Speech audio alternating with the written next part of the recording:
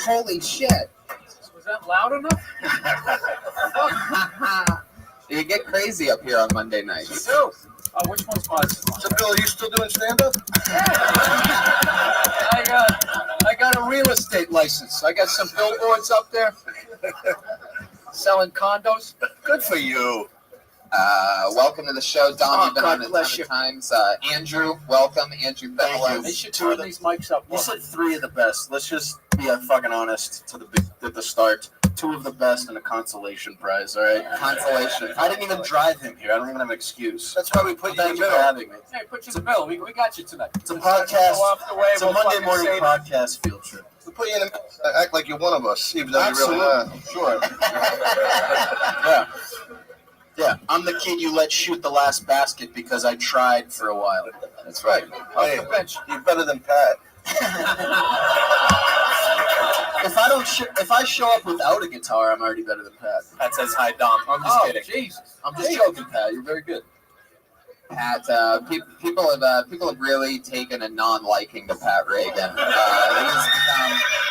It has become a regular thing on the show where every guest makes fun of Pat relentlessly, to the point to where now he has a lawyer that he speaks through. We don't believe that's true, any of that.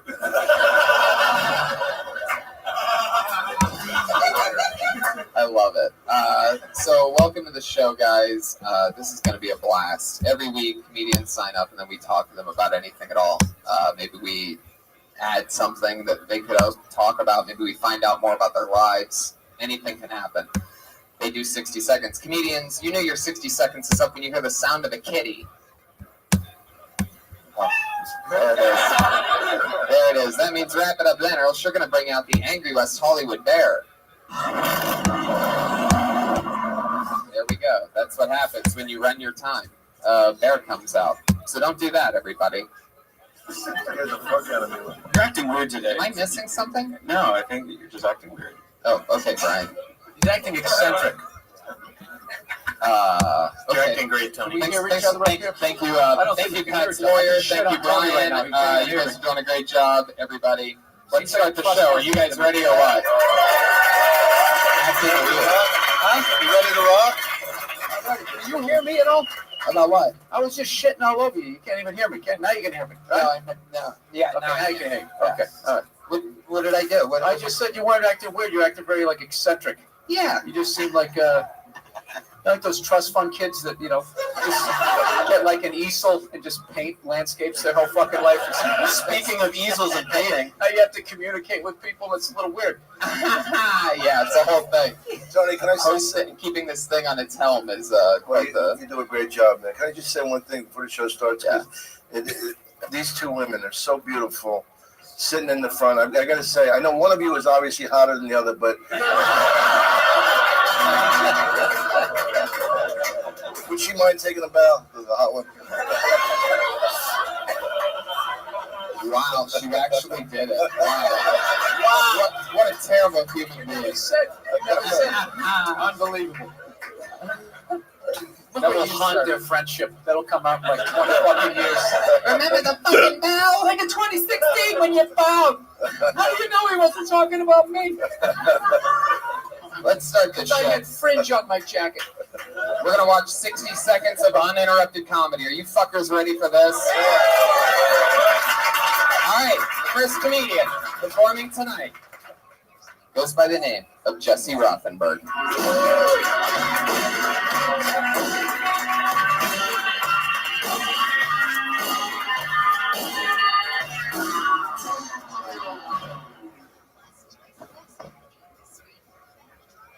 doing a great job, Pat. Thank you. You think you could do me a favor for this joke?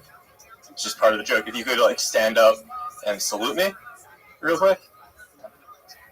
Just do it. Okay. Oh, thanks so much. That was really nice of him. It's also why I think Donald Trump might become president. Just compliment someone, put it in the context of a joke, and an idiot will make a fool of himself. Sorry. How much time do I have left, Tom? Wow, it's a really casual set for you. Checking in on the time, doing crowd work on pad. So, okay, that was 47 seconds when you asked, but it's 1 minute now, and let's just put an end to this, shall we? Oh, thank you. That was an interesting way to get to that Trump thing. You made Pat do that whole thing. Yeah, I know. How did? But didn't you kind of fuck him with the music on the way up? You're like, he's gonna suck. It's like everybody's mood. It's like, can you give him a chance? That doesn't happen to any. We've had this. They fucked you before you got up here, man. You get a mulligan on that one. It's interesting. We do that so they know when the actual timer starts. So it's not like a fade. I didn't notice it at all, so. Okay. All right. It didn't throw him off. No. It was going to be that bad no matter what music played him up. He could have had. I tried, man. I tried to get you another swing. Well, you did 47 seconds, but with laughs, it was 47 seconds. What's your story, Jesse? Where are you from? Philadelphia originally. Oh, Dom's from Philly. Oh, yeah. My man. It's the city of love. Fuck you. How long have you been on stand-up, Jesse? Like a year. Here in LA? Yeah. What do you do for work? I'm an analyst, like a data analyst. Some bullshit, What kind of data? What are you analyzing?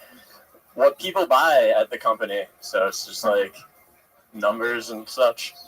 Now that bit, what if Pat wasn't there? What would you wouldn't have done that bit, right? So you just did a I throwaway. would have done it to the whole crowd instead of just him. I thought because you guys make fun of him, it might work a little bit You would better. have made them all stand up and salute you? Yeah. I would have picked one guy. Yeah. You know what he's saying. I don't know. Maybe not. He would have picked one guy. He would have done that. We were shitting on him. He thought it would work. It didn't work. Yeah. Fuck, this is fucking brutal. Is this going to be an hour of this? I don't want to do this to people. It's fucking horrible. Nobody can be funny in a fucking minute. It's stupid. Oh, no, it happens. Fucking 2 seconds. Oh, it happens a lot. Jesse just took a real pull Fuck there. this. You don't even... Fuck this. This is stupid. You're fine. Hey, Bill. Jesus Christ. Bill, you're getting a little cranky. Go count your money, will you? I'm not getting cranky. I'm sticking up for him. You guys are throwing him under the raise your voice to He me. threw himself under the bus. Huh? He threw himself under the bus. Jesus. There's one more, and then I'm out. All right? There's another one. Mean just to be fucking mean. I'm not doing this for fucking... trying to bring it up here. I love it. Jesse, you did so bad, one of our guests is about to quit. I don't know what else to tell you. Oh, if there's a negative lining, Tony will find it. There it is, right between the ray of sunshine. There's that little nugget of negativity, you fucking cunt. Smarmy fucking cunt. Jesus Christ. That's pretty much it. That's the route that I have to take. So I'm riding it hard. I love it. Let's move on. Maybe somebody will do better than Jesse. I don't think we're going to get anything out of him. Turns out... All right, man, there you go. There he goes. Data and numbers. Data and numbers. I'm excited about this. I hope to God somebody does okay. Because the pressure is on now. No, it isn't. Put your hands together It's for an open, creative environment here. It gets there sometimes. It's going to get there. I believe in it. Put your hands together for Jody Hill, everyone.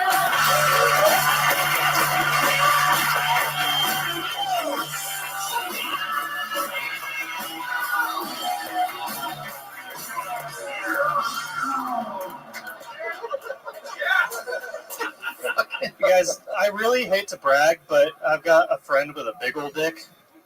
I haven't seen it yet, but, he's never not talking about it. I asked him the other day if he was going to do his taxes. He's like, nah, man, that's some little dick shit. It's like, no, you should do your taxes. It's pretty important. I love the idea of, a super progressive couple having a baby. And they're, in the doctor's office, and the doctor's like, it's a boy. And they're like, actually, that's up to him. That's not your choice to make. That's my minute, I think. That's 35 seconds.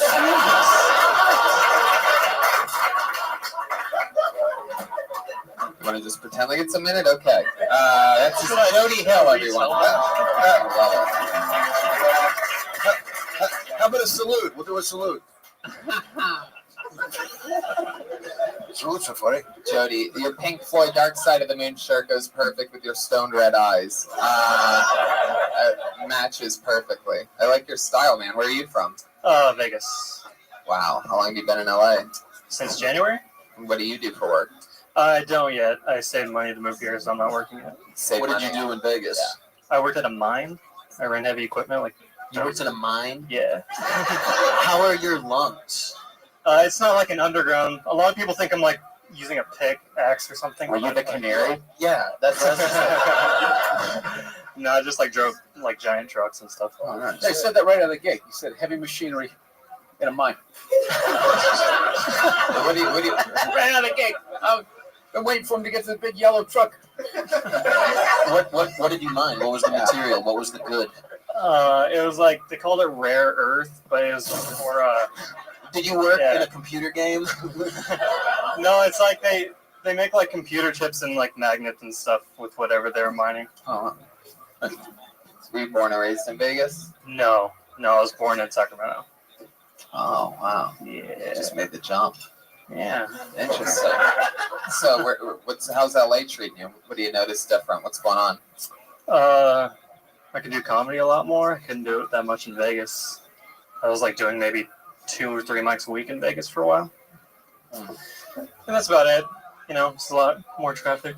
Now, Oh, you just fell asleep during that last part.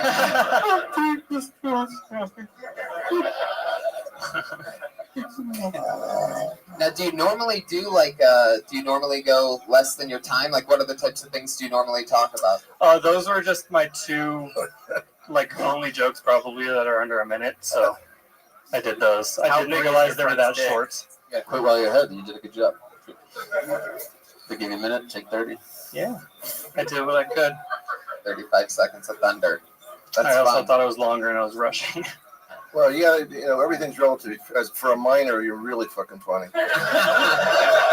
Thank you.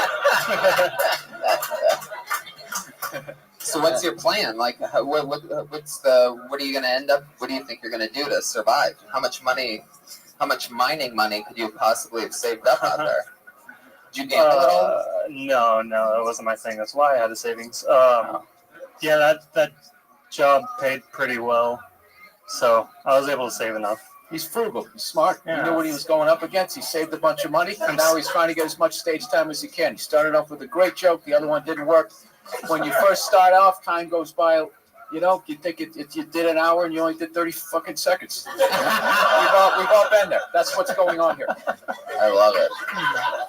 Anything else interesting about you, Jody? I don't fucking No, not really. You guys pretty much. I had a feeling.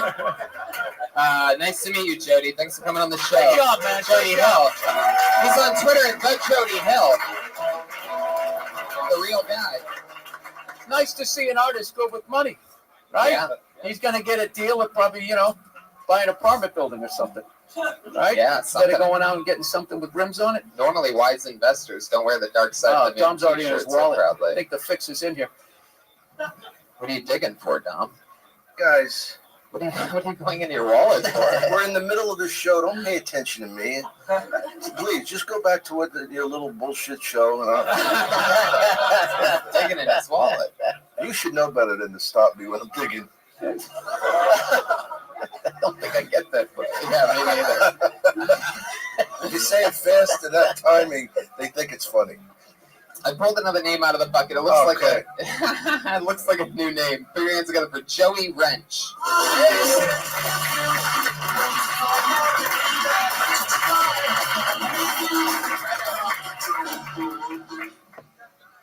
So, I'm at an interesting time in my life. I thought I'd be manlier at this point. Like, I eat a lot of meat in my diet. You can't tell because I'm cursed with a vegan's body, but it's in there. Never been in a fight before. Never done one of those. I feel like if someone tried to push my chest in the hopes of a physical altercation, I just panic and slap the glasses off my own face and just hope you go away.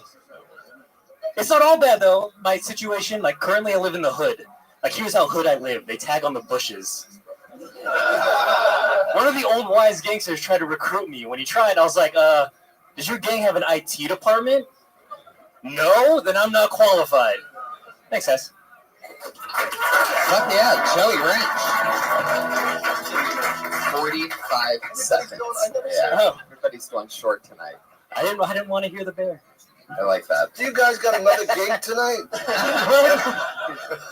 He's got to do 2 minutes across the street. I wish, man. 2 minutes? That's a lot of time. I've done the show 10 times. I've never seen everybody's fucking short. It's hilarious.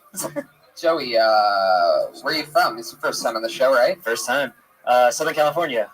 From Ontario, California. Like an hour Inland east. Empire. Inland Empire. What ghetto do you live in? It's like right next to MacArthur Park. Like kind of near downtown on the border where all the gangsters. Skid Row-ish. Kansas City. Did you ever feel Can threatened? somebody hand No, I don't. No one messes with me. It's kind of nice. Are you just gonna? If anybody has a noose, I'd like it. Fucking hang myself during this interview. You still live out there? Yeah. It's great.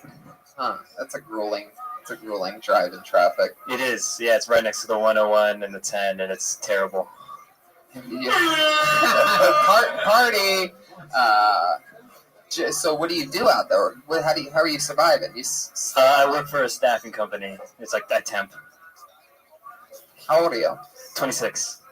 What have you been doing? Before that, I worked in the medical field. Yeah. Again, another. We like party. this. You're all Comedian, set. You but can he play seems high school depressed. for like the next 5 years. You can play high school. Yeah. Yeah, get an agent, man. Dude, Because you're smarter than the 16-year-olds going out for this shit that aren't paying attention. For you, it's real. You look young. You lace it. I have no contacts. I don't know where to get you from there. But that's the starting point. You said I look young, so that made my night. You're also very cute. I'm also very cute. You're adorable. Isn't he adorable? I like the hesitation.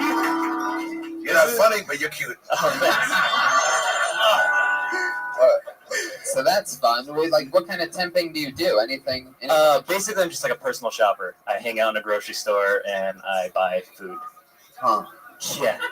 It's like people complain about their day jobs. I can't because I hang out in like a Whole Foods. What do you do to stay sane living in Ontario? Because I was just there on Friday. I did shows there, and I drive out there, and I always just talk with them about how there's nothing there. There's nothing there. All you do is like hang out at the local mall and drink at a TGI Fridays.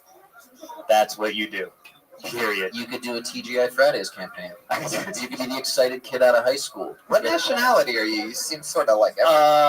Irish, German, and Filipino. Wow, Yeah.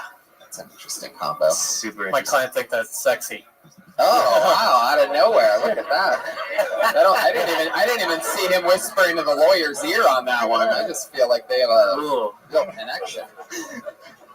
Do you need an attorney? Sorry. When you're a personal shopper, do you get to use your own cards, like your own rewards cards and shit like that? Nope. No perks. I know. That's what I said. Yeah. Huh? I Yeah. mean, you get food for people, and then what do they come down and you hand it to them? Or you No, like somebody a they- driver comes and I hand it off to them, and then it's not my problem So anymore. Whole Foods doesn't have their own employees. They hire a temp agency to bring you in to get the stuff off the shelves. It's the American dream. So, I get a check, man. That's all I'm worried about. My client's interested if Bill Burr has advice for this comedian. Yeah, I would just say slow down a little bit. Okay. Slow down a little bit, and just the more you do your jokes, the more they'll come off natural, and you won't be like, I don't know, if you were in your head trying to remember them. I remember I was in my notebook for the first year and a half, and I would just be like having a teleprompter go. So I would just slow down a little bit. Okay.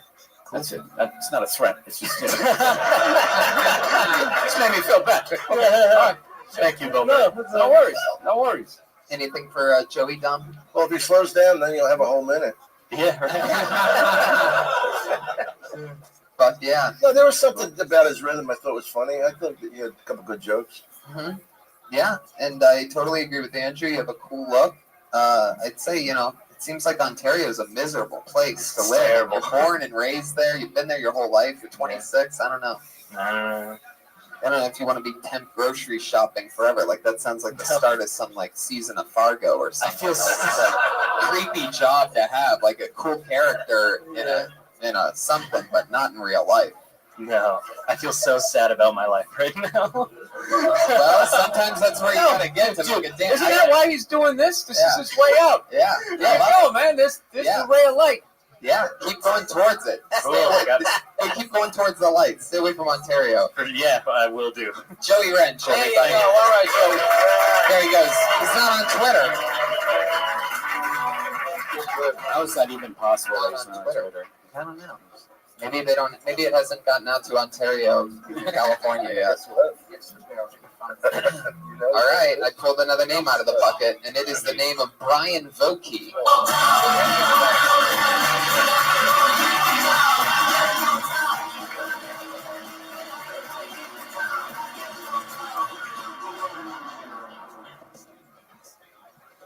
I had to go to court a couple months back. I didn't realize I had my knife on me, so I got to the metal detector. And I didn't want to run back to my car, so I thought I'd ditch it in the bushes. Which is apparently the same idea a whole fucking army had. You would not believe the arsenal I found in the courthouse bushes.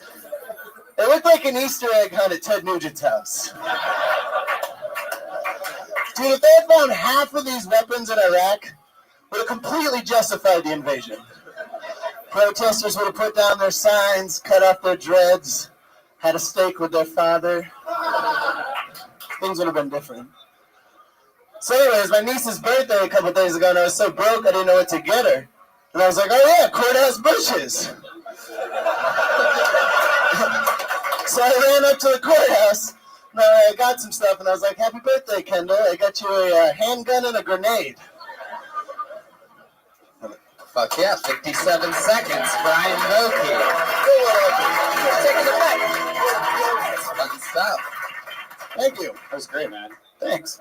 There's a lot of fun things you could probably find in those bushes, like throwaway phones, like those like grocery store phones and shit like that. Yeah. Usually I go deeper into that, but you know. Yeah, it was great, man. What were you Yeah. going to court for? Uh, Yeah, good question. you know, sometimes when you're hard up on money, you lie and say you're homeless when you're not on your food stamps, and then you get fraud. Damn. You mean they investigated you collecting change with food stamps? I was not reporting my income to them, and I was getting, you know, inflated benefits. And they came down on How did you get caught? When I filed my taxes. So then you know that day was coming? Yep. You knew it was coming? In my mind, I was like, yes, that's 7 years. I just, whatever. So you didn't claim what? The food stamps? I didn't claim my real income because I was a contractor, so they didn't see it when it was happening in real time. But I knew when I filed my taxes. 7 years you did that? I'd like to remind everyone No. to file their taxes. Thank you, Pat's lawyer. That's a very good point. Listen, I knew what was happening, but debt's not real. I don't believe in it. So I accumulate some debt and I move on. Was it? April 15th coming up. I mean, you knew it was gonna be. You knew Yeah. it was gonna happen. Like, how many cans of I'm not asking you to SpaghettiOs feel sorry for did me. you stockpile until? Like, I mean, did you at least use? Oh, I was eating organic beef and shit. Aren't there bigger fish to fry? Like what's the government? This dude's a fucking psycho, man. This guy is gonna get his own show, and he's gonna be a fucking lunatic. Like, he has no remorse, no guilt, no fucking responsibility for your own actions. You're a fucking dirtbag. Fucking dirtbag. Yes. Wow. God help this guy when he gets some fucking power in the world. It's gonna be bad. So what did you get? What did the court give you? Some, you know, what's it called? Garnished wages. Oh, that's it? Did you get Yeah. any like? No, I didn't get a charge. No, you know. I would have given 15 Did to you life. walk in with this attitude? Hey, yeah, whatever. You know, it's eating fucking Colby beef every night. I knew you were gonna put me in jail. What do you got? What am I doing? 3 days, 3 years? I don't give a fuck. It's not real to me, anyways. You guys are all a cartoon in my head. Can I fuck your daughter? Right? This dude is a lunatic. No, what happened to the nice guy thing? No, I'm nice to nice people. This guy, he cost us all money here, young man. Hey, I'm also a veteran of the United States Army, so I put some suck it, time man. in. That means you didn't study. You didn't study in high school. That's true. What the fuck did That's you do? true. What did you do? Well, I did military intelligence. What did you do? Military intelligence. You did military intelligence? I don't Yeah. believe you. 25 Romeo. 25 You Romeo. forgot Down to the claim limit. the secrets 25 you stole? Romeo, Yeah. Alpha Bravo. What, you're just saying letters now? Yeah, well, that's all you could be doing. Yeah, but I know what I'm talking about. I don't know. Do you? Yes! I want to see your tax returns. Hey, I'm an I don't believe astronaut. it. Fucking 3, 2, 1 blast off.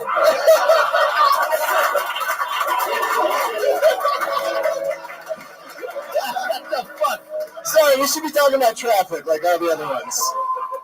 I love it, Brian. Oh, shots fired. Yeah. Shots fired. You are interesting as fuck. Tell us something else about you. I'm a preschool teacher. Wow. You're the Frosty, only, I can't how believe you you're been, the dog? only one on the show so far that's been employed by an actual job.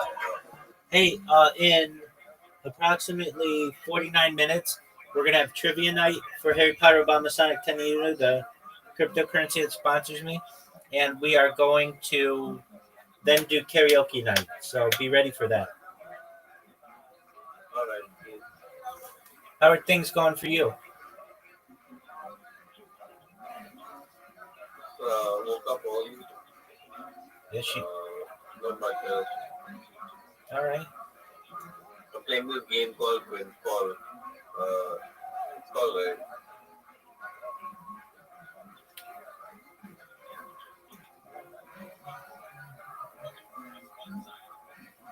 What is the quiz gonna be about?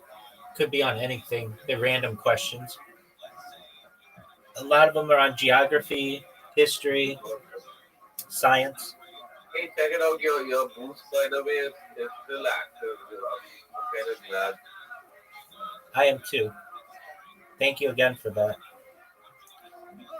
You mean the thing that changes colors? I thought it would. Not just that, the boosts themselves are still there. Oh, very They're not cool. being cancelled.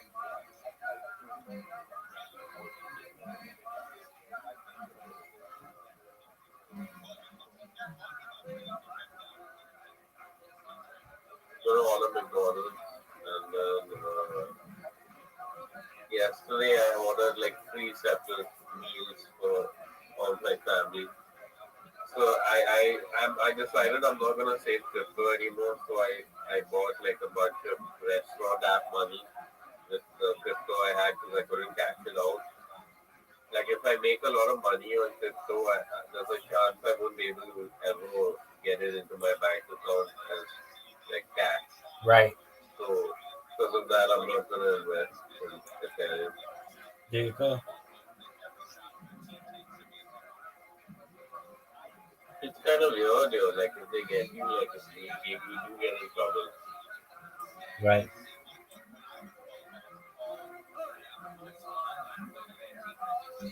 What game are you playing? It's not illegal so much as it's like gray area.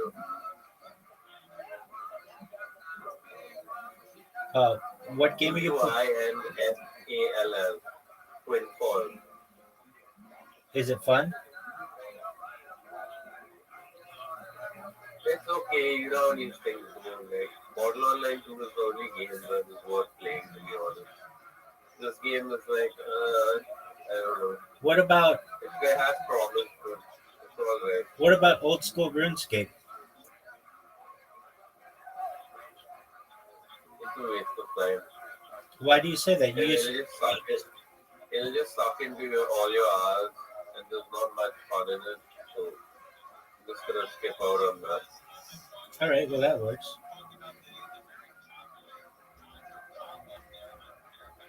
It's kind of boring when you're like 500 hours into the game and you still have these terrible stats and you can't get up and you can't do all this shit because you need to do quests and stuff like that.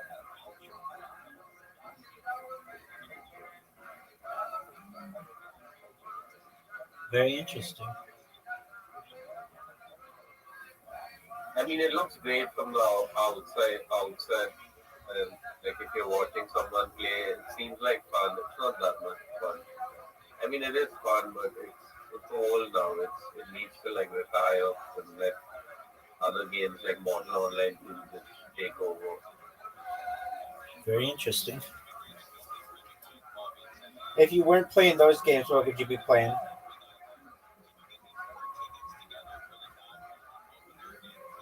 Modern online too, or two rules games, right? Yeah. I'd be playing. So I play Valorant. I'm pretty good at it, but on Indian servers, everyone's a dipshit. So I just like get myself out of that. The type of Indians who play Valorant are like I don't know, they're probably like slum dwellers or something. I don't know. But they're kind of annoying, and they don't know how to teamwork and shit.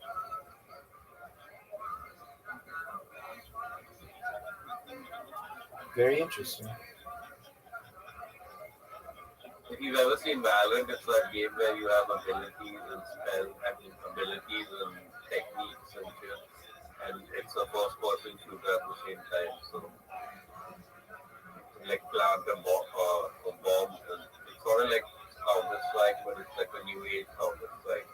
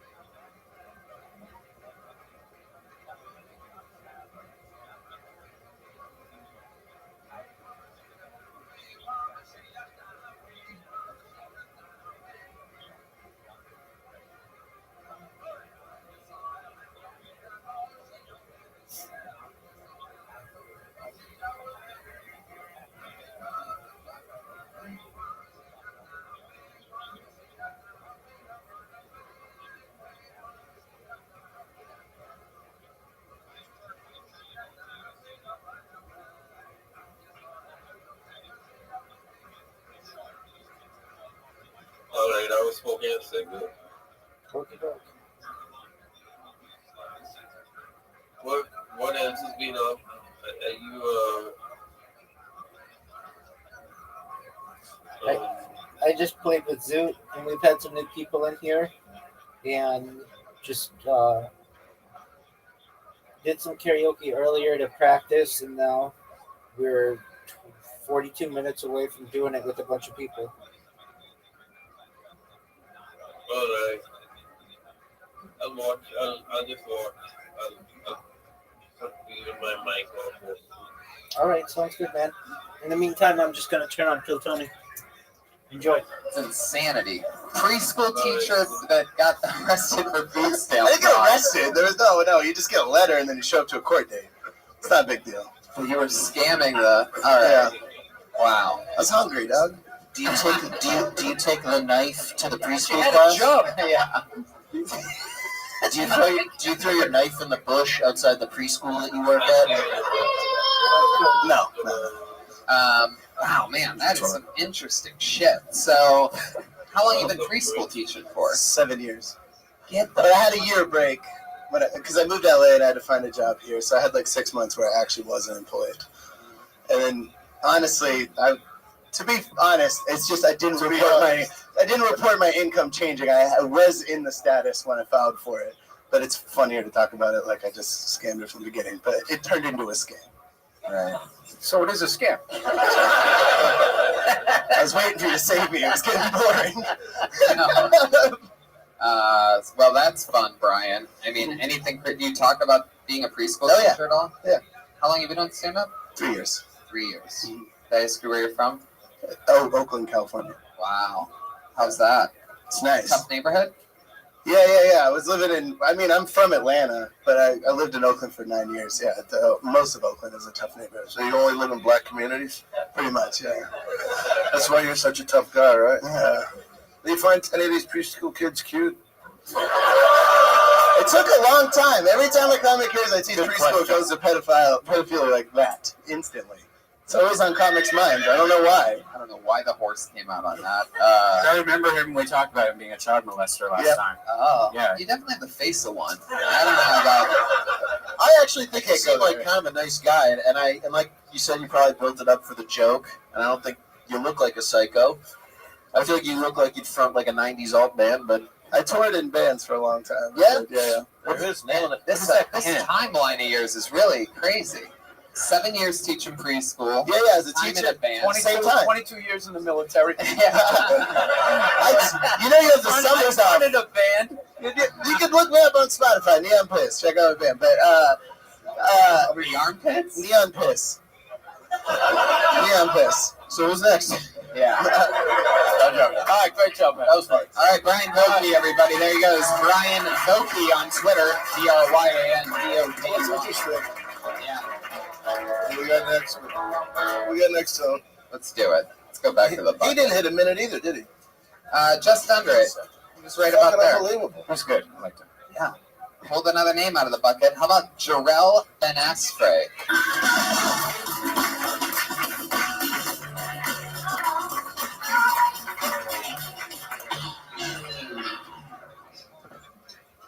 Hey, you guys thought I was gonna be black before I got up here, huh? If I had one wish, I wish I was black from the waist down. Not the size, but the color. Because you know what they say, the blacker the berry, the sweeter the juice. My egg roll's more of a sweet and sour right now. And I know what you're thinking. Why would you waste one wish for, like, tasty black testicles? If you add the word "but" to it, you can add on to the wish, man. There's loopholes. Like, I wish I had tasty black testicles, but I had the power to fly.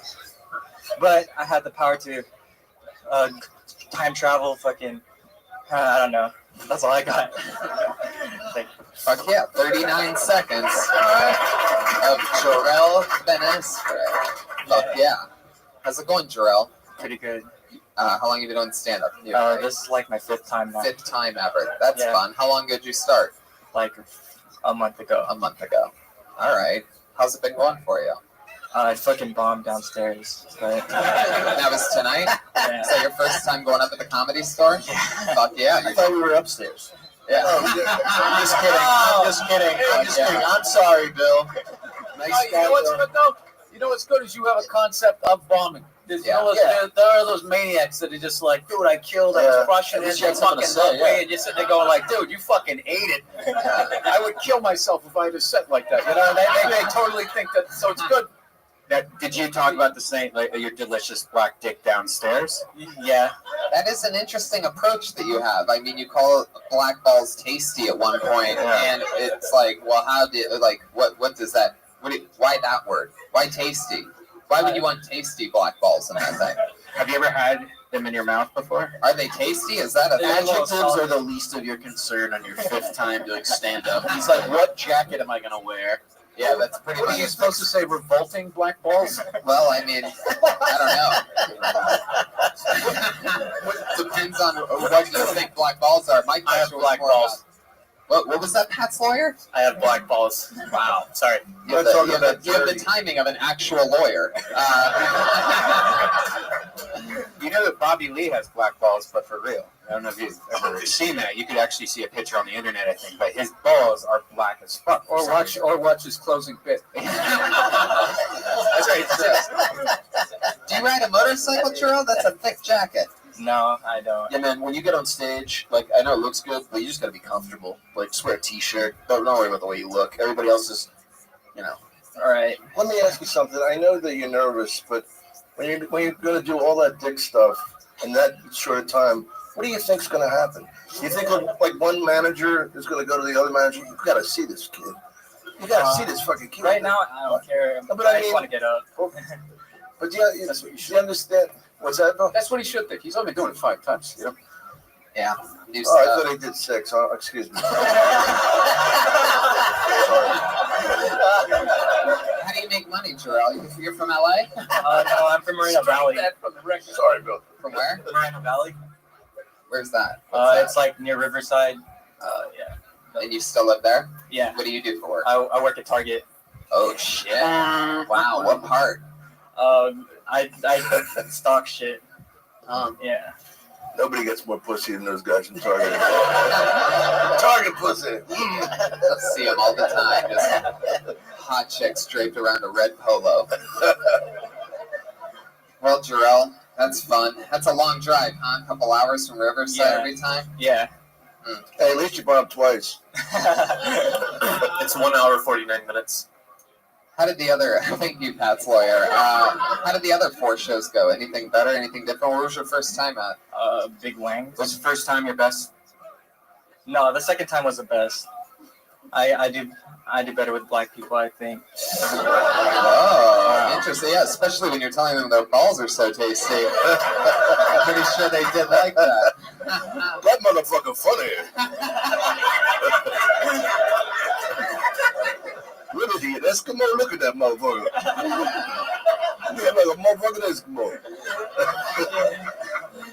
Oh, shit. Have you no motorcycle at all? Nothing at all? I know how to ride, but... Do you want one? Yeah, I want one real bad. Well, we're giving away a motorcycle today, and what's this Twitter handle that you have here? Is that a Twitter handle? No, I don't have a Twitter. Dick. That's a dick. Oh, okay. I'm very naive to these things. I actually thought that was. That's how you draw a dick on the keyboard of the phone. So, Jarrell, what are some of your favorite things? What's your goal? You know what I mean? Other than to just do spots. Any other big ideas or anything?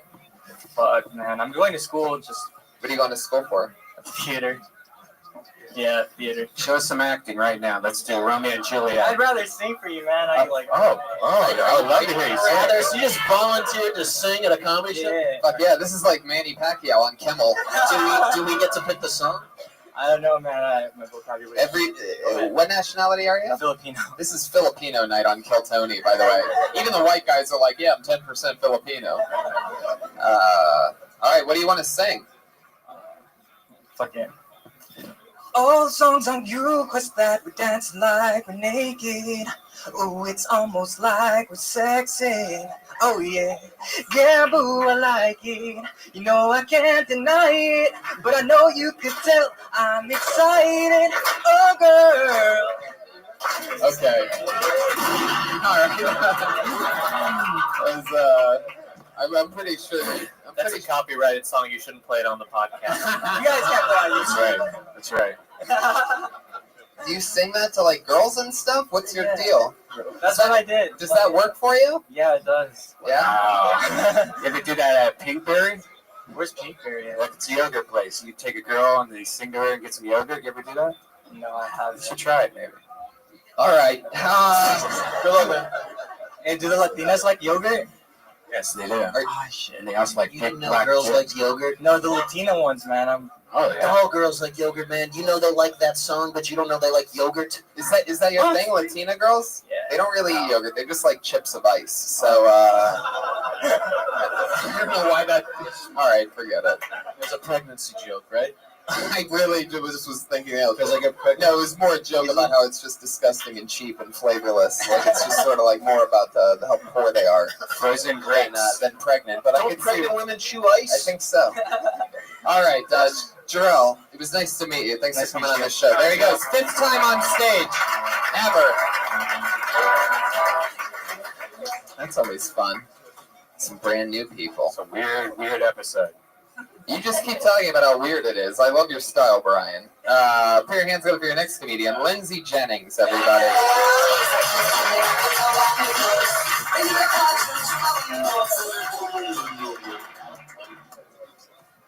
I recently learned that they're now using aborted baby fetuses for stem cell research and also for mascara. I don't really get why people are mad about it, though. At least they didn't die in vain. And they're not animal testing. They're already dead. It used to be you only thought you were going to have dead babies on your face if a guy was jizzing on your face. Now we're letting them mature a little bit more. So now every time a dude comes into a condom, he's wasting precious mascara. We need that shit. There's a lot of ugly bitches hiding under a lot of cum. I actually had a pregnancy scare myself recently, and I was like, fuck, dude, if I'm pregnant, I'm gonna fucking kill myself. And then I was like, wait, actually, if I'm pregnant, I'm just gonna kill the baby. Luckily, I didn't have to do either, because he didn't exist. And that's that. Thank you, guys. That's it. Lindsay Jennings. First one to do your time tonight. Did her time. Very, very I just wanted to make it uplifting. to the cat noise. Yeah. Nailed it. How's it going, Lindsay? You've Good. been on the show a few times. Yeah, I got up last week, so I wasn't expecting to get up this week. But I'm stoked. You're amazing, so thank you for being here. Thank you. Sorry, Don. Enjoying this that did not sound hour of awkwardness.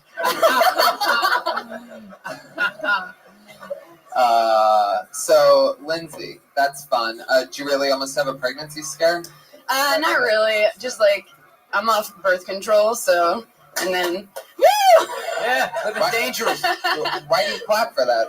Because birth control makes women crazy, man. It's good to see like their normal stuff and their normal other Is that hormones true? and stuff. It is true that some girls have like a reaction. So like girls who go off birth control, like one guy I heard a story, actually I think on Rogan's podcast, where the wife left the husband because like she just totally changed her mind about everything. It was like right when the birth control ended. Yeah, it definitely. I was on it for like 10 years. It's just not good for you either, hormonally. You know. How long you been off it? Like How long you been August. clean?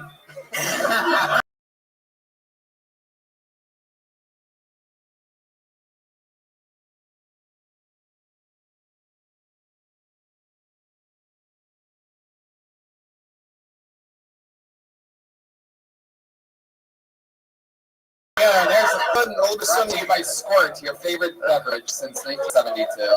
What do you mean? Well, you're gonna have thicker matter what periods. he means. Heavy your flow pipe. That's what he's asking. No, I've always had a heavy flow, so. It's way heavier. I was wondering what that smell was. Come on, Bill. Give him a little. Still waiting to get it. Still waiting to get Did it. everyone get an Academy Award when you guys won, or was it just the director for Mad Max? I got one too. You got the statue? Mhm. I love that. Now you actually have a tattoo on the side of your head. I mean, how long of a process was that? It was quick actually, because it's pretty thin lining. You know. That's No, it. I don't know. I know nothing about I this. think it was actually like 40 minutes. Not too bad. You have a lot of tattoos on your body. Is that something that started young, or like have you just been piling them on? How does that work? Yeah, it started when I was 15. I got my ex-boyfriend's name tattooed on me, like jailhouse style, but it was just a bunch of black dots because we got it in Braille, which was fucking retarded. No, that's smart. That way it doesn't say like Justin or something stupid. It was smart, but it wasn't really Braille. Like, Just tell people it's a constellation. That's Orion. yeah, that was the idea, but like, it's obviously not really Braille if you can't feel it. Like, it was only technically Braille for like the first couple days. So what is it now? Just some dots? Just black dots, but you can't see it. It's in here. Oh, Yeah. gotcha. What was his name? Anthony. Wow. That's a lot of dots. My client wants to know what her second boyfriend's name was. Oh, that's an interesting question. Anthony. Wow. Why wouldn't you just Two Anthony's? Why don't you just go with Anth- Tony too or something Anthony like in Italian, Anthony Luciano from New York. You know what I'm saying? Say their addresses too. This is not broadcast or anything. That's fun, Lindsay. And what do you do for work again? I work at a weed shop. Oh, yeah, that's right. You're kidding. Stop it. No way. What? And you smoked pot for how long? And you're day 2 of no pot. Day 1, 12 years. that? Any withdrawals? No, today I've been like, but it's like you get rid of one vice and you fill it with another. So I already had like 4 iced coffees today. So I'm like, Jesus. Oh, that's what we call Attorneys it. love pot. Oh, what a bad girl. Oh, iced coffee. I'm hyped. You're going to be really nervous tonight. I would like to go on the road with you. On the road with me? Not as a stand-up, just like... Oh, that's fun. Anything crazy happen at the pot store or in life? Anything like that lately?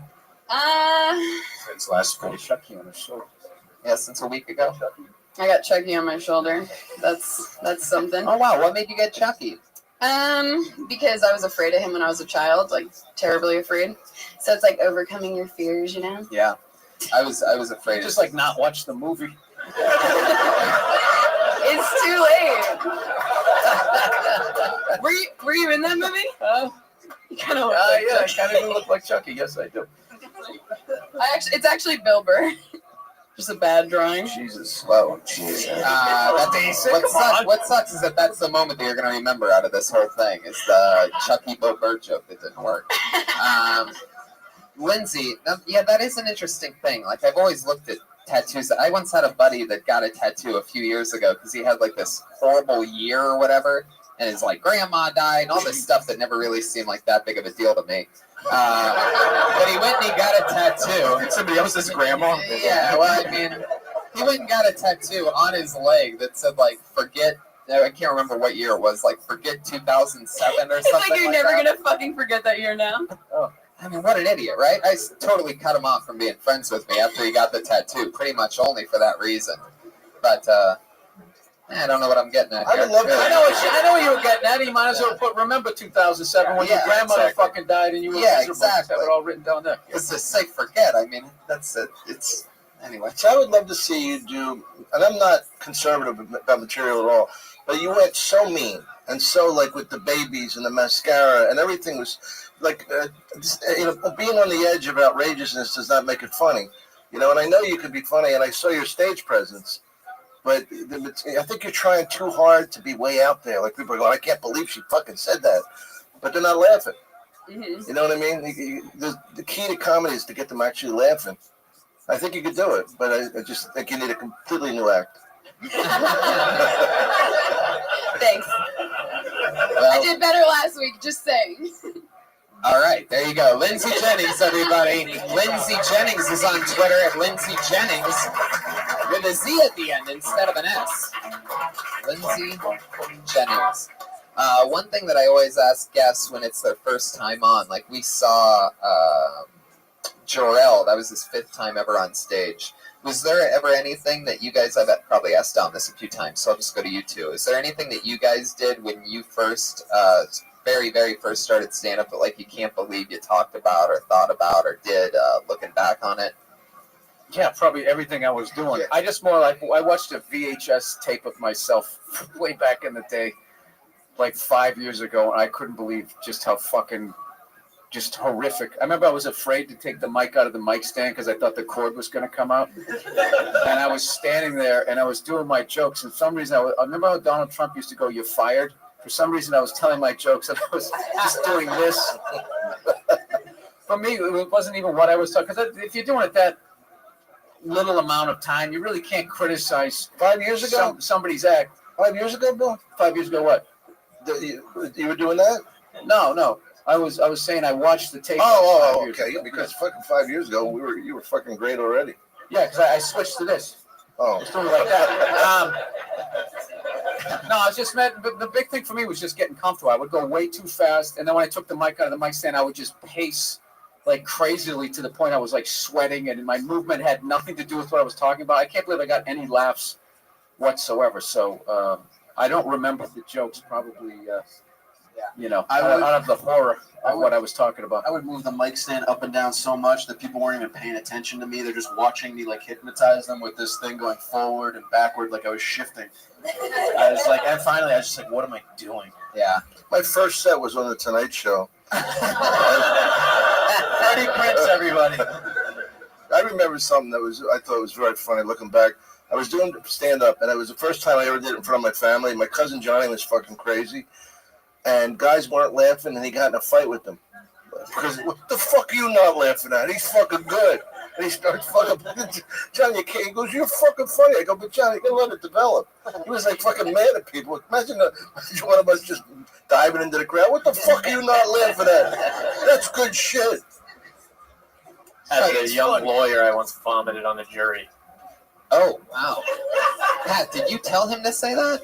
Hey, lawyer, why don't you shut the fuck up a little bit, all right? Pick your moments. You're here on Pat's behalf. Do you need legal representation concerning your name, Kill Tony? Are you under threats? No, I'm okay. And you know what? Don't listen to Pat anymore either. I pulled another name out of the bucket. It's Morgan Brief. How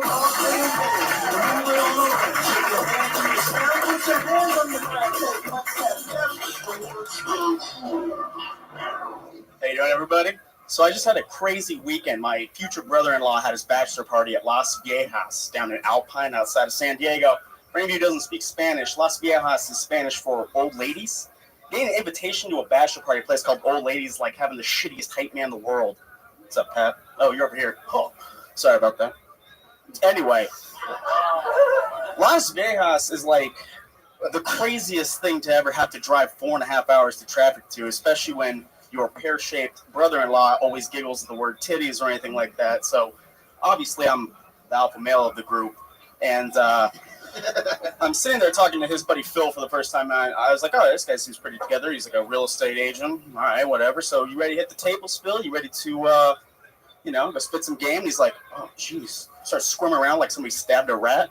He's like, no, man, you can't be spitting indoors. That's ridiculous. I was like, no, you know what? Just forget it. Just forget it, man. Anyway, sounds like a real happening bachelor party. Morgan Brief.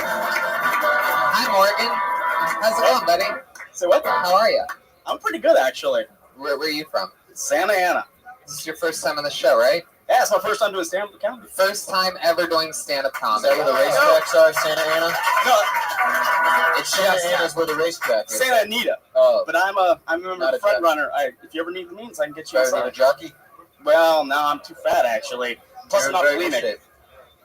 Huh. So what ended up happening at the bachelor party? Oh, man. They, brought out, those Groucho Marx masks with, titties on them and stuff. And I was like, dude, I'm not walking around a casino with that on. That's absolutely ridiculous. And there's just, a bunch of guys who don't really know how to cut loose. They always just... What do you do for work? I sell window coverings, blinds, shades, shutters. It goes on a window, I'll put it there. Wow. I like the way you said that. You got right into your spiel. I mean, I sell them. Yeah, sell me right now. Sell me. Well, your window occupies about 20% of the room that you're living in. Number one, you asked me what's wrong with the windows I have. No, you're not thinking about how good your windows can be with a nice set of drapes. Nice interior lining, I can get you lace. You gotta identify the problem before you can solve it. Well, Doesn't he seem like one of the guys from the commercials that goes, it feels just like real hair? You got a TV face, man. my grandma Ruthie would appreciate both those comments. You guys. Yeah, no, you got a good TV face. Yeah, you should play the other No, guy. he's funny. Pear-shaped is funny. His demeanor is funny, and I don't know. There's something I like him. Yeah, totally. Aww. Oh, not like that. Jesus Christ. He made it fucking weird. This has been the most uncomfortable hour of in recent memory for me. Now, and also the fact that you went out with those people and you saw that they were a bunch of dopes, that's a very comedian, contrarian thing. I'm not fucking putting this on because everybody else is putting it on. It's a very, comedian mindset. And don't go again, or I'm going to fucking throw myself down those stairs. What's something fun about your life? What are you into? What are your hobbies and stuff? Well, I love collecting old vintage postcards, wooden spoons, and I enjoy a good video game. This feels like a game show. Yeah. This feels like a game show. That's what somebody says, who's on the Family Feud. How many of those answers are true? Collection of. I believe, 100%. I believe the video game. Do you really collect wooden spoons? Yeah, it used to be like antique knives, so I was pretty edgy when I was 11 and 12. That's not what I meant. But spoons just kind of seemed like a cool thing. I backpacked through North Africa and Europe, and I just liked spoons. They're cool. Yeah, it's so rock and roll. Yeah. Nothing. Cereal tastes better out of it. Huh? Out of a wooden spoon? No question. How many wooden spoons do you have? Probably upwards of 32. You mean All exactly from 32? different places. I'm not just hitting the same spot. That's ridiculous. Is this real? Man, my name is Morgan Brief. I'm 5'4", dude. My whole life is just a joke, so I just tell stories. Your last name's Brief? Yeah. Yeah. There's a story behind that you want to hear. Is it That's not up to me. Man, now that I know you have wooden spoons hanging everywhere, this is creepier than I thought it would ever be. I mean, this is some real I feel like that's a criminal type of thing. There's something about wooden spoons. Did it start at your first victim? Like, and just... No. Marina's still around. She's good. All right. Did someone say victim? What was that? Did somebody say criminal and victim? No, nobody said that. So Morgan, that's interesting. Wooden spoons, video games, and what was the other thing? Vintage, preferably used postcards. I like to shoot around the turn of the 20th century. Do you like the stories? Likes to smell. I've collected so many that I've actually put a couple together to and from the same people across the country. It's actually very fascinating, and I enjoy it. I feel like they'd be easy to find. Nobody else wants them. To be honest, yeah, you kind of start seeing the same people when you go to the vintage paper fair conventions. And Wow. It's like collect wooden spoons, old postcards, and you sell curtains. Like, what saloon are you from? Like, what is where Santa? What? Where do you live? Santa Ana. I live out of Old Town Orange now, but that's where I'm from, Santa Ana. So the name of the place you live is Old Town. What? Old Town Orange, like the Orange Circle. It's down in Orange County. Huh? Are you ticklish? You want to find out? Yeah. Come here. Are you Morgan? Is that a real? Are you? This is actually happening. This is actually happening, ladies. That's not real. For those of you that were wondering exactly how uncomfortable a room can get, that just really happened. He lied. That wasn't. He's not really ticklish. Are you ticklish, Morgan? Not when I'm nervous. So when I'm already like kind of shaking and convulsing. Smell his armpit. He's not even sweating. Okay, Brian, you're really killing it tonight. Morgan, thank you. That's your. Thank you so much. Morgan Brief. Morgan, good luck to you. Morgan Brief is on Twitter at Osteoferocious. How about that? That dude was so interesting. Really? Like in a serial killer kind of way. Oh, totally. I don't think so. Every time somebody's like a little different, everybody goes with the serial killer thing, and like serial killers are probably much more normal. Yeah. Yeah, you know, they probably have like a blind salesman, like a blind salesman. Aluminum spoons. Yeah. Put your hands together for Michael Regilio.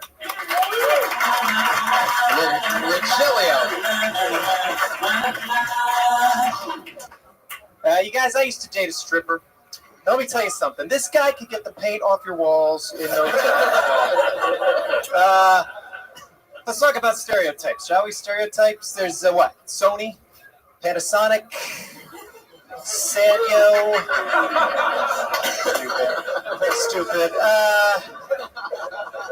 You guys, I'm doing all right, though. I'm doing all right. Interesting fact about me. True fact. I have only thought about killing myself one time. One time. I was like 14 years old, and I thought about it for like 30 years straight. It's all right. It's all right. You guys, I'm going to get frank with you. Perhaps a little more frank than you're used to.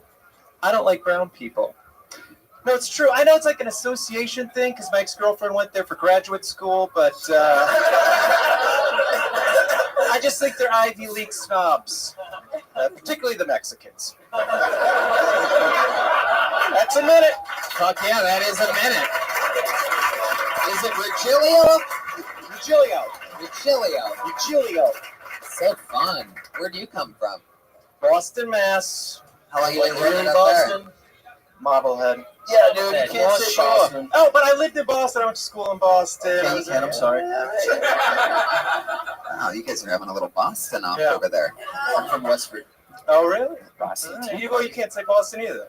Whoa. I didn't. All right. And I say north of Boston, like these assholes from Springfield. So you guys will be from upstate New York. Man. Yeah, I lived in the city for 7 years. There's 7 guys listening to this podcast in Boston right now. Like, I can't believe what's happening.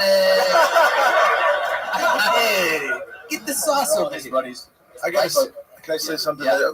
And it pains me because it's very nice what I'm about to say. Mitch Hedberg was a very dear friend of mine, and a lot of your joke writing reminded me of him. Thank you so much. You know, it's really, it really took us one way and hit the other way. It's fucking great. I appreciate that. Thanks, man. Yeah. Yeah, it's true. Funny as hell. How long have you been doing it in Boston? How long have I been here? I've been here 10 years. Doing stand-up the whole time? No, I've been doing rock music. How long have you been doing stand-up? 3 years. What are you doing? Offspring's on hiatus. Rock music is on hiatus. Fuck that shit. I said Offspring. Oh, Offspring. Yeah, it's Offspring. They're all young. They don't remember the Offspring. Yeah. No, I remember the Offspring. Look at it. So what was your music life like? It was good. It was good. Did some touring. Played in some original bands. Played in some other people's bands. The name of your band? The last band I was in was called Useless Keys. We did all right. It's okay. Got on the radio. Had some fun. That's fun. Yeah. Huh. A lot of Your crazy. original band, did you have like a go-to cover song if people No, got too no rowdy? Would you just throw out some fucking "Living on the Prayer" just to get them off you before you went back to your shit? I'll tell you the truth, Bill. We played songs that were so good that never happened. There you go. All right. Hey, that's cool. That's fun. Where do you go up around town? Mostly on the east side, Hollywood Hotel, Silver Lake Lounge, Pat Reagan's stomping ground. Yeah. Next Friday, you want to do a Death Squad show at the Ice House? Absolutely. All right. Wow. So There you go. Look at that. Just got a gig out of it. That's how it happens. Just like that. We're going to fly through it. You were great, Michael. Congratulations. Appreciate that. Thanks, everybody. What do you do for work, Michael? I manage a cafe. Ah. Yeah. Interesting. I do. It's Regilio Michael. Regilio Picture Michael. me and a baby. Yeah. All right. There you go. Well, thank you, everybody. Yes. Michael Regilio. Let's fly through another one. I like it, dude. Every time one of my friends comes on here, they do well. So that was. I love that you don't own that they're your friends until they do well, though. You always make sure they do good, and then you go, "Hey, that's one of my buddies." Maybe there'll come a point where you can say that about the lawyer that you brought with you tonight. Like, "Hey, yeah, that's good." My client enjoys funny comedians. Oh, there you go. Thank you. Put your hands together for Stevie Timble.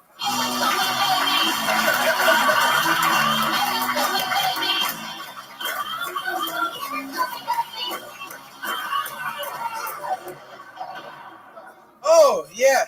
So I grew up in a very Italian family, and it was very different than the families that I grew up around. Most American families, they want their kids to do better than them. Oh, you'll be much better than me when you grow up. You'll be so great. Italian families, you only got a little of my DNA, you know. So you're not gonna be quite as good as me, but maybe if you're the president someday, I have a little respect for you. But Italian families are the same. They got a lot of the same games and stuff. You guys have hide and go seek. We have hide and don't tell anybody what you saw. There's duck, duck, goose here. There's duck, duck, someone shooting through the window. And finally, there's Monopoly here in America. In Italy, we have Monopoly on all the businesses.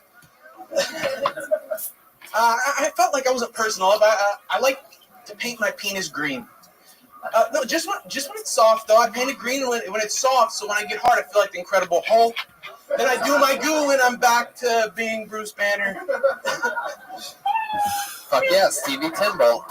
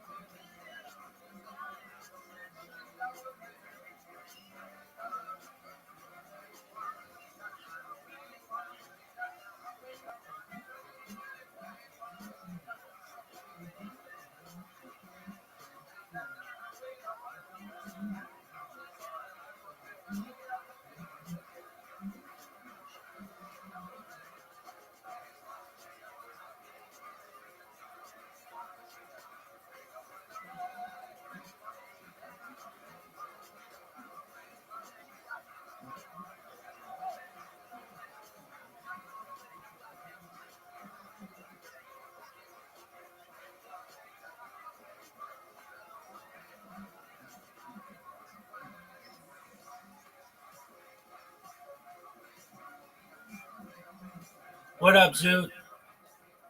Welcome, Pimp. Thanks for being here.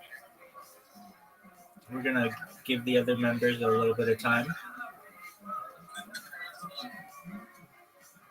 I'm letting everybody know.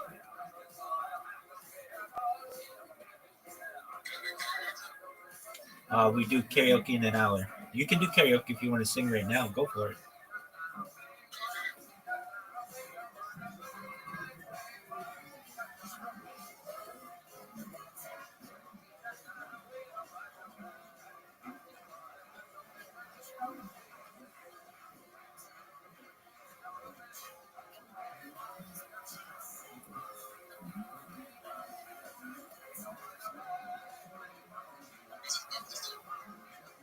What'd you say, Big Dog?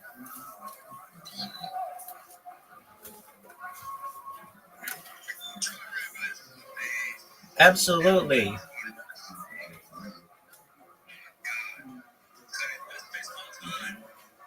1000%. Welcome, welcome. All right, we got.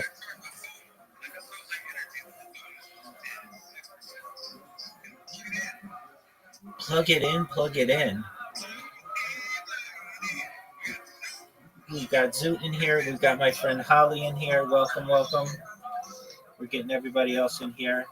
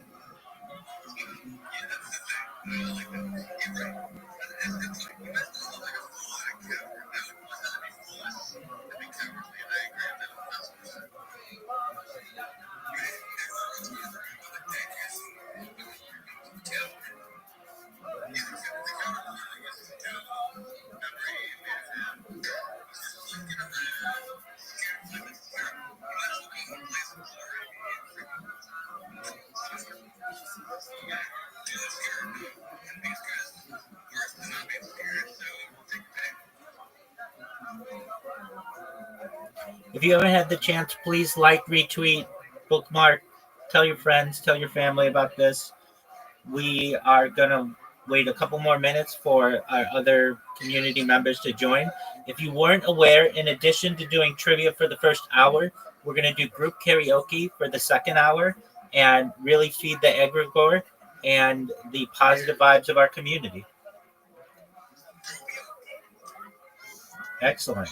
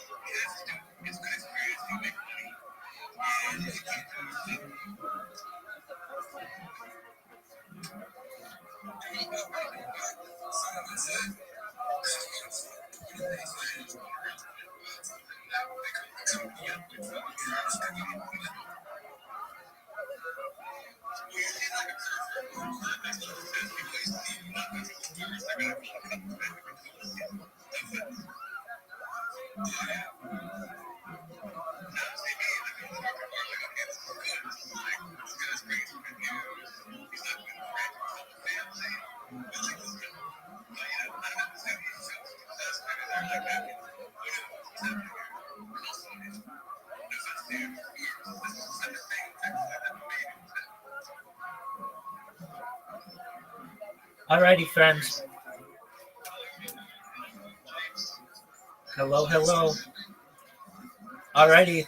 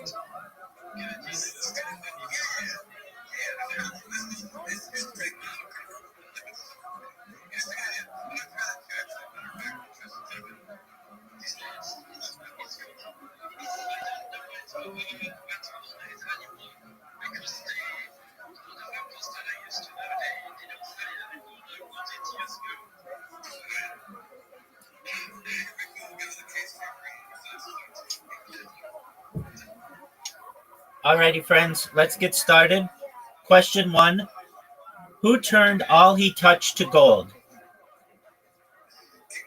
King Midas is correct.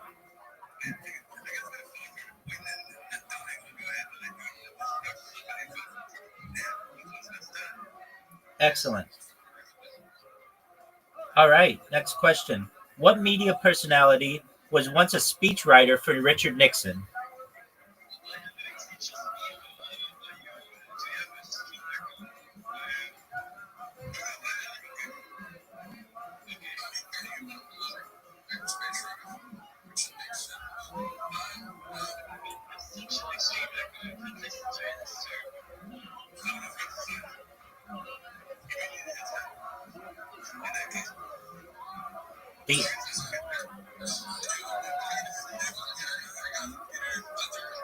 It was not Jerry Springer. The media personality who was once a speechwriter for Richard Nixon was Ben Stein. Next question. That's true. Next question. What Tom Cruise movie takes place in the year 2054? Minority Report is correct. Excellent job. Next question. Which U.S. actor, widely known for his portrayal of Batman, passed away on June 9th, 2017? Who was that? No, Heath Ledger. No.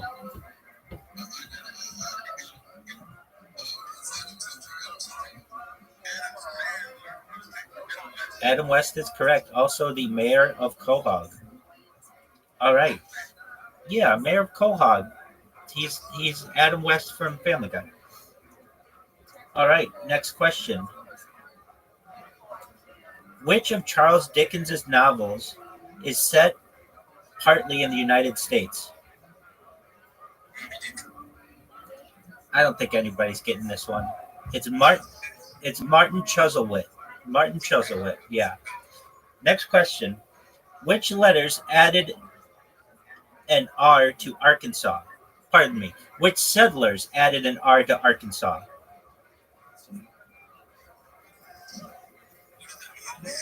Exactly. Okay. So the answer is the French. They were told by natives from an Illinois tribe that people in the area now called Arkansas were called Arkansas.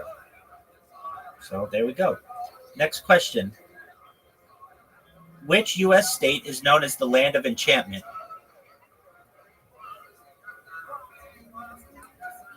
Which U.S. state is known as...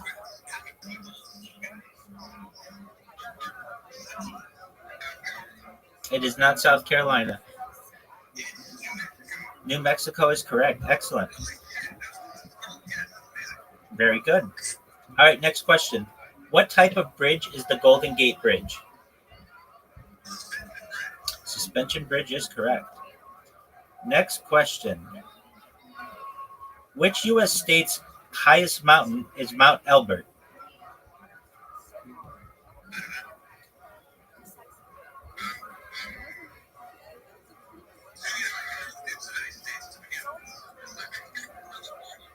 It is not California. That's Mount Whitney.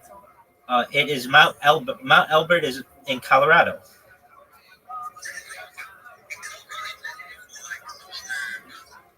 You would think. I mean, it's just not well known. I mean, at least the non-Coloradans.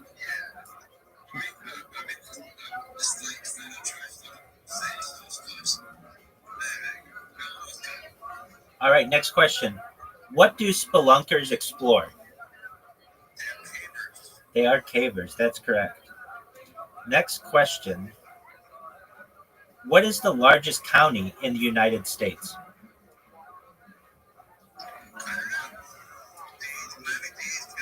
It is not Miami-Dade County. We're looking for largest in terms of square footage or square miles.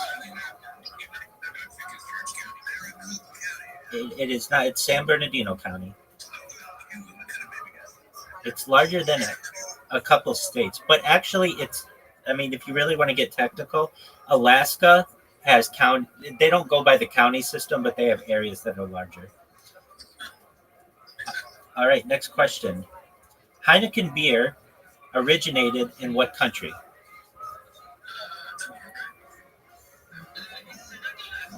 It is the Netherlands. That's correct. All right, next question. Very good job, Big Swole. Next question. Who popularized the turducken by offering one to the winner of the Thanksgiving Day NFL games?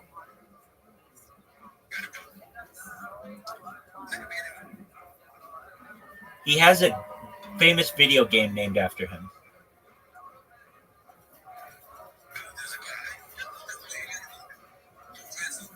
Who?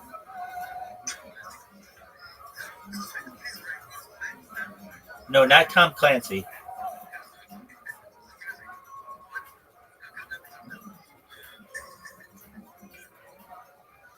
I'll help you with this one. John Madden.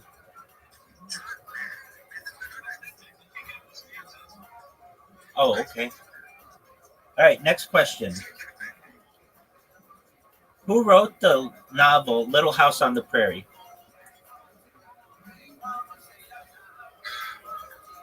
The woman is correct.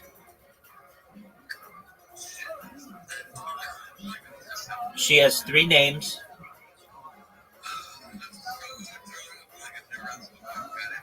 Sure you have. But maybe not the person, but Little House on the Prairie is a television show. It's a book written by Laura Ingalls Wilder.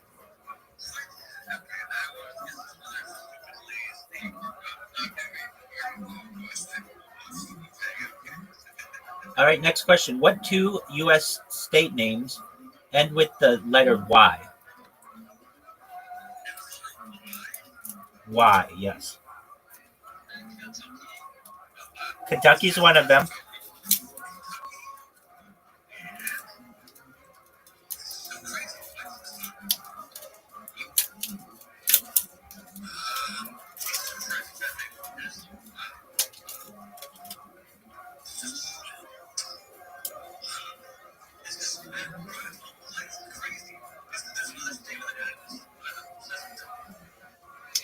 You're gonna slap yourself. New Jersey.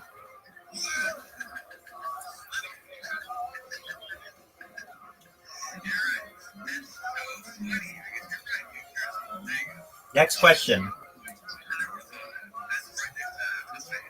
That's correct. Benjamins is slang for what denomination of U.S. currency? That's correct. Next question. What is the chemical symbol for gold?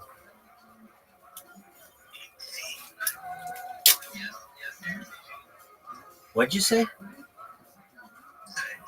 It's not AG. The chemical symbol for gold. What did you say? Not Geo. It is AU.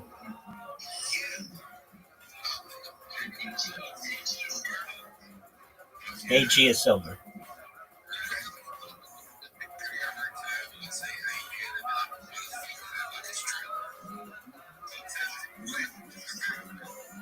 Well, this is a good one. What fruit is believed to be the oldest cultivated in the world?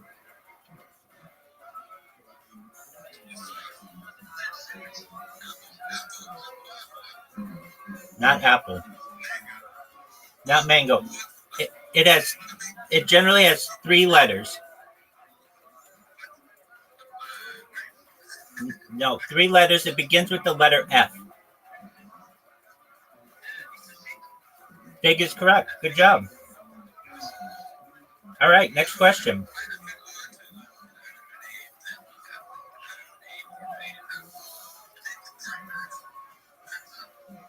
All right, next question.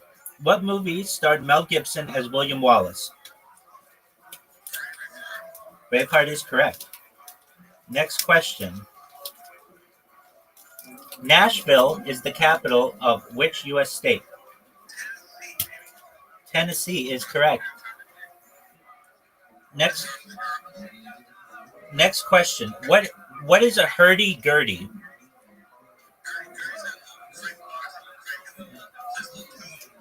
It's an instrument.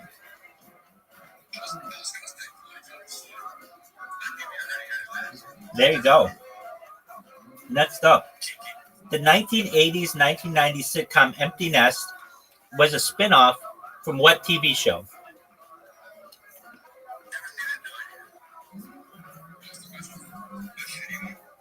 The 1980s, 1990s sitcom Empty Nest was a spin-off of what TV show?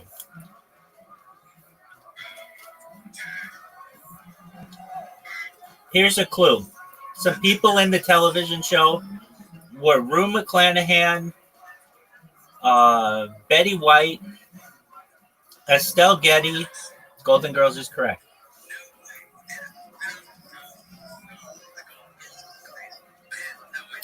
Yeah, and I actually liked it a lot. It was really good. It was about a doctor in Florida. All right, next question. On what harbor is the Sydney Opera House located? Come on, Zoot.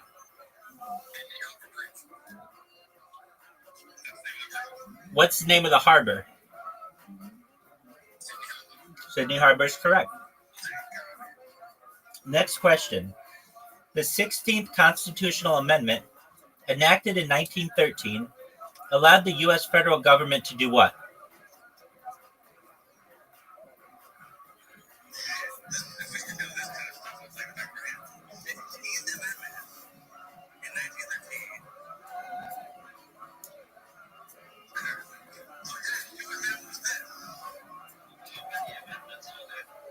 $26.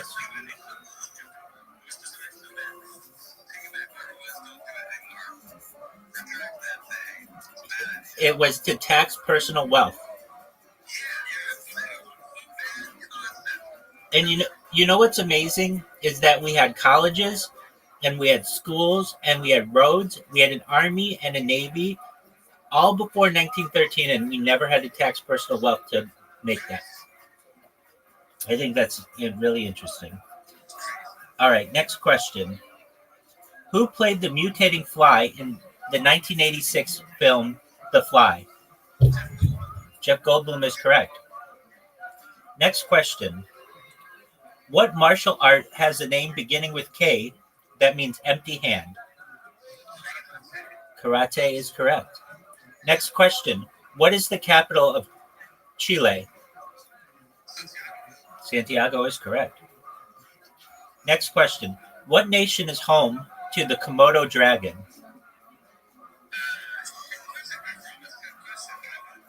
It's not Thailand.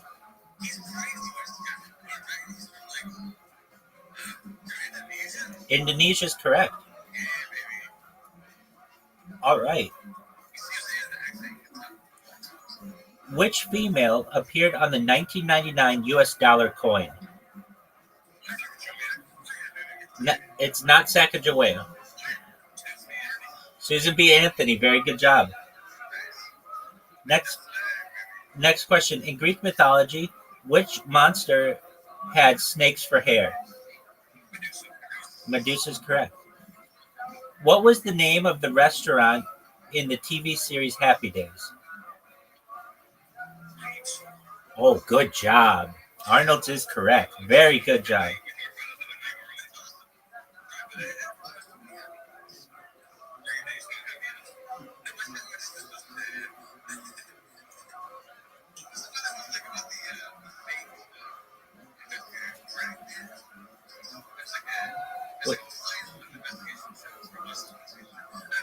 Yeah, Dragnet would have been that.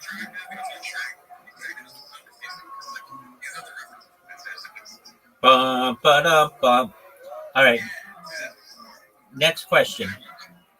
What dessert consists of beaten egg whites, sugar, and cream of tartar? Meringue is correct. Wow, good job.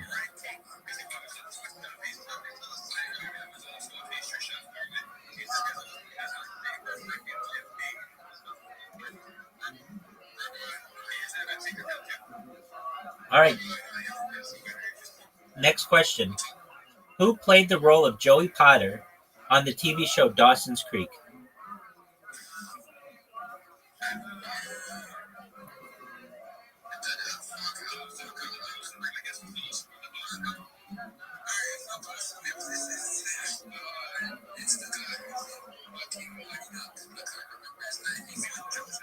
No, it's a woman.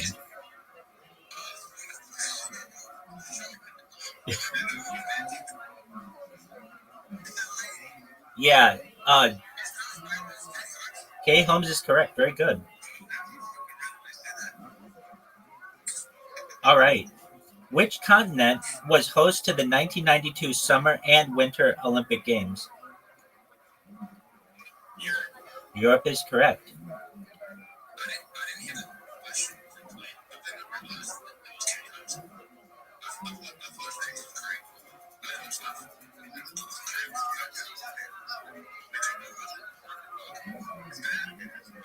All right, next question. What is the full name of writer H.G. Wells?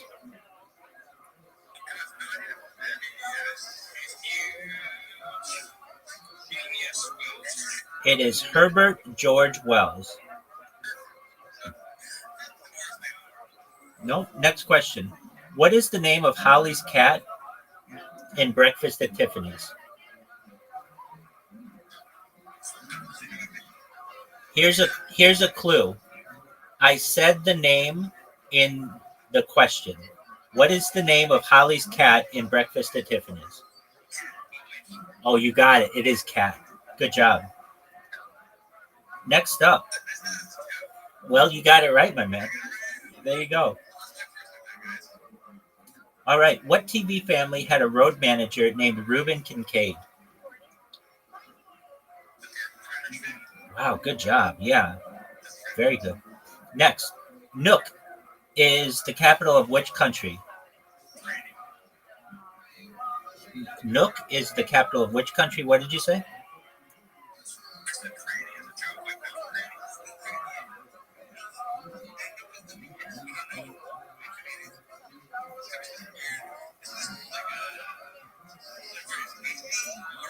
Yeah, you're very close.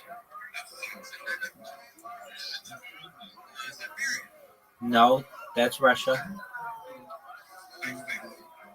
That's Reykjavik. What did you say?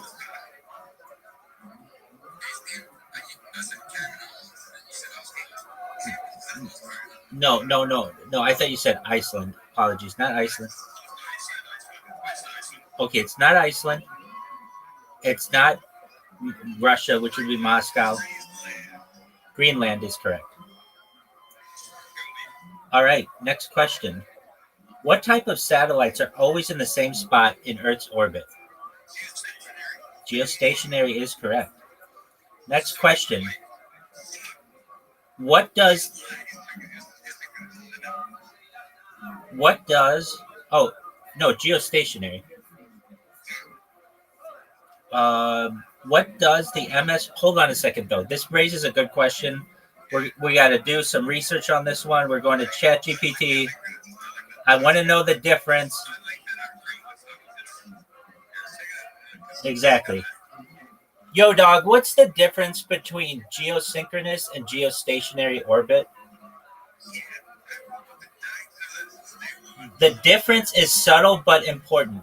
Both terms refer to orbits where a satellite stays in sync with Earth's rotation, but here's the breakdown. Geosynchronous orbit. This is any orbit where a satellite takes exactly 24 hours to complete one full orbit around Earth, meaning its period matches Earth's rotation. However, the satellite's position in the sky might shift a little over time, and it doesn't have to stay fixed over the same spot on Earth. And then there's geostationary orbit. This is a special case of geosynchronous orbit. In a geostationary orbit, the satellite's orbit is circular and lies directly above the Earth's equator. It stays in the exact same spot in the sky, fixed over the one location because on the Earth's fixed over one location on the Earth's surface because its orbit and Earth's rotation are perfectly synchronized. Wow. Okay, there we go. Learn something new, friends. All right, next question. What does the MS reference in MSNBC?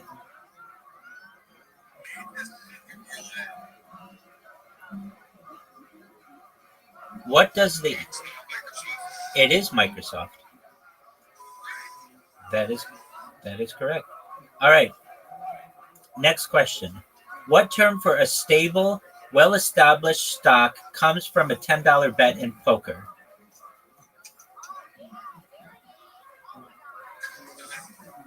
What term for a stable, well-established stock comes from a blue chip is correct. Very good.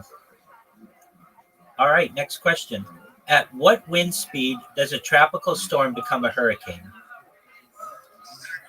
You got to get it within 10 miles per hour, and it's not 53.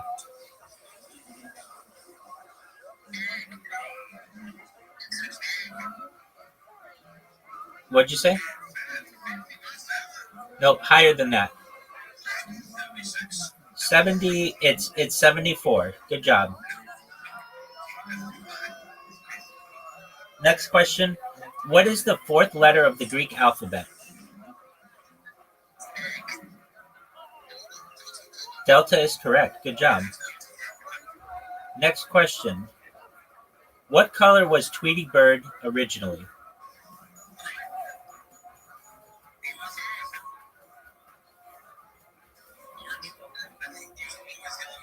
It's not. He was not always orange, yellow. He was not orange.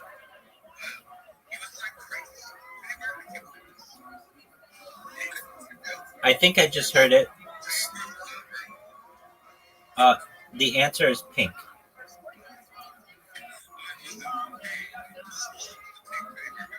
Absolutely, that's a great idea. Pink Tweety Bird.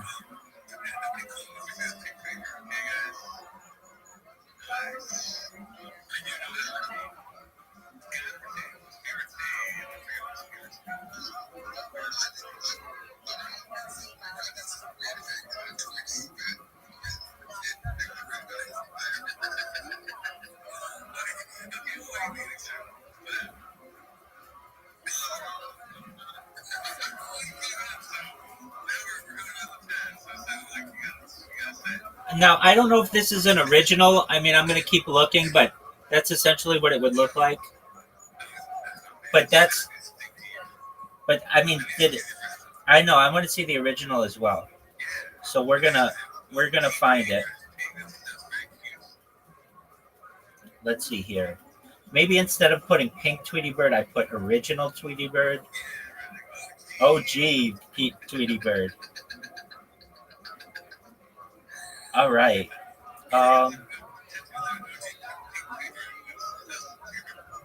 Right. I mean, all I'm seeing is just yellow. So maybe they.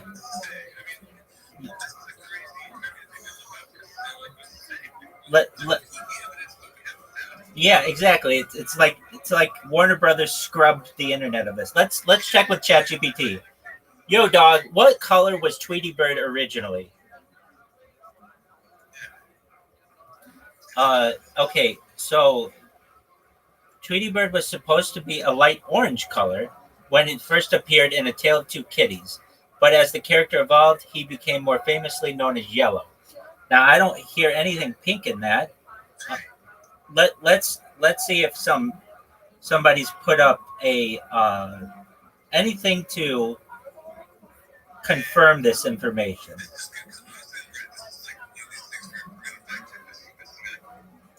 Oh, so vintage Mattel Looney Tunes pink Tweety Bird. Oh yeah, I mean it is pink. This is something vintage that they had.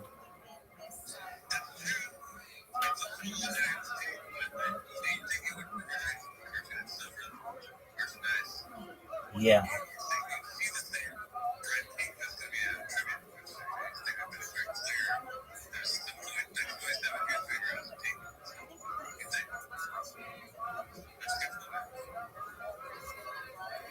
And let's see here. Oh wait, here he is. Okay, so Tweety's first official appearance, A Tale of Two Kittens, is public domain, and by law means the featherless version of Tweety is, meaning you can use him for anything you want. So here is a color of that. You can tell he's not like necessarily yellow.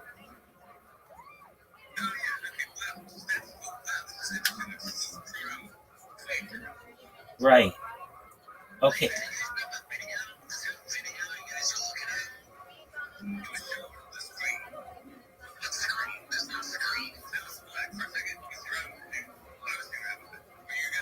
Yeah, so let me explain. If you're on an Android device, you cannot see me. If you're on No, you should go on your desktop computer and you should be able to see me. The reason why it goes black is because it means somebody else is speaking. Yes. All right. Right. I don't get that.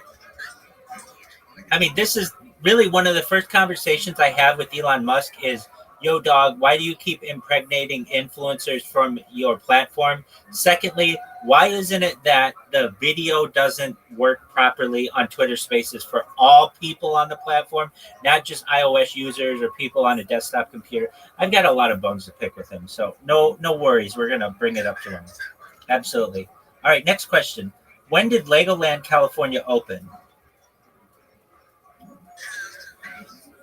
Let's get it within 5 years. It's not 2008.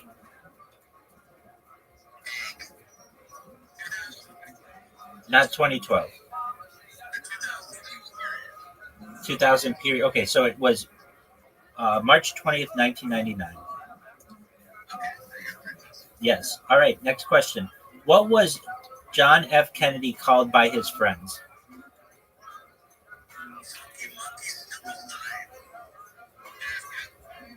He was not called JFK, but that's one of his nicknames.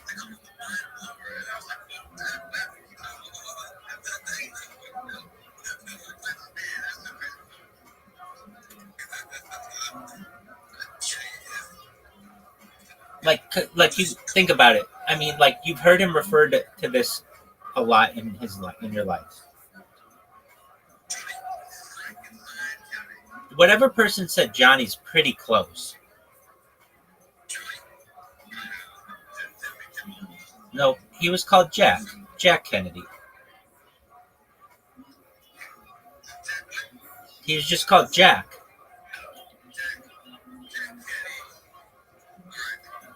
Next question. How many sides does a nonagon have? 9 is correct. Next question. Amharic is the official language of what African country? Amharic, it's spelled Amharic. Yes. I don't know if that's true, but it is the main language of Ethiopia.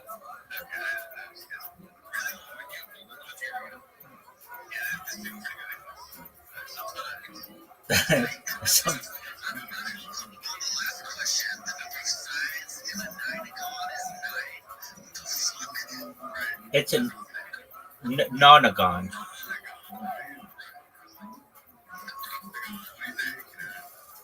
Next question. What is the nationality of the first woman in space?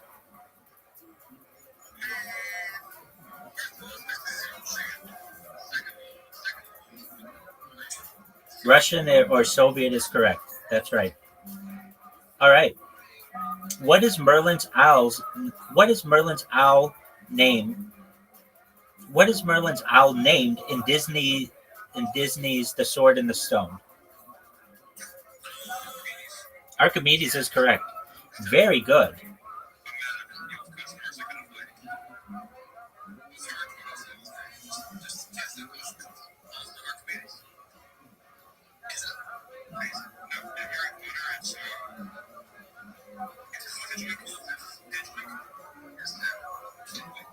Is that correct? It's Hedgewick?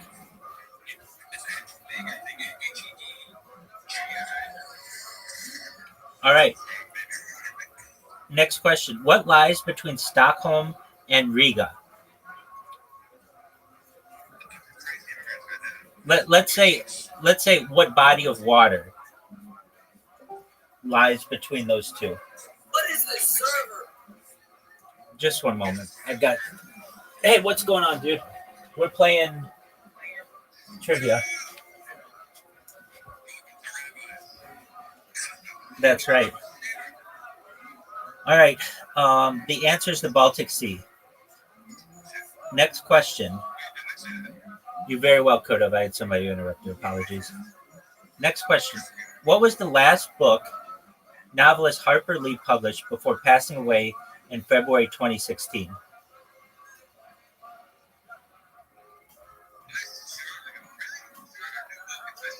Yep, apparently. Ghost Set a Watchman. Of course. How didn't we all know that? All right, next question. What U.S. state is home to Clemson University? It is not Alabama.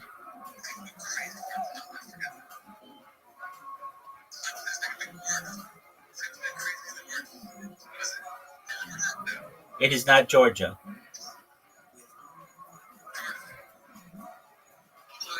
It is not Ohio.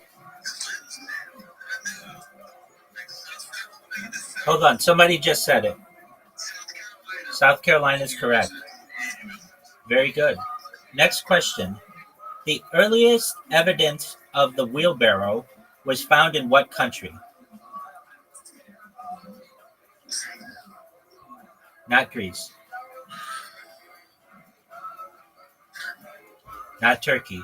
Okay, so it's further east of both of those.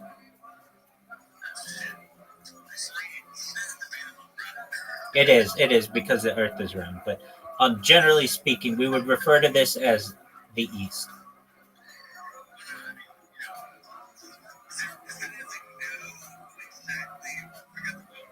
Oh, yeah, okay. Well, I mean, this is where the earliest evidence of it is.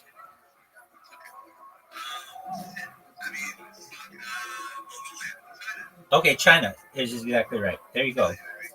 Who wrote the book To Kill a Mockingbird? That is correct. Next question. The African queen is set during what war?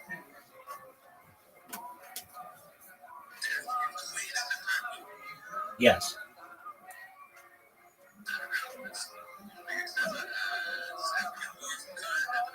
It was not an African war.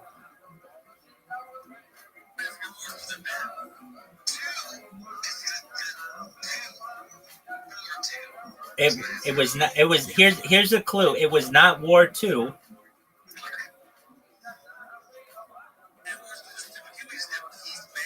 That's what we're doing. That's what I've dedicated my life to. All right. The answer is World War One. Agreed. I know you were just one off. All right. Next question. What U.S. states? In what U.S. states would you find Pikes Peak? In what U.S. state? There's a grammatical error here. So, in what U.S. state would you find Pikes Peak? It is not Maine.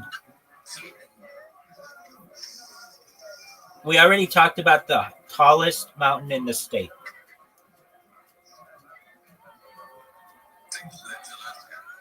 Nope. It was, remember we were like, oh, nobody would know that except the people who live in that state. All right, it is in Colorado. Next state, or next question. What are mummies wrapped in?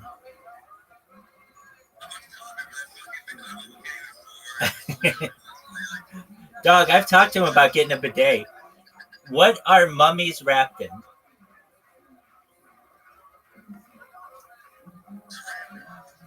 It's not toilet paper. It's not saran wrap.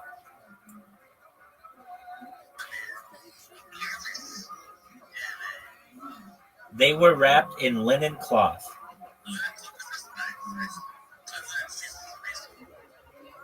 All right, next question. What sign of the zodiac are you if you were born on leap day?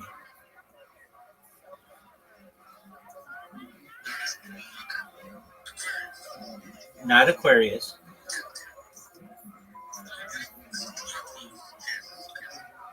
Yeah, so I think this one has to do with fish.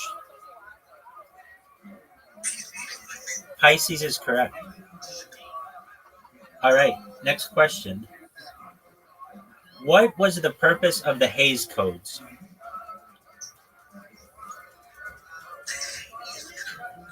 Correct. These were self-censorship of the movie industry. All right, next question. How many suits are there in a game of Mahjong?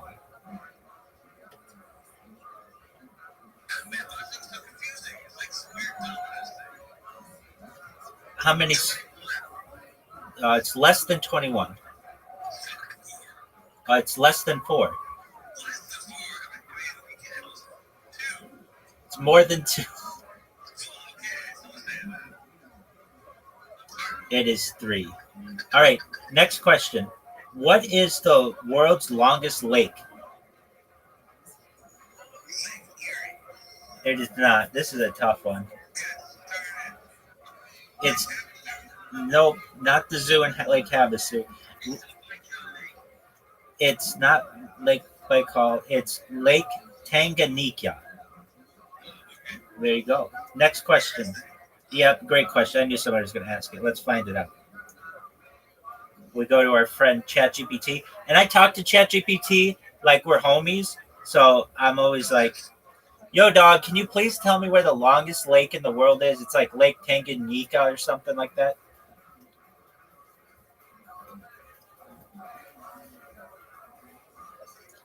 They're telling me the deepest. No, I want longest.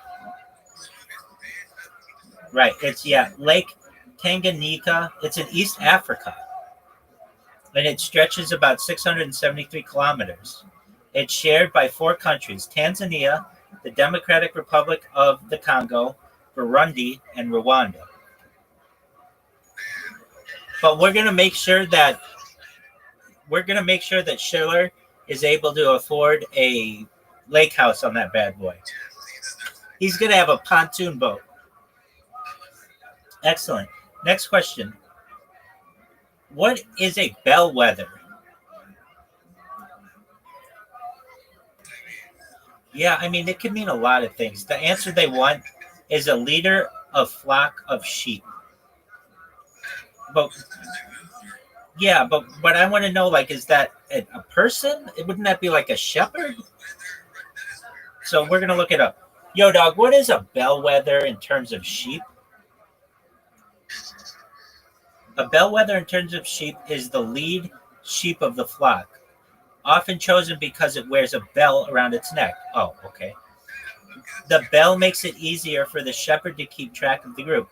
Over time, the term bellwether has come to mean a person or thing that indicates or predicts future trends or events. So, in a broader sense, a bellwether is a leader or an indicator of what's to come. Very interesting. I makes sense. All right. Next question. What is the name of the lively Spanish dance in triple time and typically performed with castanets or tambourines? It is not flamenco, but it's close. That's a close word. It's not tango. If you kind of combine those two words, nope. I believe there's a movie site called this. Fandango is correct. Exactly. All right, next question. What festival is held on the last Wednesday of August each year in Buñol, Spain?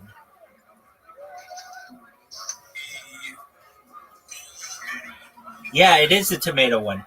It's La Tomatina, but if I were the host of Jeopardy, that would definitely count. The tomato one. All right, next question. What is Dan short for in U.S. Vice President Dan Quayle's name?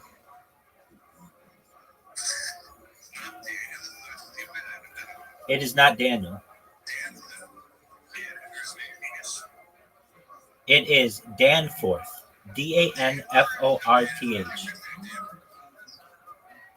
Next question. You know what? I heard an interesting statistic that Dan Quayle, even though he was vice president of the United States from like 1988 to 1992, is still younger than President Trump.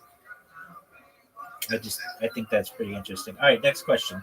What decade saw the introduction of the Easy Bake Oven, Light Bright, and Spirograph? It is not the 80s. It is not the 70s. 60s is correct. Very good. Next question. In 1992, which U.S. state began offering tourist info at 1-800-33-GUMBO, Gumbo?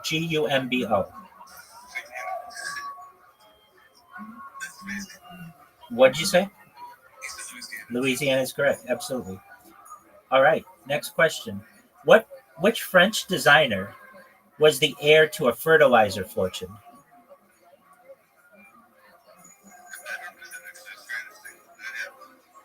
This is an interesting one. Which French designer was heir to a fertilizer fortune? Dior is correct. Christian Dior is correct. Good. That's it. Well, you got it. Very good. Next question. In which city does Spider-Man live and protect? New York City is correct. Next question. According to a Greek myth, what did Prometheus steal to give to humans? Fire is correct. Next question. What two oceans does the Panama Canal ultimately connect? That is correct. Next question. Which U.S. state is the only one with the Union Jack on it? It is not Maine. I think this is such an interesting thing that we have another country's flag on a U.S. state's flag. It's not Maryland. Further west. Not Alaska, south. South of Alaska. Not further west of Washington. Further west. Hawaii is correct. And I'm going to show you what the flag looks like right now. Here is the flag of Hawaii. Isn't it? I think that's crazy as well that we would allow another country's flag on our state. All right, next question. Who wrote the novel Lolita? That's correct. Bravo. Good job. All right. Who directed the movie Close Encounters of the Third Kind? I think I heard it, but say it again.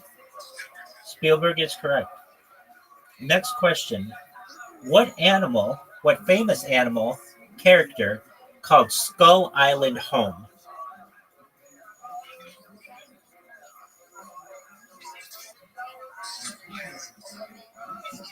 It is King Kong. Good job. Wow. That's a good one, too. That's right. All right. Next question. What is the standard tuning of a guitar?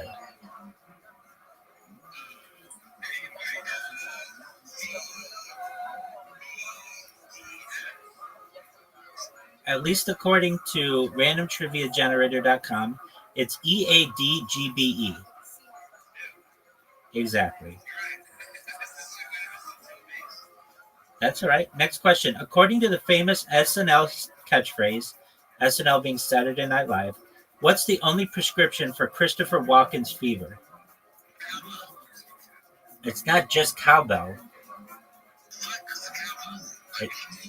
More cowbell. That's exactly right. We'll accept cowbell as well, though.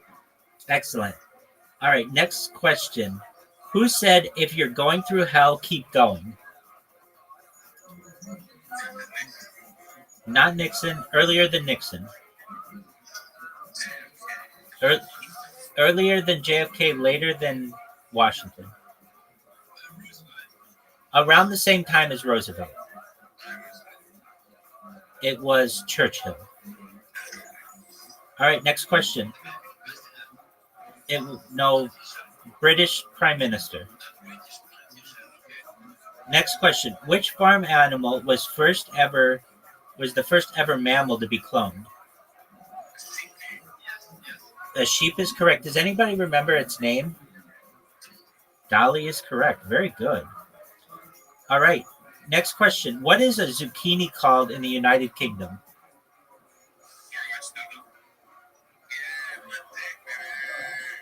It is known as a courgette. All right.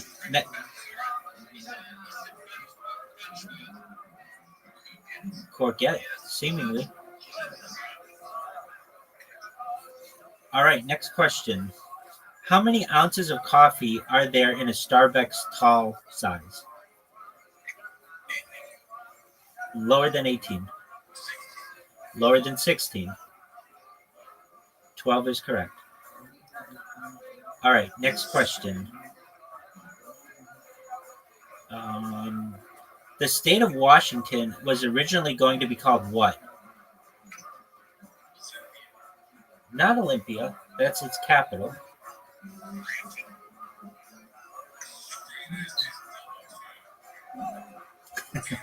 It was originally going to be called Columbia.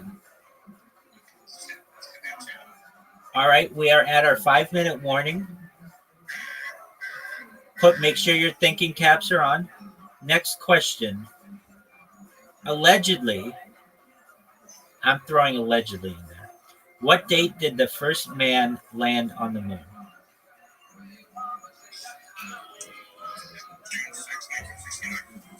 That is close. 1969 is the year.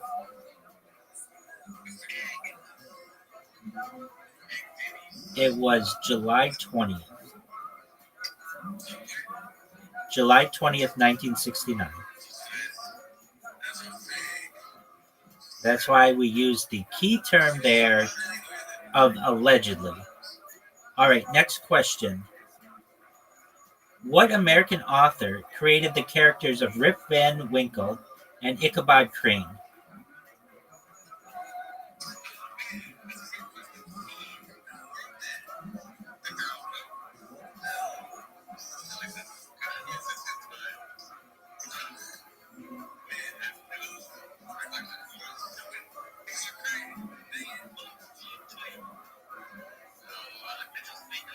That's okay. It was Washington Irving. All right, this is a good question. What is the most abundant metal in Earth's crust?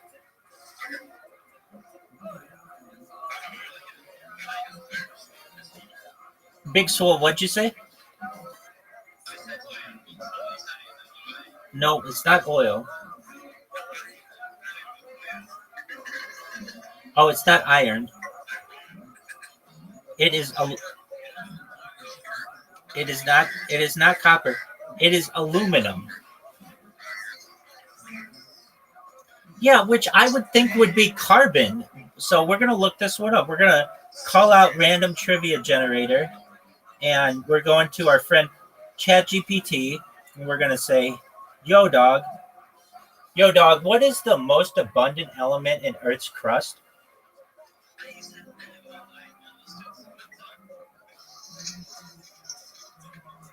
Okay, and it says that it's oxygen. Okay, well, what about aluminum?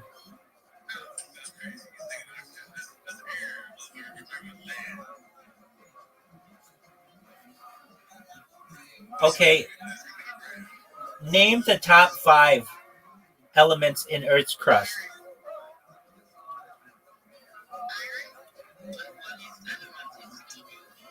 So, according to ChatGPT, it's oxygen is 1, silicon is 2, aluminum is 3, iron is 4, and calcium is 5. So, I think random trivia generator needs to check its facts on that one. All right, next question.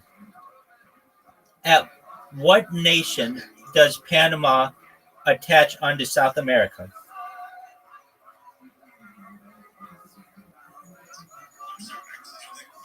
That's okay. At what nation does Panama attach onto South America? The answer is Colombia. Yes, that's correct.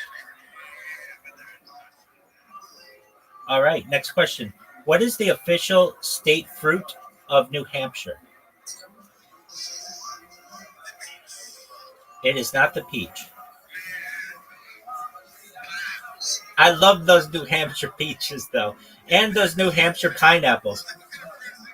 Hold on a second, though. Hold on a second. You both have the right letter. It is not the correct letter, and a good guess. It's very big. It is not a plum. It is associated with the fall. The pumpkin, that's correct. All right, next question. Earl Grey tea is blended with oil extracted from what fruit? What was that? Earl Grey tea is blended with oil extracted from what fruit?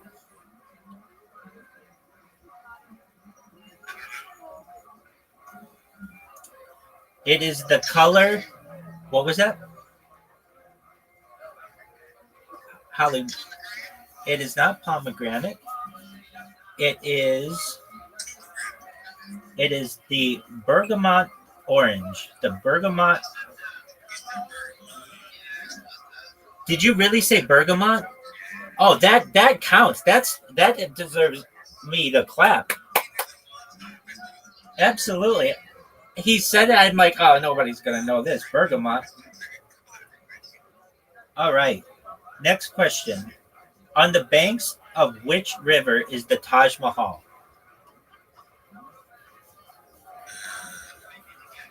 It is not the Ganges. It is not the Jordan.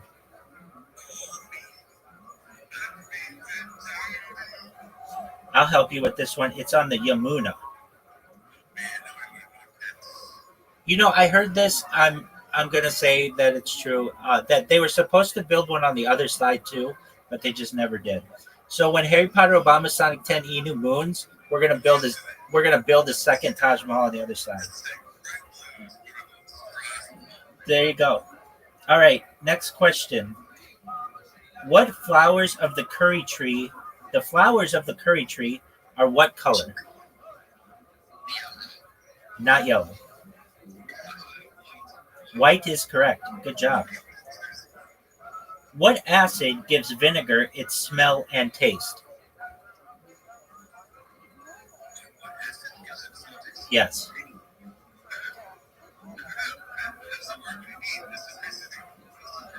There's a type of acid that gives vinegar its smell and taste. It's not lysergic, but oh, wouldn't that be cool? It's actually acetic acid. All right. We've got 3 questions left. What was Eleanor Roosevelt's maiden name?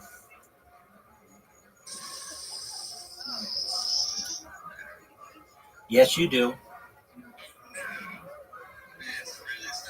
Here's a clue. Eleanor Roosevelt and Franklin Roosevelt were distant cousins. Not Delano.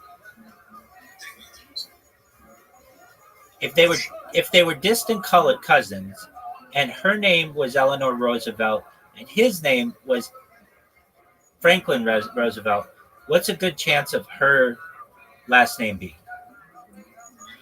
Roosevelt is correct. Excellent. Next question. Mycophobia is the fear of what?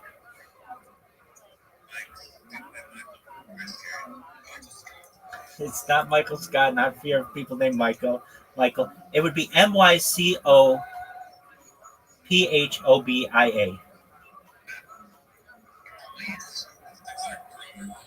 Oh, pretty close. Fungus, mushrooms, fear of mushrooms. Mycophobia is fear of mushrooms. All right. And our final question for tonight before we start karaoke. In the TV show Futurama, what was Uranus renamed to?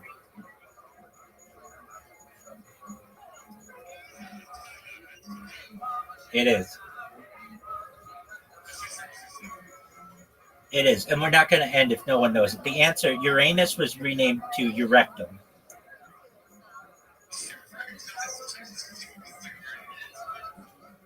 All right. So let's find another one. What is a whale's leap out of the water called? A breach is correct. Excellent. All right. If you haven't had the chance, get a drink of water, go to the bathroom. I'm setting up our next part of our night, which is karaoke. The way we're going to do this is we're going to sing as a group. And if you know the words, great. You can look them up. I'm going to try to play songs that are pretty well known by everybody. And it'll just be good for the egregore. So our first song is a Beatles song, hopefully known to most people. And feel free to join as a listener and sing along if you know the words. It is Twist and Shout. And here we go. Can you guys, if you aren't aware, I am live streaming this on Twitter Spaces. And you should be able to see my screen if you are on a iOS or a desktop device. If you are on an Android device, then I suggest perhaps looking in a browser. But here we go. This is Twist and Shout.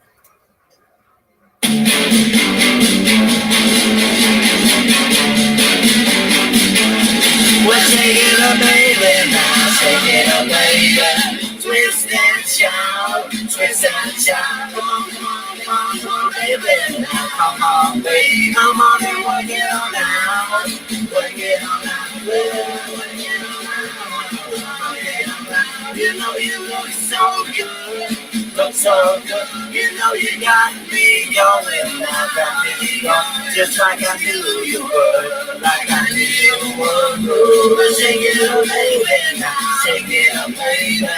Twist and shout. Twist and shout. Come on, come on, come on, come on, baby. Now come on, baby. Come on and work it on out. Work it on out. You know you twist it, little girl. Twist it, little girl. You know you twist so fine. Twist so fine. You know you twist a little closer. And I twist a little closer. And let me know that you're mine. Let me know you're mine.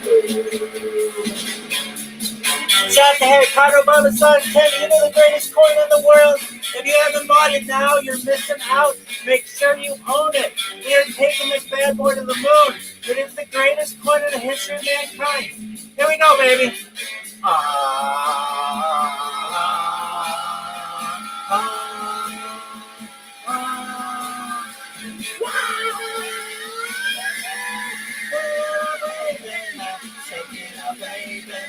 Twist and shout, twist and shout. Come on, come on, come on, come on, baby. Now come on, baby. Come on and work it on out. Work it on out. You twist a little girl. Twist a little girl. You know you twist so fine. Twist so fine. Come on and twist a little closer. Now twist a little closer. And let me know that you're mine. Let me know you're mine. Take it, take it, take it, baby. Now take it up, baby. Take it, take it, take it, baby. Now take it up, baby. Well, take it, take it, take it, baby. Take it up, baby.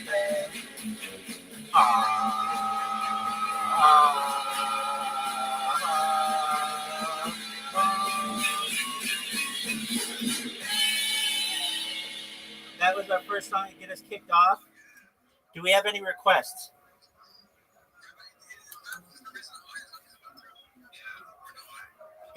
It doesn't come through at all.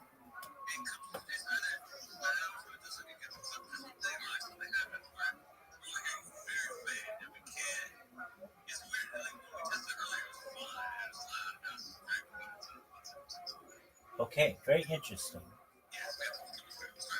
That's all right. That's all right. Okay, somebody name a song that they know to which they know the lyrics that we could all sing along. We'll see if this works. If it doesn't, then that's okay. We've had a very enjoyable night. Someone name another song. Oh, great song. Okay. All Star Smash.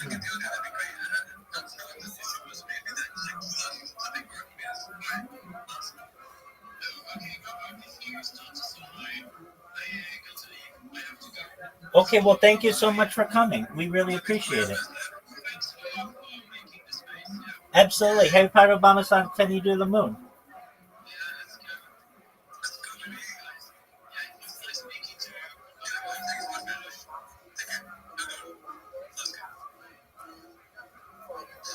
All right, say your name and power. I am the Rothschild. With my gritting of justice, I bash the enemy in the head. I burn them like so. Can you hear it? Well, okay, hold on. Here we go. They're talking. I am Pencilhead. And I am Pencilhead. We erase crime through generations of dragons. Thank you.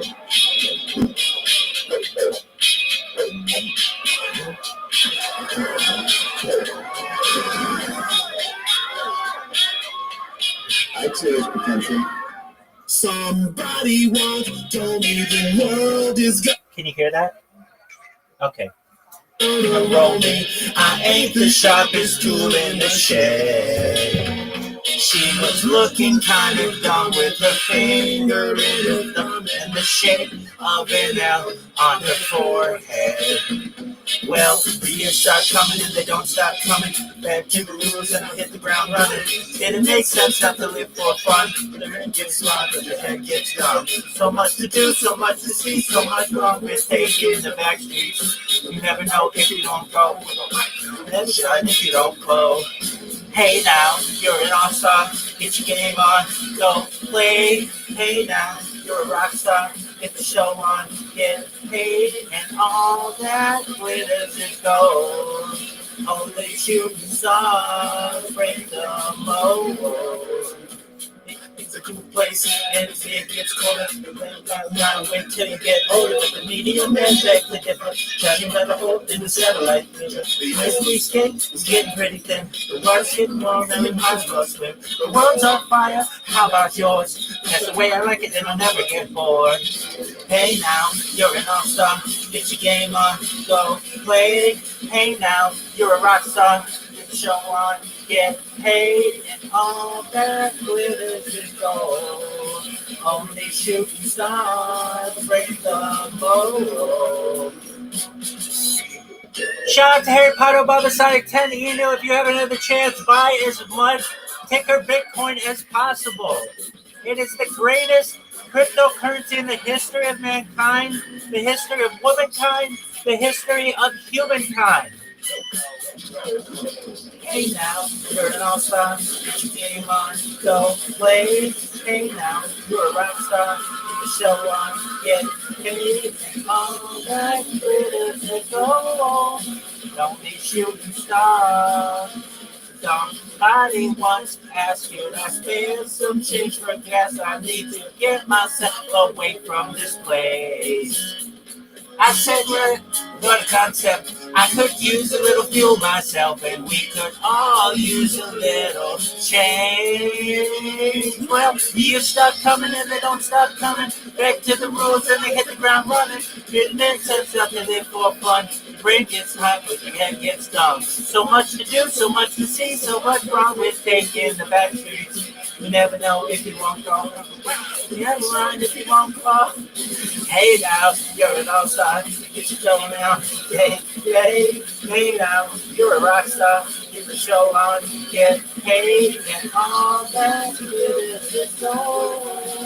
You shooting stars from mold. And all that glitters is gold. Shooting stars break the mold. Great suggestion. Amazing. Excellent. Give me another request.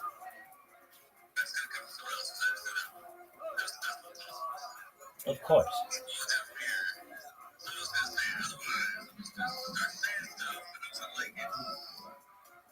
Give us another request. All right. Here's Linkin Park.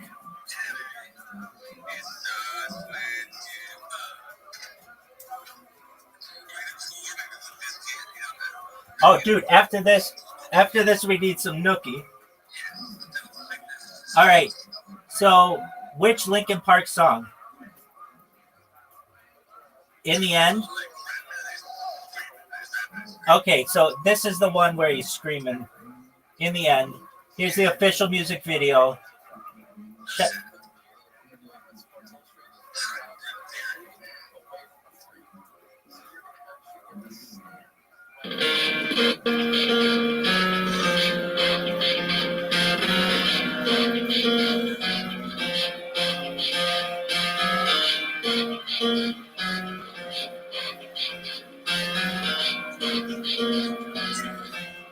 It starts with one thing, I don't know why. It doesn't even matter how hard you try. Keep that in mind, it was right to practice. All I know, time is a valuable thing. Watch it pop by as the pendulum swings. Watch it count down to the end of the day. The clock takes life away, it's so hard. Getting on the other flow. Watch the time go right out the window. Trying to hold on, didn't even know. Always feeling lost. Watch it ride. They all fell apart. Tried so hard and got so far, but in the end, it doesn't even matter. I can't too far to lose it all, but in the end, it doesn't even matter. One thing, I don't know why. It doesn't even matter how hard you try. Keep that in mind. It's like spiritual myself. I'm trying so hard the way you want me. Acting like I was by your property. Remembering all the times you were poverty. I'm surprised it got so easy. The way you were before. You didn't even recognize me anymore. Not that you didn't me back then, but it all comes back to me in the end. Kept everything inside and even though I tried, it all fell apart. But eventually, will eventually be a memory of the time when I tried so hard and got so far. But in the end, it doesn't even matter. But they're too far to lose it all. But in the end, it doesn't even matter. I trust in you. It's as far as I can go. For always, there's only one thing you should know. I put my trust in you. But as far as I can go, there's only one thing you should know. I tried so hard and got so far, but in the end, it doesn't even matter. I tried too hard to lose it all, but in the end, it doesn't even matter.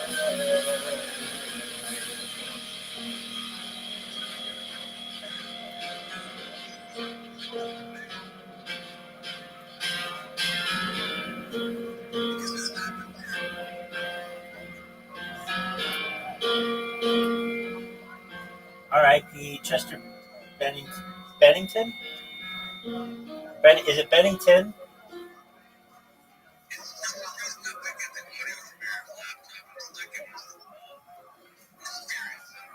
Okay, so just one moment. We'll try one more. I'll try to move it closer, or not closer, but the speaker's closer. So bear with me.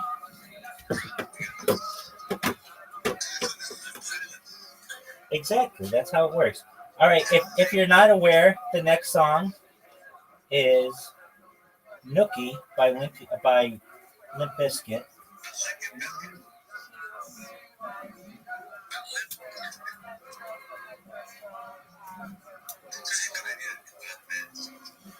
Yeah. All right. So I wonder if it's too loud. Like basically there's noise suppression. All right. So then let me turn it down from the speakers and maybe it'll be good. All right. Let's try it. That would happen. Just too much power. Exactly. Happens.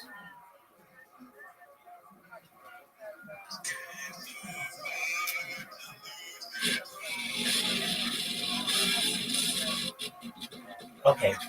Can you hear it?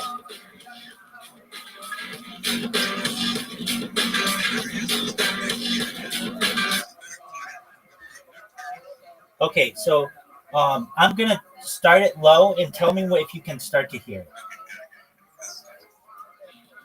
Okay, so you shouldn't be able to hear it very well. It's moving up. Moving up. Can you hear it? Okay. Interesting. All right.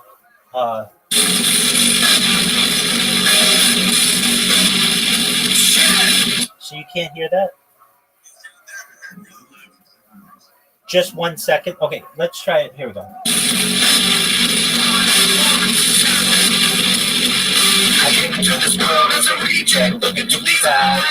Can you hear it? Okay, so we have to turn it down. Okay. Can you hear it now?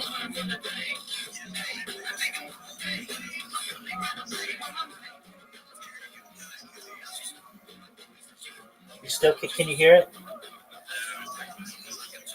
Okay.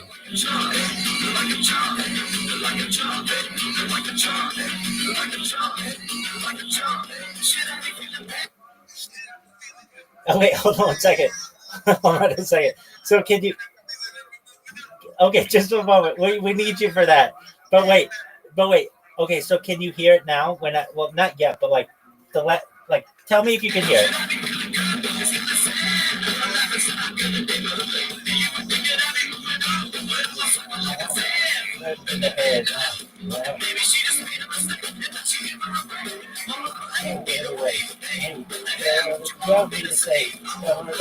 That I can't deny. Oh, the cookie. Oh, the cookie. Come on. You can take that cookie and stick it up your ass. Stick it up your ass. Stick it up your ass. Stick it up your ass. And give it all for the nookie. Come on, the nookie. Come on. You can take that cookie and stick it up your ass. Stick it up your ass. Stick it up your ass. Stick it up your ass. Why did it wait so long? Why did it wait so long? To figure it out. And I'm the only one who didn't get it. Then they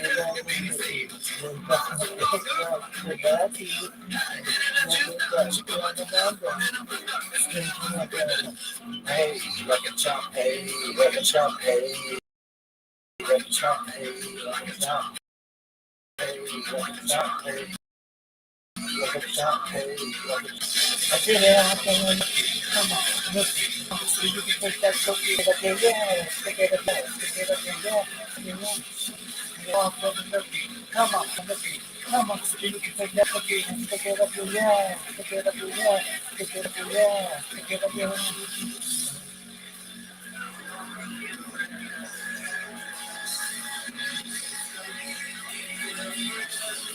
If you haven't had a chance, buy Harry Potter Obama Sonic 10 you knew it's the greatest coin in history of humankind, womankind, mankind, transkind, transhumankind.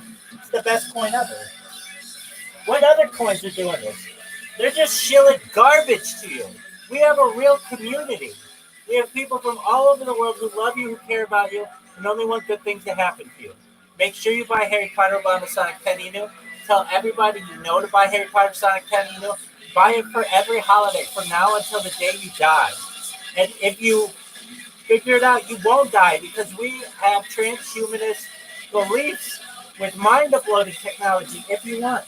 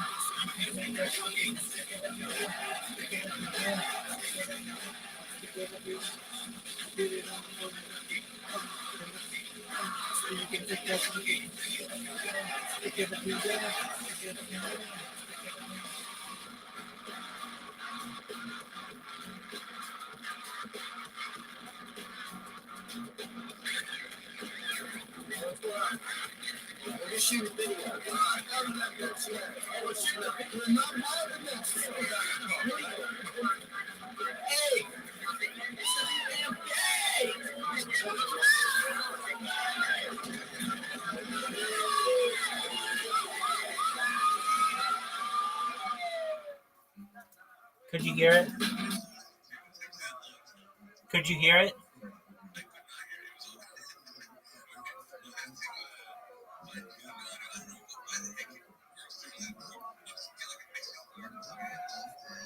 Yeah. All right. Well then, we're gonna try one more song.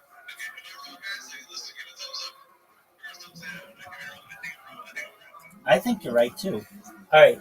So, give me another song to play.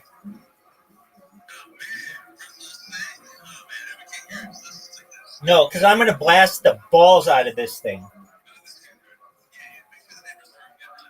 Oh, absolutely.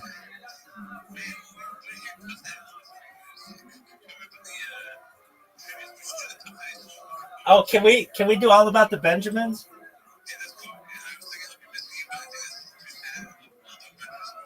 Right. That's exactly right. All right. I love this song.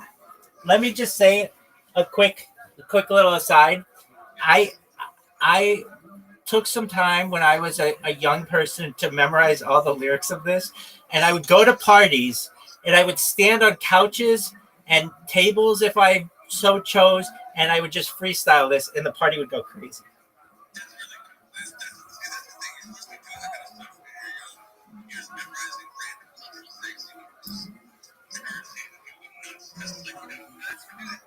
Exactly.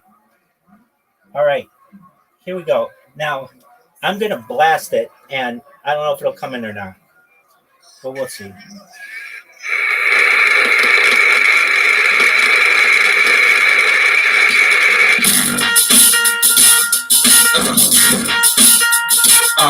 Yeah. Insurance, baby. What you wanna do? Wanna be ballers, shot callers, brawlers, who be dipping in the bands with the spoilers. On the low from the Jake and the Taurus, trying to get my hands on some rants like Horace. Yeah, living the raw deal, 3-course meal, spaghetti, fettuccine and bill, but still, everything's real in the field. And what you can't have now, leave when you will. But don't knock me for trying to bury 7 zeros over in Rio de Janeiro. Ain't nobody's hero, but I wanna be heard on your hot 9-7 every day. That's my word. Swimming in women with their own condominiums, 5+5s who drive millenniums. It's all about the Benjamins. But I get a 50-pound bag of oof for the months. 5 carrots on my hands with the cuts. It's all the world. I'm here for the love of the clutch.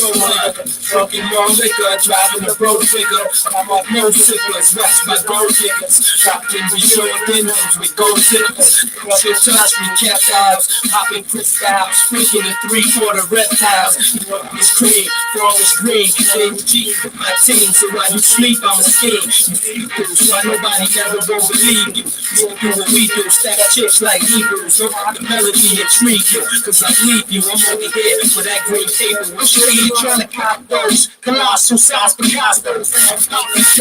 Outside the Rostos, Linda with cash flowing like Sosa. And the Latin chick transporting in the chocha. Stampeded over potholes, never sober. Some boys over still away from Minnesota. I'm putting off with camcorders and Chevy Rovers. Smashing the building with this chick no Marona. With Daytona, when I was younger, I was a bonga. But now I own the chicks who wear beauty pageants. And taking me skin at the ass. Against the mental, stay popping fist out. The black fist down and the act cooped in front.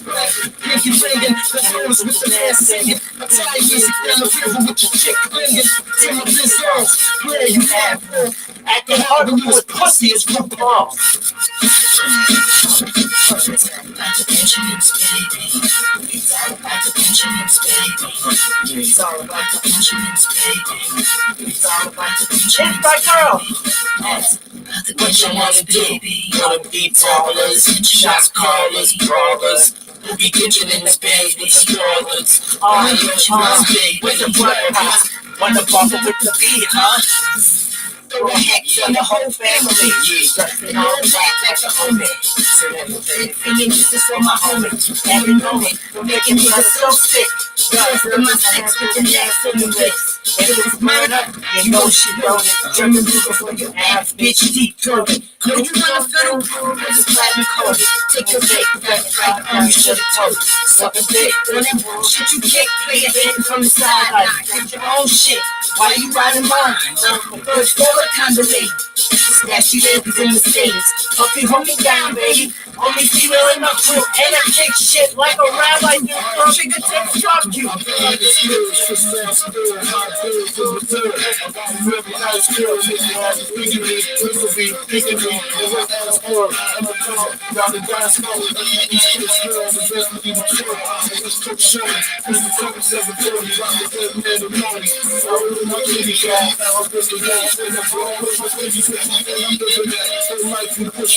Fuck the state, and fuck hoes the Penn State.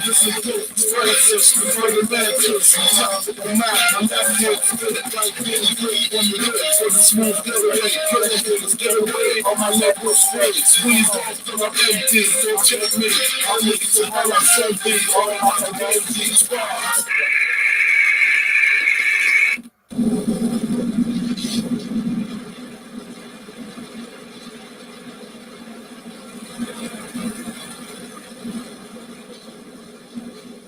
Bingo, bango, bongo. All right, friends. Could you hear that one any better? More like, can you hear me? More like.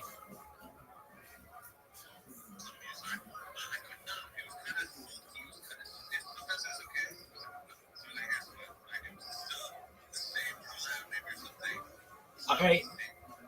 Well, we tried, friends. Exactly. Absolutely. Absolutely. Well, thank you so much for joining us for Trivia Night and Karaoke. If you weren't aware, by Harry Potter Obama Sonic 10 Inu, it's the greatest coin in the history of humankind. We have loved to have you here, Mr.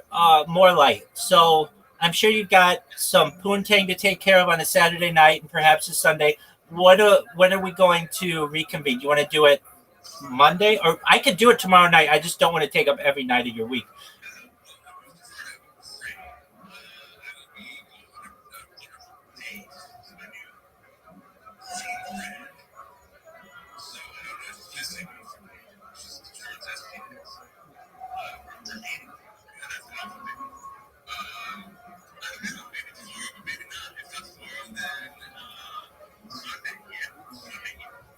Do you want to just plan on Sunday?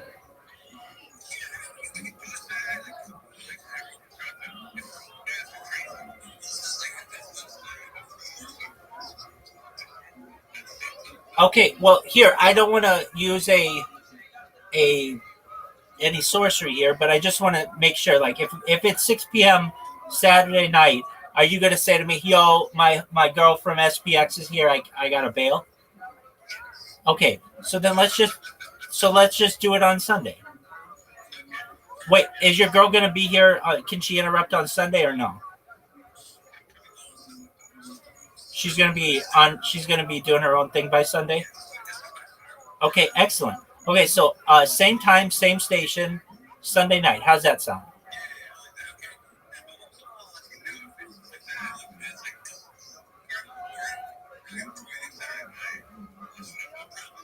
Okay, so just let me know if you want to do it tomorrow night as well. But we will plan officially on Sunday. Okay.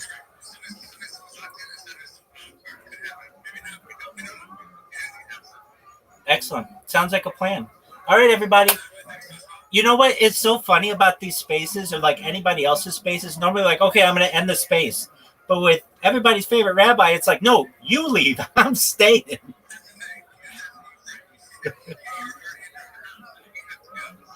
Exactly. So feel free to stay as long as you want.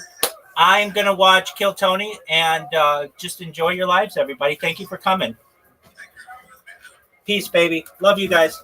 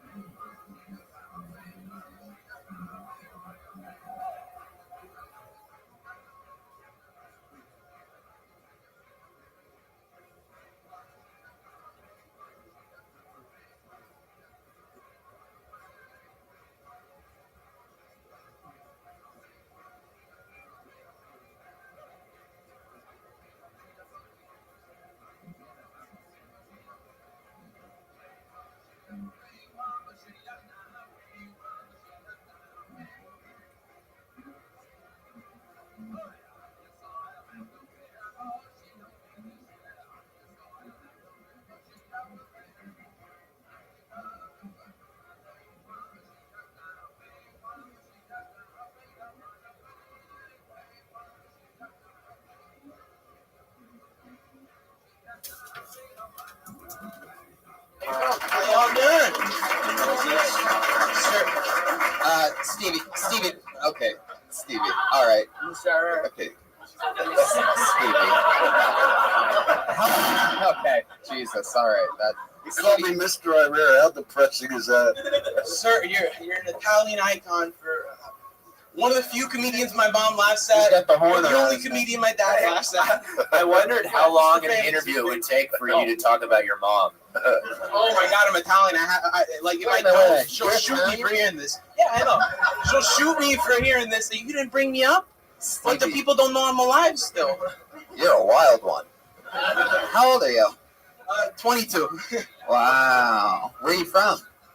Los Angeles, but you were raised that Italian in Los Angeles? My mom's from Sicily, and my dad's an East Coaster, so he tries to be like he's from Sicily. Yeah. Okay. What do you do for work? I'm a bartender, and not a very good one. I drink more than I sell. Where are you bartending at? A country club that if anyone's hearing this, I'm probably gonna get fired from. Probably. That's what he meant. Ambiguous. That's fun. So, I mean, you're 22. Did you go to college or anything? I went to film school, and now I'm going to school to try to do philosophy. I don't know why. What is your? Like, it just sounded cool. What does your dad do for work? He was a police officer back east, and he's in the military now, Department of Defense. So yeah, secret's gone. Oh, that sounds like a little relocation thing, huh? Sounds like maybe you went from. No. I grew up here. I was born here. They moved because he got a job out here. I don't know. It's not as interesting as everybody. It certainly isn't. No, I think it's the biggest low that we hit throughout the entire show. But no, yeah, we found out some info on you. Oh yeah, at least you guys know. You seem so Italian. I'm not used to seeing anybody this from LA. It's very bizarre. And, people tell me that I really don't see it. And that's what maybe makes me laugh when people tell me, like, "Oh, you're really Italian." So it's maybe because I bring it up, but I don't try it. I don't know anything else. I like that. Fuck yeah! All right, Stevie. And I like that. 22. Good job. Excited to be here. Well, that's the end of it. So I'm glad you had that excitement. There you go, Stevie Timble, everyone. Oh, yeah. This is the part of the show where we go through our two regulars real quick. They write and perform a brand new minute every week. They don't come out of the bucket. They do this every single week, a brand new minute. Going up first, she's been doing this for months. You know her from this show. The one, the only, the always fun stylings of Melissa Esslinger, everybody.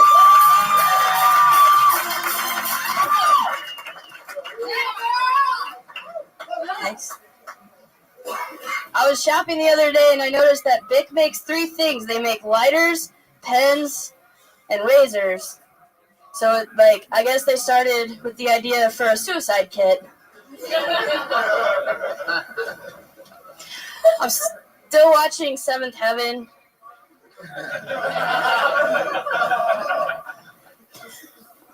Yeah, those two go together. I don't really know how that show lasted so long. It lasted for 11 years. I don't know whose dick the producer was sucking, but that's a long time for a show to go on with a diddler as one of the main characters. I don't know why I said that.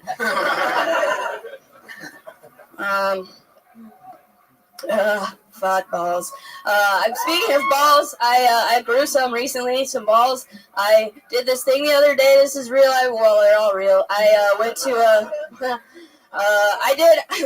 I was at a show. Yeah, okay. Okay, there you go. I kind of knew you were just doing that, weren't you? When you learn how to stall and get laughs at the same time. I was like, should I just let her go for like 20 seconds of her going, So fun. Another good new minute. How's life going? You're writing and performing regularly, doing a lot of spots, doing a lot. I mean, blatantly, we're watching you do better and better every week. That's always fun. Thank you. Another new minute. No more Barney jokes. Still doing that cocaine? No, I tried it. What are Okay. you guys talking about? Is that a real thing? Remember, she said she started I doing did a cocaine. joke about cocaine because I didn't say I started doing it. I said I tried it. I'm not trying to Brian always endorse pumping up that. the whole team around him. For those of you that missed the episode where Melissa mentioned she tried cocaine, Brian's here to remind you guys. It was just a weird change. Sorry, Mom and Dad. Like she started doing a lot better that week, so I just thought maybe. No, that's not a real thing. I realized that I okay, am capable of being semi-normal after that. How's life going? Everything's good? You seem stronger on stage, more comfortable with your nervousness. Yeah, things are good. I started playing music again, and that helps a lot. Baby bass. Yeah, I have a baby bass. Is that true? I'm playing bass, but I'm little, and so I got a little bass. Oh, that's cute. And I decided to commit to it. Bill, any notes or anything? Any advice that you noticed just from the 60 seconds of Melissa? I just say keep doing what you're doing. You're great. I thought the suicide kit thing was great, and then you tied it back in with the TV show. Yeah, whatever you're doing, just keep doing it. Thank you. Another 10,000 fucking whatever you gotta do it. You know. Thank you. Yeah, builds it up. Dom, you've seen Melissa a few times now. That was by far the funniest I've ever seen her. Yeah, and I hate to get serious, but it's an amazing amount of growth because you really fucking suck. But you're so great. Thank you. It's so fun, and that's one of the fun things about that is that watching you grow. It's very cool. There you go, Melissa Esslinger. She did it again. She's on Twitter, Melissa Esslinger. How fun! How fun! Your one and only other regular, from the hit show Kill Tony, live weekly, very popular podcast. And she writes and performs a brand new 60 seconds every single week. Put your hands together for Vanessa Johnston, everybody.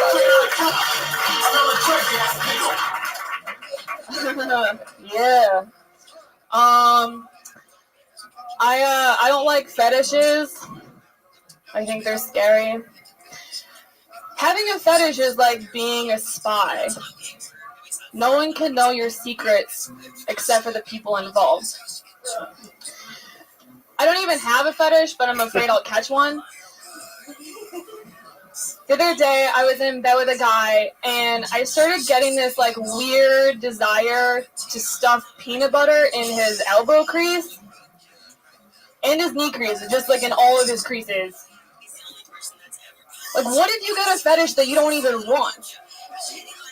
Like, if I'm a guy and I see a girl wearing clogs and then her toe pops out and my dick moves, and I'm like, no, I like feet. I'm the feet guy. I'm quitting stand-up. That's exactly a minute. You're not quitting. How dare you? Wait. You have a dick?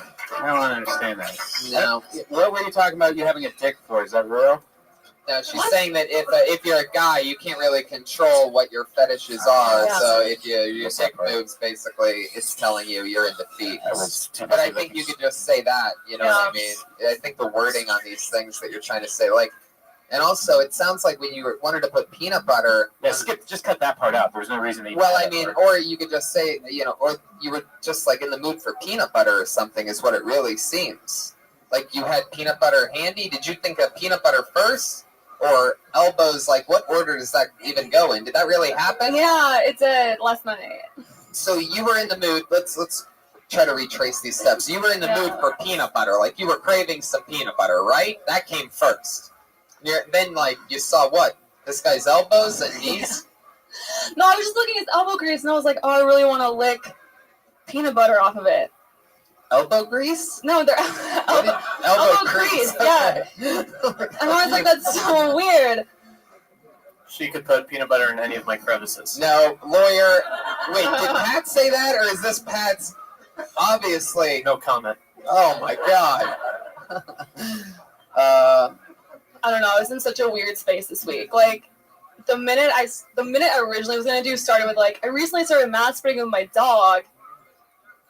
That was like the start of it. With your dog? Yeah, it like goes this whole like misdirection thing, but I was like, don't do that, and I just did it, and like But anyway, the point was, is my head was just in a really weird space this week. Like, just weird things were happening. So You know what I putting mean? peanut butter in crevices of something and masturbating with a dog are two totally different things altogether? No, the point was, is like, Tony, you figured it out. the dog thing was like, I don't want to masturbate in front of my dog. It was this whole weird thing. It was so weird. I don't want to talk about it. I love it. Let's not do it. My dog. Okay, this was weird. We lost. I put hey. Hello, Don't call me. hello, entire room. Hi, everybody. We lost everybody at once. That was amazing. Vanessa, thank you. Thank you. Vanessa Johnston. Another new minute from Vanessa Johnston. She's on Twitter at Vanessa Johnston. You guys want to go to the bucket one last time and end this shit? Let's do it. One last pull from the bucket and we're done. Let's see what happens. All right. Put your hands together for Alfred K. Nazwa.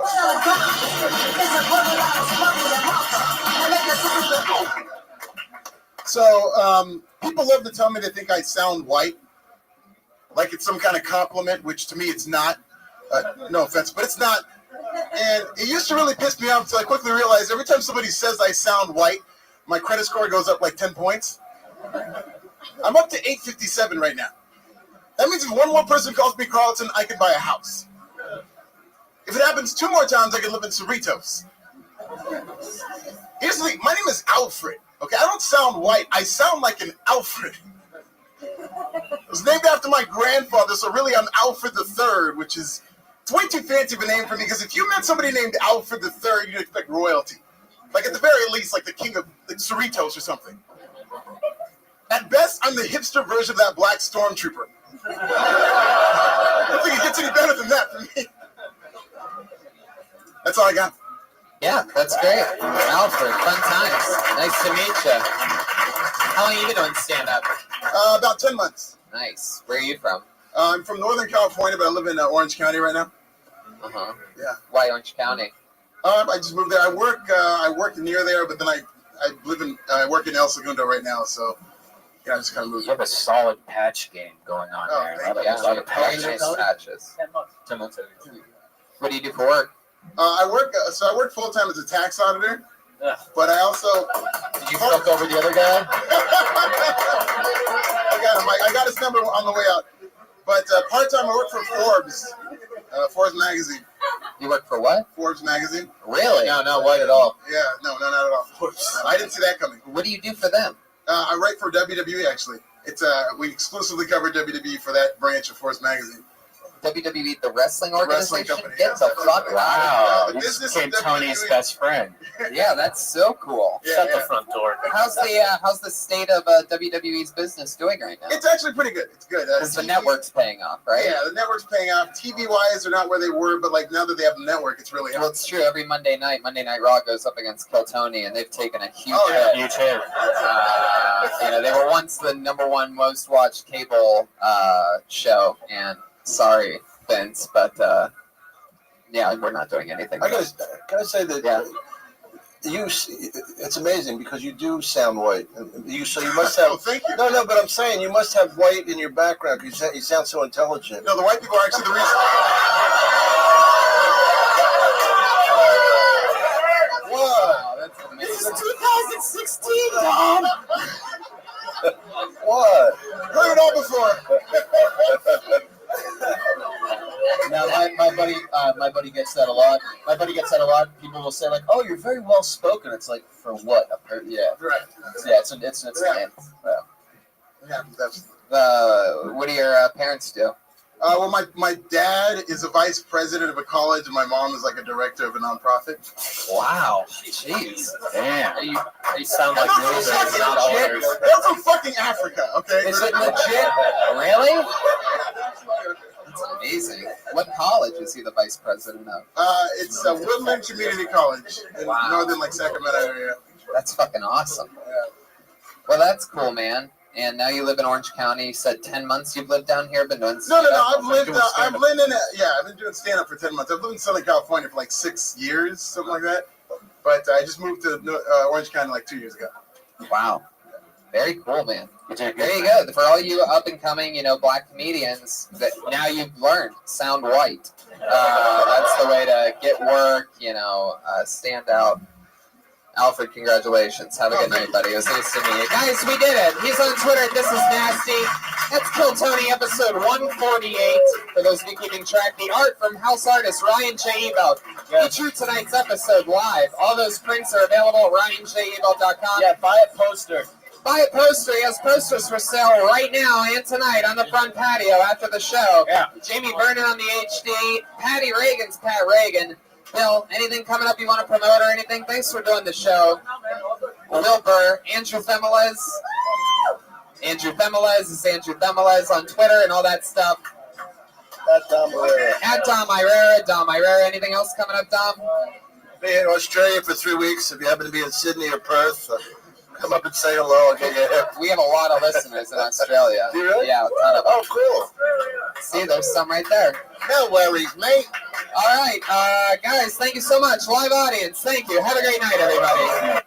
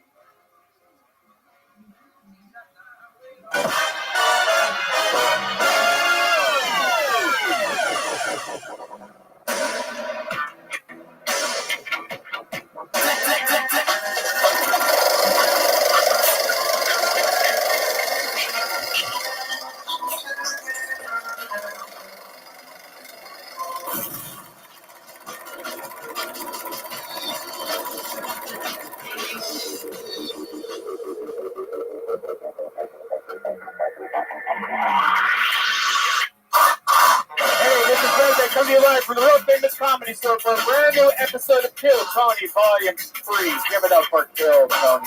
It's Kill Tony time. That's me. Kill Tony. Pat Reagan on the ones and twos, everybody. Brian Redband. Keep laughing, people. Brian Redband is here. Jamie Vernon on the HD camera. Ryan J. Ebelt. Drawing tonight's episode. We have no mic. No voice. Every fucking week, a live podcast. You guys are unbelievable. I can't wait to switch to the main room. We start a little bit later every week. I love this shit. Anyway, Ryan J. Ebelt here, ladies and gentlemen, drawing tonight's episode. Clap for Ryan J. Ebelt now.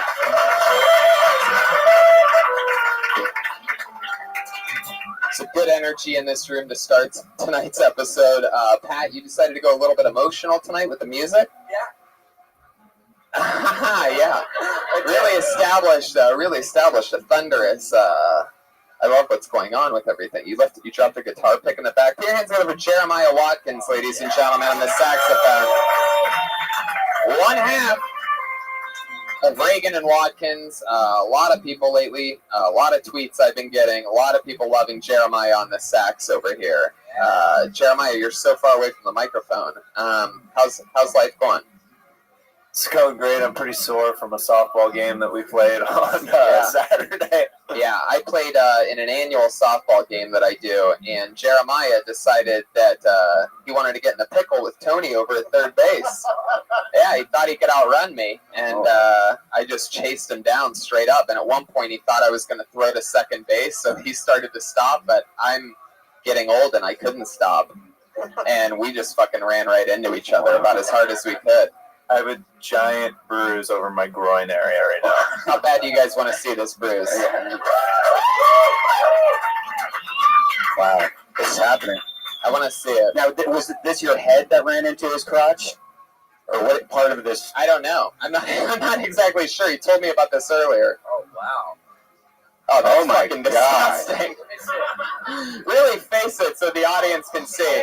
Basically looks like Jeremiah pooped his pants. All right, that's enough. We get it, Jeremiah. Is that really giving us the whole fucking 3D HD? It looks like poops running down his leg. Yeah, it was teeth bite. There was teeth marks though, right? Ryan Redband is here, ladies and gentlemen, on sound effects, on music, on a lot of things. He's on multiple things.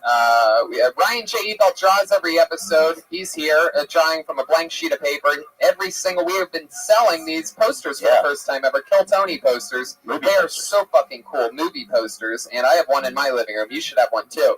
They're flying off the shelves. Get them at ryanjebel.com. They're flying off his shelves, if you're wondering what shelves they're flying off of. So here we are, Kill Tony. We're taking it to Nashville. We're doing the Wild West Comedy Fest. That's going to be a lot of fun. That's at the end of May 22nd.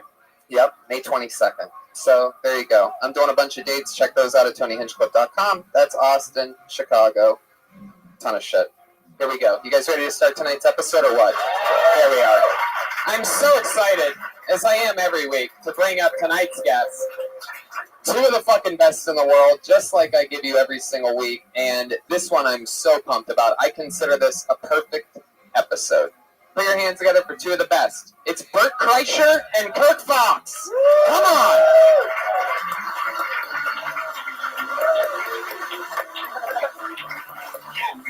Bert Kreischer is back.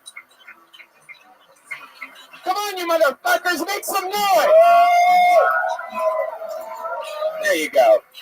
Sometimes you gotta fucking wrangle up these Monday night audiences. They get all fucking mellow. They don't need to. They don't feel like it. Let's earn it. I love it. Jeremiah's bruise brought the room to a halt. I didn't get to see it. Is this even on? It's on. I can hear you. But I am sitting next to you. I hear you loud and clear. That's all that really matters. I just want to talk to you. Bert, welcome back.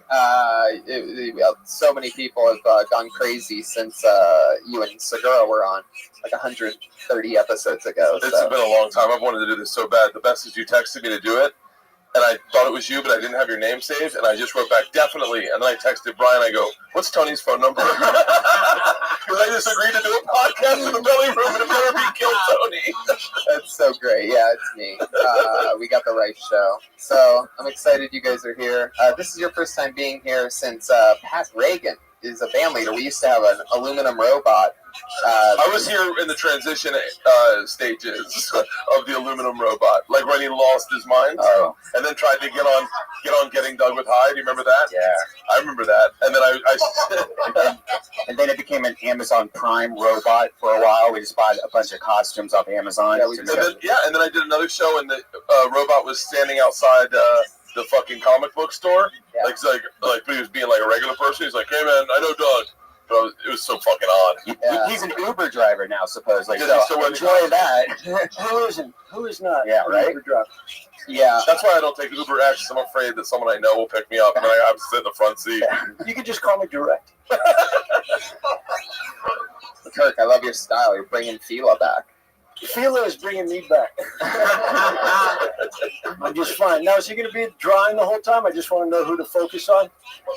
Yeah, he's going to be the guy drawing you. If you want to make direct eye contact with him, you totally I just want to make sure he gets the right side. You guys ready to start tonight's episode or what? I'm excited.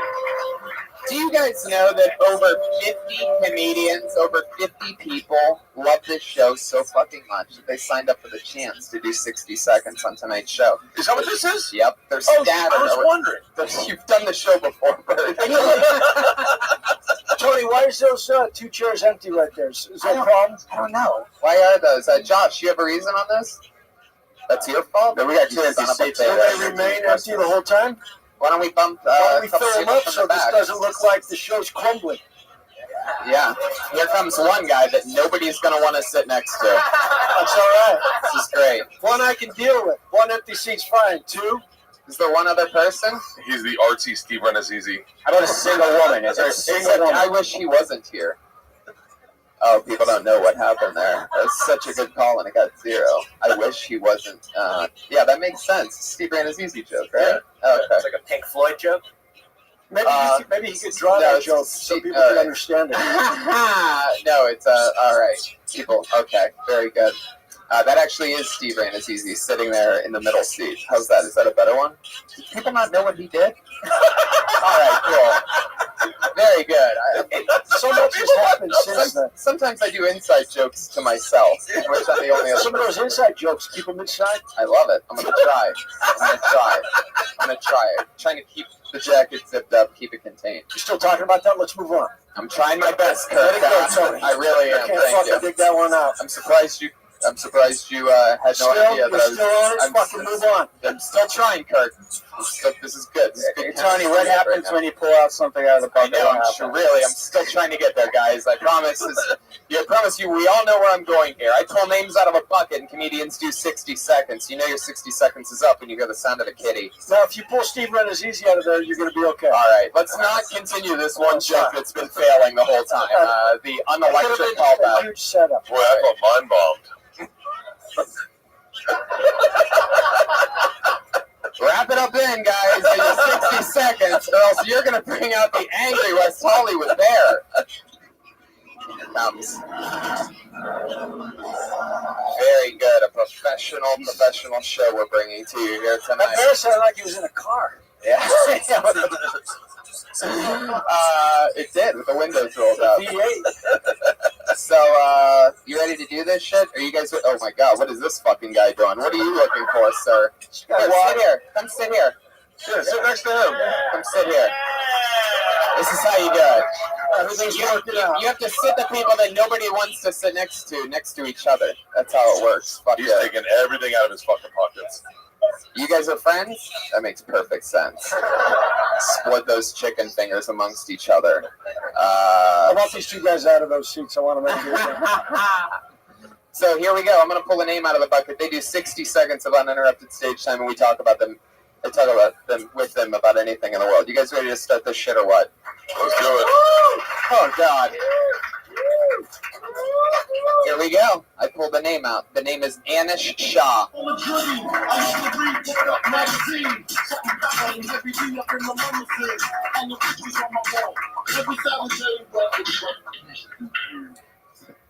I performed at Harvard recently. My favorite part of the show was the beginning when I got to see the looks on those kids' faces when I told them that I turned down Harvard to go to University of Illinois.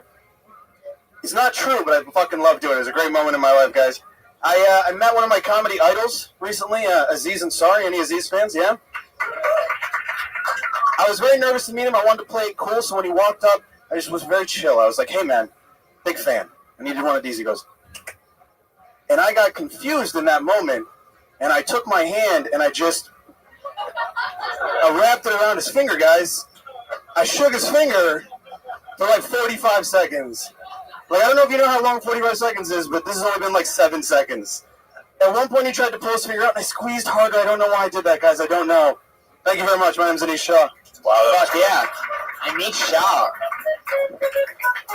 Now he takes the mic out of the mic stand. Yeah. I love it. I had no idea that we had that much crossover fan base with Aziz Ansari, by the way. I was a little shocked. Yeah, that was pretty impressive. Were you guys lying, or are you actually Aziz Ansari fans? Really are? This guy went crazy. He's still raising his hand. Double thumbs up. People are all fans of Steve Renazizi? No, they are opposite people, pretty much. Very good. Oh, Yeah. shit. There it is. Anish. This is the first time I've seen you before. What nationality are you? I am Indian. That's cool. How long have you been on stand-up? About 7 years. Is that true? The story with Aziz? Yeah, it's like 4 years ago in New York, the Village Underground. I'd lose it. Yeah. I wouldn't tell anyone you met Aziz Ansari. No? I don't find it purposeful. No? No, the joke's about you grabbing a guy's finger. The fact that it is Aziz kind of is like a little bit of a fucking red herring. Where I'm like, well, what? Yeah, you're with one of the funniest guys in the country. You're pulling his finger for 40 seconds. There better be more. So just make it about you pulling a guy's finger. Make the guy black. Yeah, I like that. I mean, All it right, kind of makes You sense. can either throw a tag in there like you're trying to, like you thought it was a gun, and you're trying to disarm him. Fair enough. A black guy puts a finger up to you, you grab it, and you're like, hands up! You know? Like with a Z, the problem with it making it a Z's, that's like me saying, I was hanging out with Jeffrey Ross the other day, which is actually likely, but everyone's like, we get it. So when you do a Z's, you lose me because I go, why are you saying the name? Make it about you. Fuck Aziz's life. Make it about you. Okay. And I like because Aziz is doing no jokes about meeting you. What I'm saying is, why give him those props unless he's giving you the same respect? Did he say anything back to you? Did he was like, hey, what the hell, my guy? Why are you holding my finger? Or anything like that? No, it seems like at about maybe like 4 seconds, that starts getting pretty weird. It's weird, but at 4 seconds, it seems like really crazy weird. How long if you had to guess, how long do you really think it was? It was probably about 5 seconds. 5 seconds. Yeah. It felt like 45. I think it's the. Yeah. Ooh, 45. That even added on another 5 seconds. And also, if I were you, when you come on stage, at least say hello, or at least take a breath, or just, you went into it so quick, I thought. Yeah, it's a minute, so I was trying to get there quick. But yeah, but you got there so quick, you had 15 seconds for us to realize that you don't know Aziz. Got it. Okay. If you need a celebrity, I'm sticking with the black thing. Black Lives Matter. I would definitely. I agree. It raises the stakes. It raises the stakes. I'll tell you what. The best. Make it Cat Williams, and then. Oh shit! Yeah. Because Cat Williams gives you one of these, and that's a fucking. And you wouldn't let go because you didn't know what he was going to do with it. All right. You wouldn't let go because you thought it was a real gun. Man, that's crazy. So what do you do for work? I don't. This is what I do. This is what you do for a living? Yeah. I was a management consultant before I. How long have you been doing it for a living? About 4 years. Wow. And did you turn down Harvard? No. I did go to University of Illinois, though. The other one. So you've been doing it for 7 years, and you've been doing it to us. for a living for 4 years. Yeah. So how do you do that? I do a lot of corporate. I do a lot of college. You work clean? Yeah, pretty clean. Oh, that's good. Yeah. And does that finger joke go on a lot longer for like 20 minutes when you do it? No, it's just the 1 minute joke I have that I figured I'd try here. Oh, I get. Next time you grab it, it's a black dude. It's Cat Williams, and you sucked it until he came. Yeah. You hear the reaction that gets? And add a foot to it. If you can get a foot in there. Dude, you know it's so weird sucking a man's finger on your knees. Just he didn't move. Cat Williams sat there for 45 minutes until he came. Out of that finger. And sir, did you just yell something? Are you completely retarded? Jesus. What do you think this is? Are you a grown up? What's your story? Stand up. Stand up. Get the fuck. Stand next to Anish. Put your finger in his mouth. All right, just sit back down. That's it. Why did you do this? That's it. I just wanted you to get a little bit of attention so you don't say anything for the rest of the fucking night. Do you understand? Nothing. Cupping your mouth and shouting things at the stage. I think the whole finger thing is a good setup to something, but you just gotta add a lot more to it. Raise the stakes is a great piece of advice. I had a joke a long time ago about I got cut off on an airplane on my way to Scotland, and as she was cutting me off, I put my finger on her lips and went, shh. But I was so fucked up, I just did it. And I happened to be sitting next to Patrice O'Neill, and he said, that's a funny joke, but you got to make it a cop. He goes, if you make it a cop, it's a fucking, those stakes are real. And that was like one of my only jokes for a long time. Yeah. Was, you know what cops say when you touch their faces. And so raise the stakes is a great always raise the stakes. That's a great idea. All right. So, because I think a lot of white people do the correlation. Like, you met Aziz, and you both probably, were like, what were your parents like? Were they just like mine or something? Yeah, no, it really was that sort of meeting. I guess I always just felt like it had to be, true. And so the true story kind of mattered to me. But you lied about Harvard. But I then said that I lied about Harvard. That was the joke. You know, Jeremiah, Right. I'd give this finger joke 2 thumbs up. Nice. The cool part will be is that when you do tell that joke, if you do tell that joke on television, fucking Aziz Ansari is going to be sitting in his mansion going, that motherfucker grabbed my finger too. He grabbed Cat Williams' finger and sucked it till he came. He just shook on. Anish, it was nice meeting you. Have a great day. Thank you very much. There you go. Good job, Anish Shah. He's on Twitter at Anish Comedy. ANISH Comedy. All one word. Don't forget the disarm part. That's a big closer. Unload. What else is there? Ooh, this we've had this person on the show before. Always fun to see her. Put your hands together for Robin Ryan, everyone. Robin Ryan.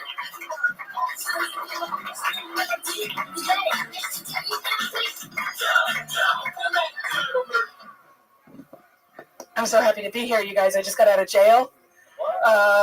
This friendly face doesn't belong in jail, but I work there now.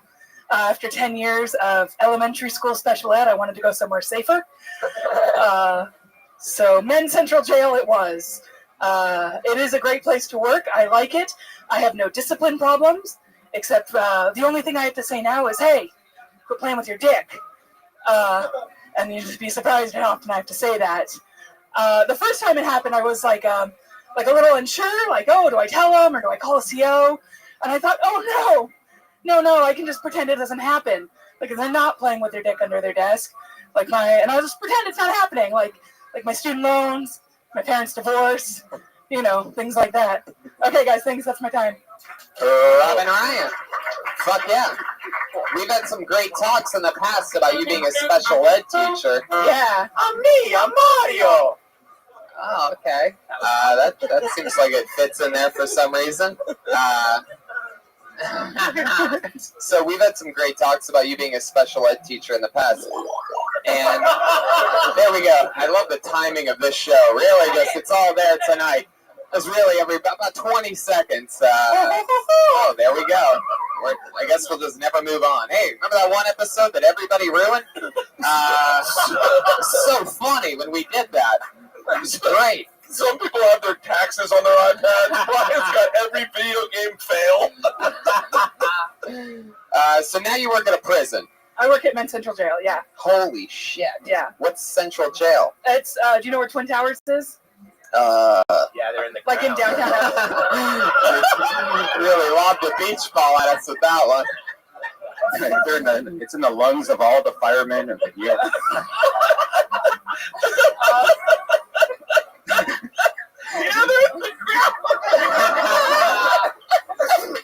Who said that?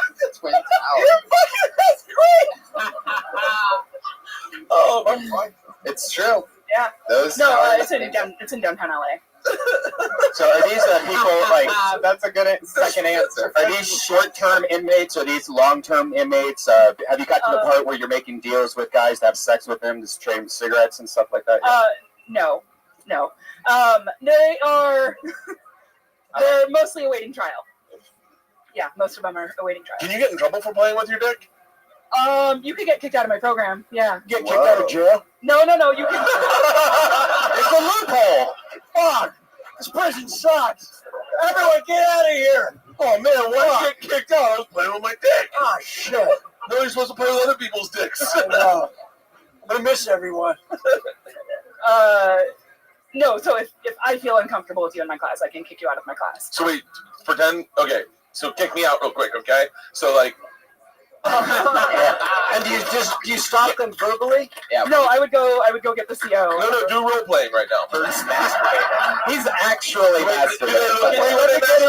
Let me get in this. Sorry, you fucking playing with yourself next time? Trying to get out of here, man. Jesus Christ. I thought I'd escape, but fuck it, you can play with your dick and she kicks you out. I kept coming back. What would I would quit Talk playing about with your dick. early You just said release. I would just say, Oh. that's what I would say. Quit playing with your dick. Wait. Yeah. Some of them like that.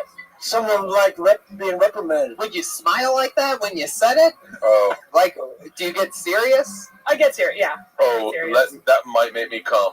I'm not even fucking around. Like, I've tried everything. I think I've broken my governor on what turns me on, but someone telling me to stop jerking off in a classroom might be my new thing. Yeah, I'll stop. Give me 2 seconds. What subject are you teaching that everyone wants to jerk off? I teach. It's going to be romantic.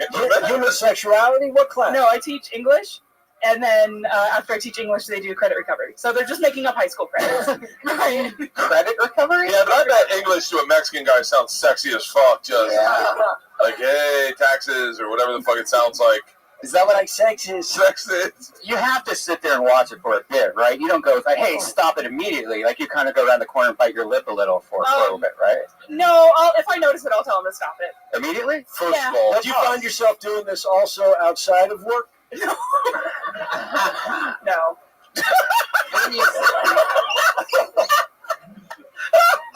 Quit jerking off, honey. You're not at work. Now, these prisoners, are they normally doing this when you're talking and stuff? Because, I mean... It doesn't happen all the time. Like, Liz, it happens twice. It's all the time. it happens. And then it's normally when they're, like, just doing credit recovery. Usually when they get to, like, chapter 8 of the health book. If I worked in a female prison and they were masturbating while I sat at the front of the class, I'd be like, everyone, keep on keeping on. Don't you dare stop. Shirt's coming off. And I'm jacking off under my table.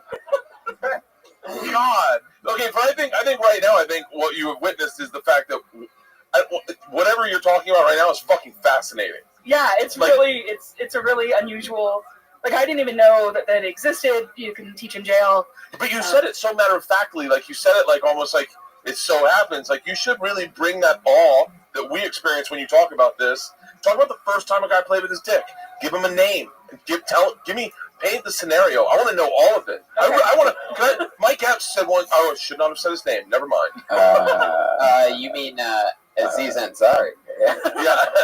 He was telling a story one time, and when we were in New York about guys jacking off in prison, and it was called Killing That Hoe, and they do it to the women's COs. Not Mike. He was saying guys would do it to the women's COs that came by and just be like, "Fuck, what are you gonna do?" And it's such a fascinating fucking. It's so fascinating. I want to hear more about it. I wanted you to do more than a minute. Dude, working in jail. Dude, let me tell you something. So one of the officers wants me to put on like a show in the jail, so I'm kind of going to start working on that. Oh yeah, right. I'm sorry, put on a comedy show in the jail. Yeah. So, but yeah. Wait, what? I have a question. Yeah. I have a question. Do you have an affinity for some of these prisoners to get along with? Yeah, they're just people. Like they're just people jerking off. They're just people. Like they're just people. I like them. They're good guys. I mean, if you ignore like the murder, like they're good guys. Have you made friends with any of them? No. Have you ever thought about them while you masturbate? No. Oh, good. Are there any good-looking ones? They're fine. No. You know what? They're really young. They're 18 to 25. They're way too young. Well, then let them masturbate. What the fuck? Yeah. Jesus Christ, lighten up. They're 18 years old, first erection. They're only with me for like 3 hours. Like, they can handle themselves. Like, it's 3 hours. Fuck. Yeah. Not really. How long have you been there now? I've been there since September. Mm-hmm. Yeah. I would be eating bananas in front of them, just be like, No. Your mind's in the gutter. I know. Have any of them done anything crazy, like that actually, like, that you know about that surprises you or anything like that, you know? Anybody like, Yeah, why are all these nice guys in Central jail? I mean, they're mostly, like, most of my guys are, like, awaiting trial for murder. Wow. And so, but they're nice in there, like. Okay, listen, there's an old saying that my hairstylist said to me one time about me having a drinking problem. He said, if one person says you have a tail, fuck them. They're crazy. If two people say you have a tail, they're teaming up on you. But if three people tell you have a tail, you should turn around. And if a bunch of guys are jerking off in front of you, maybe it's you. Like maybe you're doing something that's triggering them to masturbate. I mean, that's a good angle for a joke. Is like okay, yeah. The first time it happened, I'm like that's fucking crazy. The second time it happened, I'm like, these guys are out of their fucking mind. After the fifth time, I'm like, all right, what am I doing? Yeah. At the front of this classroom, and you're like, and I had to stop eating bananas on my knees, holding the back of my own head. Wow. Just gagging out on cucumbers in front of these boys. Fucking the pencil sharpener. I mean, is it pencil sharpeners? Pick up Maybe It's You by Bert Kreischer at Barnes & Noble. It's definitely a good world. I would explore Okay, more. yeah, deeper. I didn't. I mean, I'm usually pretty clean, so that didn't even cross my mind. Oh, yeah. and you have a job where douches jack off on you? That's irony right there. I'm a clean comic, but tell you what I do for a living. You call me the crumb, but just not on me. What class do you teach? Oh, it's this Chinese class, Bukkake. Japanese. Has anyone tried to throw cum on you, like Clarice style or anything like that? No. Nothing creepy No, like that. nothing, If it no. happens, would you dodge or open your mouth? I would. Oh, Jesus Christ. All right. Stupid question. I'm surprised you're not in her class yet. He's just over the age limit. If I ever do get a DUI and I'm in fucking Central Holding, I will jack off in your class. Right? You just have to do it now. When in Rome, bro. What kind of English are you teaching these guys? I read them books. I read them books. Fuck. What are they, Grey? 50 Shades of Grey. Lady Chatterley's Lover. What did we read? We read Jacking off for dummies. that they're good at. No, I read the whole Mockingjay or Hunger Games series. I jacked off listening to that. Fuck. That was before I even knew it was Jennifer Lawrence. Katniss was hot. We read The Wizard of Oz. We read, James Vanderbeek. You're reading all shit that we've all jerked off to. What should I read to them that they won't jerk The off? Bible. They needed those. The Bible. All right, Robin. Well, congrats on the new job and Thank you. another fun set. Robin Ryan, everybody. There she goes. She's on Twitter at Robin Ryan. All one word. Robin Ryan. Always fun. I want to work that job and have that material. Yeah, it's crazy, right? Can you imagine? Dude, I just eyeball motherfuckers as they jacked off, just stare them down and be like, come on, come. Is that all you got? Is that all you got? Oh, yeah? Watch what I got, motherfucker. You like that? Yeah, would you guys stop him? Would you? Fuck no, I won't stop you jacking off. No way. Dude, I am not the right person for this world. Because I would be like, oh, guys, everyone let's join. As soon as he's done, golf clap. Everyone join. I think I might be part gay, though. Who's next? You know how excited I'd call you as soon as I got out? Dude, two dudes jacked off in my class today. And they were making eye contact with me. And they're still with me. Guys, we're playing sloppy biscuit. We'll put a biscuit in the middle of the room. Last one to come on and has to eat it. That's what we did in college. Yeah, you do that in college. You blindfold everyone, and then you put up against the wall. And then a brother came in the center of the room and put a biscuit. He goes, last guy to jack off the biscuit has to eat it. Go. And you're sitting there with the fucking eternal question. Do I jack off in front of these people that are all watching, or do I risk the chance of eating the biscuit? And you're sitting there with your back against the wall with the blindfold on, and all of a sudden someone comes up and goes, take your blindfold off. And then Jeff Hartley and Mike Angelides are just jacking off like crazy. I said their real names. They're the real names. They're on my Facebook. Go check them out. They're probably in her classroom. Mike has a bed and breakfast in St. Martin's, and Jeff's a politician in Tallahassee. Wow. A bed and breakfast? Because you want your biscuits what time? 6 a.m.? Angelina's is uncircumcised. You got a big-ass dick. Actually, they both had the biggest dicks in our fraternity. Jeff's nickname was Hog, and Angelitas was Sockcock. Jeez. True story. Sockcock. Talking about some biscuits and gravy.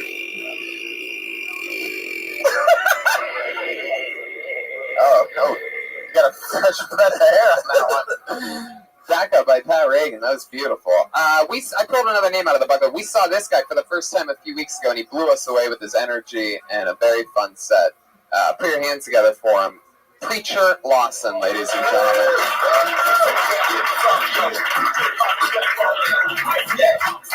Yes. I got an iPhone Plus, 6 Plus. Super big. It's too big. Like every time I swipe down my screen, I feel like I'm playing The Price is Right. That's how big it is. Let me see what's down my Facebook feed. I got a hopscotch text people. I'm gonna call you back later. Big, man.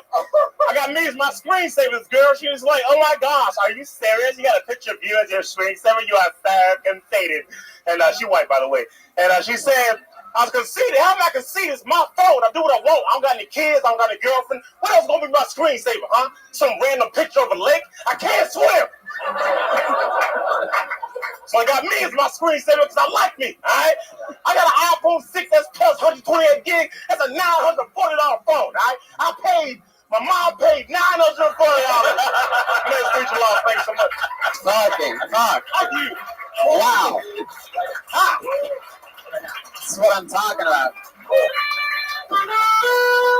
This is one of those guys that we see a few times in a couple months, and then we just never see him again. You're amazing, man. That's so fun. Do you really have that kind of energy all the time? Yes. What's your talking to the microphone? I do. So I don't know. I was just really hyper. I don't know. I was just really, really hyper. And it's a lot of drugs. I'm just playing. I'm joking. Totally joking. Unless they're free. I don't have. I'm just really hyper. Okay, but listen, what happens if you have to do more than a minute? I've done like an hour or one time. Does it slow down a little? No. At the end, he just falls asleep. I do. No, it's not funny. At the end, some white guy calls a cop and goes, "Someone shoot this guy. I'm fucking exhausted." I'm really tired after the end, but I mean, I still keep it up the whole time. It's fucking I incredible. gotta tell you, your material's great, but you fucking scare me. What I'm telling you is, you would get the exact same laughs if you were just being chilled. How long Give me a favor. Just tell one of those jokes, just like you're talking to me now. That's not your joke. Yeah. Come out here like a human being. And don't hide behind the fucking hype. Just find out who you really are right now. Okay. Okay. Do it now. Okay. Why don't you just do a new joke? Do a new joke. Okay. Preach your loss. When I was younger, my dad used to play hide and go seek with me a lot. He was really good because I never found him. Okay. Now, guys. Wait. It's a joke. No, so listen. You left when I was born. Wait, Never listen. played hide. Wait a sec. Slow down. Did you see that they laughed? Yeah. So the words are fine. You're selling these jokes like you're selling a Kia. but what I'm telling you is those jokes, that's a Porsche. So you don't have to work that fucking hard. So if you just came up here and took a breath and just started talking, you might find out that you're not hyper, that you're just frightened. Yeah. This is some Jedi level. This is some Jedi level kill Tony you're seeing right now, by the way. You see what I mean? You're fidgeting more. You're starting to fuck with that. How long have you been doing stand-up? I hit 7 years a couple weeks ago. And I started when I was 17. But you've done 7 years worth of comedy in about a month. That's how fast you are. Where were you doing it at again? I started in Memphis and I moved to Portland. Then I moved. I came from Florida. I did 5 years in Florida. Where in Florida? Orlando. Mm-hmm. Yeah, man, I love it. Now you see what's happening right here? Yeah. This is who you are. But no, I know what Kirk's saying. I know what Kirk's saying. It's because we all, when we're younger, stop playing his music. No, but yeah. Your joke about your finding your dad's a great fucking joke. And the thing is that we all do that when we're young. Is we overemphasize energy sometimes, and it exudes confidence. We think the crowd's with us, and you can use that. You can use that energy like the same way I've said fuck a lot on stage. If I took out half of my fucks and just use fuck in when it's needed, I'd be a much better comic. You can use that energy when you want to use it, but don't make it your one note, because you will punch yourself out. It is so true. And then when you do turn it up, when you do get into the iPhone and you do that, it's going to be, instead of people going, man, he's funny and he's got a lot of energy, it's going to be like thunder and lightning. I think you want to know that they're laughing at your material and what you're talking about instead of at you.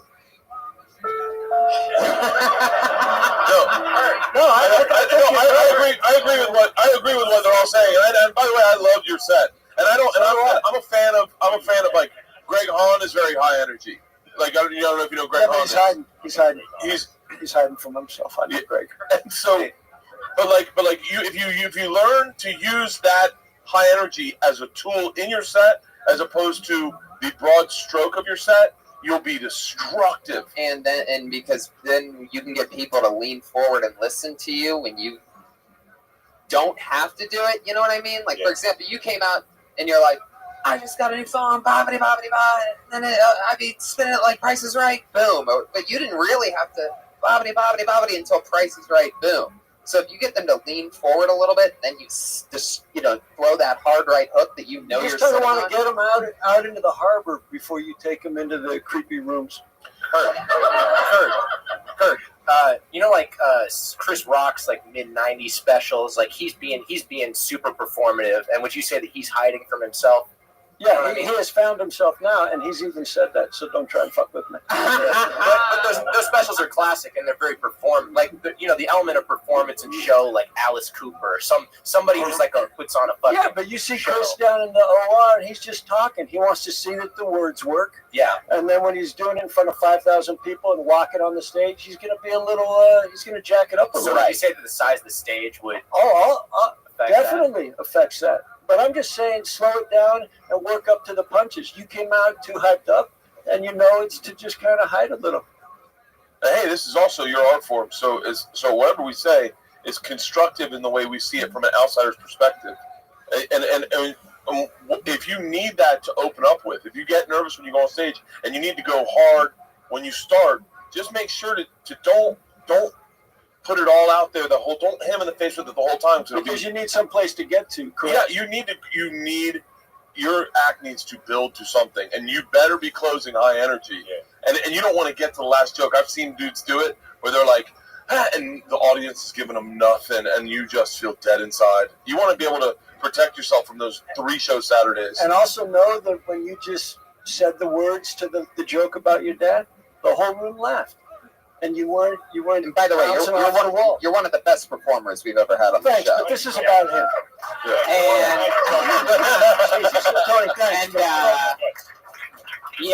it's just fun to get to. We would be doing you no service. He found his dad. Finally. He finally found his dad.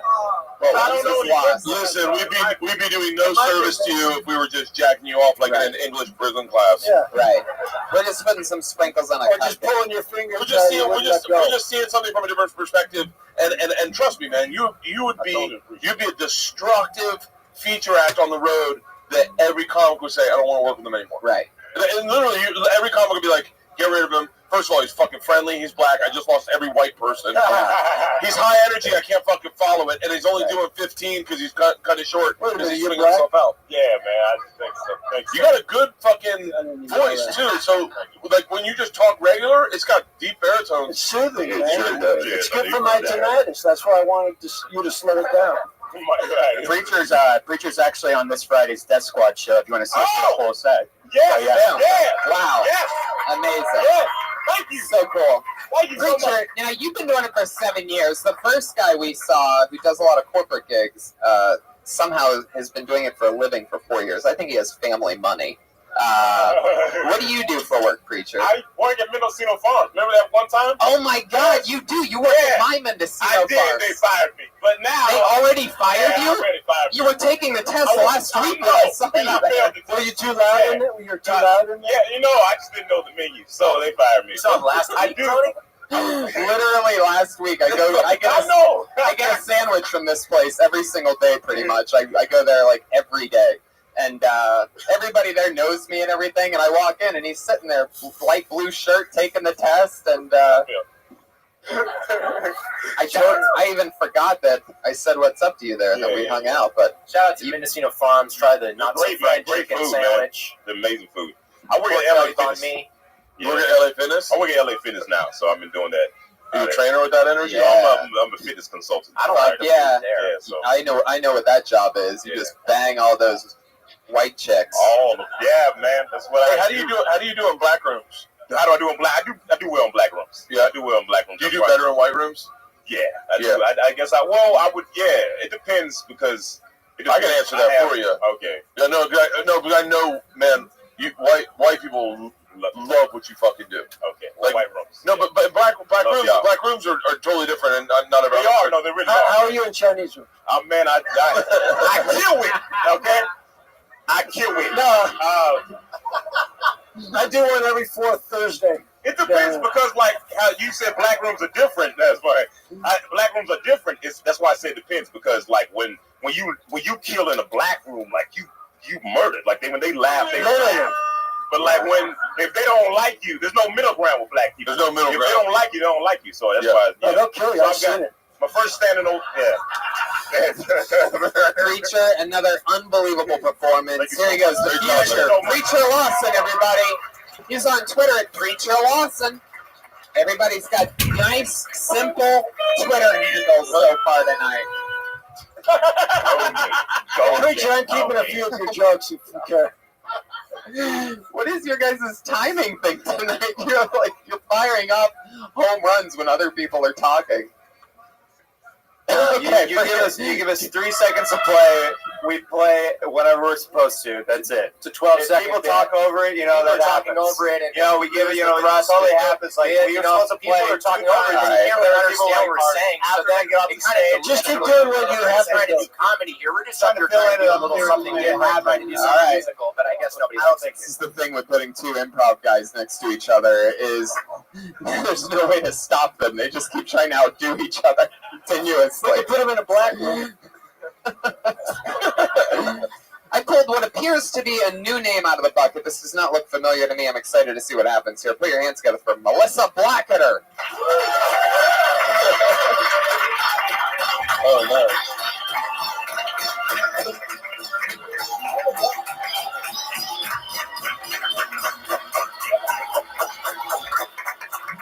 Hello. So, okay. All right. I think Planned Parenthood is a shitty name because if you go there, you're definitely not planning to be a parent. So the police have been talking to me recently, and I think it's because I was caught pulling the fire alarm in my building, which is bullshit because I burned all the witnesses. So my Uncle Rick has been talking to me a lot recently, and he's like, "Oh, Melissa, you're becoming a very smart young lady. You're becoming a very beautiful young lady. You're becoming very pretty." And I'm like, I feel like you're gonna be coming on me pretty soon, Uncle Rick. That's all. I'm Melissa. Thanks. Melissa Blacketer, you're new at stand-up. Yeah. Brand new. Yeah. I love that. How new? Today is the first day. Boom! Our first performance ever. There you go.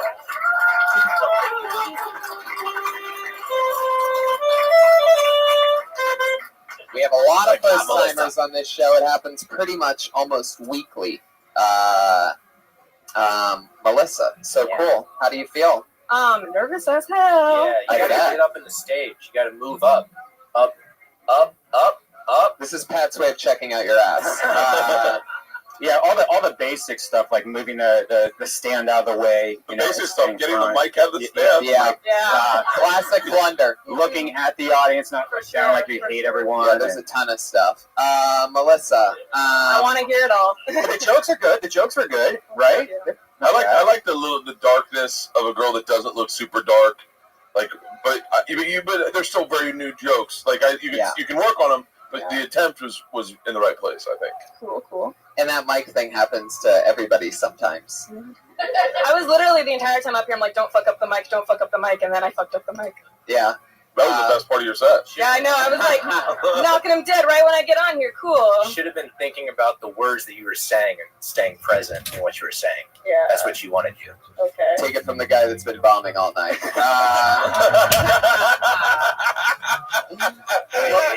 Whoa, there's his buddy stepping in to defend him. Hey, you don't talk to Fat like that, all right? Come on. Reagan and Watkins. Melissa, where are you from? Merino Valley, which is like 2 hours away. Marina. What do you do for work? Unemployed life. Whoa. Yeah. I like the gang sign you threw up there. What was that gang sign? It was a peace sign. Oh. I think my one thing was like, and I just say this from like I think a couple of your jokes I could predict the punchline real quick. But I'm also a comedian. But I think what you should do in those situations is your first punchline you come up with, throw it away, and then Your second and third one, throw those away. And when you get to somewhere where it's absurd, so I think that is, I don't want to tell you you just have done it once, but like when I wanted to hear you when you're like, Uncle saying you're becoming a blah, blah, blah, blah, blah. I wanted to hear like so I fuck my uncle or something, like something darker than a wordplay. Yeah. You know, like, but so I would just take your writing and write out a bunch of punchlines for your setups, and then take the darkest or the weirdest, because that seems to be your angle a little bit. And then make some eggs. Okie dokie. What are some more things about you? So we know you're unemployed, but like, you know. I'm a student at Cal State San Bernardino. I'm studying to be a teacher. How many guys have you had sex with? About to. Okay. When you say about to, so that's one, and then the other just couldn't get it going. Well, you don't really count. You don't count relatives, right? Wait, hold on. Let's just hear the answer. We're like almost 2 men. But like, one of them was kind of a weird. It didn't really. Tell us why. Hold on, guys. We could be walking into a rape right now. It was like. Just let it happen, Melissa. It was like. Unreal. That's what he said. No, but go ahead. Yeah. Don't be shy. Trust me, we've heard it all here. It was like the first time he was trying anything, and so it wasn't really going anywhere. And so like something kind of happened, but I don't really try to count it because it was in your nothing butt. really happened. But yeah, I get it. I know what's happening here. Oh, so because the first time I lost my virginity, the first time? Yeah, the first time. Wow. Because I got on top of her, I put it in, I literally pumped twice, came, and then she said, "Are you gonna put it in?" And it was between her butt cheek and the bed. The first time I lost my virginity. Yeah. I'd like to. That's it. But I'd like to hear it. I'd like to. The rest of the show has been canceled. Not going to get that good again. Get the fuck out of here. I swear to God. You are the baddest motherfucker in the world. I swear to God. If I were you, write some jokes about what's going on in your life right now, of just who you are. Or you could write jokes about Bert losing his virginity. For the first By the way, that guy Jeff Hartley with the big dick was there that night. Where was he? He was in the fucking the chair. He was in the He was living in her vagina. He was in the living room watching Pet Sematary with Stacy, and so I compromised the integrity of the first condom, and I had to go back out and get another one from him. Yeah. Compromise the integrity I'll of tell you this. He stole the For your document. first time on stage, I soiled it was great. I would speak a little louder and just tell the jokes with the same freedom you had when you thought of them. Okay, yeah. And talk about something that makes you laugh. Do you find those jokes that funny? They're okay. See, but that's the problem. Is I could tell you didn't think they were that funny.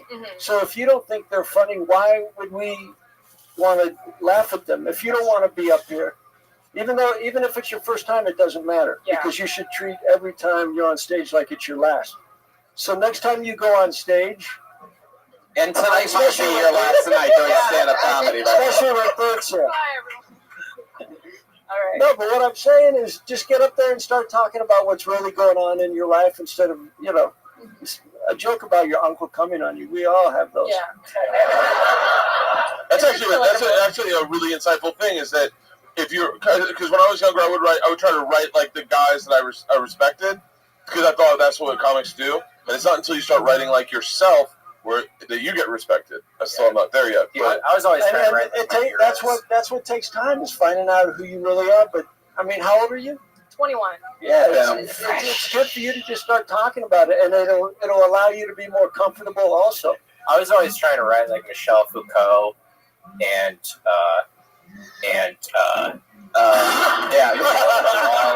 that scared the shit out of me more than it did Jacqueline Onassis. We were the one that had to Planned Parenthood. I'm in love with you, Bert. You were the one that had Planned Parenthood. Yeah. Just so any comic has thought Planned Parenthood. Oh, it's not planned. That's like you just have to throw that one away immediately. Yeah. But just talk about yourself. Talk about your story. Talk about anything weird about your family. Anything besides your uncle. You play video games? Big gamer? No. Like a hobby or something?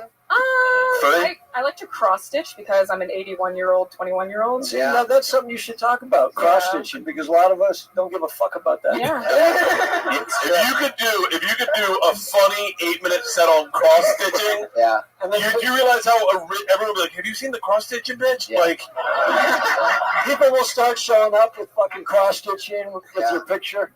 Yeah. Do you get into quilting? Well, I'm not there yet. She's working her way up. Yeah. no, wait. Have Brian describe quilting. I'm sure it's a sexual act. No. You take a straw and suck coffee table. I grew up as a quilter. I had to quilt. My mom and my grandmother made me quilt. Is that really true? Yeah, because they had Talk AIDS. about the shit going on in your life. I mean, why did you dye your hair green?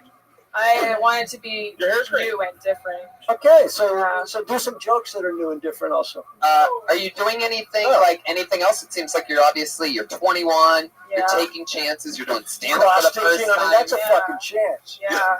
I'm pretty You're wild. 21. You've had sex with 1.5 guys. You're a cross stitcher. I mean, you must be a Tinder fucking just Yeah. fucking swipe right automatically. The guys Your love Tinder profile. No, that's a joke. But your Tinder profile must be just fucking. You're like, I had to take. The caption literally said I'm really into tea parties and cross stitching and all.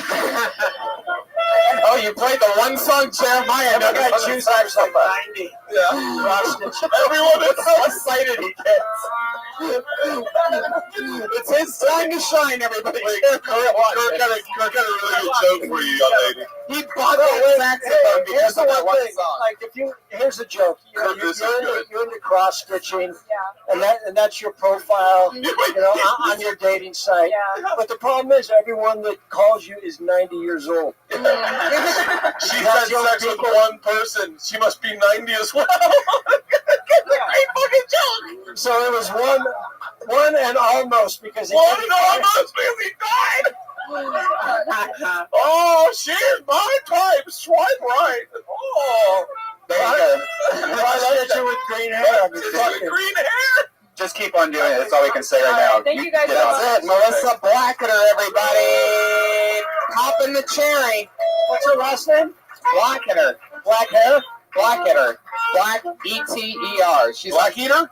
basically Blacketer, but without the A, there would be an eater. Just Good thing Blacketer. there's not an N in there. Blanketer. I mean, fuck it. That'd be crazy. That's true. She's on Twitter, KillerQueen_VR. Everyone's gonna have this stuck in their head at the end of the night. I don't know about that. Jeremiah, are you okay? He does this. If he keeps playing long enough, he'll pass out. Pat, can you hit the reset button on Jeremiah? Put it down. I can't get it out of my mind. Come on. He did it again. I absolutely love you two together over there. It's just complete, if the real life Beavis and Butthead in the flesh. All right, They were dumber. They'd be great at my Christmas when my kids open my presents. Yeah, Jeremiah, play that one Christmas song you know.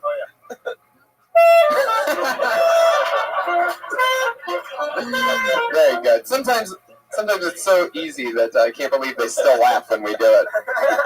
Look at the size of this gray pube floating this way. Does anybody else see this right That's here? mine. It's right there. Floating It's cute. incredible. Is Kirk's advice available on audiobook? Because I feel like a better human just after listening to that for a It while. really is amazing. Good man. I got it. All right. All the time. I got it for you.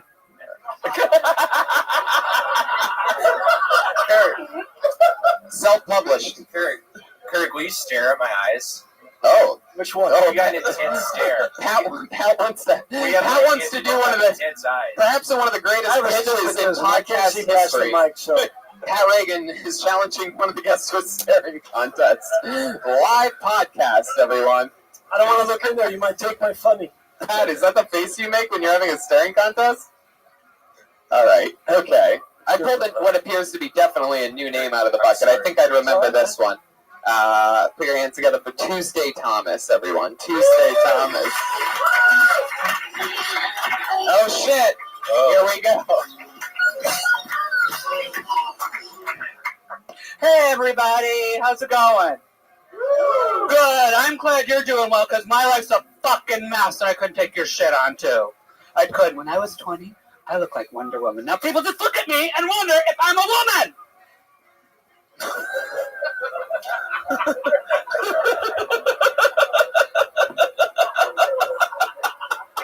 Oh, my God.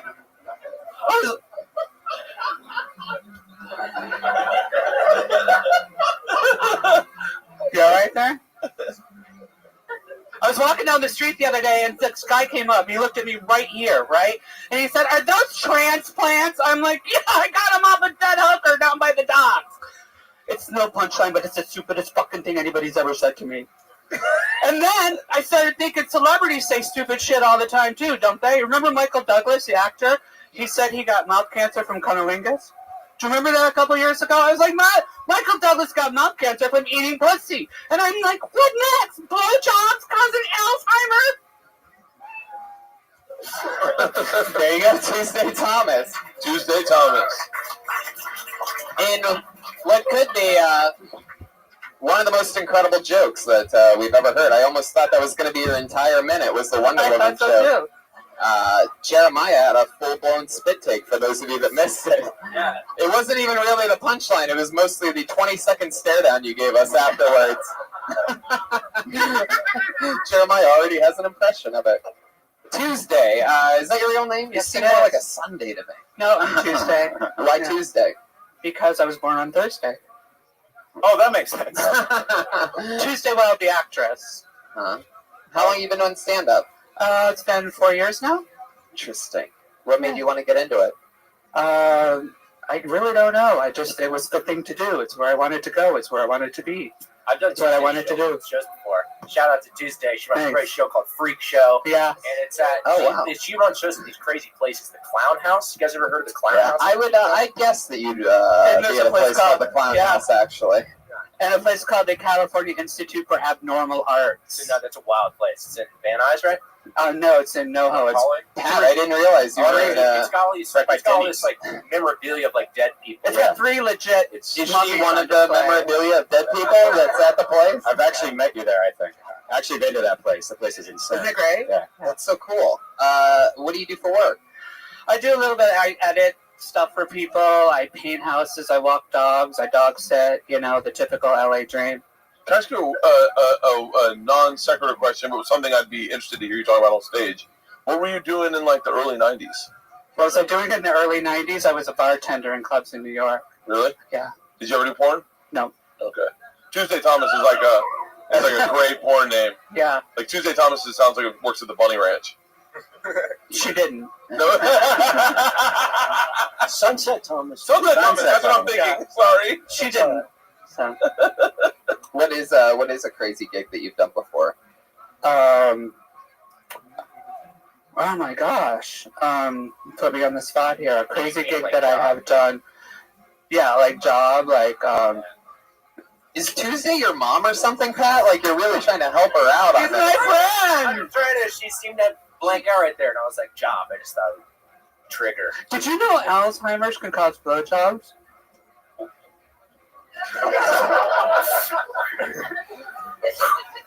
Anyway, no, I didn't know that. And I don't see why that's funny. I don't know why other people laugh. Did I miss something? It was the stare. Yeah, it's always that stare. Do you do that after? How much material do you think you have? I have done 35 straight through. Is it all that same energy? Yeah, 15 of it is staring. Looking deeply into the souls of people. Yeah. Just Yeah, stare until they laugh. own that look. Thank you. But I always am going to say this, and it's not maybe the best note to give anyone who's not doing it very long, but like, I always want to know more about like the real you. Like a picture tells 1,000 words, and that face you make is a fucking novel.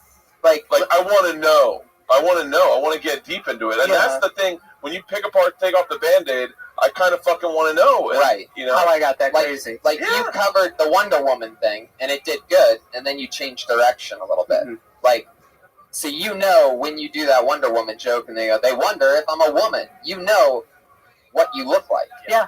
And you know I was on Botched. And you know that's. I was on Botched. Oh, here we go. Fucking serious? Yeah. Why did you fucking talk about this? Well, because I do, but it goes longer into things. okay. You know, I mean, I have a minute here. Stephen Bochco's like TV show.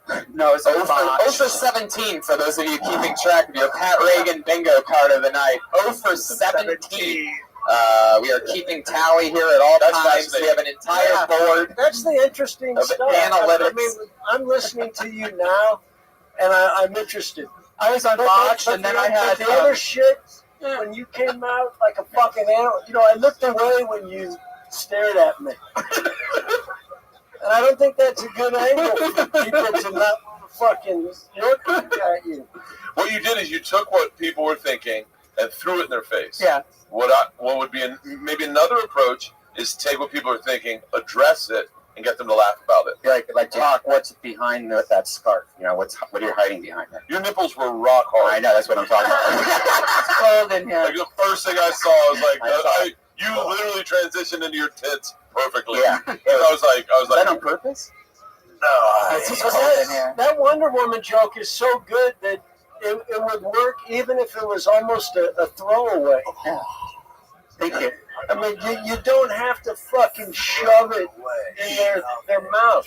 In the mouth. Yeah, I'm always. The first time a guy has ever said I don't have to shove something in his mouth. Ever. What happened on Botched?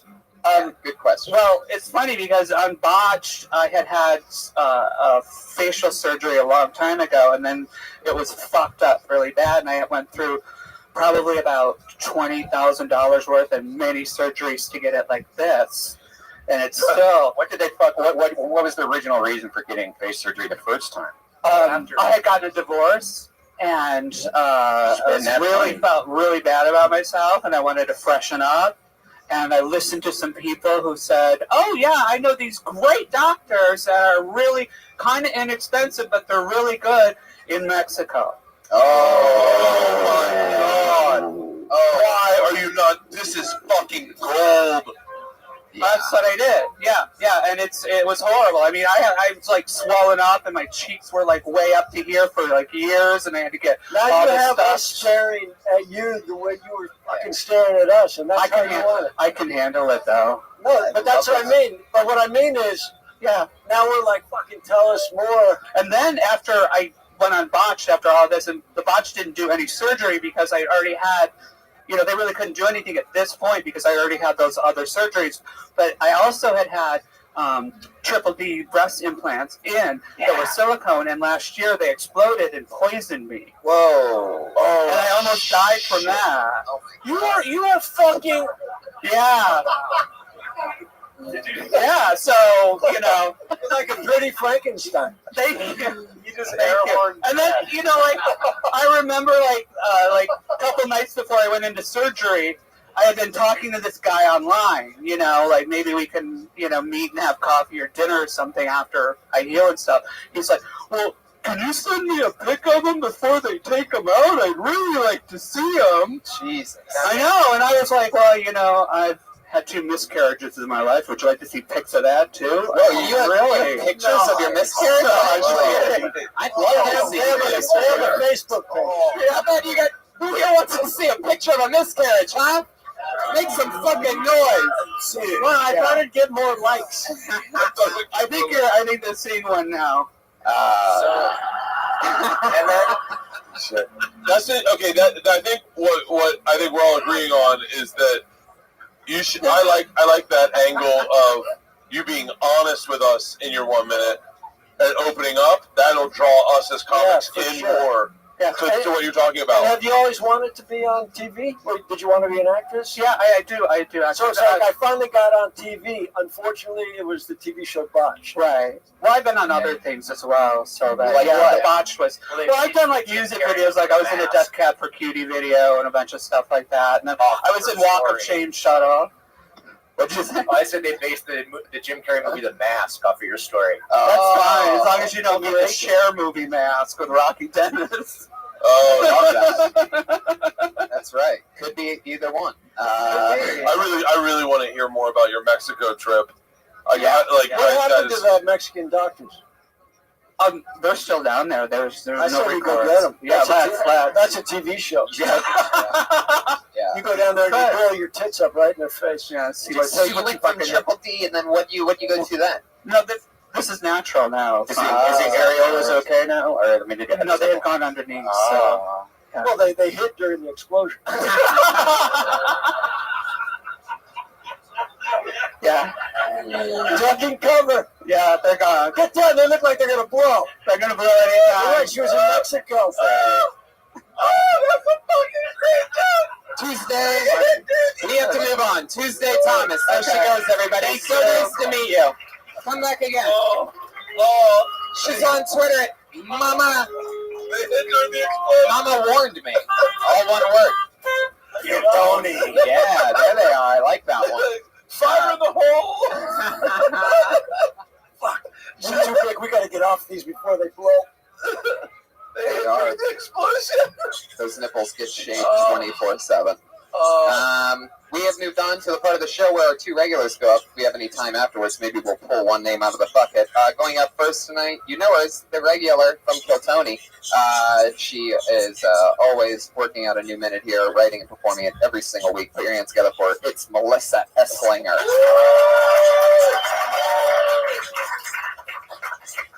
I went to a sex shop the other day. I don't know why I said that. That's okay. I needed some chapstick. I went there. Anyway, when I was checking out, they asked me if I had a rewards card. But every time people ask me that, I'm like, I'm not sure. Let me give you my number.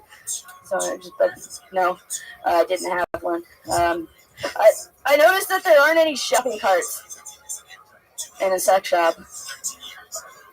So, you'd be buying a lot of stuff.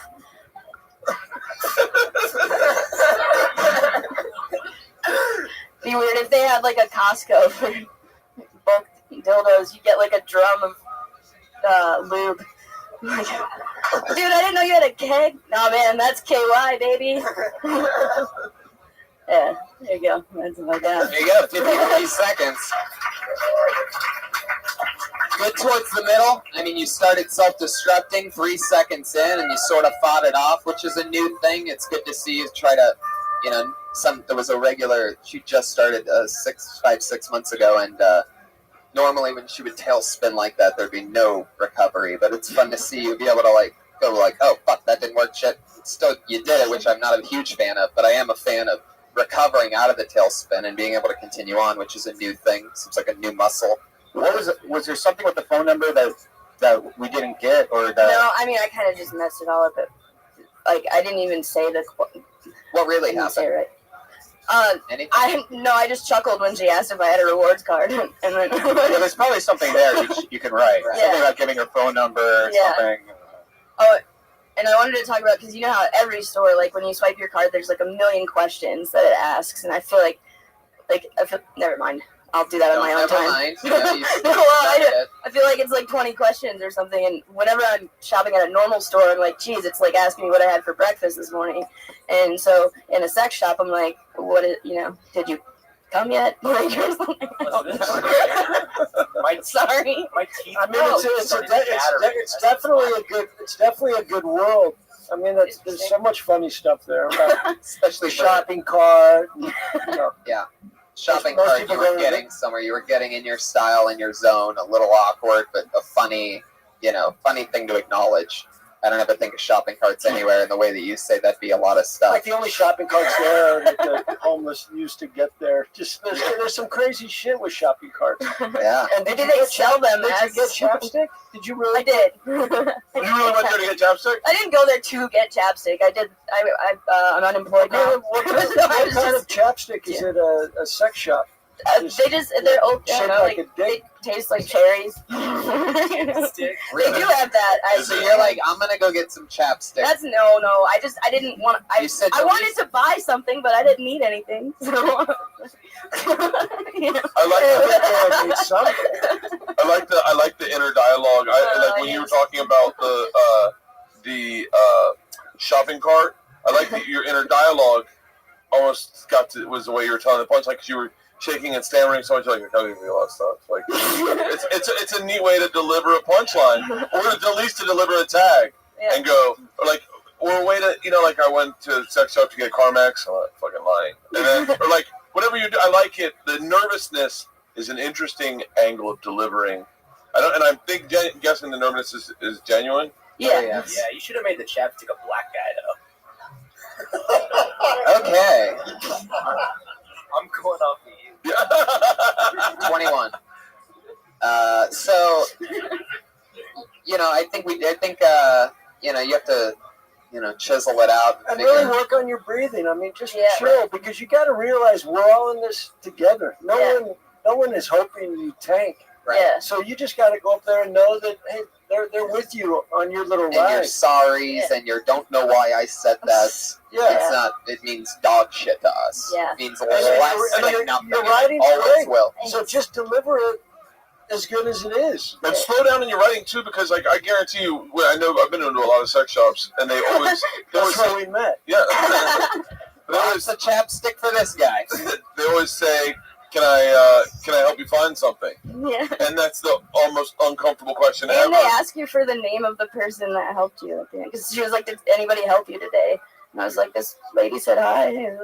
No, I'm lonely. I'm in a sex shop. But it'd be like if you went to a sex shop and they go, "Can I help you find something?" You're like, "I'm looking for chapstick." They'd be like, "Sure." Like they wouldn't buy that. They'd be like, "What are you really looking for?" And you're like, "Fucking a can." I bought fucking a can in Miami. Is it like put your dick? Flashlight. Oh, your dick. I thought it was going to be a vagina, but it You was do that with a Coke can, you can save like $14. No, it was a Kieran can, and instead of having a pussy, it had a metal, and it just looked at me when I got it back to my room like, "Don't do it, man. Please don't do it. Please don't do it. Not cool. Not cool." Melissa, we could just it's another night where it's just sort of back to the one root thing with you. You're a special type of creature, so it just all gets back to lose the apologies, lose the I didn't need to say that, the blah blah blah. It doesn't protect you, it doesn't save you. You just keep reinforcing the fact that it's better to just say nothing than to say sorry or I don't know why you said that. Because the audience doesn't know that something isn't funny unless you tell them. It can always still be a setup. Sorry, 4 seconds in, and then they're going, "Oh, I didn't know what was happening, but now I know she's not doing good." 4 seconds in, that she's apologizing and panicking, and they don't need to know that. They don't care. It doesn't matter to them. And then nobody's gonna go, I wasn't gonna laugh at something if it was funny because she didn't apologize about that first 4 seconds. Yeah. So you just move on. Pat? And the rapid anti-Semitism, I think, was a little much.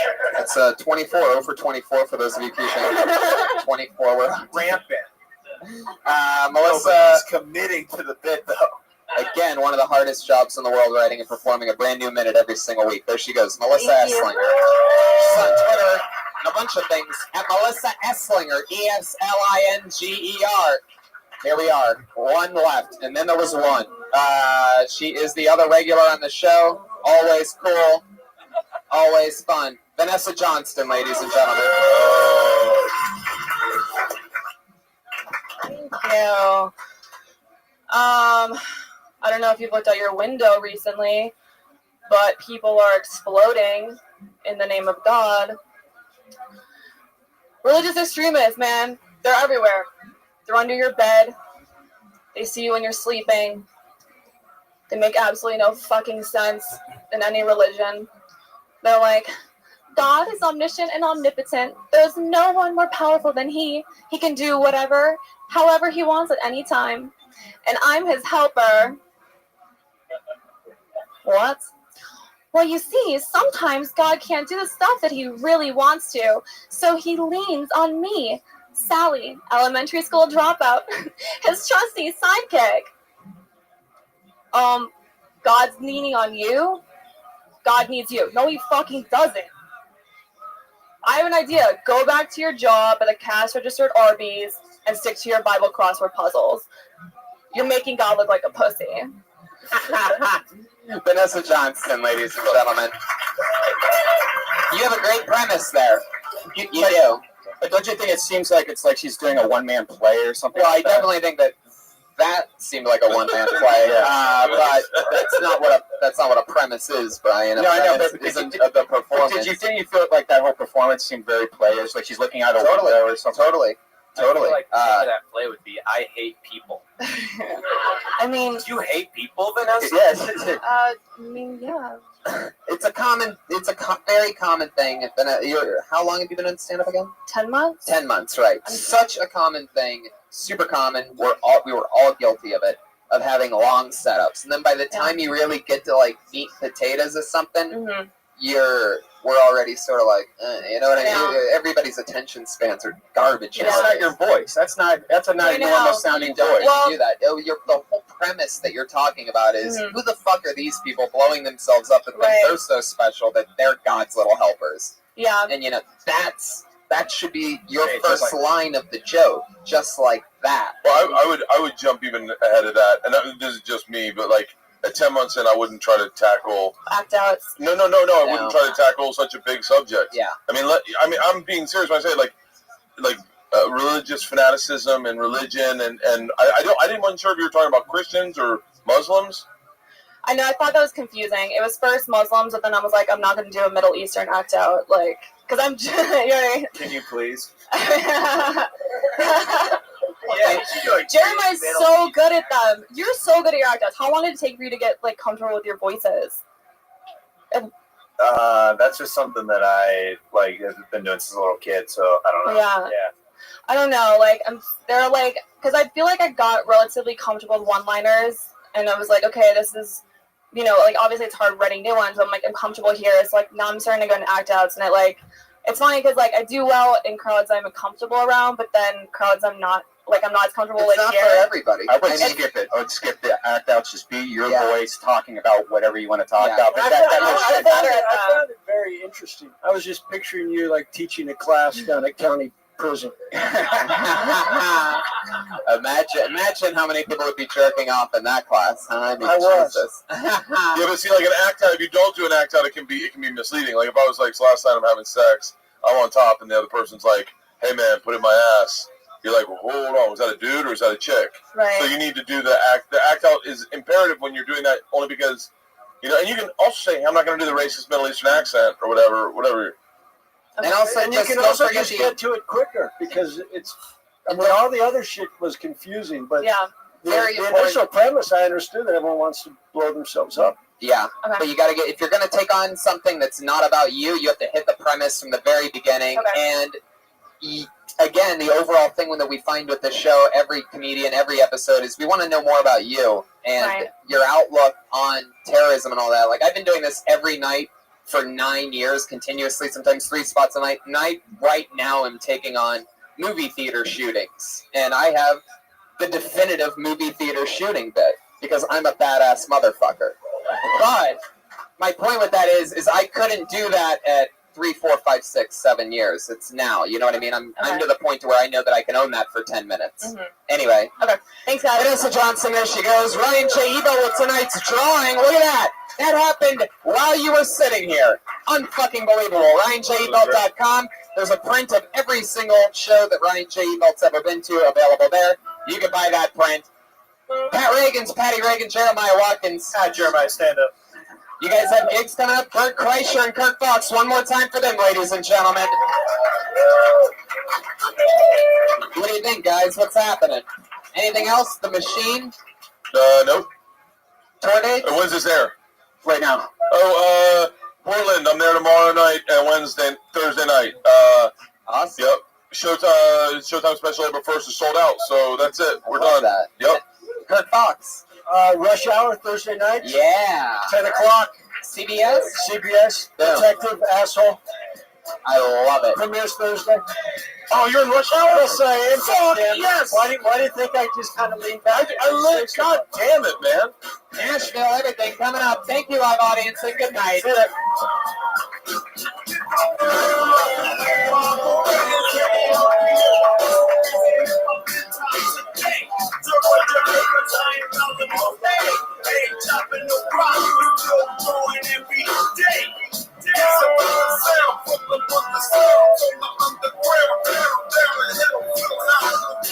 Drown, swell, the frown,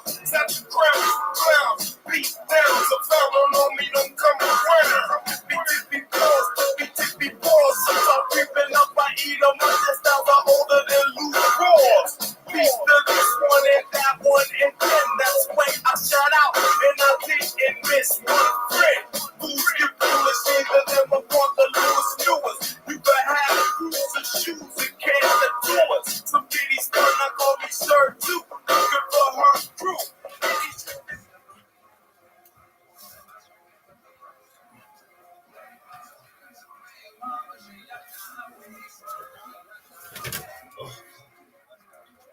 The fuck?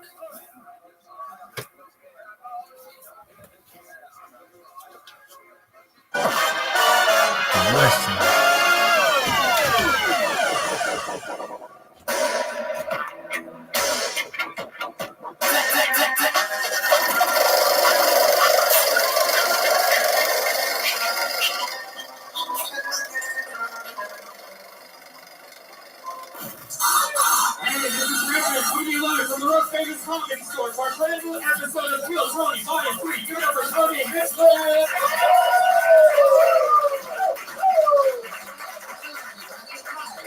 Another fun episode of Kill Tony. We are the #1 live podcast in the world.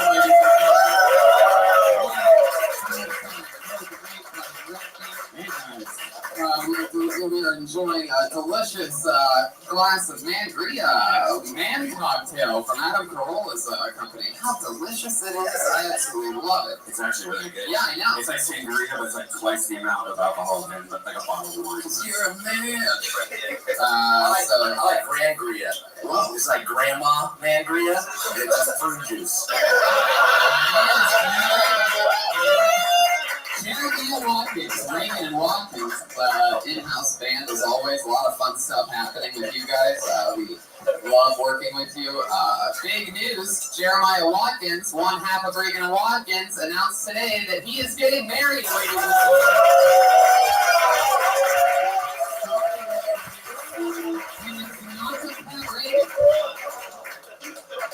That was very disappointing. So was your fleshlight, I heard that Jeremiah. Yeah, both know. Whoa! Cheating on one fleshlight with the other. You ever fucked a saxophone? You ever taken a saxophone? Do you know what I'm saying? Yeah. Oh, already bailing to the circle character. We got Jamie Vernon on the HD camera in the back, everybody. Everybody's new favorite, Ryan Katie's up, everyone. Draws every episode. Right now, your paper by the end, you're going to see tonight's episode of High Detail Drawing. Make sure you track him down after the show on the patio and make sure he shows it to you. That's Ryan J. Ebelt, the house artist, also the creator of the new Kill Tony poster that people are buying all around the world. We just had a shipment to North Korea. Yeah. We have a fan in North Korea, so that's the type of, it's good to be part of the end. Good Kong Il watches Kill Tony. Yeah. He's our #1 fan. Thank you. Anyway, tonight's news. Tony, he's not available. There's a hotline there today. Be careful, everyone. So congratulations on getting married, Jeremiah. That's very exciting. You guys are the best. You're engaged, right? You're not married. Yeah, it's gonna be a long engagement. Yeah, you gotta stretch that out for another 10 years. That's long. Yeah. Can I ask why the fuck you guys are dressed like that? Is this like, are they revamping White Men Can't Jump and you guys are the same audition tonight? We're just trying to be more castable, Tony. Yeah. How do you it always works well when you nervously squeeze your water bottle while saying, oh, they didn't need a job. Somebody love me in this town! There you go, Pat Reagan. There they are. So, you guys know it, you love it, you're here. You guys ready to meet tonight's guests or what?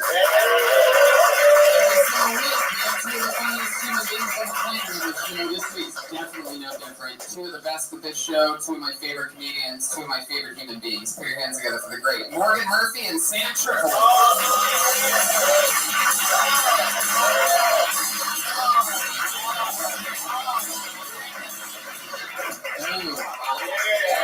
How are you? Tripoli and Murphy and Tripoli. I'm excited about this. Sounds like a great law firm. Yeah, shady law firm for sure, right? Yeah. An Armenian Irish taking over law. Welcome back to the show, guys. What do you think about the new band in the? So you got rid of the fucking robot guy? Yeah. That was like a year and a half ago. That's just another fucking dude out on Hollywood Boulevard trying to make $1. We did a chair Sucking dick for box wine. That's what's going on there. We did a chair buying getting married. Listen, I don't approve of it. You know what? All right, congratulations. I will give you. You know what? I'll get you a gift at 10 years in. 10 years in, I'm gonna buy you a wedding gift. Thanks for the fake, bro. I always feel sort of grateful that I don't play an instrument because I definitely within a year of comedy would become a musical comedian because I would have been like, I forgot to write today, but I can play this. Well, that's their entire world. Yeah, we never write. We're songwriters. People will be singing our songs for decades to come. We're more artists than comedians. Yes, you are. How did the sax survive? Over the years, like, it's a beautiful even would stop fucking guys who play sax, right? And eventually it would just die off. Well, trust me, he's getting married, so they are about to stop fucking people.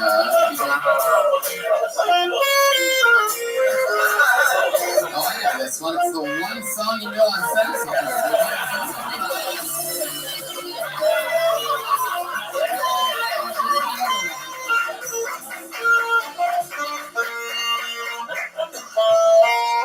Congrats on getting married. I'm happy for you. You're the hardest working dude I know. You're my walkies. He's everywhere. He is like the Where's Waldo of comedy. You just gotta find him on every poster. He's everywhere. You hustle, dude. Thanks, man. Try. You do. He's with us here tonight, and you guys ready to party or what? Over 50 comedians signed up a chance to do Kill Tony tonight, get pulled and do 60 seconds on stage and then talk to our guests about everything that we saw. Comedians, you get 60 seconds. You know your time's up and you hear the sound of a kitty. Alright, that means wrap it up then, or else we're going to bring out the Angry West Hollywood Bear.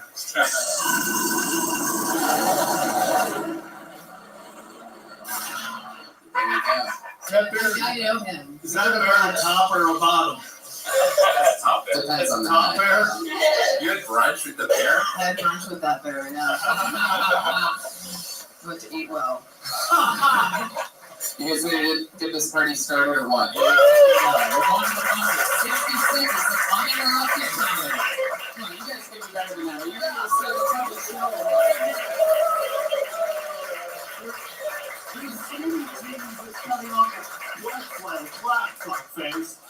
I actually know this young lady. Very, very funny, rising comedian. Put your hands together for Christine Medrano.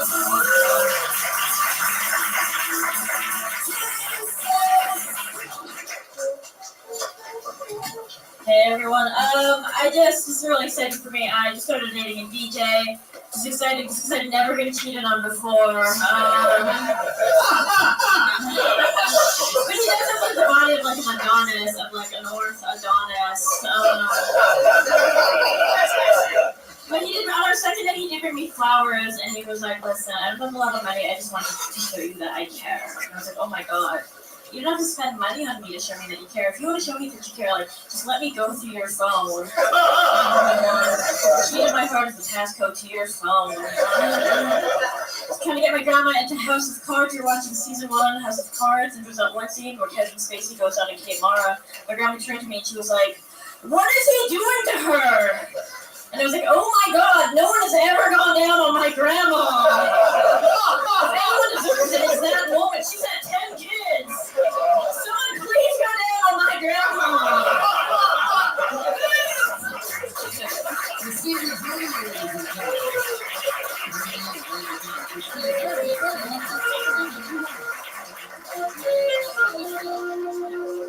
Hello, how's it going? Good. How long have you been stand-up?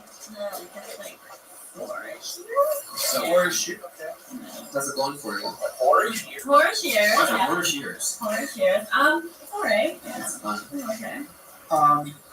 Let me get this right. You're Latina, right? What are you? I'm half Filipino, and I guess my mom's from Gagano. So you're other? Okay. You're other?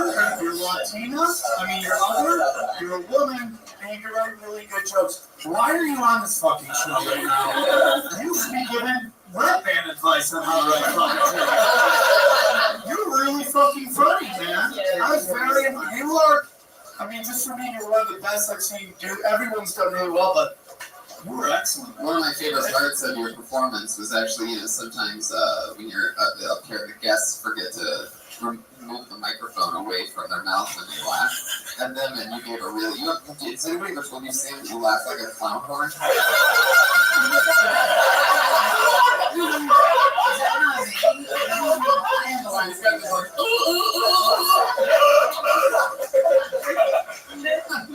It's very powerful. Now, the podcast listeners with the most headphones are going to really love that. There it is. It's a mic horn. Sam, stop laughing.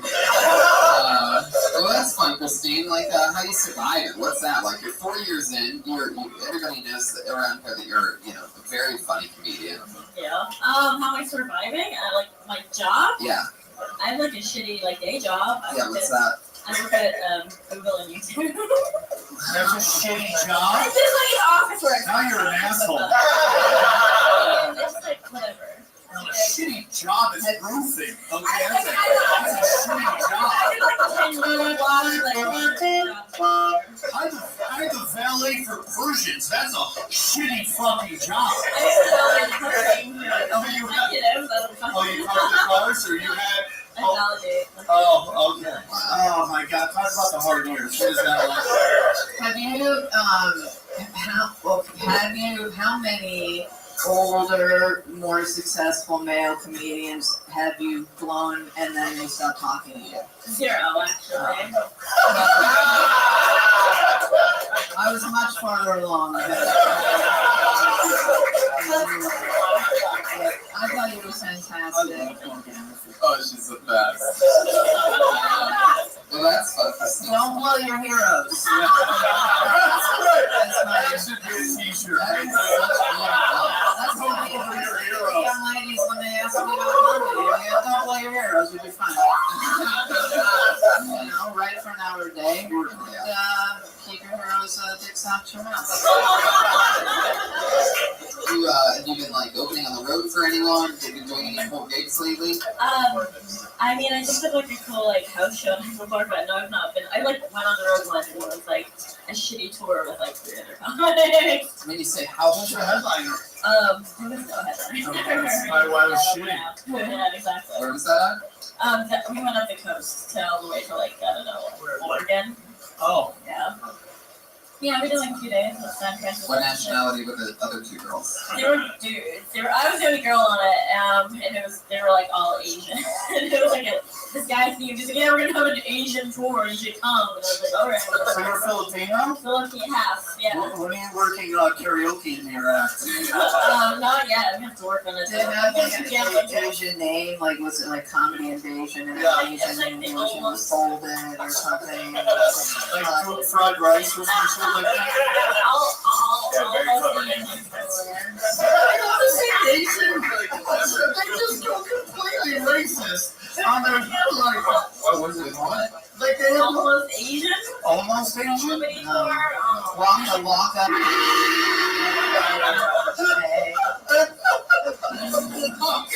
Waka the waka. Oh shit. So that's good. There's not any more fitted than the actual names of show. What show? Yeah. I mean, Oh no, Asians make theirs the most racist when you name it. Yeah. I just think of one. Slanted eye comedy. That was one thing at the improv at one time. The little Mr. Rice guy. And there's that napalm death. Yeah, okay. It was so nice to meet you. Thanks for going to our Tony. There she is.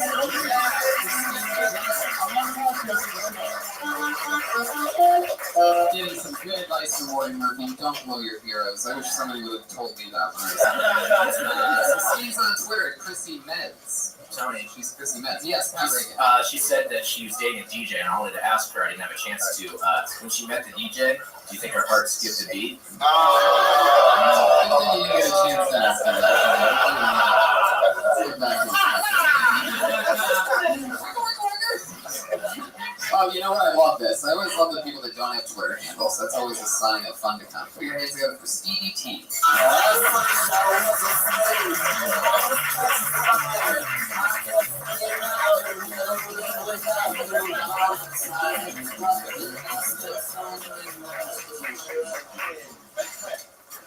So, I'm going to start out saying I love the military. They're good guys. All right, now that I've said that, I don't think it's necessary to go to your favorite restaurants in total battle-ready attire. I mean, like, I get it. Like, you may have just come from fucking Fallujah right now, but there's not a battle against chicken nuggets in the fucking back right now. There's not one girl who's saying, oh, does that guy have a frag grenade? There might be. I mean, I understand some girls really like a guy in uniform, but I mean, that wouldn't work for every fucking profession. Like, my friend's a pizza guy, but I wouldn't see him going after work in his attire like, shit, ask a girl, hey, baby, you want me to stuff your crust? Go for a pizza hut joke, I don't know, I just felt like you guys look like a pizza hut audience.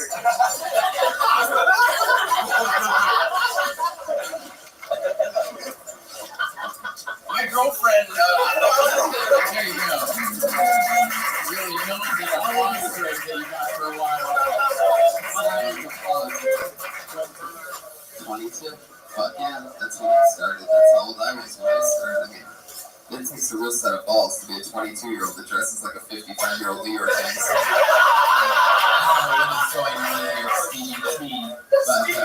Hello, Stevie T, what's up? I didn't do an Italian joke this time, not one. Just a pizza. Yeah, you didn't do any jokes.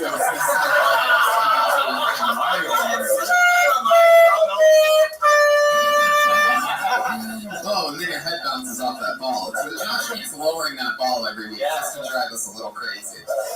So Stevie T, let's talk about it. The whole, you maybe like after the military, right from the head, maybe isn't the best thing. You know? No, I was actually going over my head. If I went up right now, what am I gonna say? But also, right, you're like, fuck the military. Fuck our heroes. Fuck people that fight for us. I'm not really doing anything. Why can't they change the bathroom at the airport?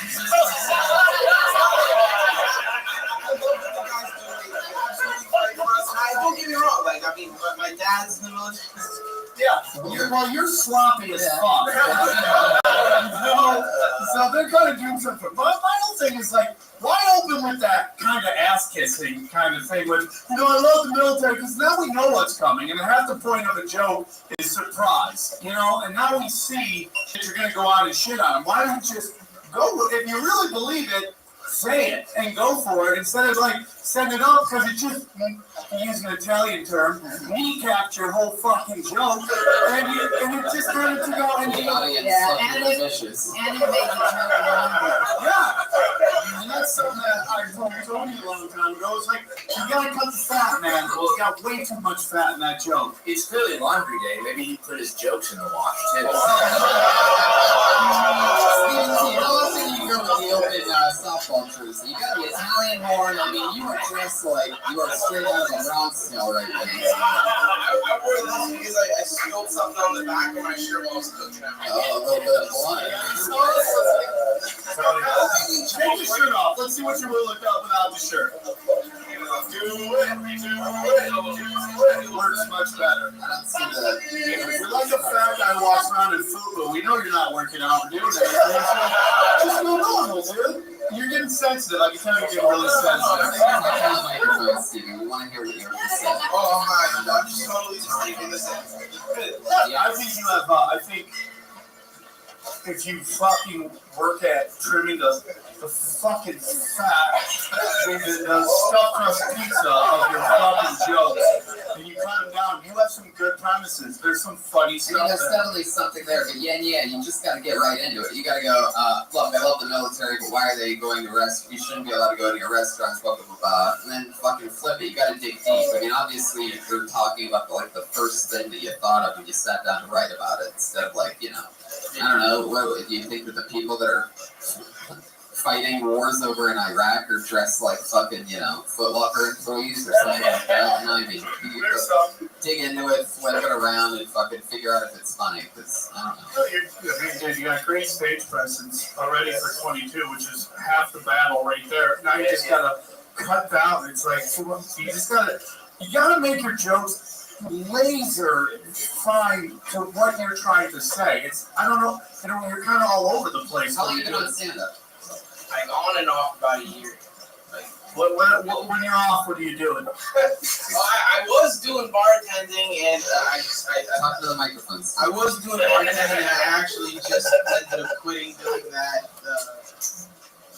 I was just getting enough hours. You wrote that military joke, and you're like, fuck. I was like,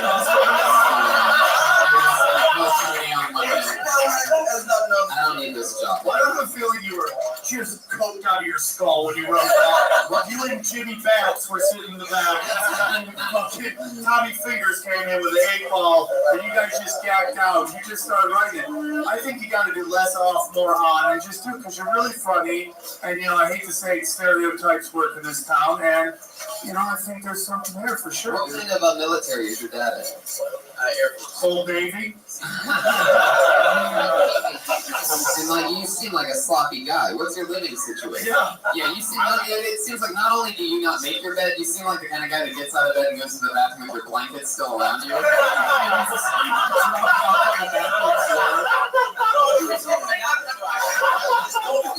To get dressed up and do the fucking Kill Tony show.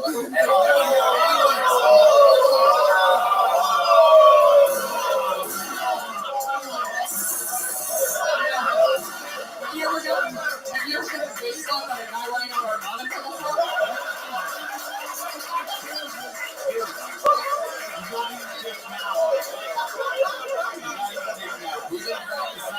We've been here till Tony. We're big supporters of the Diaz brothers, 209. So be very careful, Stevie T. Where are you from, Stevie? Relax. Stevie is sloppy. Not already not. Relax. He wants to bat everybody. Born and raised in LA? Yeah. I would have taken you as an East Coast kid whose older brother lets her hang out with the gangs. What's your first name? Sloppy Sicilian Italian. Frank is throwing in this Godfather theme, so you guys can laugh. So you guys do it real quick. I just love he's just so angry, biting his lip right now. Stevie, well, I mean, is there anything you want to say to us? Is there something that you feel like came across wrong or anything you want to say? The whole set came across wrong. Reimagine everything before this. Didn't matter. Imagine it was all funny. So cameras here. This is getting shot worldwide. 50 people signed up for this, and you're like, why do I gotta dress up for Kill Tony? You don't know who's the fuck in the audience. I'm gonna put that girl that just came up here, I'm gonna put her in this thing I'm pitching to Comedy Central. You don't know who's fucking watching. You gotta fucking bring it, dudes. You gotta bring it.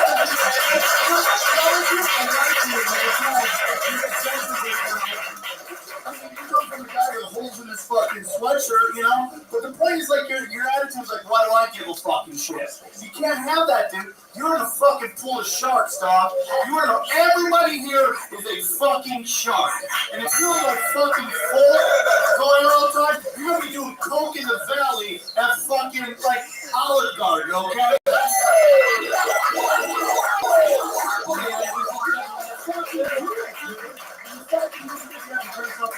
You gotta come balls all the time, dude. You never know who's in the crowd. Stevie, don't quit. This is gonna make you strong, baby. Stevie T, everybody.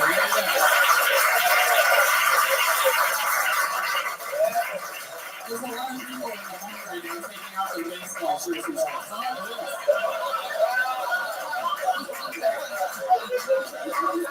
Sam Tripoli is like a coked up Tony Robbins.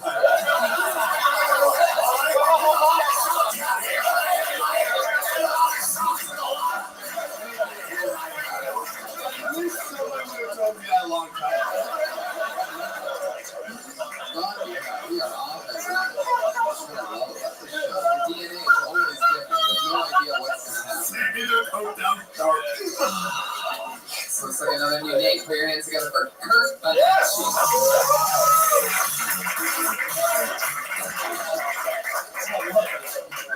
guys. My name's Kirk. I just moved here from Florida. Yeah, cool. I moved to North Hollywood.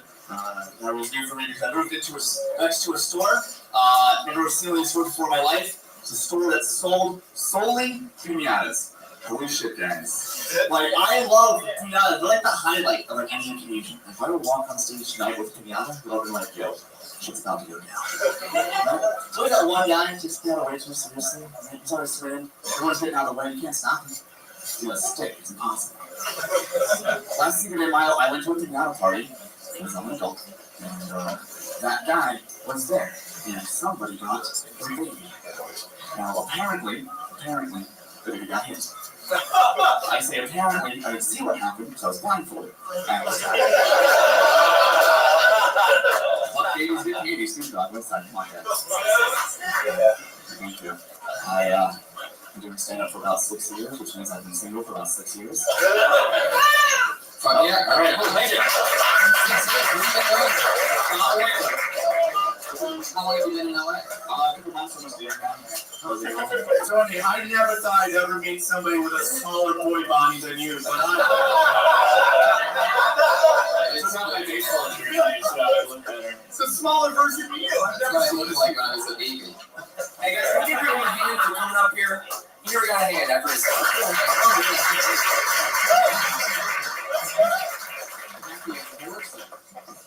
So Kurt, is that true? You've been single for 6 years? Pretty much. I had a girl for about 6 months for a bit, and she's doing great. How long ago was that? 2 years ago. Can you only date anorexic women? It's like Sure. 2 fucking bags of fucking. Your antlers fucking.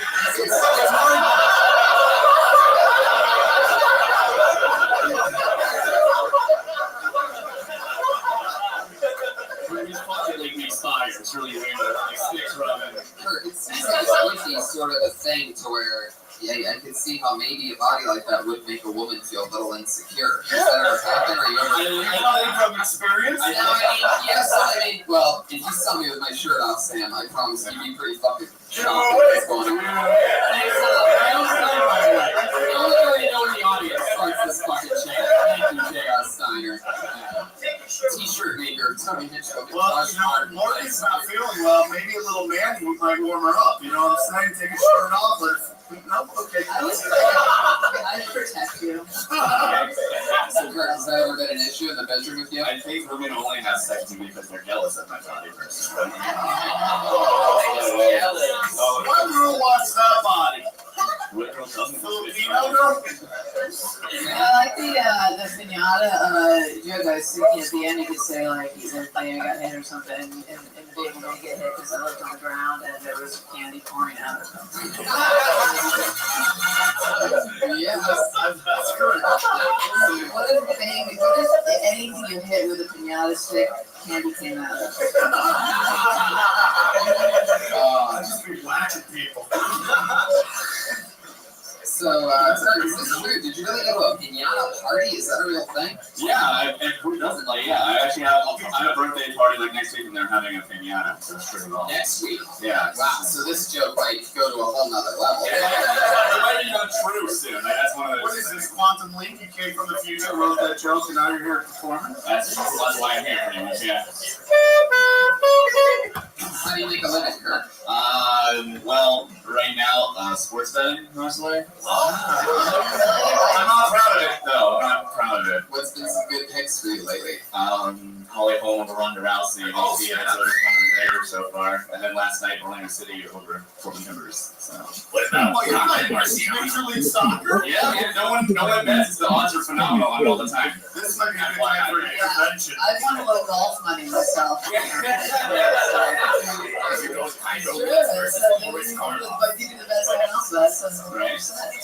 You take Syracuse tomorrow in the women's final game? I mean, yeah, they have to be such an what's happening? I mean, the odds are probably phenomenal. You're listening to Zero Media Podcast. I thought your jokes were funny. I thought you had a couple lines in there that need to be trimmed out that ruined the rhythm of the joke. But it's a funny premise, and I think you got good jokes structure. Just gotta pull out a couple lines, and I like it. You're listening to an Airwave Media Podcast. Because that's pretty funny. Yeah, I like the Morgan, any advice for Kirk on anything? Other than don't play your heroes. What was heroes? Anybody's hero? I mean, no one's blown me yet. Okay, you're listening to an Airwave Media Podcast. Kirk Bonacci, and what would be a fun fact in it? What's something about you that's interesting? I was a European child star. I really like the music. European child. Yeah, exactly where you are child star from. I was on 2 Disney Channel shows. Called Game On and the Avatars. My favorite selfish vision of person. So what character were you? The goofy best friend in both of them. Were you like 25 when you played it? I was 22 and 23 playing a 16. Can you give us one of your most famous lines from that? First one that you think of? Weak sauce. That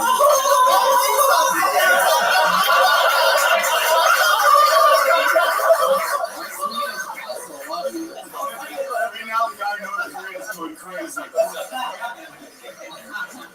Did you get puss from that? That was my first such relationship while I was in Europe. Wow, like a 10-year-old or 11? You just keep calling it.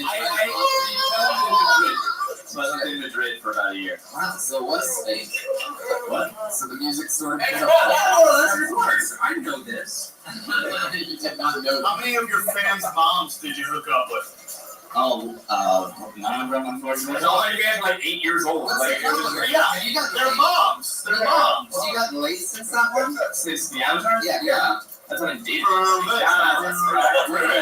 you on the dating websites and stuff? Yeah, I'm on the majority of them. What's your favorite one and why? What's your favorite dating app or website?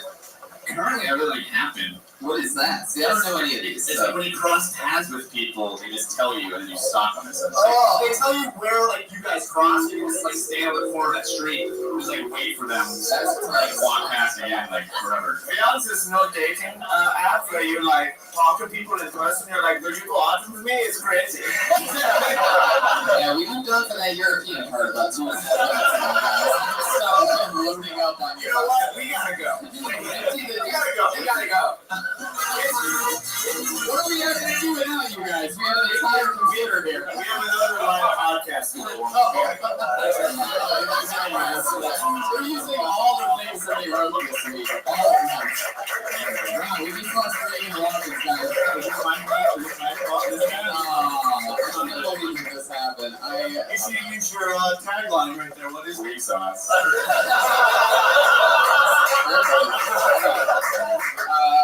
Anything else for Kurt?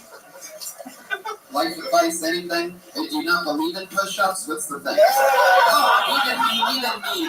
When I remember specifically, and we're joking about it, but it is true. I was a vegan for 5 years, and I lost all this fucking weight, and then I got busy with work, and I started being a lazy vegan. So my body just started eating any muscle that I did have, and then 4 or 5 months ago, I stopped and started eating like a human and fucking working out and shit. So I just wonder, what's your?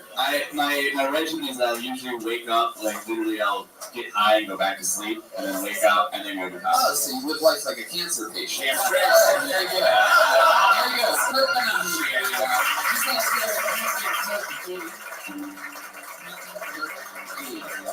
Ryan's now pulled out his band app, Apple Music, to replace Reagan Watkins. So, if you wonder, they really walked off. Yeah, there's no way they're coming back. I've worked with these guys for years, and if there's one thing I know about them, they're definitely not coming back. So this will be interesting. Jeremiah literally left the door open. That's a very rare maneuver. Even when people have stormed out of this show, they always slam that door behind them. So, just a little something to keep an eye on later. I'm not part of whatever joke is happening, by the way. All right. Appreciate that. Here, answer for your next comedian, Ian. Wait a second. Roll on.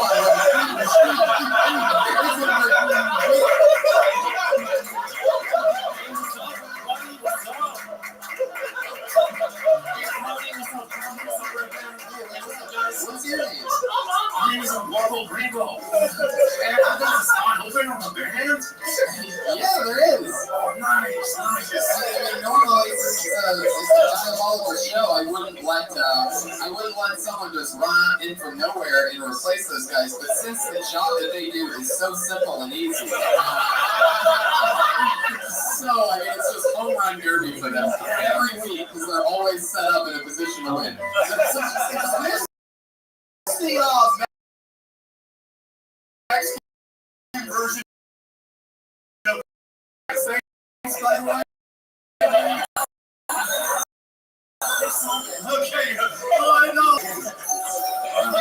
So I'm gonna bring up the new comedian. Is that cool? Is there anybody else joining you? Is there anybody else? I see some shadows over there. It's just a solo. All right, I'm gonna bring up the next comedian. Then put your hands together for Ian Russo, everyone.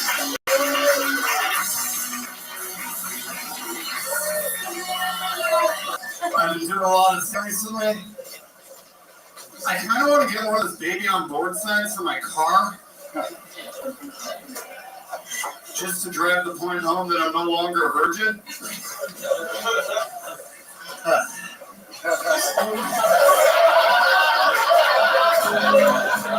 When you really think about it, sex is like improv. Even when it's good,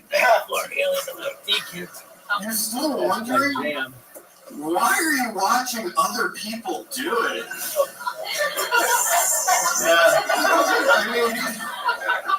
I may be new in town, but I'm so late, even my pants are sag. Alright, I love you. You've been doing fucking amazing, by the way. How long have you been saying that? 2 years. All right. Yeah. Well, let me say You have the clap. You have the kind of power and style of a 6-month comic. So congratulations. Well, there's something very. You have a thing that is always weird, and people sometimes hear it. They wonder what the fuck I'm talking about. But you have really good timing. You have nothing material-wise. I was like, oh, this is good. I'm lingering. There's going to be a punchline. Your reaction, your funniest parts are not your punchlines, not your setups, but literally in between the two. I wouldn't even call it a segue. You're disgusted with how what the first joke is. That sound effect? Yeah. Just when you just gave up on life right there, that was when I related to you the most. Yeah, this is going way better than wow, dude, you're the best person to cry happy tears on the show here. You have awesome setups. You pull everybody in. We're waiting for this amazing payoff, and then you completely shit the bed. And it's just, but it's like, you have great premises. You just have to figure out a punchline that fits the amazing premise that you presented. I think your setups are awesome. Thank you. You just have no clue what a punchline is. But you have everything else. You have the energy, the look. You have a great look. Like, I'm like, this guy could do commercials. And you have great setups. You're just missing maybe some might say the most important part. Let's try to figure it out. Let's try a little experiment here, Ian. What are you trying to say with your baby on board thing? Why would you want baby on board sign? Why is it? To drive the point home that I'm no longer a virgin. Well, why did you have to do that? Because I had a baby, and the baby's on board.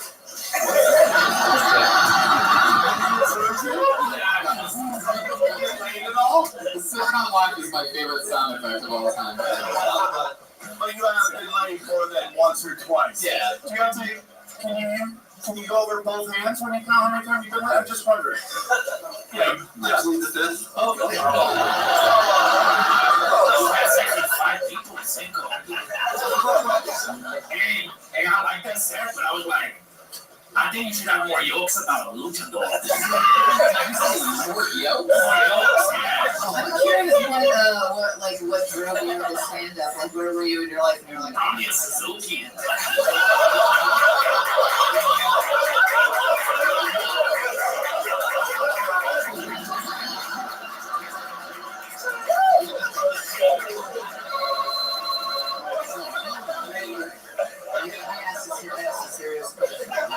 What drew me to stand up? Like back in New York, I was an economics major. I met somebody who hosted an open mic in Brooklyn, and then I went, got super hammered, and I found myself just falling into the circuit. Give me some fucking introduction. 1994. I'm 2 years blackout. I'm still a vendor right now. Is that true? No. Yeah, have you drank it? Not really anymore. Ever since I I started driving back into New York to funds moving out here, driving for Uber. Yeah. Like now I'm not driving for Uber. So that is how many stars? Oh, it's like 4.7 is my average.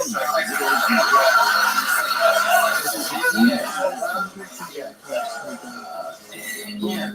Tell us something else. Where are you trying to meet women at? Like, if it's going so bad for you, tell us. Let's figure out where we're going wrong here. Can I tell you one thing? This might be embarrassing. Turn zippers down.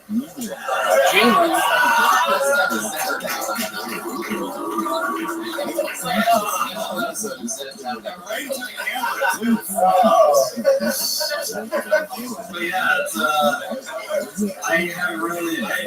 It's weird. I'm giving up on OkCupid, but I've been invited to be a moderator. Look at this one. Look at this one. You had so little action on OkCupid that even they're like, hey man, you want to pick up a shift here?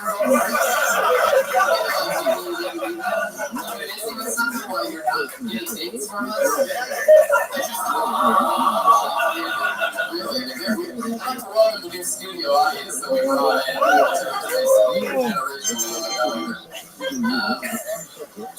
Yeah, I just haven't been trying. I've been focusing on surviving. I'm a temp.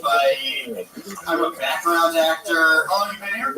6 months. Yeah, you're doing fine. Yeah, first year in LA is just all about beating the fucking self-worth out of you. That's really what it's all about. It's about killing your ego down, and if you make it through the first year, then it starts to kind of rise up. It's really all about just kicking your dick in the dirt the first year. The average lateral, you think you might come from New York or Seattle or San Francisco, it means nothing. You come here, and it's just like beating down with a stick. All you have to do is stay afloat in that restaurant and cover that. Props for showing up and doing this. I would not have had the guts 6 months in to do so. She would not have had the guts to come up here with your jokes. She would have worked harder and performed better. Ian, shut up. Ian, shut up. Ian wants to say something. Our light-skinned Mexican correspondent.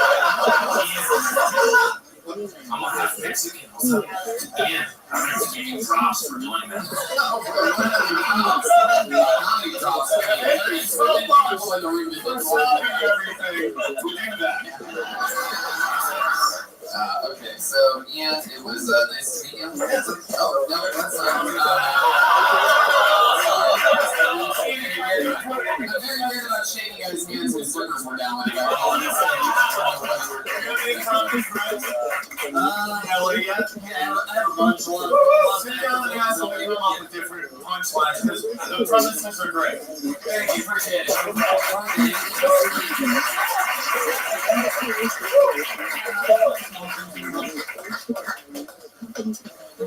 Yeah, Ian Rousseau is on Twitter at Ian Taco. Hey, you're not talking. I know I'm not talking enough. Sometimes it's hard for me to think of nice, constructive things to say to people.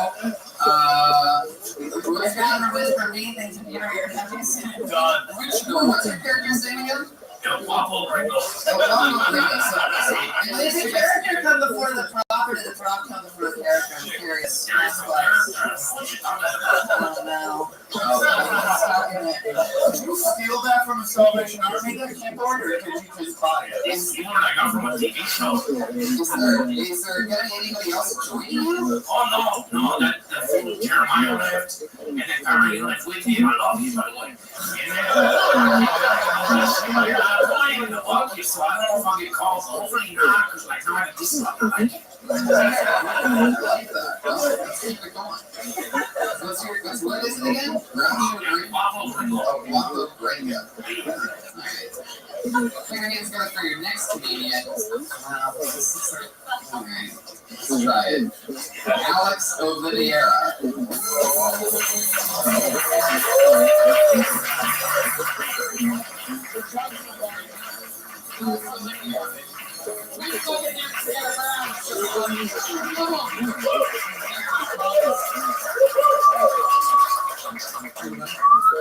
Like a lot of people, I'm good and bad with money.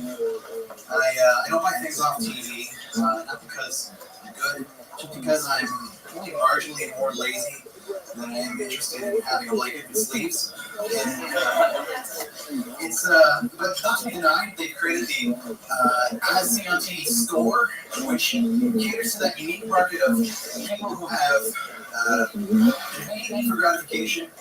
That happened with red wine on very white catches and poor credit. And I can't help but wonder if there's somebody, like I like to do my homework when I'm good about buying things. I like to do my homework and really research a price. And because I hate it, I mean, everybody hates that paying too much.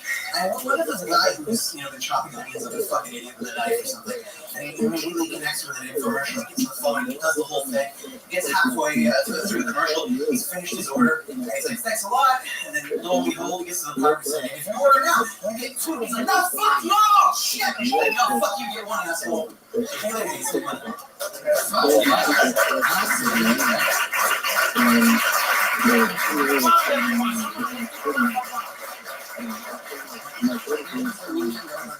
You were at here tonight. What's the risk?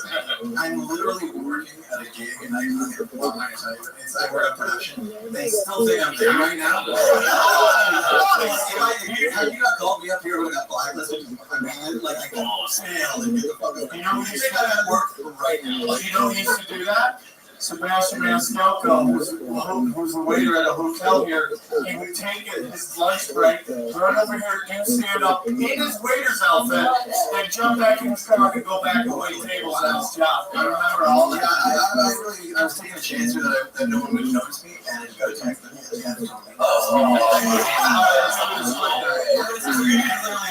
How long is this comedy? Tell me history. How do you write? This is the first time you got it.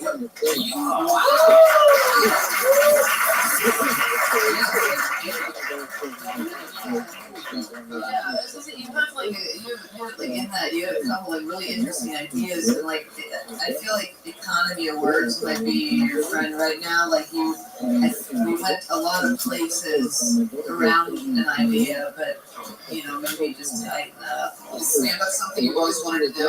Yeah. And how old are you? Sorry. How long have you been working on production? Is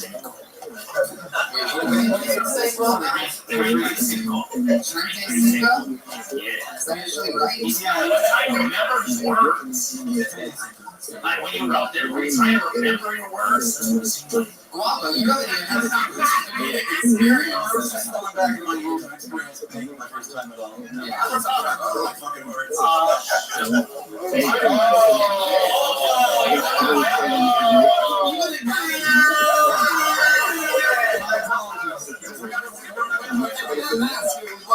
First glory hole. This is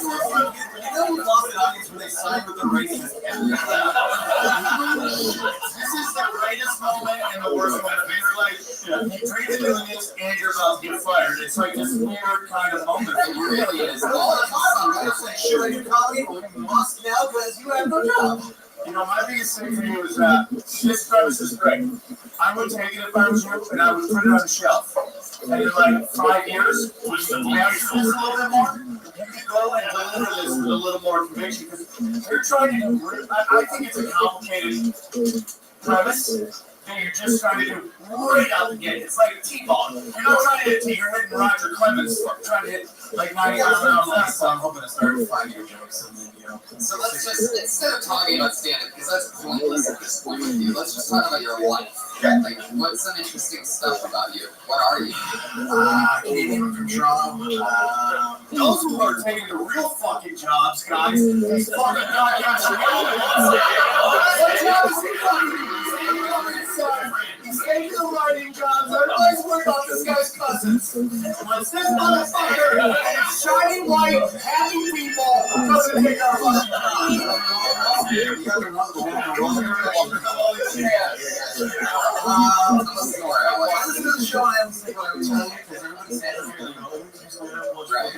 Right. I don't know, Portuguese guy, I went to jail once. I didn't pay a seatbelt ticket that put my license in suspension. And you can't just say, oh, you got me with a suspended thing, and take your fine. Now you gotta show up in court. I learned that the hard way. If you don't, they give you 2 weeks in maximum security prison. And that's not what you talked about. Just saying you went to jail is no offense, funnier than the other things you said. Tell us about it's Canadian maximum jail, so that's like timeout here.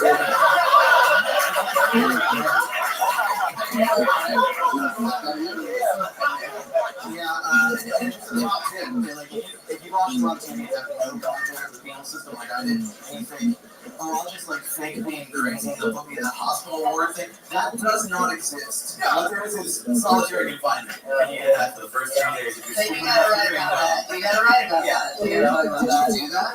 Yeah, I did that. So you did solitary for 3 days. Sure fucking did. And that's the best minute that you came up with. How many times did you try to suck your own dick?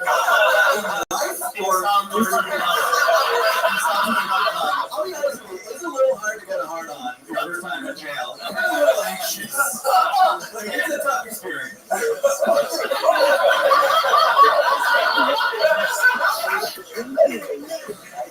Wow, your mic's on. You keep signaling. Now, he's back on number.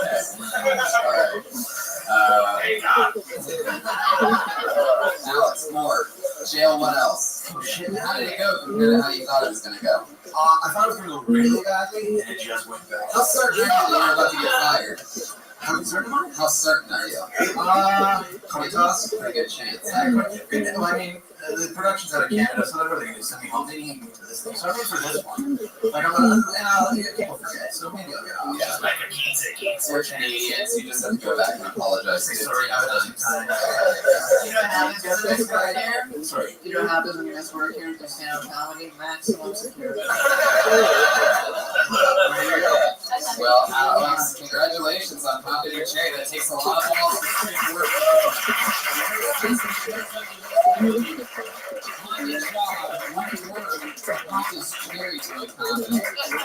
It's the Sebastian Maniscalco Award. That's true. Sebastian's the man now. And Alex is on Twitter. Alex O-Live. One more time for Alex. That was his first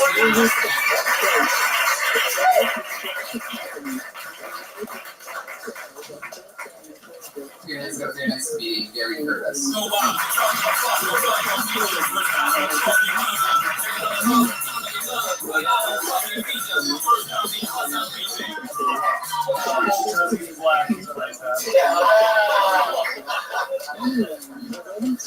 She's gonna for Gary Curtis. Yeah, I got a sister, 2 years younger than me. Not too impressive. And I feel like all siblings who are close in age have some type of sibling rivalry. I just feel like mine is weird because I feel like my younger sister trying to be a better man than me. So like when we were younger, at first, like she got better grades, and then she got better at mowing the lawn, and then she got better at basketball. This shit is weird, but I'm still cool. And then we got older, and that shit don't matter anymore. And like first she got a good job, straight out of college, but then she started paying for her own kids. And then a month ago she got engaged to a beautiful woman before I did. So I said, I was like, man, this bitch is a hell of a man.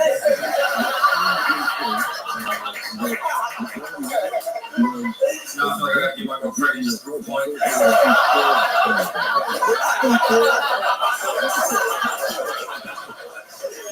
I was sitting down the other day, I had this thought. I was like, I wonder how many black dudes book trips to Thailand and they get mad as hell when they get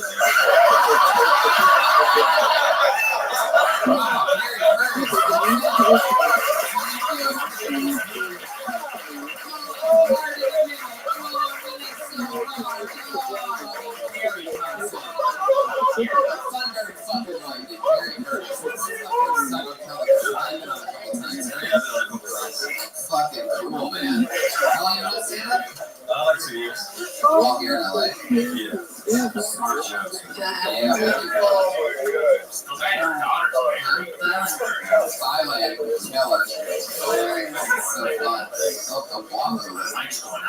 Guava, I don't know if you've ever heard of this thing called double talk on podcasts. When you just mumble continuously into the mic, the listeners of the podcast end up hearing the host and the guests and everybody throughout the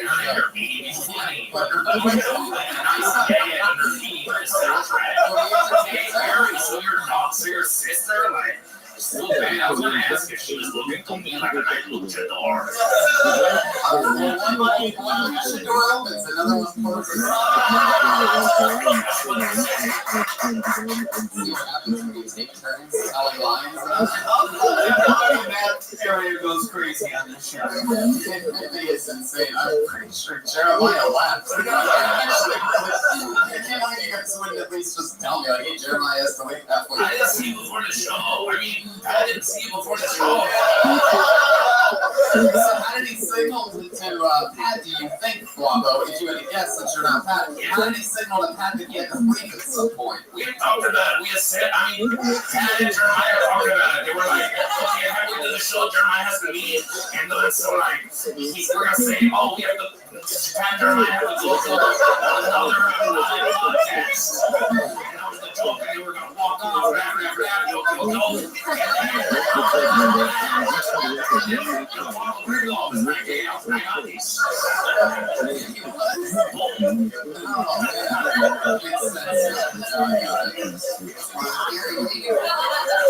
I'm working in finance at Tom's. Tom Shoes? Tom Shoes, yeah.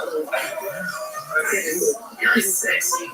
We have a guy wearing Tom shoes right here, J.R. Steiner. Just took it off. I'm going to hand it to him because he's still getting to take it. Because he wears socks. Can we see the socks? He's from Phoenix, Arizona. They don't wear socks. So ever think about how much more money you could make if they didn't send those other shoes to people and just sold regular shoes? Yeah, that's probably every time you see it. Pitch that. You're like, you know what? If we stop giving me all this free shit, we could have more money. Is it really like a hippie place over there? Like it seems like it'd be like that Whole Foods type of vibe, you know what I mean? The Whole Foods is around the corner, so that's so Hey, the batteries on this keyboard are dying, and I just found out how much is here because it sounds really cool. It's trippy. Check it out. It's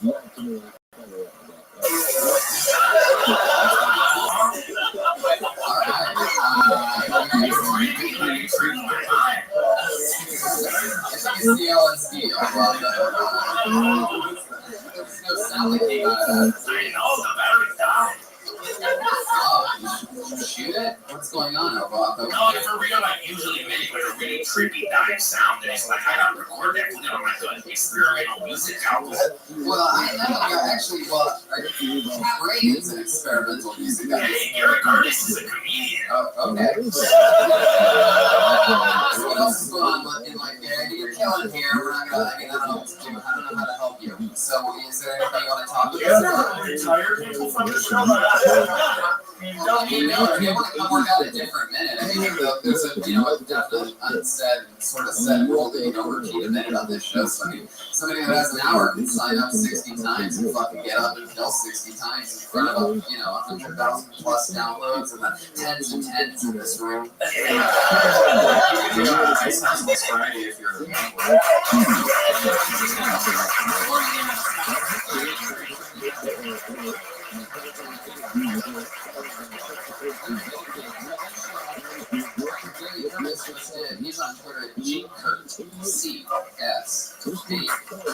There he is. So this type of magic that can happen. We just felt 35 comedians get so depressed.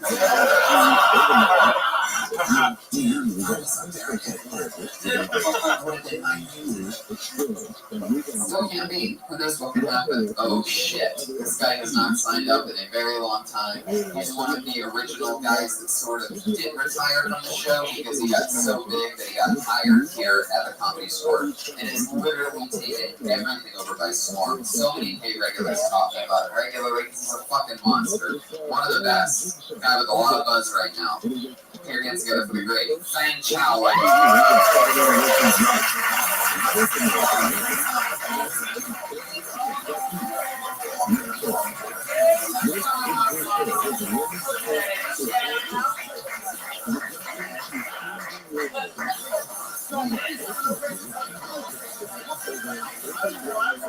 If I was actually just walk up, you would know. If you know anything about the Chinese, if you've ever ordered their food, you know it always takes a few minutes longer than What do you think, Josh? What's happening here? You do one of the girls now, and then Fang Chow after. Josh, dirty dog. Ladies and gentlemen, put your hands together. What's happening, Brad? Say something. It's one of the stairs. Okay, very good. How about this? Put your fucking hands together for the one, the only, one of the baddest rising talents in the world. The great Fang Chow.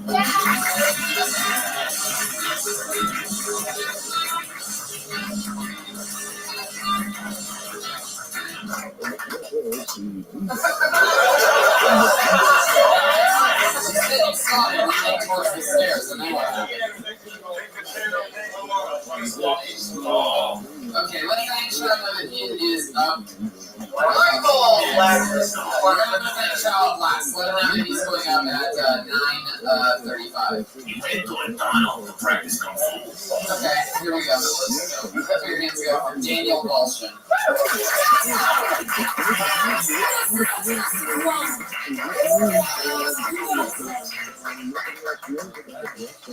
So my parents are from Ukraine. My mom is gorgeous, beautiful. My dad is a stud. Who do I blame for this? Chernobyl.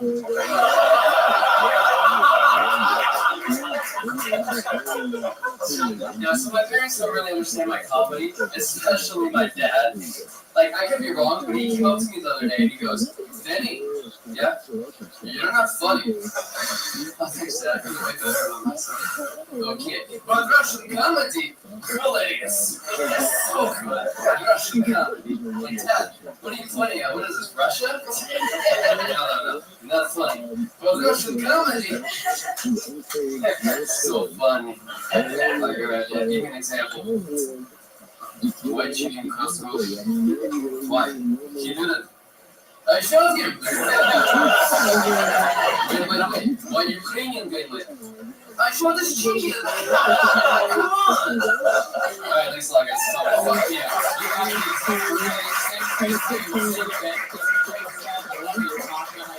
It's great self-deprecation right from the top of Chernobyl. It's the classic, I learned it from you. I always quote you on this show, and we already covered it once tonight, but treading just the extra words. For example, it's like, my dad doesn't think I'm funny. He's always like, you don't even need to say that. You just go, my dad's always like, you're not funny. And instead of going, oh man, that's sort of upset, he just goes, my dad goes, my dad always says, you're not funny, Russian comedy's funny, and then boom. And then instead of going the Russian comedy's funny part of it, right, yes. you don't need to give your back and forth with. Because my dad's like, you're not funny. You know what's funny? Russian comedy, and then you get in, and then you don't do the first chicken joke, go straight to the Croatian chicken. Yeah, I wouldn't do the chicken joke only because I've heard that premise before, and it, not that anything's original, it's just, I've heard, like, crazy ethnic dad tell somebody not funny and then use a chicken joke. You should use, there's another stock joke that you could use that I think down the line would cause people to go, hey, I don't do that fucking joke. Like, if two guys walk in bar, I shoot them. You know what I'm saying? Like, something along the lines of that. That would just be a different kind of take on it that down the line I think would could be a little better. It's like when you body slam a luchador. You never just like dance around the luchador and be like, hello, hello, ha, ha, ha, I'm gonna body slam you. You just do it. But your jokes are great. They're funny. Your premises are great. Again, it's like cutting down a couple of lines here and there, but I like it. Dude. I thought it was funny. And I mean, Yakov Smirnoff is the last great, like, country. That's the last guy, right? We had any? No, that's it. He's named after masturbation and vodka. Yeah.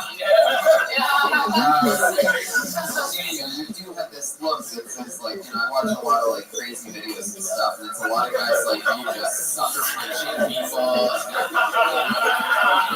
South guy on bar cam, everybody looks like you. The guy who runs into the stage, all I think is like he might have a demon one right here. Every guy who's on the Russian saying use guns, they use fucking, like, snow swords. Like every Russian video from live leaks, you really do. Like every time there's somebody crashing a car or punching Santa Claus in Russia.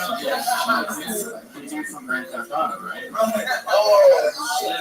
Daniel, what's the shadiest first thing you just thought of? You're like, I'm not gonna say that. Come on, no, I'm pretty clean. What is it then? If you're a pretty clean guy, then what is the shadiest thing you ever did? Your homework? What is it? How clean are you? I don't really do my homework. All right, that's pretty much it. Tell us something about you. I was born here in Los Angeles. You look like every guy in trade school. Daniel, watch. Let me ask you a luchador this question. Okay, luchador. What's the shadiest thing you've ever done? I fucked a trainee hooker at Western Air. Oh, wow. And the reason why that's shady is because he means literally at Western and Third, like in the middle of the episode. It's very important. Or else he just would have said, fuck the training. He did it in the middle of a fucking Western and Third, even though they run parallel with each other.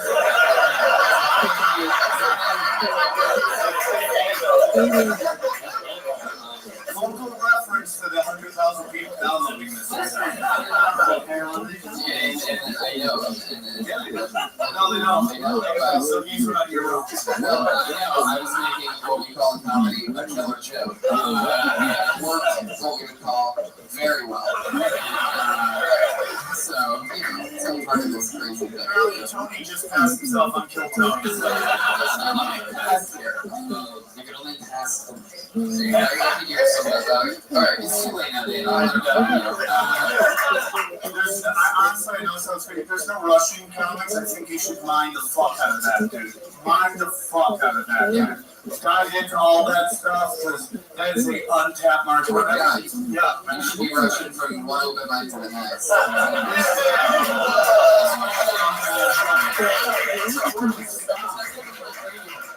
Same thing. Who gives a fuck, alright? Just jokes. Why get weird in here? Daniel Walsh and everybody, there you go.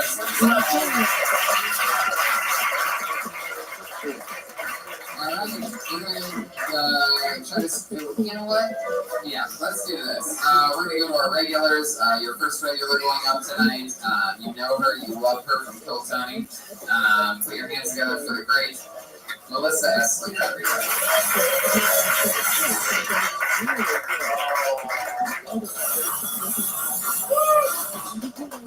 My leg right now. So my cat, I found out she likes anal. I took her to the vet. She's sick. Excuse me, I'm talking. I took her to the vet. They took her temperature and like she flinched and then she purred. She is purring. I wish that I liked anal because life has been fucking me. In a matter of 72 hours, I lost my job, my car broke down, and my air mattress started leaking. Yeah, it was a painful laugh. Got home after like a shitty day, and I like lay down and like finally just sleep. It's not quite as effective when I'm shooting it.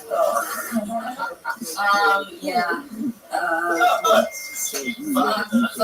Yeah, so I'm eating bologna sandwiches.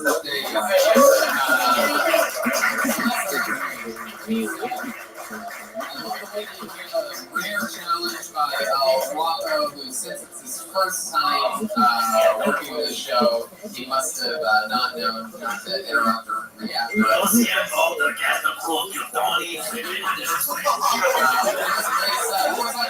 Esslin.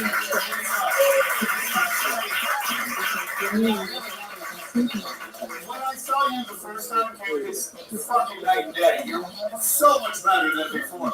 You're still nervous as fuck. And I can just see your hands shaking. And it's just like, you just gotta keep doing it more and more to get over that. But once you get that, your jokes are so much better than they were before. You really worked hard. It's really great to watch. And instead of mattress thing falling, you should say, lost my John Carmack, and I found out my cat loves me. You know what I'm saying? It's a little comment. You're so much better than the last time I saw you, so keep working hard. Even that little part where you say that the wife's been fuck me, and you didn't say fuck me in the ass, which seems like you would say that. You just not even saying that was so much better. But yeah, that little guy, totally. Even when you're nervous, though, it's like you're like adorable nervous. This way, it's like really easy to watch, and it was kind of like I kind of felt like maybe you didn't have like an opus written about like your shitty shitty things that happened to you, but like I was like, oh yeah, I just want to hear more about your day, and like just like I love that you just took immediate stuff and were honest about your life, and you're really super paint the picture, get into it, you know what I mean? If you're going to go with air mattress, really paint it, because I never talked about this on stage when it was happening, because I'm an idiot, but I did have I was sleeping on an air mattress years ago, and it did end up leaking. This is true, by the way. This part's like super unbelievable, is that I bought another air mattress, and that already had a hole in it, and I was sleeping. By the way, here's what's crazy. This is what you need to take into stride. Is that when you sleep on an air mattress that has a hole in it, you blow it up all the way. I mean, it's a sad situation because no matter what, you're going to end up on the floor.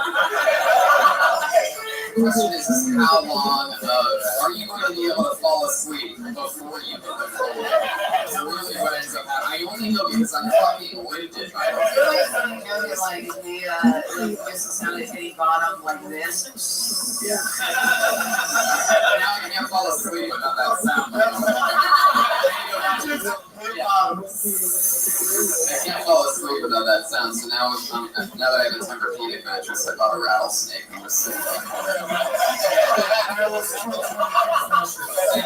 What's fucked up is I've been on it since September, and when I was deployed, fine. When I had a car, fine. Welcome to Hollywood. How long have you been here? Almost a year now. What happened? What happened with the job? Fuck you, It's done. What you did? Sexual harassment? No, they're not shooting anything right I thought you were going to ask what happened to the air mattress. Like, what did happen? I don't know. There's a hole in it somewhere. I mean, there's a reason. You're going to go down with guys with needle dicks? Like, I don't bring anybody to my air mattress, you know. Take out for the hug with your air mattress.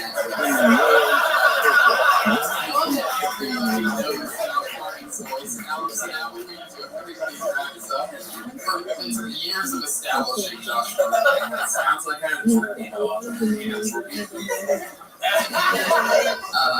Melissa, I absolutely love what's happening here. It's definitely the most exciting part of this. One of the coolest parts of doing what I do is getting to have regulars and getting to watch you guys grow. This is just another week where clearly you did the work, you wrote some shit out. Your car broke. We got rid of your car broke on the way here, so the fact that you even did that, like, you almost didn't make it or whatever. But, so that's pretty cool that you're talking about real shit, and that's fucking awesome. I'm really happy with your sets lately. It's great stuff. Melissa Slinger, everybody.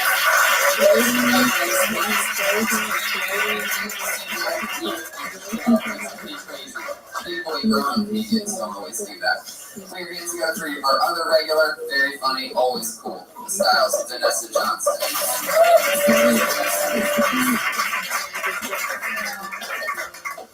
I recently started wearing underwear so that I don't have to wash my pants as much. And so that I can sell them.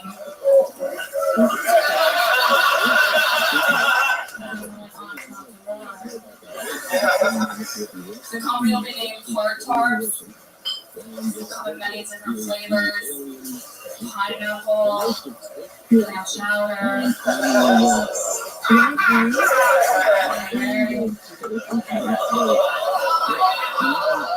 and chocolate.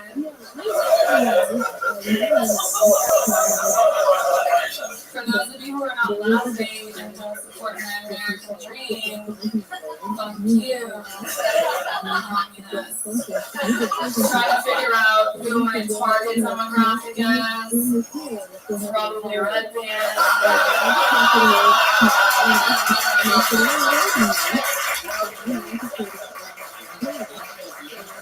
I actually helped a girl do that. She would buy like a bag at Kmart with like 28 like shitty underwear, like a big like jeans bag, and just like stuffed in her vagina, pulled out, threw it in there.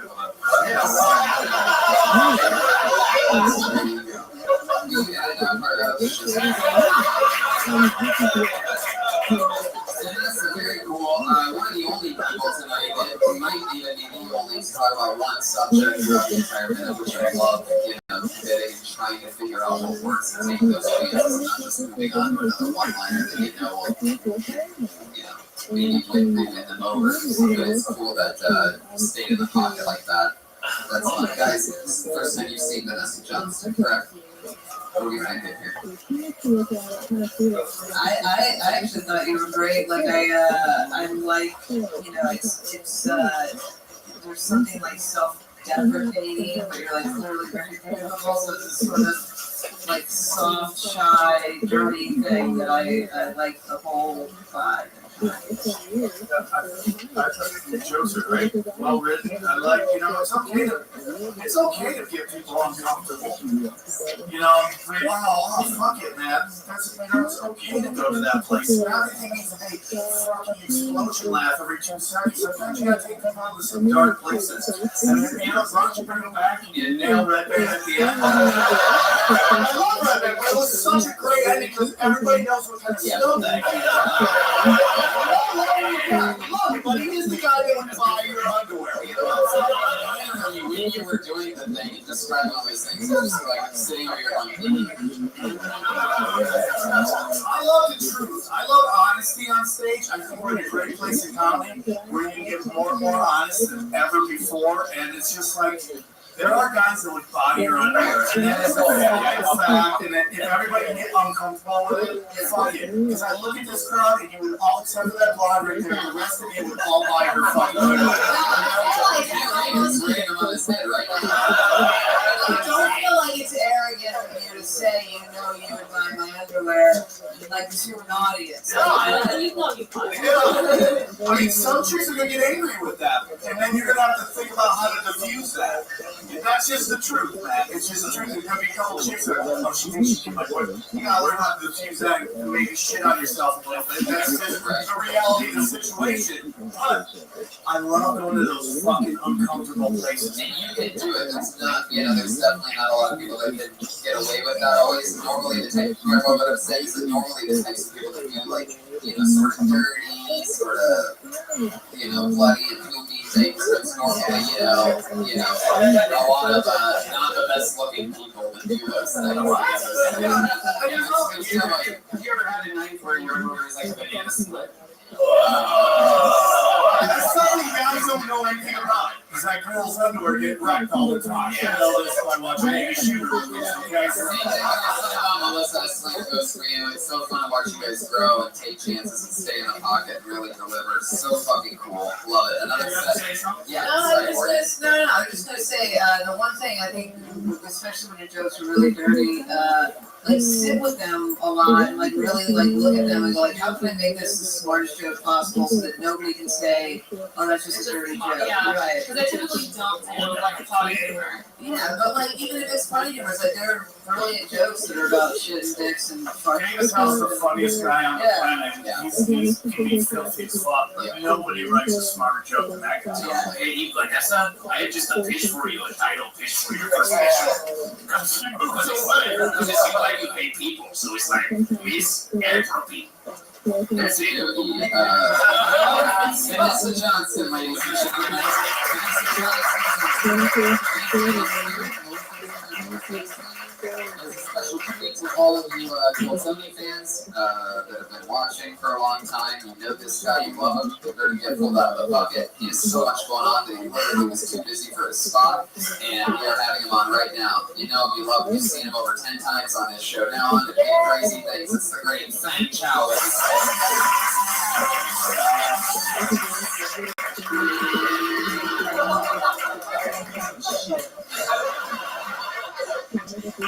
I am from a country called China.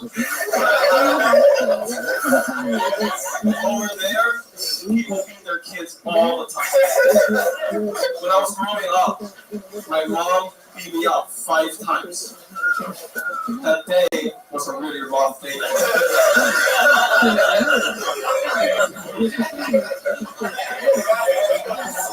My Chinese grandma died last year. Before she died, all she wanted to see is me getting married with another Chinese chick. She wants to make more Chinese babies. I said to my grandma, I said, Grandma, I love you with all my heart. I'll do anything to make you happy. But you know, I don't like the Chinese chicks. You're being one of them.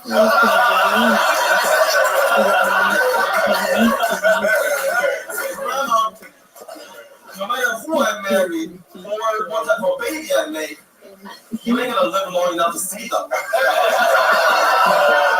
So she died.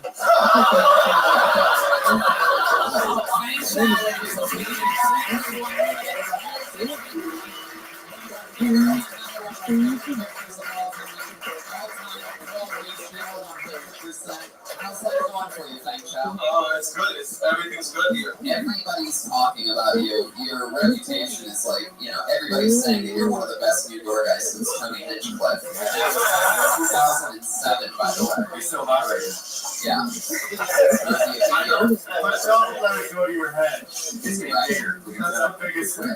You're very funny. You've been funny since I saw you at Flappers doing that fucking that open mic, which is the front. You got a great hook. You're fucking excellent writer, man. It's just now it's just time and keep writing. Morty Murphy. It's my first time seeing you, and I just see why there's so much of us. You're fantastic, and you're really, again, like, I feel like the comedy it's not just like great writers, but like I could hear you, I could watch you for like a long time, and struggle through jokes, and go to great jokes, and struggle with jokes, and watch it all on set. You clearly own it. Your stage presence tells an entire story. You were the only person all night to stand at the front of the stage, might stand behind you, truly look out and deliver, and that goes a long way. That's a real thing that just happened. That disguises and goes both ways, and that's why we want to hear more. It's because you're owning, you have confidence, which is so fucking important in this. You have to keep a level head though, but He's gonna do it. He's gonna do it. Thank you. It's gonna be a road source. Thank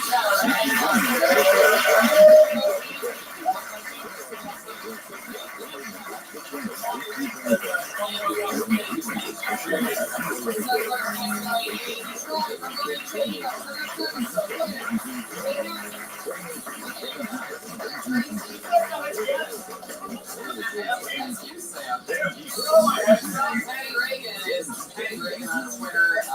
Jimmy Bird is Ronnie's Jimmy Phillips. Everybody. Sam Tripoli. Fresno this Friday. Come out and see me. Fresno.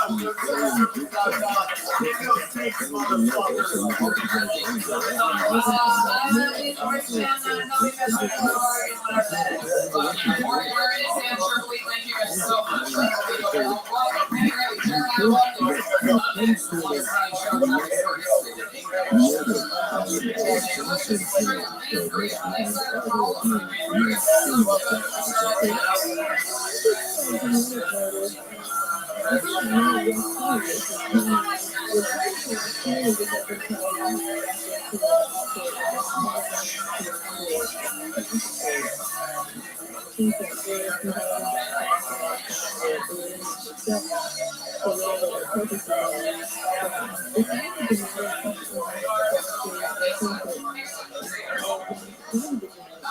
Essentially, you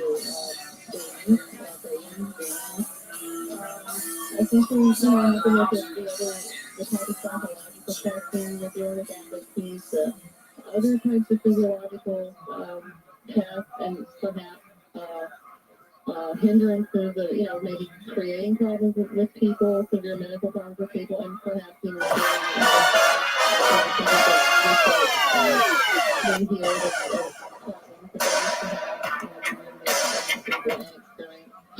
detected motive.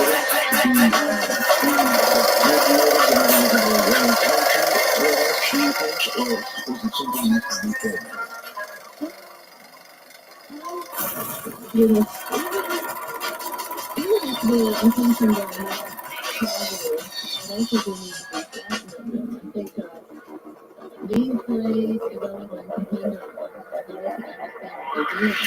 Hey, this is Rabbi coming to you live from the World Famous Comedy Store for a brand new episode of Kill Tony Volume 3. Give it up for Tony. That's clear, right? Holy shit! Oh my god! Is this the most fun place to be on a Monday or what?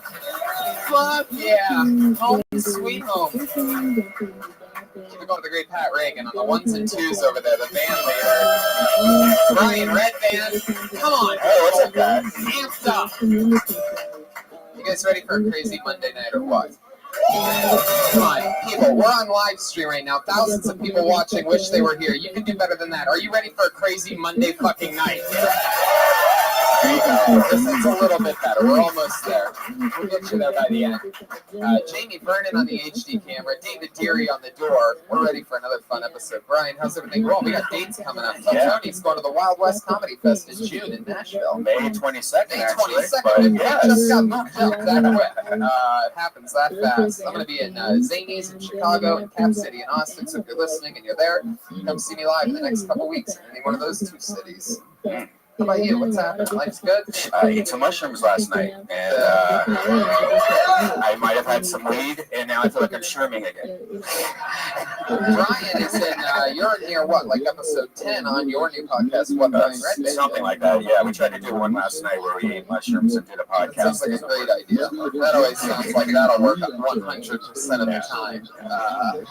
But you trying so hard to delete whatever audio you accidentally recorded. So let's get into it. Pat, how are you tonight? I'm doing great, Tony. Actually, I think my lawyer's here. What? Is my lawyer here? He is here? Looks like this shtick's already failing, Pat. No surprise here. I give you one little shot over there, and you just took it and took a hot dump on it. Well, he might be running late. He'll be here. He might be running late. That's exactly the type of amazing art that we're used to getting from you over there, Pat. I think my lawyer is here. Oh, he might be running late. Yeah, I like that. He had an accident. You'll see. Okay, I'm excited. Your lawyer was pretty bad on the show a couple weeks ago. We tried that out. Bill Burr was on the episode. Yeah. And just remember, your friend, the lawyer, whoever this guy is. Yeah, he's my lawyer. He's your lawyer. Okay, That's we'll stick with it. I just remember he would pretty much only talk right when Bill Burr was about to start talking. Yeah. It's pretty impressive. Yeah. Like, he was just real balls on that guy to really commit to talking over one of the best comedians in the world that I tried to book on this show for. Yeah, he's one of the best lawyers in the world. So. Oh, okay. You know what? Touche, my friend. I had a delicious glass of Mangria last night to put me to sleep. This is the Rosé, everybody. It's a delicious drink.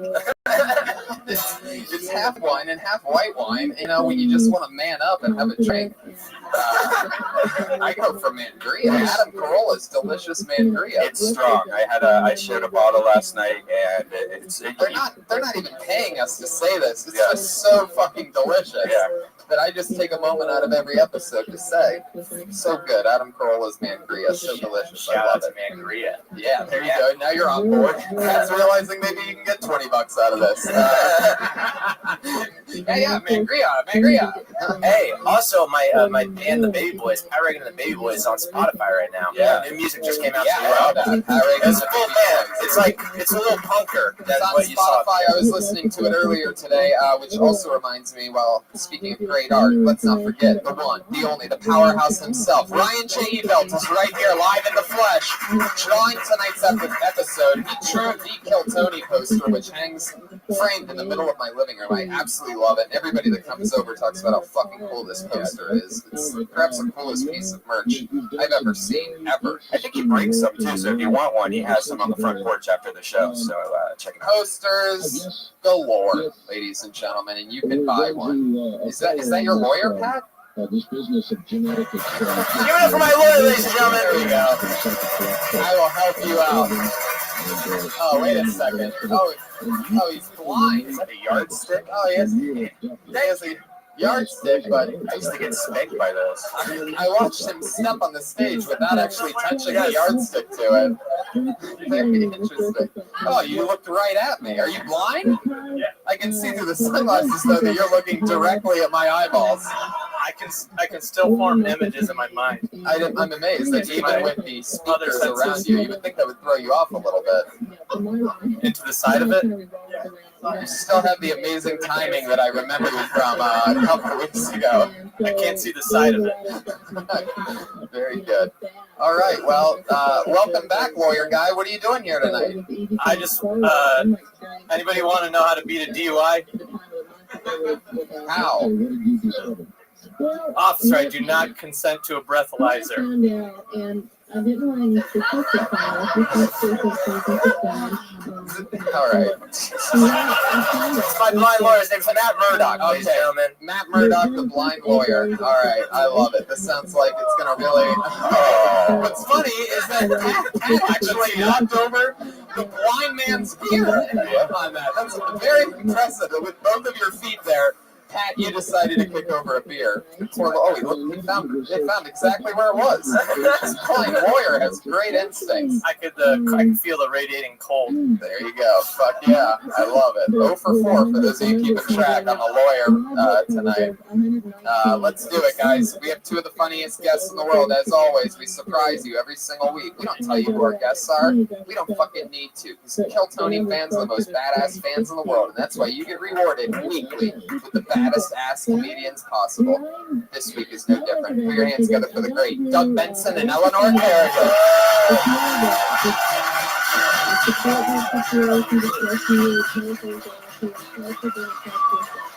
Holy shit. Look who it is, everybody. The Fighting Pride of Philly, Eleanor Kerrigan, opener for Dice and fucking Cold-Blooded Assassin, shooting a special right now. Pretty much. One of the funniest humans I know, one of my favorite people in all of comedy. And speaking of everything, let's get the comics out here. This is great. Oh, hey, everybody. One of our favorite guests. Ready to that part. So don't run the line. You get it. That's what happens. Yeah, even the guests can go over the time. The bear could go off at any moment.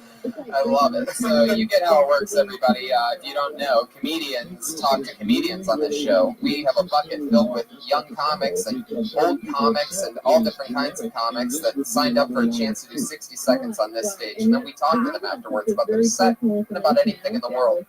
You know your 60 seconds is up, comedians, when you hear the sound of a kitty. Is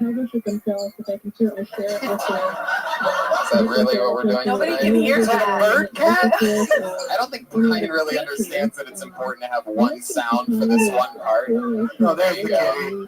For the sake of repetition. And wrap it up then, or else you're going to bring out the angry West Hollywood bear. Wolf snarl. Beast growl. And a pistol for good measure. I'm glad I'm not in a D-box. Because that was intense. In a what? D-box. It's okay. You don't know what that is? No. None of That's where you sit in a chair that moves during the movie. Oh. Yeah. Like during... We don't I have saw as the much Reverend money. in a G-box chair, and I felt like I got raped by that bear. Oh, shit. Shaking you around. I don't think you actually got raped by a bear in that movie. No, you know what I did. I think you went and saw it at a dirty theater. No, he was fortunate to not be raped by that bear, but It might have been better than what did happen to him.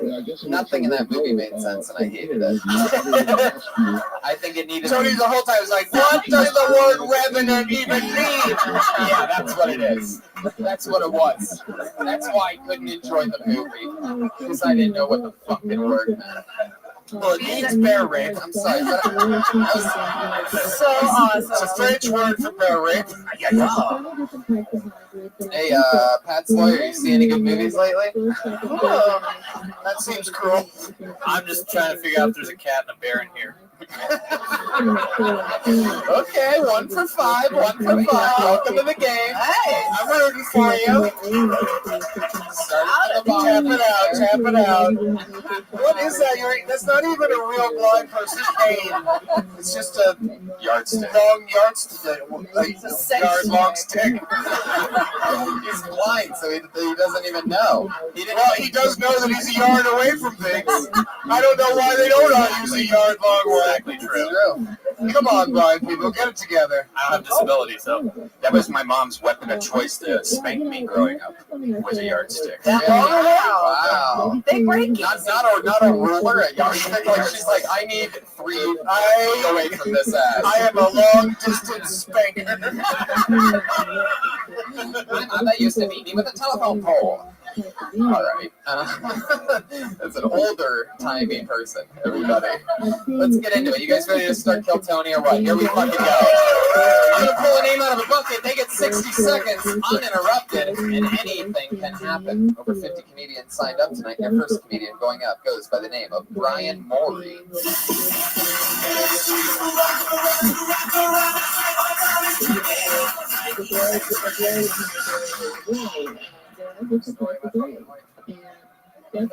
Hey guys, thank you for having me. Quick background on me. I was raised by my grandparents. My mother's a drug addict. I've never met my father, and heart disease and diabetes run in my family. I'm what you would call statistically black, though the financial aid office at Rutgers apparently disagrees.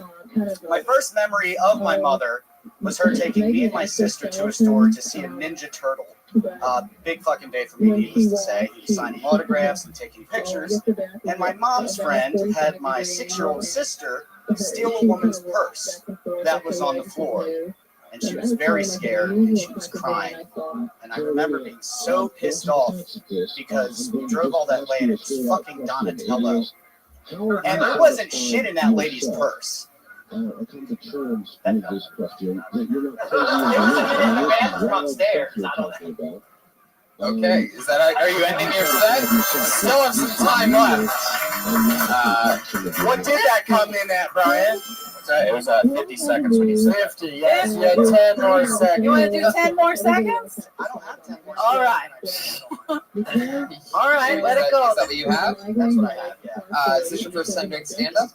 Very first time. Very first time doing stand-up comedy. All right, how we do it. Just bring on the show by making dreams come true. Yeah. You know, no big deal. So this is your first time, so this is a great thing to go through right now. Put the mic back in the stand for a second. Now, pretend that you just got introduced and lower the stand. There you go. And then take it out or don't. But you know what I mean? Like, you gave in to the height of the stand. Like, oh, great. Story of my life. Yeah, story of my life. And you took it out, and it's like, which would be funny if you planned it, but instead it was more like, yeah, I'm not tall enough to do comedy. Which is not true. You can do it at any size. Kevin Hart proves it on the daily. And now that I know that it was your first time, it's also sort of crazy when he's like, well, that felt like a minute to me. Yeah. I don't know what kind of timer you got over there. I've been doing this a while. 50 seconds to be exact. But that's what I said when I lost my virginity. Hey, it felt like a lot longer.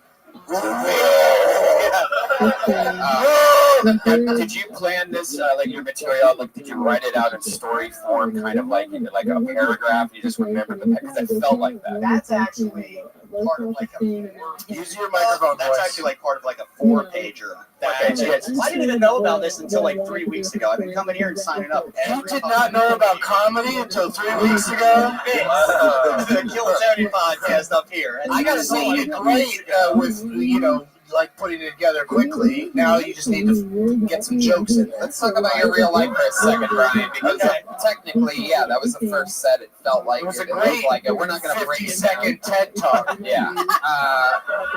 So Brian, tell us about your real life. How long were you from? I'm originally from New Jersey, right? Philly. I can hear that. I can hear that creepy accent. Thank you. I like it. What do you do for work? I sell insurance. I bet you do. I do. Yeah. You seem like it. Oh, party! For all you people that need insurance, what kind of insurance do you? I'm not very good at selling insurance, actually. Well, everybody has insurance now, so my job's not going great. So I was like, fuck it, Obama. Thanks, Obama. Everybody's got health care now. Christ. How long have you been in LA? I moved here in October. What made you move out here? I was selling insurance. I lived in Virginia at the time, and I had a chance to transfer out here, and Virginia's kind of shitty this time of year, and it's always nice here. So, Married? I'm married. Yeah, I'm married, and I have a kid. Oh, Yeah. that's where the anger's coming from. Very angry. Yeah. You're pissed off, dude. I thought you were going to hit somebody. That first sentence, you were pissed. No, I'm good. All right. Tell it to your comedy. I forget what you were talking about during your set, but I left Virginia and I'm selling insurance, and I have a wife and a kid. Those all seem like really good subjects. Right now, and I have tons of shit on that, but like again, I just learned about. You gotta pick a minute. Yeah. What does your wife do for work? She's working at a temp agency right now. I mean, we just got here in October. Do you know her? Trying to. Yeah, but it's a temp agency. I don't know. How come you're not wearing a ring? I lost my ring. All the women in here just got so angry. You're gonna get so much pleasure by That's right. See, I've been coming here, and then I was like, well, let me try to sign up for this, and I honestly didn't expect to get called. I haven't gotten called in like 4 weeks. So no one should expect to get called. It's like the Oscars. Like, how could I win? I was only one of the 5 eligible, and yet somehow they called my name. Where do you think you lost your wedding ring? Oh, it was in the ocean. Oh, Yeah. Well, because like your finger, like if the water's cold, shit doesn't fit anymore. You know. shrinkage.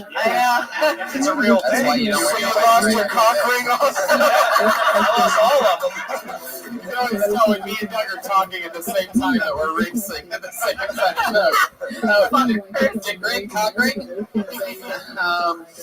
Wow. Well, Brian, you have all the charisma of a young Gilbert Gottfried, and I'm excited about that. No, not really. What's your what else? What are you scared of? What am I scared of? Yeah. Snakes. Oh, well, that's interesting because we happen to have. Ryan hit the snake sound. My anaconda don't want none unless you got. Have you ever been near a snake? Yes, yeah. I don't enjoy snakes though, so I don't go near them. Who enjoys snakes? Right. See, that's what I'm Is saying. there a snake in here? Gross. They're disgusting. Wait a second. Hold on a second. Wait, there's somebody that wants to say something. I just saw a blind man lean forward. Just making sure there's no snakes. Yeah, it's a good point. Blind guy's worried about the snakes. They're at least 3 yards away from you. 3 feet, I meant 3 feet. I know what it only in front. I can't even watch him on TV. Like, it fucks like my back arm. How's your kid, Brian? He's 6. Yeah, how's that going? It's going. He's alive, so I'm doing. Wow. Yeah, man, you are ready for the couch on the Carson show. I'll tell you, you have such a bundle of good answers. Well, he's good. He's alive. He's crazy. It kind of giving me a lot to work with there, That's why Brian. we're all the way in the valley. Like I live all the way in West Hills because we did the whole move online, and everything looks like gangland on a map. And we needed a good school. You're a little bit racist, and I don't think anybody Not a little bit. Not a little bit. Oh shit, Aunt Jemima's clapping hard up there. Look out. I said I love that a map of Los Angeles, parts of it look racist. Like, how could a map look racist? Yeah. I mean, how could it look, scary on the map? I don't get it. Or did you do Google Images? No, if you look on this place to red, if you look on this place. They talk about the red like dots? red. Where Did you rent Boys in the Hood? Yeah. Rent, I can't believe I just said that. Yeah. Went to the old blockbuster. Gotta get it back by Thursday. All right, Brian. Well, it's nice to meet you, man. You had your first time on stage. Eleanor, anything from Brian? Eleanor, you are a specialist in recognizing talent at the store. A lot of people might not know, but like that's a big part of her inside thing because you've seen everybody here at the store start for the last like 2 decades. That's true. But you get what Red Band said earlier about memorizing a monologue. That's how it felt. It felt like you angrily wrote out this stuff, like you're pissed that you had to be raised by your grandma. I get it. I was raised by my grandma too. But you know, there's fun in that, and it's not just black jokes either. There's other shit in there too. I mean, I'm very black. I understand. But just, you know, there's other stuff in there. It felt angry. It felt like you were fucking pissed. And I did feel, shit, this guy's kind of racist. I know, but it just, because even if you're not, it comes off angry. Yeah. Now that it's legal, I guess. Oh, fuck. Get your shit together. Do it when it's illegal. He was super into cigarettes when he was in Virginia. Stop following the law. Do shit illegal. Do a little coke. That's good advice, but I don't know about the coke part. Did somebody do coke? But I'd say though that like at least, even though it was a memorized monologue, at least it was like public speaking's clearly not a problem. Like for your first set, you were poised. Yeah, that's what I'd say. I'm nervous. I'm still sweating like a fucking. There he goes. Well, you're hiding it very well with your cardigan. Yeah, the outfit's perfect. So now go back and work on the jokes. There he goes, Brian Morey, everybody. Brian Morey.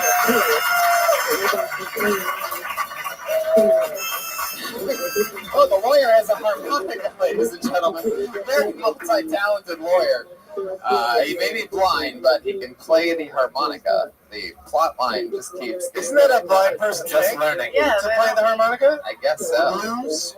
I guess so. Yeah. Well, I mean, he just. What did he just throw up? That's some of our classy audience here at Tony, one of the few freak shows at the Comedy Store. Bring your hands together for your next comedian, Kevin Lee, everybody.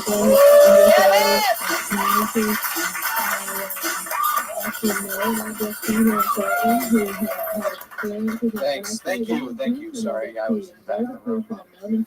I'm not having a great day. This morning I put my boxers on backwards, and I didn't realize it till this afternoon at work. I had to poop through the dick hole.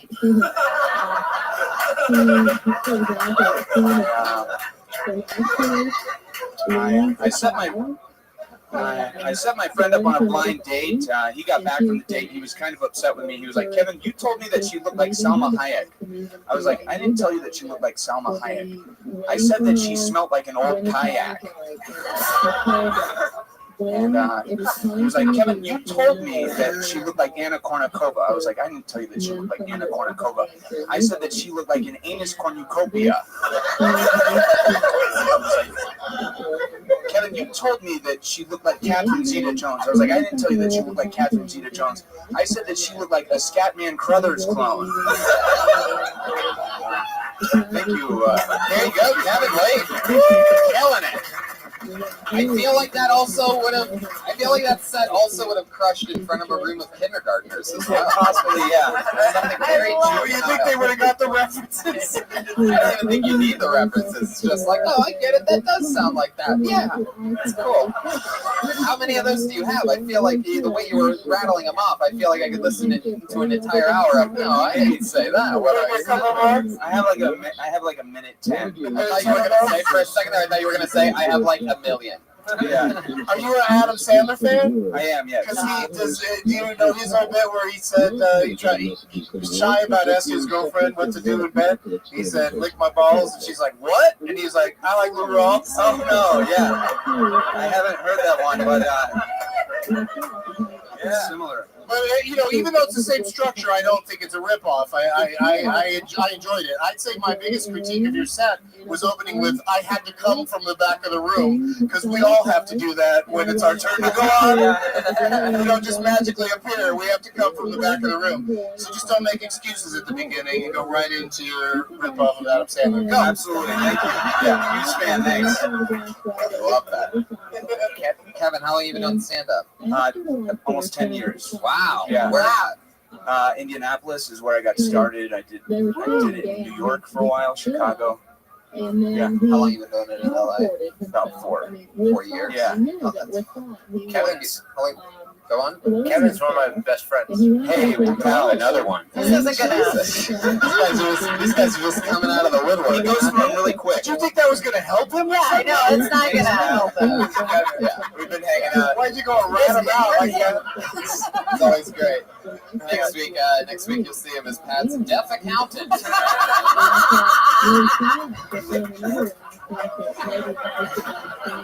I can't hear myself. We got to go over the numbers.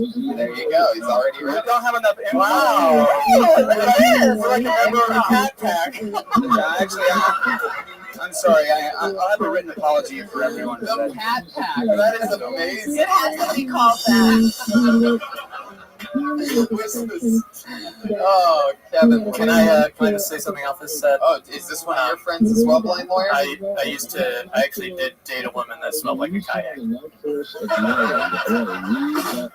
right. That's all I know about her. This Cat Pack is really big. 2 for 7. 2 for 7.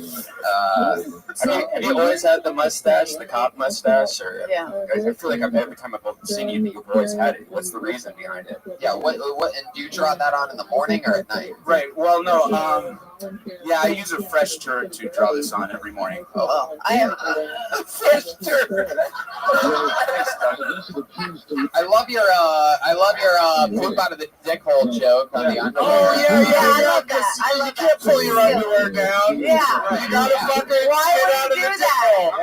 Why would you push him? Yeah, you're at work. You gotta get Exactly. back And that's clearly the note that I was gonna give. Is like it's a great one-liner, but it totally has room to you. Yeah, men are lazy. Explain You it, go with get that. one laugh, and then you move on. I don't know if you have a longer version of that joke, but the more you paint that picture, you've already have them laughing at pooping out of a dick hole because it's so stupid to picture somebody spreading the dick hole. Speaking of stupid, Brian wants to say something. We said dick hole enough times for trying to get amped up. You look like you were ready to go. No, I'm just tripping, man.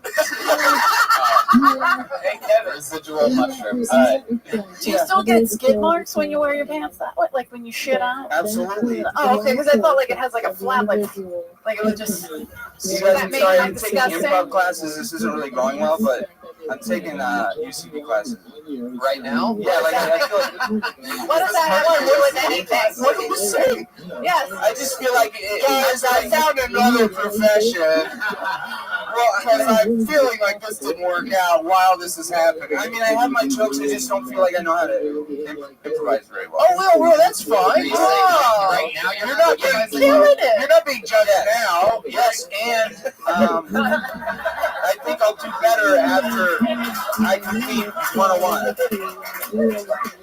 Yeah. Wow. I love this. I thought you were great. Just don't think, dude. Just be in the moment. You're hilarious. You're not gonna learn silly anything humor in is your fun. UCB Yeah, class. this is the new school of comedy. I just Oh, changed I wouldn't get Selma great. I Hayek wouldn't to get somebody great. else whose name doesn't rhyme with kayak because it just gets crazy. Because who's fucking smelled a kayak? That's Or I'd add that to the thing, and yeah, right. That's another way to for go those with of you it. that haven't smelled a kayak, You don't know what you're missing. Smell like? It smells like Selma Hayek's fucking bush. Whoa. Yeah. You have to say it. Goes super dirty with it and angry. Yeah. Kevin, what's your situation in life? Anything cool happening with you? I just moved into a new place. Yeah, with who? Some dumb open micer. No, she's great. Oh, that took You a gotta shit on her because it's a girl. All right. Her dog has fleas, and she didn't tell me that. She's an asshole then. Oh, what a terrible person. No, she's great. Why would you do that? Because she might watch this. Oh, all right. Why don't you just buy the dog a flea collar or something like that? You ever think about that? Like a little, they don't work? Yeah, it gets him an advantage. Brian is our specialist on fleas here. Flea collars don't work. It's a trick. So what should you do? Get advantage, like that stuff you put on their neck. There you go. Have you tried to fuck your roommate yet? No, not yet. Okay. Did you do anything creepy yet? Like when she's not there, like smell her underwear or anything like that? Not yet. No? A good way is to get rid of the mustache. She might fuck you then. Okay, yeah. Why is everybody so down on this mustache? I'm sorry. He looks like a 70s porn star. I rubbed one out to him like 2 days ago. Well, that's great if you're. I know. I like old school porn. Nobody. Fuck you guys. I still put the VHS in. And he looked like just like the guy. I think his name was Randy West. I don't know. Whoa, Randy West. I'm the only one that fucking watches porn. Eleanor watches the blue collar porn tour over here. Giddy up, I'm Randy West. Hey, you want to get plumbing gone bad? I only masturbate to BBW porn. BBW? That's hello. Is this the guy that you're talking about? Randy West. Oh my god. Brian took the time to Google Randy West. Thank you. Can we get that up on the board? Oh wow, that's some of that UCB right there. That's right, yes. Thank you. When they say something, you repeat it in a different way. All right. This is too much for the Randy West thing. Oh, that was hot. Tell you, you're gonna get me all wet. Turn it off. Come on, man. All right. Yeah, get her wet. What am I, a slip and slide? Come on. How long have you lived with this new roommate? These people are sitting in the splash zone. It's like Gallagher. I gotta get you some ponchos. I'll help you out. Sorry. Oh shit. He's gonna come all over you. That dramatic. That was pretty good if you remember. Yeah, check out my website, brianjebelt.com. It's called IamNotACop.com. Kevin Lee, there he goes, everybody. Bye, Kevin. Good job, dude. He's on Twitter at Kaylee Daly. Brian Morey is on Twitter at Brian Morey, MOUREY. It's Ryan J. Belt, by the way. Ryan J. Belt for the Kill Tony posters. My friend, he's drawing tonight's episode right now. How many names do you think are in the bucket? Yeah, like a guess though. Probably around 50. Nice. Kevin or I text like every Good luck, day. everybody.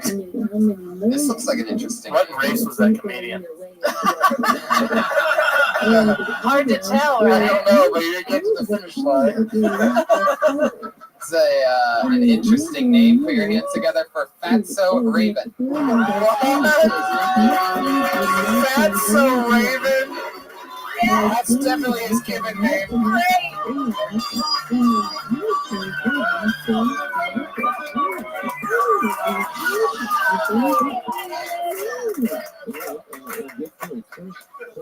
I just showed my pet scorpion to a friend of mine, and he asked me, I just showed a pet scorpion to a friend of mine, and he asked me, is it poisonous? And I said, no, not at all. But that's not what he heard. Based off of what he did next, he must have heard me say, no, not at all. Please feel free to reach in and grab my scorpion. This guy takes his bare hand, reaches it over into the tank, and the second that he gets close enough, she stings him right on the inside of his asshole. They're a lot more agile than we give them credit for. And so John's on the floor, he's writhing in a new kind of pain. 20 minutes later, I say, John, we need to get you to a hospital. I think you're allergic to scorpions. And he starts being, whoa, you said that it was not poisonous. John, of course not. Who's ever heard of a poisonous scorpion? But they're venomous as shit. Holy shit. Excellent. Fatso Raven, a.k.a. Matthew Maloney. Matthew, what's up with the name change? Just try something new. Are you the bear from the Redneck? Do it. Are you the bear that beat up Leo?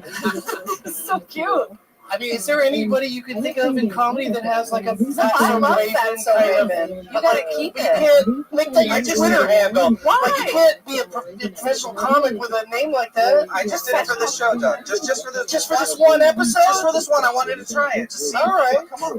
Why don't you like Did you want to try having trouble keeping your head from hitting that thing during your set? He's a big boy. Did you want to try? I think you need to get this removed. Did you want to try doing more of of like a campfire tale than a stand-up comedy routine. It just felt it was very storytelling. There was a lot of setup there, and what you did was you told the story about a guy getting bit by a scorpion. No, it did not.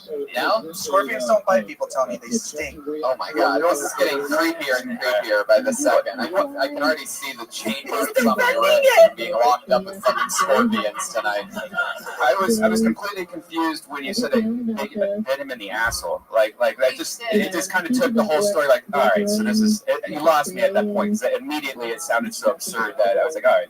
And that's normally the kind of thing Brian would love. I love asshole stuff. There had to be another scorpion in the room to get to the asshole. This whole scorpion thing, I don't know what you're doing with it. I don't know, but it's crazy. But I want to talk to you about real life stuff, Matthew. Is that okay? We'll try it. Can I call you Matthew? Yeah, why not?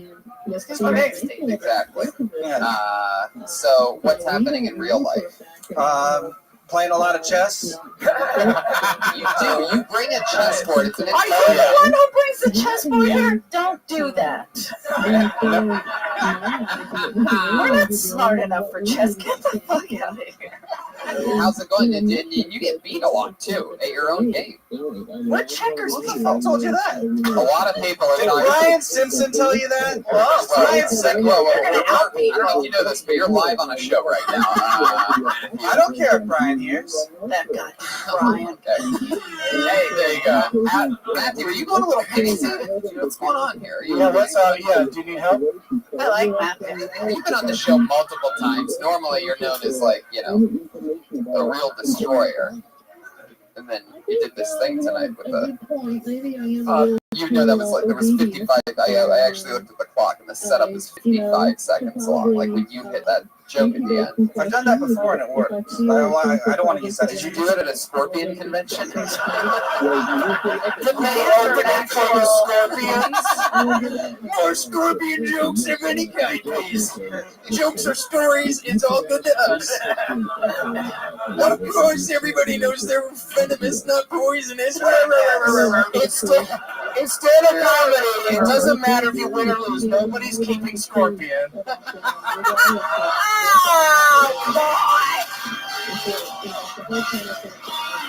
Fuck yeah. Just like over, just chugging a bottle of water. That's how you party, Dustin.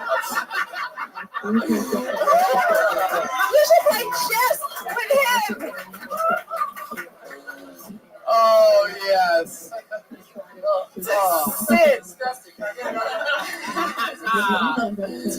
Oh, shit. Matthew, look at the kind of fun stuff that this audience is ready for here tonight. I'd like another Tito's or soda. Bane from Batman.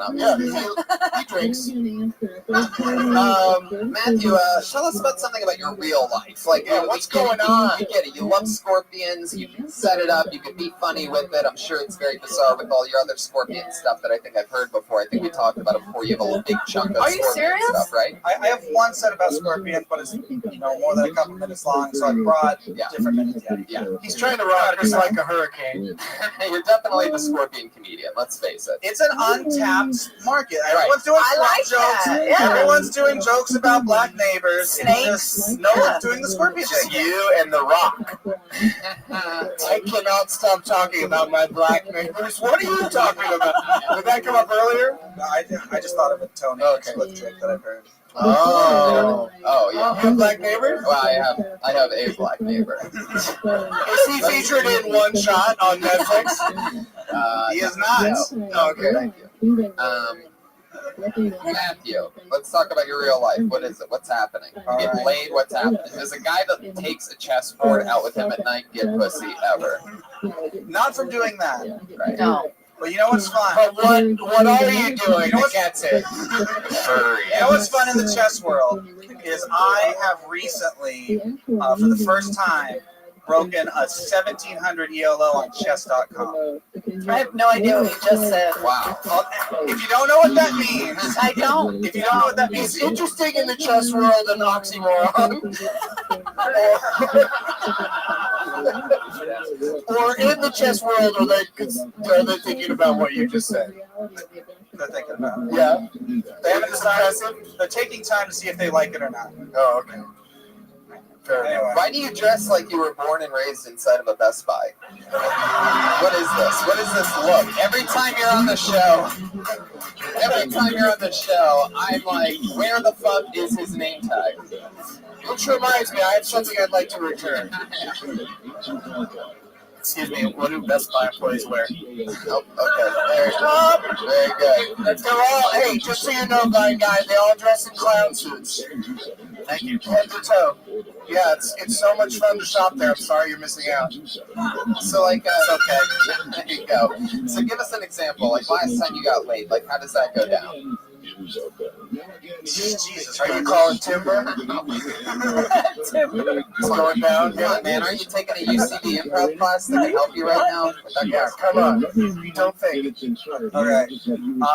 The last time was the first time my lady and I used a butt plug for the first time. Whoa! What do you feel like going into your asshole? Why do you think scorpions are more interesting? Get it? Interesting. But, What is happening here? Obviously, the scorpion sting is the metaphor for the butt plug. Come on, pay attention. Wow. Oh, man, you really know how to bring the energy to a screeching halt. But he does know that I don't pay attention. So that's fun. Butt plugs. So what happened then? I don't know if there's a... Was Randy West there? Wake up, wake up, wake up. I'm about to fuck you. How does that song go? Just like that. Right? Isn't it saying wake up, like romantically? It's weird. Anyway, this is about you.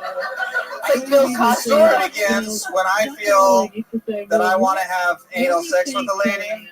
And so I figure, what's the first step to getting that to work? I go to a sex shop where it turns out Can you speak with a lower tone?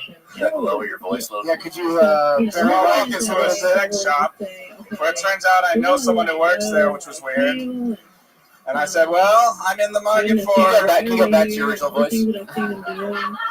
Yeah. I'm in the market for a butt plug. You go back to low voice now? All right. Pat, That's not helpful. Who's in a good groove there? really slicing and dicing over there, Pat. Keep going. Keep going with this fucking story. Yeah, I'm almost wet. So your friend's working at the sex shop, and you say what? I'm looking for a butt plug and anal lube combo. Okay. But my price range is like $20. I just tried out. Keep on the old, going a little chintzy on the old butt plug. Because I figure... How much respect for your lady's asshole, sir? I only have $20. What do you got? Okay. Shoehorn and some hand lotion? Thank you. This will be perfect. I mean, and I still have $5. All right, cool. A cheap alternative is to use the dog Kong, like the toy. What's up? Or you could also just grab a shoehorn at any shoe store. Right. So you didn't get the butt plug with like the tail or like the horse tail or anything like that. No, it didn't even have a full circular end. It just like kind of tapered them. Yeah. But fire. It vibrated because she was my friend who worked there, and she insisted I get one that vibrated. Wow. That's a good friend. And I didn't think that was the right way to go, but she knew her stuff. She insisted on getting the vibrating one, and I agree. How'd that work out? Was everybody happy in the end? Yes. I mean, did you pre-prep it so there wasn't any mess? I mean, or how do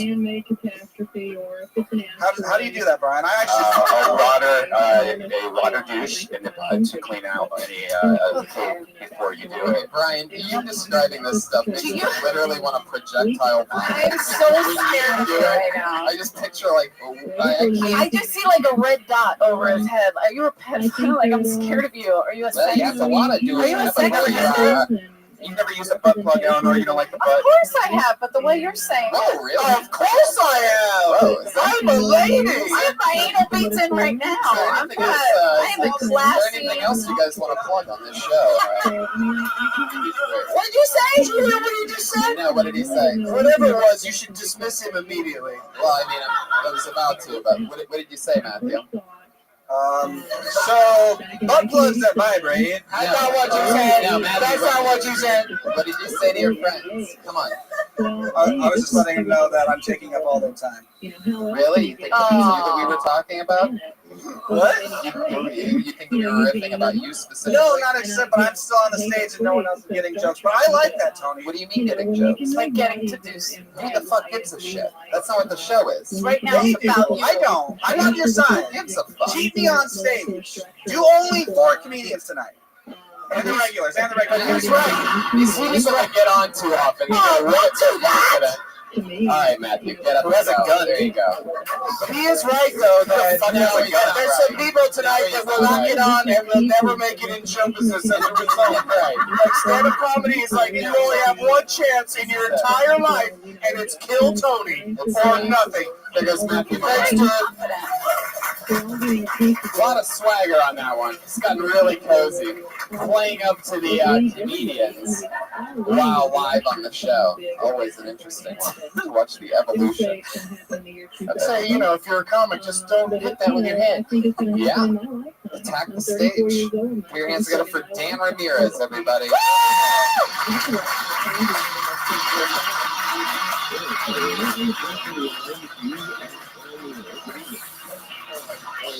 Here he is! Yeah, here we go, baby.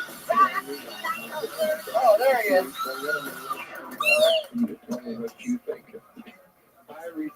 Hey guys, I've been going through a bit of an identity crisis as of late, and I just need to get it off my chest. I feel pretty comfortable with you guys, so I'm going to tell you. I'm a bit of a fat ass, and it's hard because I can't talk to my friends about it. Like I tell them how I feel. They tell me the same thing. They go, "Hey Daniel, you're not fat. You're not fat." Which makes me wonder, why is the Fat Club so exclusive? Why is it they don't want me? I guess if you can walk into the Fat Club, like your ass isn't welcome at the Fat Club. Like your ass better roll into the Fat Club. Like if your ass fits at a seat, at a table at the Fat Club, you're not welcome at the Fat Club. It's a 2-seat minimum. Just why do fat people have to be so stuck up? Excuse me, blown up. I guess there's just no more room at the Fat Club. Like if they let me in, like it's gonna tip the scale. It's gonna like break. Well, the first rule is don't talk about Fat Club.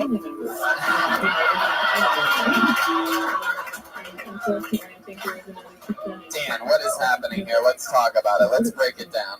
It was super conceptual, it just didn't fly. Right? Well, let's let Dan respond, Doug. I want to see what his answer is. I'm too heavy to fly, Doug. Stick with me, Dan. I'm trying. Stick with me. Don't let Doug distract you. Yeah. Look right at me, Dan. Look at my eyes. How long have you been doing stand-up? Almost 2 years. Really? Yes. Fuck. All right, let's take this one step at a time here, Dan. Fat Club, is that a thing that you've done on stage before? Yes. How does that normally go? It normally works.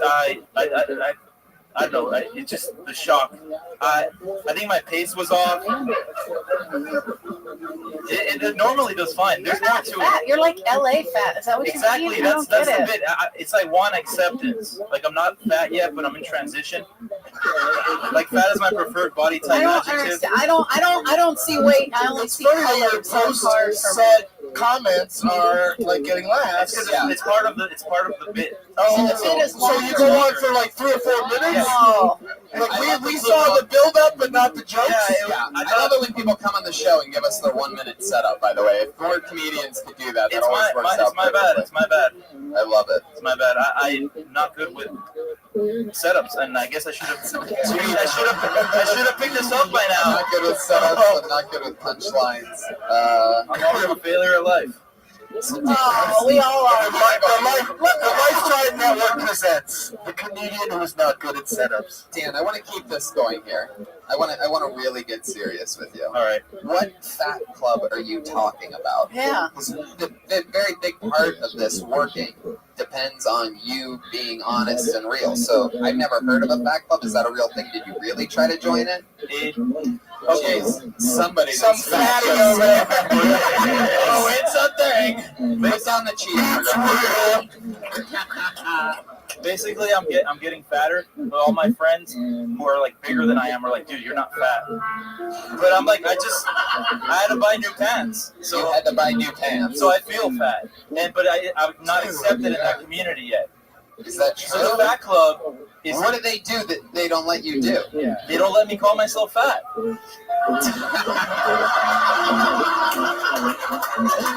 So what do they say when you call yourself fat? I said that in the minute I was brushing. Did you get a letter that said you're not allowed? I got a letter of rejection. I'd just like to give a shout out. We actually have the president of the Fat Club, right here, Pat Reagan. El Presidente. What do you think about this guy, President? What do you got for him? Would you accept him as a fat guy? Yes. Oh,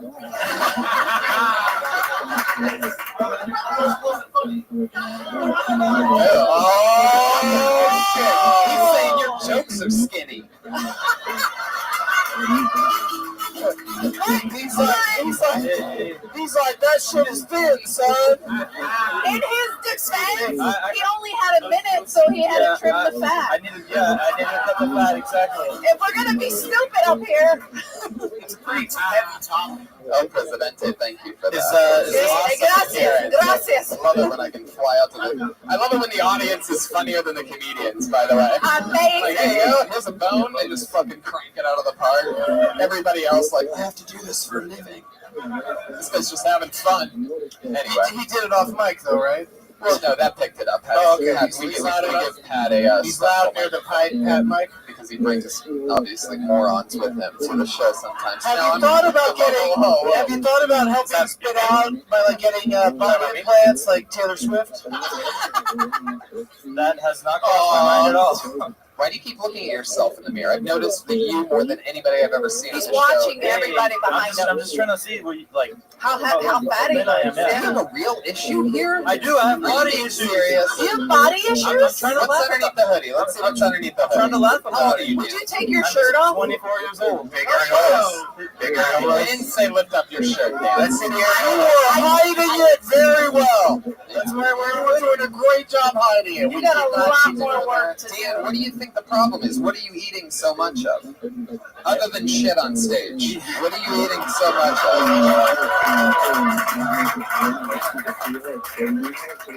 I just love food in general. Like it. Who doesn't?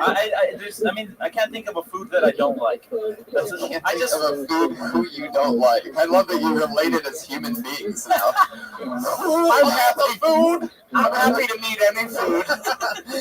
I will not turn them away from my event. What's your favorite, Dan? Come on. I mean, like the burritos, pizza, hamburgers. Well, he's crazy. A real foodie.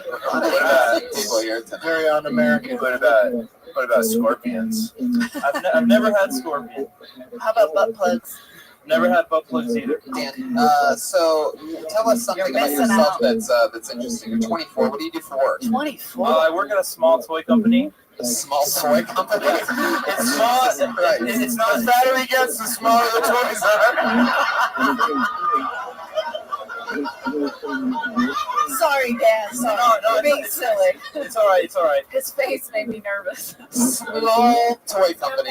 There goes our next 3 minutes, everybody. What kind of small toys are we talking about? Please, about small toys. No is immediate. The first thing that comes out of his mouth after he tells us small toy company. I say small as in the size of the business is small. The company's small. The company is small. So Well, what kind of it's toys? not tiny toys. Educational. Very large toys. Oh, very small educational. building. Vibrators for age. Educational, robot, and science kids. That's why it's small, because nobody cares. Yeah, exactly. Okay. But why don't you talk about that more? I mean, I get it that you want everybody to know you're in between fat and thin. Yeah. But why don't I not talk about the small toy company? Yeah. You're not allowed? No, Did you get a letter from them I've too? tried. I haven't written anything good, and I guess not Small that toy humor is really hard to come by. It's an untapped source. I'll work on it. I mean, I might steal it. I just think he needs to do I think that didn't work today, but he says it works. If So it's longer, maybe I the longer version works. Dan, here's my thing: is that you're talking about being right on the line between fat and skinny, and in order for that joke to even work, you're going to have to stay that exact same size until you capture it on something. And if you have 3 or 5 minutes invested into it already, then I mean, fuck, you're sort of trapping yourself into being this fucking schlubby, not quite cool and fat like that guy, and not quite cold-blooded, healthy assassin like myself. I can't believe he keeps pointing at you and calling you a fat person. Do you guys know each other? He gets it, man. Okay. Well, all right. Well, he's gonna kill me after the show. Who gives a fuck? But look, it's okay. Finally, it happened. Yay! So many episodes of Kill Tony, and finally, here we go. Bunch of lazy comics. All right, Dan. Anything else interesting about you other than the fact that you're on the line between fat and skinny? Mexican. Yeah, I am. Okay. I am. My parents are. Stop looking at yourself. This is bothering me. It's easier for me I to feel look like at I'm talking myself to my than to look nieces. at you guys. This is what my niece You guys does. make me My nervous. little You just girls make do me that. nervous. Don't do that. all right, I won't look at you. Look at how handsome Doug is. Give a look at him. Look how sexy I'll look at he you is. guys. Look at how fat I am. Would you like me to pull out a nipple? Is that easier for you to look at? Whose nipple? The blind guy just lifted up his sunglasses. All right, Dan, I'm done with you. Dan Ramirez. Thank you, Dan. Big guy, 4x4. The number 4x4. I immediately got into Blind Club. Immediately, right off the bat, got into Blind Club. Really? Yeah, because you can't be between, like, Yeah, sort you of can't be blind. between. You're kind of blind. You're just blind, yeah. Legally blind, they call it. Put your hands together for the Vierzy triplets, everybody. The Vierzy triplets. Oh, I'm so excited!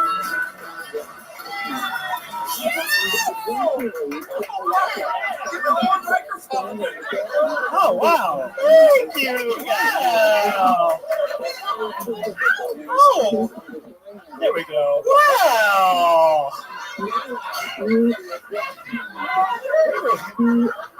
Fun fact about us, guys, we were once famous child stars. Or as our dad called us, as 3 little pensions.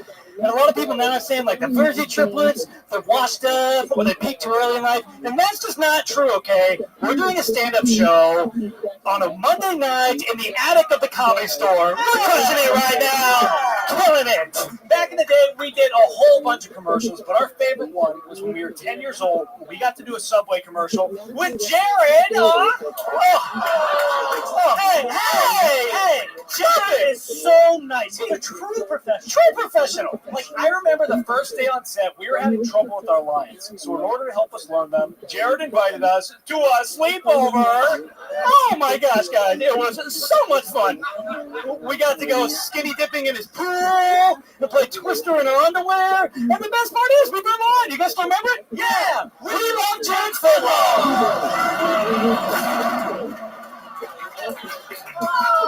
You couldn't hold the band for a second to let him finish that punchline? No, Brian's a real asshole. He's really...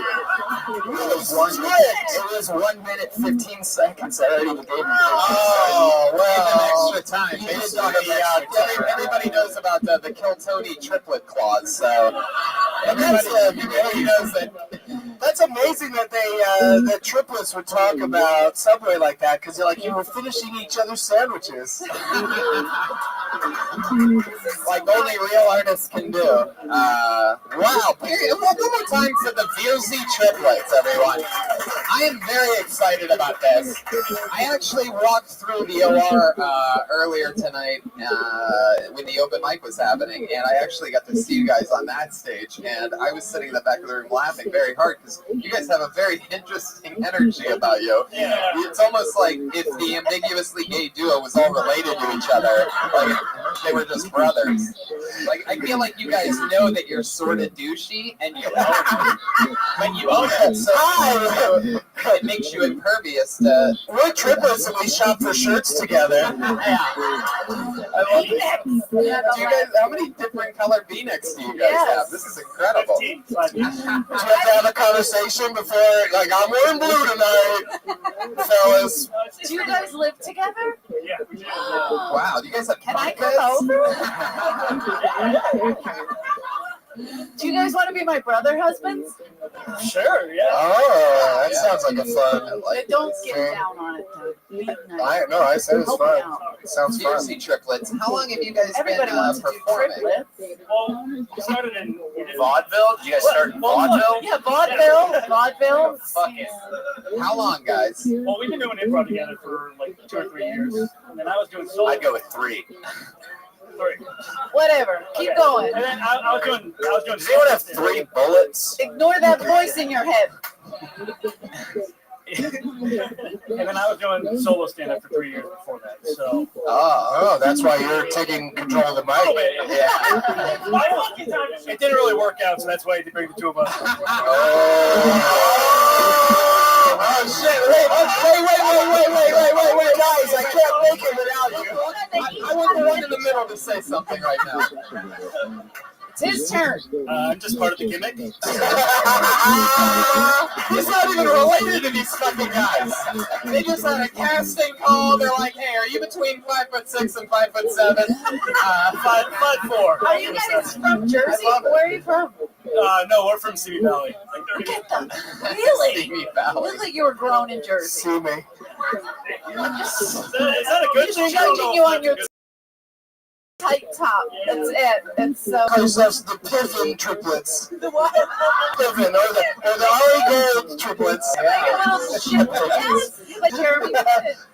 Man, you guys are so it's funny. You guys are real triplets? Really?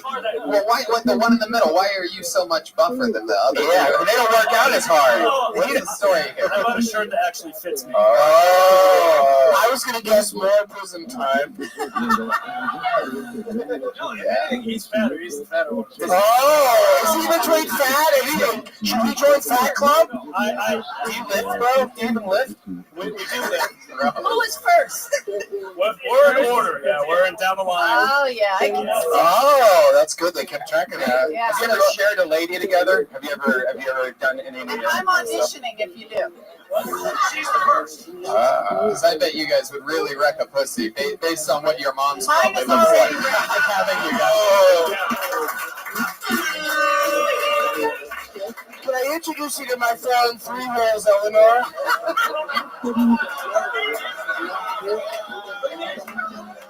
Eleanor, fucker. Oh.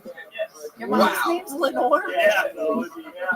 I hate my life. I fucking hate my life. Was she born old? Shut up, Doug! Eleanor's not as bad, but when I was a kid, my parents told me if I was a girl, they were going to name me Eleanor, so I dodged that bullet. I knew I felt a connection to you. Guys, what's your story? What do you do for work? What's something interesting about you guys? Juggle? This is going to add to probably the Jersey stereotype. We all do construction for my dad. I knew it was creepy. I So, like like, it. when one of you, like, jerks off, does another one feel it? Like, hey, dude, what's going on over there? Just knocking on the walls and shit? Only if it's in their face. Gotcha. Yeah. Too hard. Now, you guys, Hold on, let's move it over. Fucking solo, right? what kind of apartment? Is it 3 bedrooms, or what's the story? I'm interested in this layout. And are there bunk beds? We all share an apartment and just 3 bunk beds up to the roof. Are you serious? bunk bed? Oh, I'm not serious, no. That'd be magic. I've never seen 3 bunk beds. That seems like it'd be dizzying for the top guy. Yeah. So you guys were child stars, mostly commercials, or was there TV shows? Or We were on the season finale of ER, and then we just did like 10 commercials. Series finale of ER. Or season. Which season? 8. Oh, okay. And it went 10 years. I love that you pretend like you can't remember the number of the season. Never The right. what? I didn't. I love it when you guys crack each other up. This is why I have the gimmick. Really, Lucy, if you have three people on stage, at least you can laugh at each other if the audience isn't laughing. But I also think that like you should do a thing where like you, the green shirt, you do all jokes about weed, and the guy in the blue shirt, you do all dirty jokes, blue jokes, and like you already established, the guy in the middle apparently is involved. Yeah. Like that'd be funny if every once in a while when he did speak, he was just like, "I'm just here for the triplets thing. Yeah. I'm just here for the pussy." I get a third of the check and I get the pussy. Yeah, why not? Now, this is the first time I've seen you guys at the comedy store. Is it your first time here? You guys have been venturing out, become a lot. I've never seen. I would have seen that. We've been here. We came here one other night a couple weeks ago. How'd that go? What happened then? Anything? Any triplet stories? Anything interesting that you guys can share with us that we might find? Did the three of you ever share the same girlfriend? Yeah, and not let her know? No, you don't want your brother touching your girlfriend. Just like Oh, that's a good point. Yeah. But what if she's skanky? Yeah. What if she's like? What if her name is Eleanor? What if a girl's hanging out with blue shirt and she's like, you know what, I like you, but to be honest with you, I just wish you had a little more muscle and a thicker neck. Is there any way you could put in a word with your brother for me? Like, wouldn't that sort of just be helping him out? No, she usually doesn't tell him. It's just like behind his back. You fierce girl. Interesting. What ethnicity are you guys? White. Oh, wow, that's a very interesting answer. That's bullshit. Say it right. Thank you for asking that. We already answered this. Oh, I think you're triplets now. You're Italian? There you go. Italian, German. Can you sing? Can we sing? Yeah, like, you know, maybe they need to refresh the cast of Jersey Boys somewhere. We get like Hanson or something. If we got some Hanson. Double mint is not triple mint, dummy. I have a question for the brothers. Jesus. So, what's the story? I feel like you guys would like be on a party on like the Gronkowski yacht or something like that. Like, what do you guys do for fun? What do we do for fun? Well, we like to go out. This guy doesn't drink. Like so... what? Like, give us an example of something. Like, you guys ever like pull some amazing trickery or anything like that? Anything? It looks like we go out and party a lot. I think. Why does one of you not drink? How did that happen? He's like more of a He protein didn't get guy. the good He's juice. in his body. It's called. I just never got into Fucks everything up. Now this is really boring. You think all three of you would be alcoholics? Which one do you get the most pussy?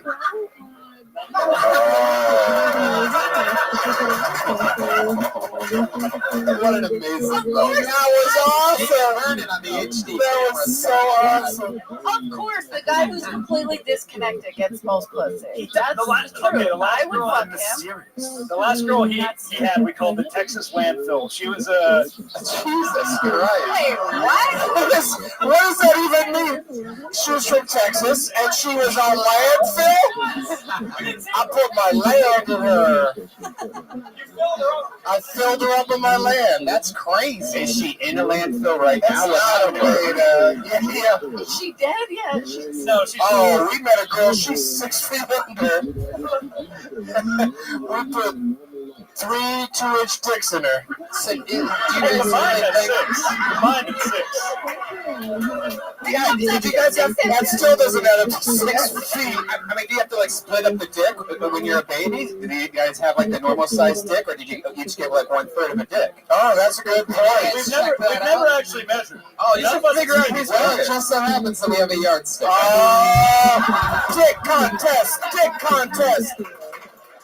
I get the feeling these But might you be a little bit guys- longer than a yard, though. So, But seriously, that's a hilarious bit for you guys to do about how we don't know the size of each other's dicks. We actually kind of do. You do? Well, then you should have done that one tonight instead of Maybe that it's longer thing than you a did minute. do. Yeah. No, you guys are great. If you guys had to guess which one had a bigger dick, which one would you guess? Oh, wow, he keeps raising his hand. No matter what the question is, he raises his hand. Who's got the biggest dick? Who's the least funny? Who deserves the less mic time? He raises his hand for everything. I know my Thagos. I know my Jersey boy. Who do you Sorry, got, that's Eleanor? Italian. Who do you think's got the biggest penis out of the three? The one in The the green, middle. the one in the green shirt is like looks like he really hopes you're gonna say him. Like he's like gonna get an award or something. I'm not going for the baby. I bet they. I think they have identidicts. I bet you because everything else looks the same. So big, so big you could trip over it. All right, fucking it is stupid. All right, triple. I like it. Now, what makes you guys sad? Obviously, you guys lift a lot of weights. What is it that pumps you up? Is it like did you have somebody die in your family? Something like tragic? Anything sad? Is there anything interesting about you three guys? What do you think triplets? Anything interesting about you? How big are you? We're fucking triplets. We're coasting on that for our entire lives. What are you guys afraid of? Oh. Do you have separate fears? Come on, say it. Snakes and scorpions are already taken. What'd you say? My fear is that if I were ever to be sterile, that I'd have to ask one of them to put the baby or the sperm in my. That's a fear. They would be helping you out, dude. No. And the baby's gonna be the same shit anyway. Yeah, but for his entire life, he will know for sure that is not his kid; it's ours. He's gonna have the same shit. Yeah, it's the same shit, man. Mostly, yeah. We need better fears. What's your fear, blue shirt? Yeah. Heights. Definitely doesn't have the biggest dick. We just learned. Nope. He just used to be the same size as two other guys, so heights is scaring him. Anytime I don't see my brothers. That sounds like Catherine Hepburn. Green shirt. I was gonna say snakes and scorpions, but. You have a little bit of a list. Do all three of you have that? He does. He has a little whistle too when he talks. Oh my god! I forgot. You had a fucking speech impediment when you were. So we found out when mom has to hold all three babies. I think we just found out which one she dropped a couple times. Everybody, looks like it's little green shirt there. Hold on. I had the highest grades. It doesn't mean shit now. But I love it. You guys, you're actually come out on stage and start bragging about why each one of you is the best. Yeah. You know what I mean? Like it should be like a competition. I love it. That's funny. That's very funny. You guys have an amazing, likable chemistry. You guys are totally douchey, but you own it completely, and it makes you impervious to it. So that's like, a thing. I'm telling you, there's a lot. It's like we can't see the word affliction on your shirts, but it is there. And as long as you know that we know that, and it seems like you guys do, because you dress like it. You're showing off the guns. You're playing into it a bit. You know what I mean? So I think that's awesome, and I'm excited to see more of you guys. That should be the first thing you do when you run on stage. Is just all just start striking poses. Yeah, and just like almost like they're about to see a strip show, and then you tell them fucking dick jokes. You're definitely our first ever set of triplets. We've never I've never seen triplets in comedy ever. We've never had three people bomb at the same time on this stage, so it was incredible. There they go, the Mersey twins, everybody. Nice to see you guys. Thank you. There they go. Fuck yeah. They're coming in for handshakes. All right, sure, Mersey twins. They're guineas. Leave them alone. These guys with their handshakes. I love it. The guy in the red shirt had softer hands. Oh, shit. Part of the show we're working my dick is 1/8 yards. Okie dokie. I guess I'm going to bow down to the lawyer, who obviously has something. Go ahead, lawyer. I just wanted that my dick is 1/8 yardstick. Alrighty. Jesus Christ. Okay, you only get to talk every once in a while. You should make sure it's really good. It's going in like for really save up a good one and then drop it. That's it. Oh, okay. Total train wreck. I love it. Unedited. That's how I give Brian edit points when he listens back to the show. I just say unedited, everybody, and you never hear that. Anyway, this is the part of the show where you have two regulars that go up every single week. They write and perform a brand new minute every week, and then If there's any time left, we'll go to the bucket afterwards. If there is time left. We're never going back to the bucket. Yeah, we do it now. We go back to the bucket. I like going back to the bucket. Yeah, it's fun.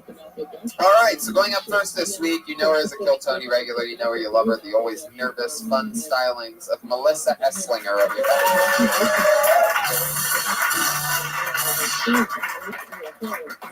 I recently gave up giving a fuck because it's hard to do that when you have only $6 at all. I'm sleeping on the floor, don't give a fuck, eating bologna sandwiches 3 times a day. Didn't really change from before, so I don't give a fuck.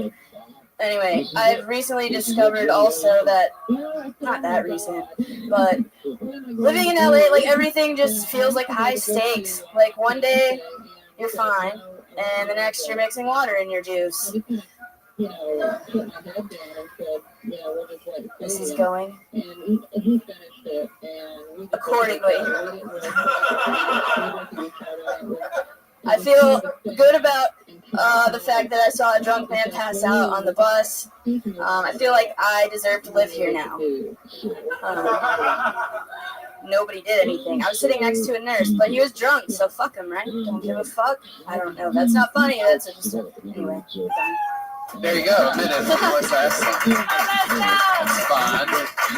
I should have gave up at the end. There's a couple parts where you're just saying things where you don't even have jokes for. You're sleeping on the floor, you're eating bologna sandwiches, nothing changed much there. You're just saying that you did that before what? Before what? Yeah, When you say nothing changed there, what do you mean? I gotta work on that in the sense that I still drink juice boxes and stuff, and my friends make fun of me for being a child. Oh, that's a totally different joke altogether. Totally. Right, that has nothing to do with the floor or bologna sandwiches.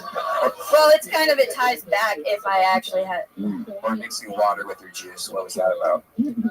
Yeah, one day everything's fine, the next you're mixing water with your Is that because you can't afford juice, so you mix water with it? Yeah. I got it, but, That's a perfect example. You kind of have to explain it because that makes I was like, what water juice? I have no idea what you're talking about. Yeah, Brian's too rich to have water juice. Yeah.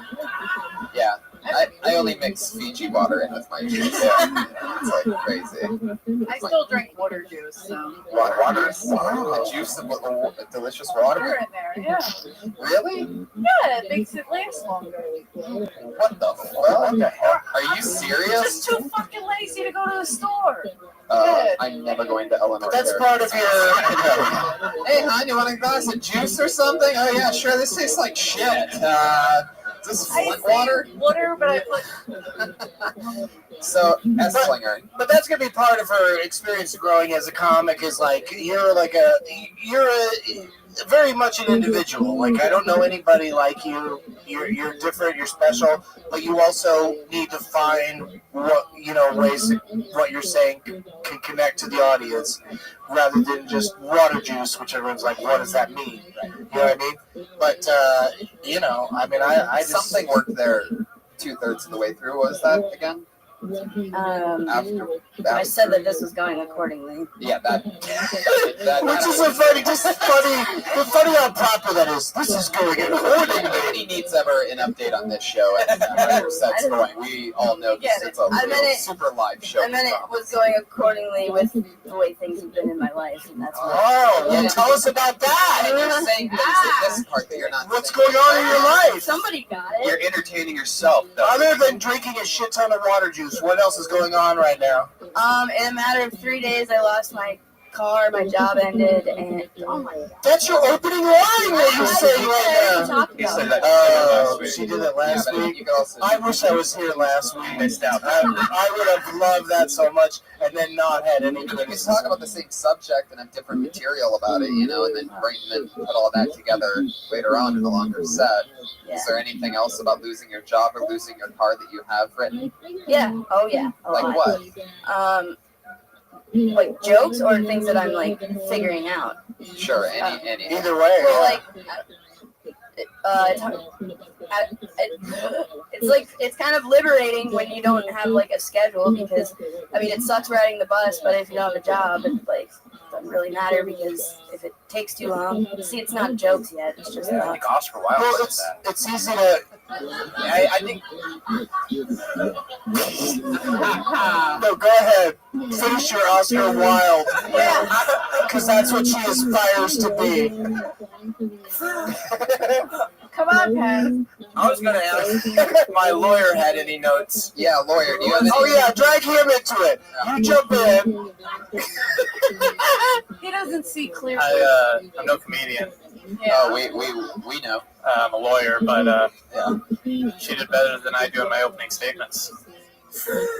Right, because opening statements, you're not trying to get laughs. Right, exactly. Yeah, so yeah, that's a good point. I love how funny Pat thinks you are. Like, I don't know what your guys' exact relationship is, but the way that Pat laughs at the shit that you say, it's unbelievable. It's so funny that it makes me laugh. He gives that Pat hilarious hand jobs. Yeah. I'm just a lawyer. So, Esslinger, you lost your car. You know, it's part of the game. What else is happening? It's all struggle. You're sleeping on the floor. Do you really eat multiple bologna sandwiches a day? I did for the days that I only had $6. Yeah. Yeah. I don't know if the struggle is necessarily the answer in terms of like what she should be doing on stage, because like, you know, then every comic that's just starting out will just be whining about how bad their lives are. Right. So like, but there's no reason to even tell you. Like you know that like you need to generate jokes each week. You're doing a great job. We're here every week, and like doing it on a weekly basis isn't easy, and it's not always going to work. So like, And you've been very keep doing it. doing good. Yeah. Keep up the good work, and just, you know, remember it's all about jokes, and don't acknowledge the sets. You know, this is going. Save that for open mics where you need to just win over comedians, because we know how it's going. You know, just focus on the jokes and let everything else fall into place. Because when you have longer sets, you're going to be able to do things and riff around. You're comfortable anyway. You're comfortably uncomfortable. Yeah, you are very comfortable in your uncomfortableness. I'm like It's like freaking her out, thing. isn't it? Yeah. She's like, It's been a huge change. I was here the first time she did this show, and she was shaking like that was her act. It was like I'm. Like a Polaroid picture. Yeah, she's shaking like a Polaroid picture. But now we know that if you shake it, it's just gonna make the colors run, and it's stupid. Don't do that. Right. And so another new minute for Melissa Esslinger, everybody. There she goes. Melissa Esslinger. We have one other regular. She writes and performs a brand new minute every single week. You know her. You love her. Put your hands together for Vanessa Johnston, ladies and gentlemen. Thank you. Yesterday, someone asked me, Vanessa, do you think you're better than me? And I was like, no, dude, that is so beneath me. Surprised you guys laughed at that. Stand-up is weird, man. Like, this dynamic is so strange. Because you guys are like the hot girl. And then I'm up here going, is this funny? Is this funny? Do you like this?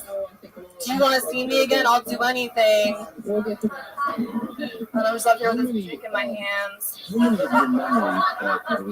fucks with me. I'm pretty sure every comic that's ever committed suicide was after performing in front of an audience that didn't laugh enough. No pressure. But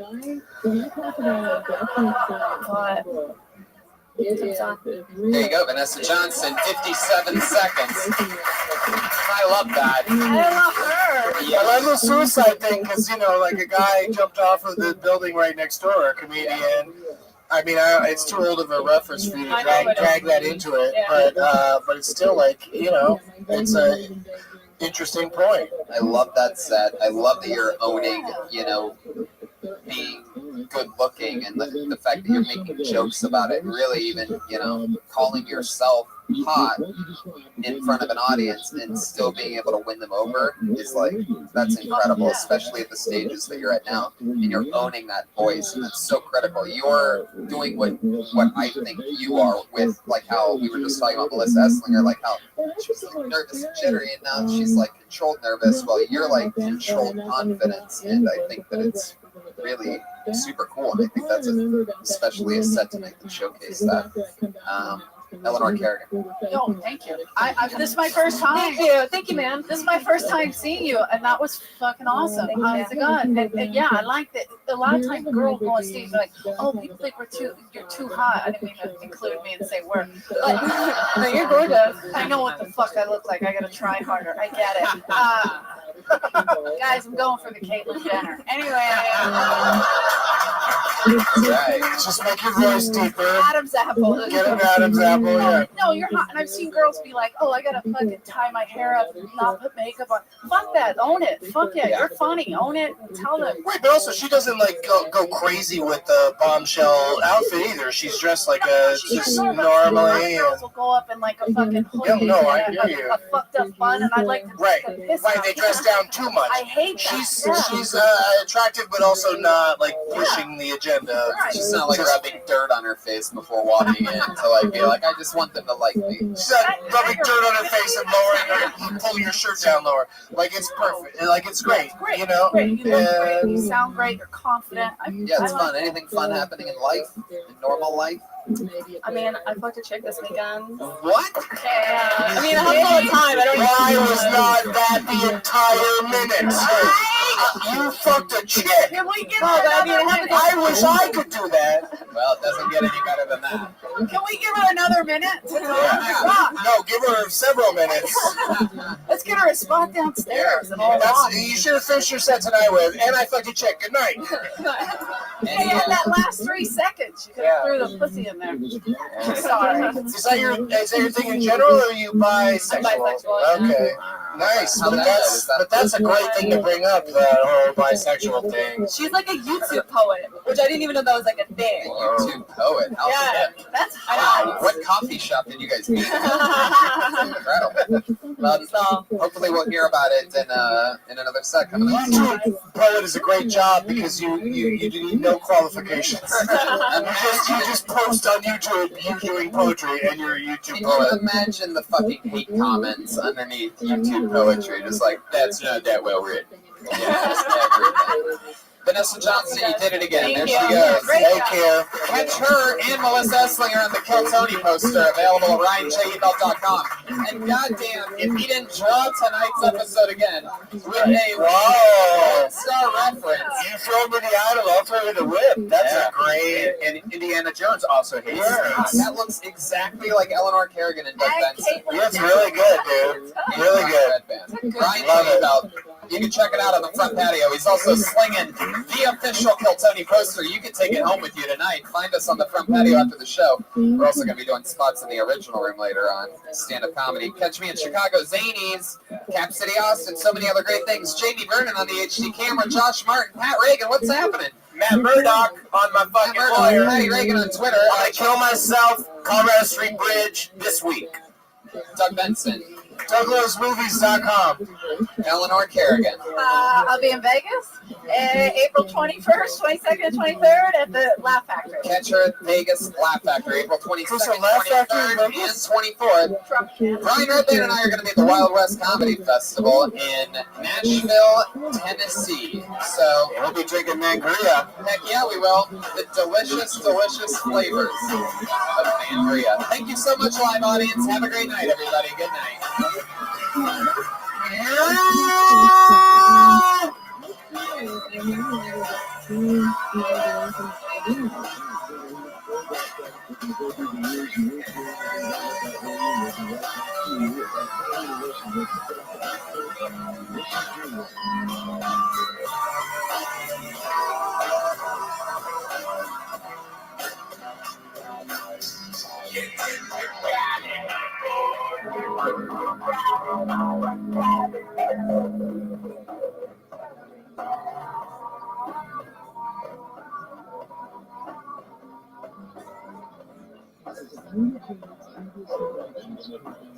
We continue with your calls and come back without that.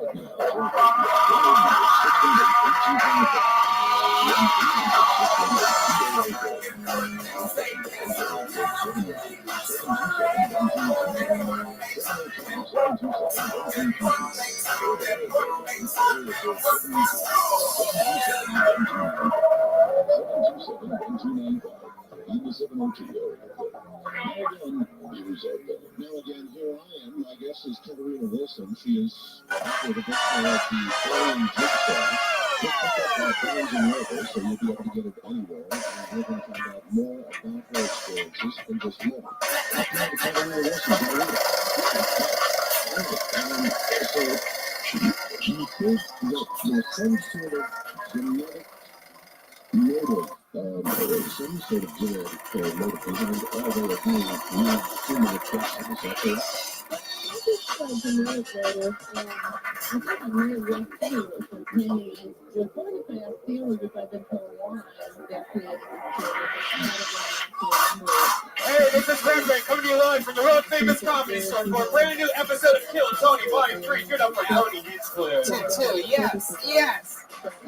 Hi, everybody. Come on, Monday night, you can make more fucking noise than that. Let's do it. That's Josh Martin. Jamie Vernon on the HD camera. Brian Redband is sitting right next to me, everybody. Give it up for Brian, everyone. Come on. And the music stylings of Pat Reagan. House artist Ryan J. Ebelt has already started drawing tonight's episode. He starts off with a blank sheet of paper and he draws every episode. And that's happening. Has every print of every single show. You can get those at RyanJEbelt.com plus the official Kill Tony poster. Hi, Brian. How's it going? Hi, everybody. How are you? It's a real live show. Hey, Tony, we got a 420 show here. Your Death Squad has a 420 show here with one of our guests who's on the show. So tickets are this Wednesday, so tickets are on sale right now. I love that. We're moving this show to the main room of the Comedy Store in June of this year, ladies and gentlemen. June. The show that you're at right now is going down, and we've been here 3 years in June. 151 weeks. 151 episodes. 3 years is 151 weeks? Yes, it is, Pat. There's no way, because there's 52 weeks in a year. That's an even number. Yeah. How could 3 even numbers multiplied together turn out to be We've done 151 by the time June comes around. I said June is 3 years. And plus, this is an episode right here, believe it or not. I know you're not acting like it, but we're live right now. That's the one and only Pat Reagan, ladies and gentlemen. Brand new album on Spotify, which I love. How else can we find it? Everywhere. Just Pat Reagan and the Baby Boys. It's on Bandcamp, iTunes, everything. I love that. We have a lot of promos here that we're plowing through. A couple more for you. I'm in Cap City in Austin, Texas next week. Kansas City, I'm coming back in June. And I'm doing the Wilbur Theater in Boston, Massachusetts, October 8th. That's a really big deal. No big deal, though. So let's do it, shall we? Let's bring up tonight's guest. Anything else? Sangria. Oh, yes. Oh, how could I forget? One of my favorite drinks of all time. I mean, I have been getting wasted on Adam Carolla's Mangria wine cocktail. This is the original orange. That's my favorite one. It's pretty much sangria, but it's like twice the amount of alcohol that it should be. Yeah. It just fucks you up. You share a bottle with a girl, you don't need any of that Cosby medication or anything like that. That does the job right there. There you go, Mangria. Thank you.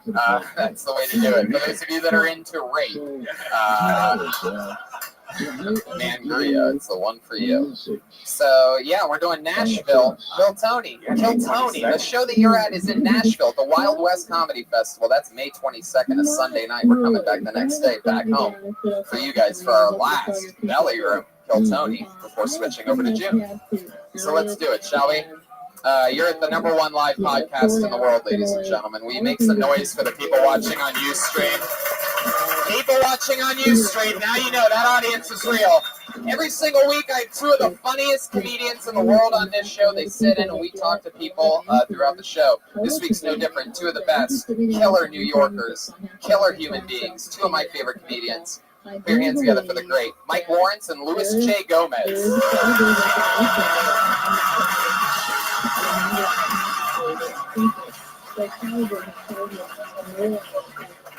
Here they are, live in the flesh. Mike Lawrence, one of the most diabolical Kill Tony guests, loved by the tens of thousands of diehard fans that we have. Luis J. Gomez, it's your first time. Welcome to the show. Very excited. Thank you for having me here. Luis is a co-host with Big J. Okerson of the Legion of Skanks podcast, which might be one of my favorite podcasts that I've ever done in my entire life. We love having you on, Tony. You're so much fun. I feel like I have to be nice because we're in LA, right? No, it's not an LA thing at all. You're going to see. Everyone pretends to be nice. Okay, good. Yeah, exactly. You can feel the sadness of everyone realizing there isn't going to be a famous person here tonight. That's the most LA thing right now. I don't know either of these people. We decided to go funny instead of famous tonight.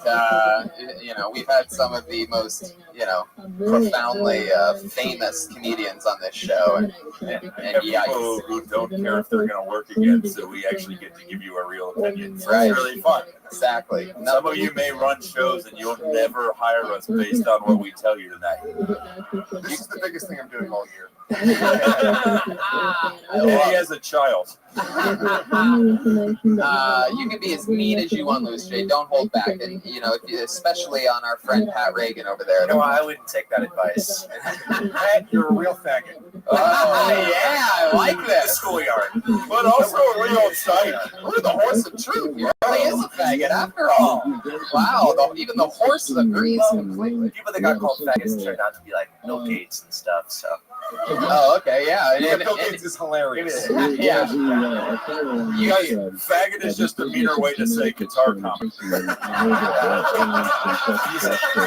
Oh, the horse again agrees. And obviously the cow of truth as well, for some reason. Actually, we had this Jeremiah, I have a co-host. Yeah. Wait, he hasn't been around. I mean, he left the show in the middle of the show Yeah, he got fucking pissed at you. 2 weeks ago. Yeah, he got mad at me. Do you remember why he got mad at me? I don't remember the part of the storyline. I don't remember what happened. I don't know what happened, but I was like trying to get him to come back. Yeah. And he was like, "Fuck Tony." Right. He's like, I'm really mad at Tony. And I was like, well, Jeremiah, could you come back? So I don't know if he'll come back. Maybe I'll try to call him right now. Yeah. Are you calling him on your guitar? Yeah.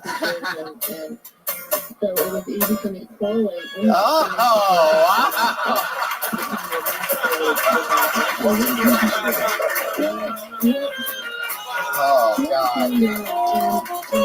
Wow.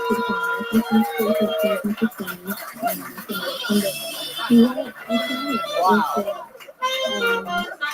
There you go.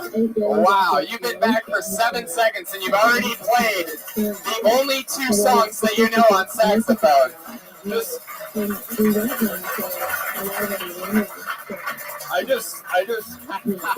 I want every comic to know that you are coming up here tonight to hopefully get the second biggest reaction of the show. Yeah. You better bring a bigger saxophone, bitches.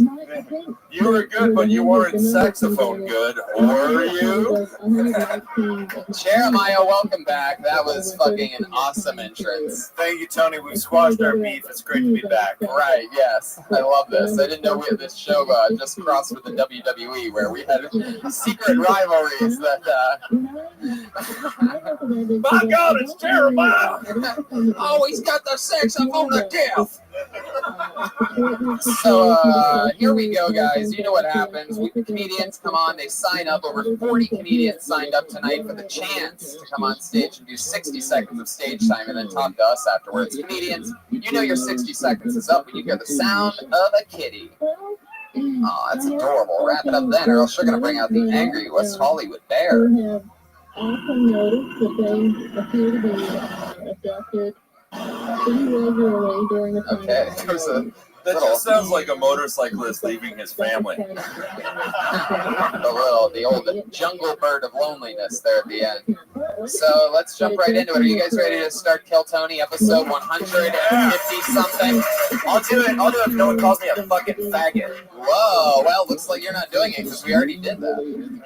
Again. Call me a faggot again. Whoa. All right. Jeez. I'm going to be such a faggot about it. God hates guitar covers. I'm not a fucking guitar cover, Mike Lawrence. Listen to me one fucking time. I have fucking fans. I'm a fucking artist, man. I'm a a fucking artist, like a real one. Like, after going on a rant like that and not getting laughs, like, guess you're an improviser too? No, dude. No, dude. I make fucking music, dude. I make fucking music from my fucking heart. I don't just do comic book references. I have fucking faith. I'm twice the artist you'll ever fucking be. Holy shit! Holy shit! Holy shit! You will never come close to my art. That's true. Yeah, 'cause I'm like 10 feet away. This is true. That's right. I believe it. You realize that I believe what I'm saying and that it's also true? Oh my god! Wow! Oh man, I wish I had done that to Ralphie May when he was on. You know, like, oh my god. Guitar said, I am not a saxophone comic. I am an artist.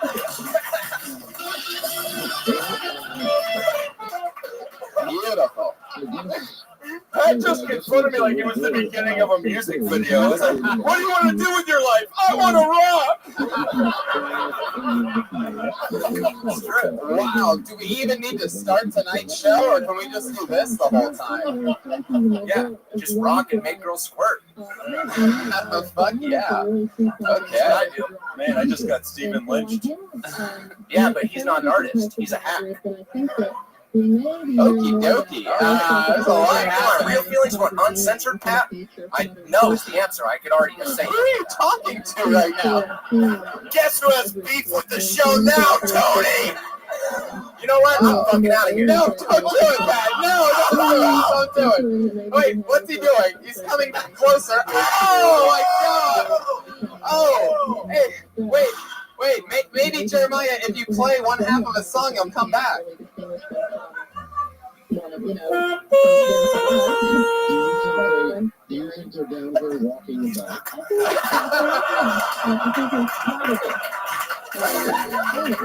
Wow!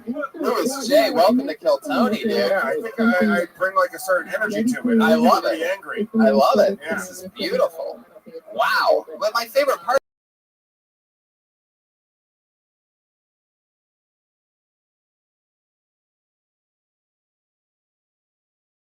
Really snapped at. I mean, whoa! Where did he come from? Where did he come from?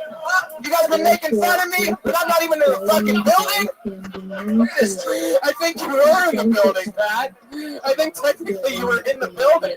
You just walked around. Wait, did he literally just? How the fuck did that physically work?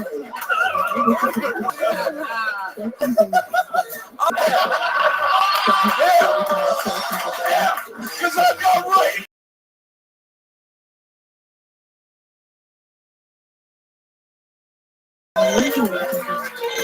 Wow, the Kill Tony ever, and we have not touched the bucket yet. This is history. We've just started the Great Hipster Wars of 2016. To be fair, I think you're both faggots. Yes. Perfect. So let's do it, shall we? I can't wait to see who the fuck has to follow this for 60 seconds. Wow. Here we go. Pat, you all good? Yeah. Mike, you good? Yeah, I'm sorry. I said my piece. I love you, Mike. I love you. Fuck yeah, you guys are gonna get a coffee in Silver Lake tomorrow after all this. Let's go gentrify his neighborhood. Make Mike squirt. You like that, right?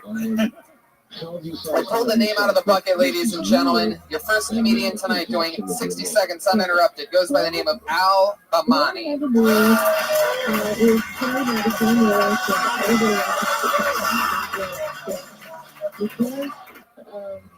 You know, I look like Millhouse Jeff Goldblum just had a kid. I was over at Ralph's looking at a box of condoms, expiration date 2025. I put them back because I cannot live up to that kind of pressure. I like to listen to music before I go up because music doesn't just affect people, it also affects animals. Scientists did a study, found out that when cows listen to REM, they make more milk. Same study also said when cows listen to Barry White, they make more cows. Oh yeah, oh, never gonna give you up, oh, never gonna quit, eat that chick full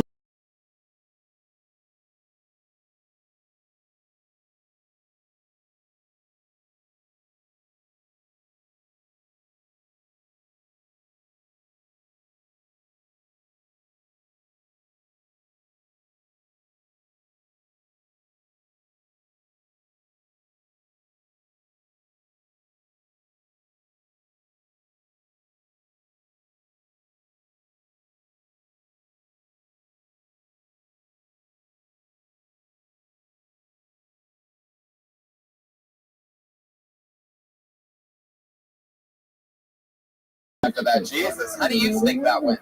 It's getting hot in here. That's good that we faded it out. Yeah, the audience felt our confidence. Alan, your mouth is bugging me. It's too dry. Take some water. You're driving me out of my mind. He's got cotton mouth and all right. He's a brave comic. He's able to do all the different sacred cow noises. All right. Yeah, into the room now. Yeah. You're bombing. Everyone said It's air. I mean, you were out of breath when you got on stage, so immediately it was uncomfortable to watch you. And then it was all I kept on thinking was that you were out of breath, so I just didn't know what you were talking about. So let's get into it. Let's slow it down. Obviously, you're not taking this bashing very well. So let's talk about it, Al. How's life going? How are you, buddy? Is everything okay? I like your approach. Like, I know we've been shooting you with bullets, so let's just slowly stick a sword inside. I just want to see if he can say anything at this point. He seems stuck. Al, are you okay? I had an asthma attack, so I'm just kind of getting over this. So you had an asthma attack when? Earlier today. But then you sprinted on stage.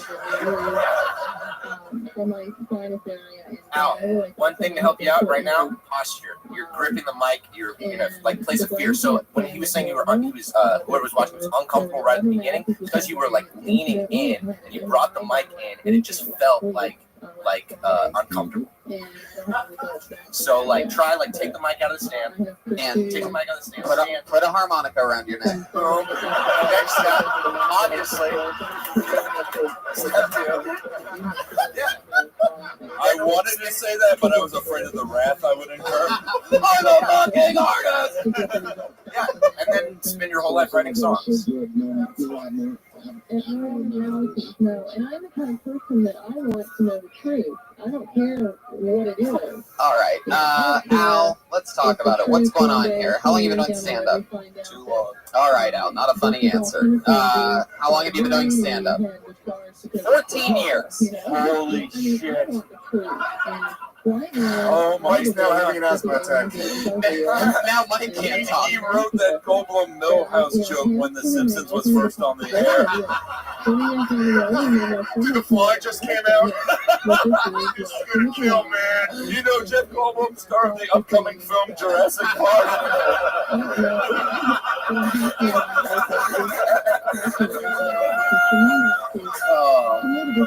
Al, 14 years. The best that you've ever had. Where did that happen at? Beaumont, Texas. Beaumont, Texas. What was that Where night he bought like? that shirt. 14 years. What was that night like, Al? Where was that at? LOL in Beaumont, Texas. LOL? Huh. It closed down that night, right? It's the best night of my life. R.I.P. to LOL. You've been doing comedy since 9/11. Yep. He started it. He started 9/11. Holy shit! Yeah. He was performing in The greatest tragedy was actually 8/11 when he started comedy.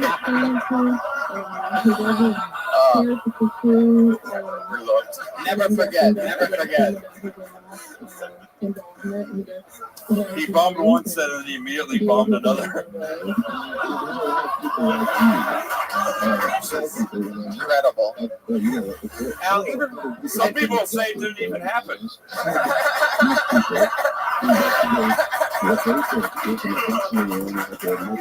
Al's set was an inside job. Look-alike jokes can't melt that fast.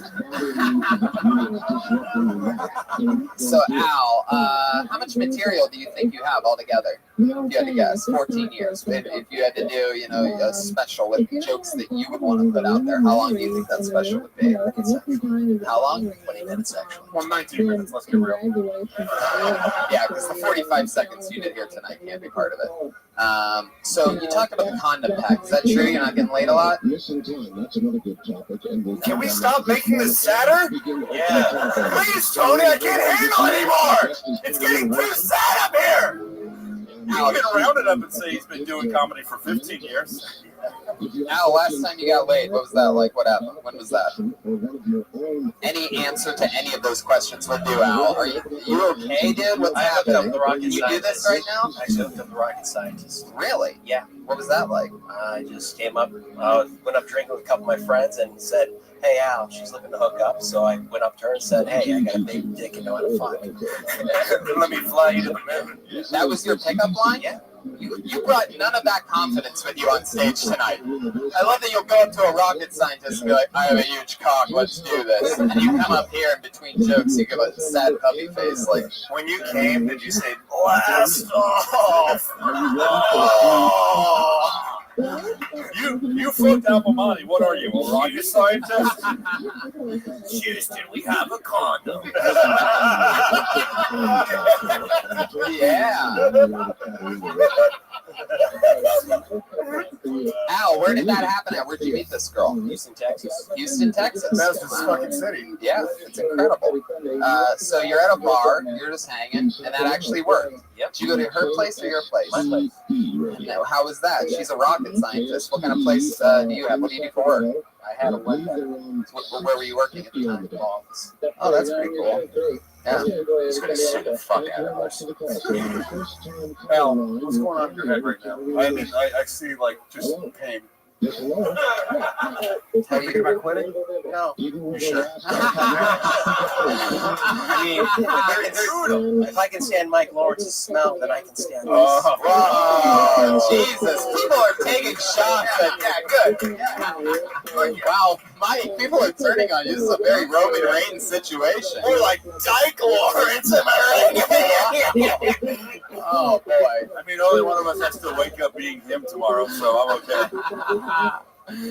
Al, what's something cool about you? You've obviously taken a lot of shots here tonight.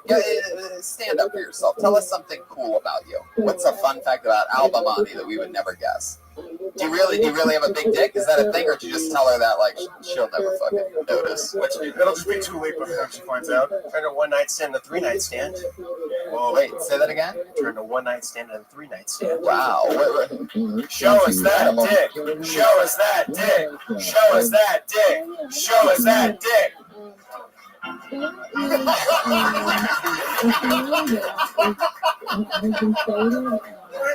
So great. What if there's like a porn agent tonight and that's how he gets discovered? Yeah. Are you talking length and girth, or are you just saying that you have a big dick? Length and girth. Like what are you talking about? Like 8 inches, 9 inches? 6.5. That's not big. That's good, dude. I have the absolute biggest average size dick you've ever seen in your entire life. And you know for a fact he had it in it. At least realized how lonely it is to be a rocket scientist. We have a song about average size dick. You can just go right into it. I know, but Jeremiah wanted to play a sax. Okay, Al, this is a rough night. I feel like you're having a nightmare. Everyone else is having. Pat, stop turning on everything tonight. Pat's like always like 2 inches from a meltdown tonight. I'm sort of loving this. All right, here's what's happening. Al, you didn't have a good set. We're gonna move on. Thank you. I love that, Pat. No, I was doing my impression of Pat, but yeah, fuck it. Go ahead. Sure, there he goes. Al Bamani, everybody. I don't really like the handshake thing, guys. Let's not do that the rest of the show. We don't do that here. You make my dick so big. Lewis, don't shake anybody else's hand, or else then everybody's going to do that from now on. No more handshaking. Yeah, his hand was sweaty. I don't ask for much, but please, don't make my guests not want to be here by shaking your peasant hands. All right. Okay. I pulled another name out of the bucket. Here we fucking go. Put your hands together for Manuel Herrera.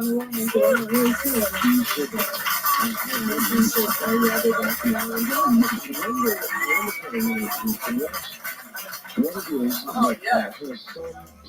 How's everybody doing tonight? Good? All right. Fuck, they used to call me Harry Potter in middle school. That's fucked up. Because I wasn't a math wizard. I fucking hate math. They used to call me that because I'm fucking hairy, dog. It's fucked up, you know? I was on Timber the other day, swiping right, you know? And I got this cute chick. She'd be digging my beard. But then, like, we were gonna fuck. I took off my shirt. Hairy ass chest, you know? I'm like, come on, what's up?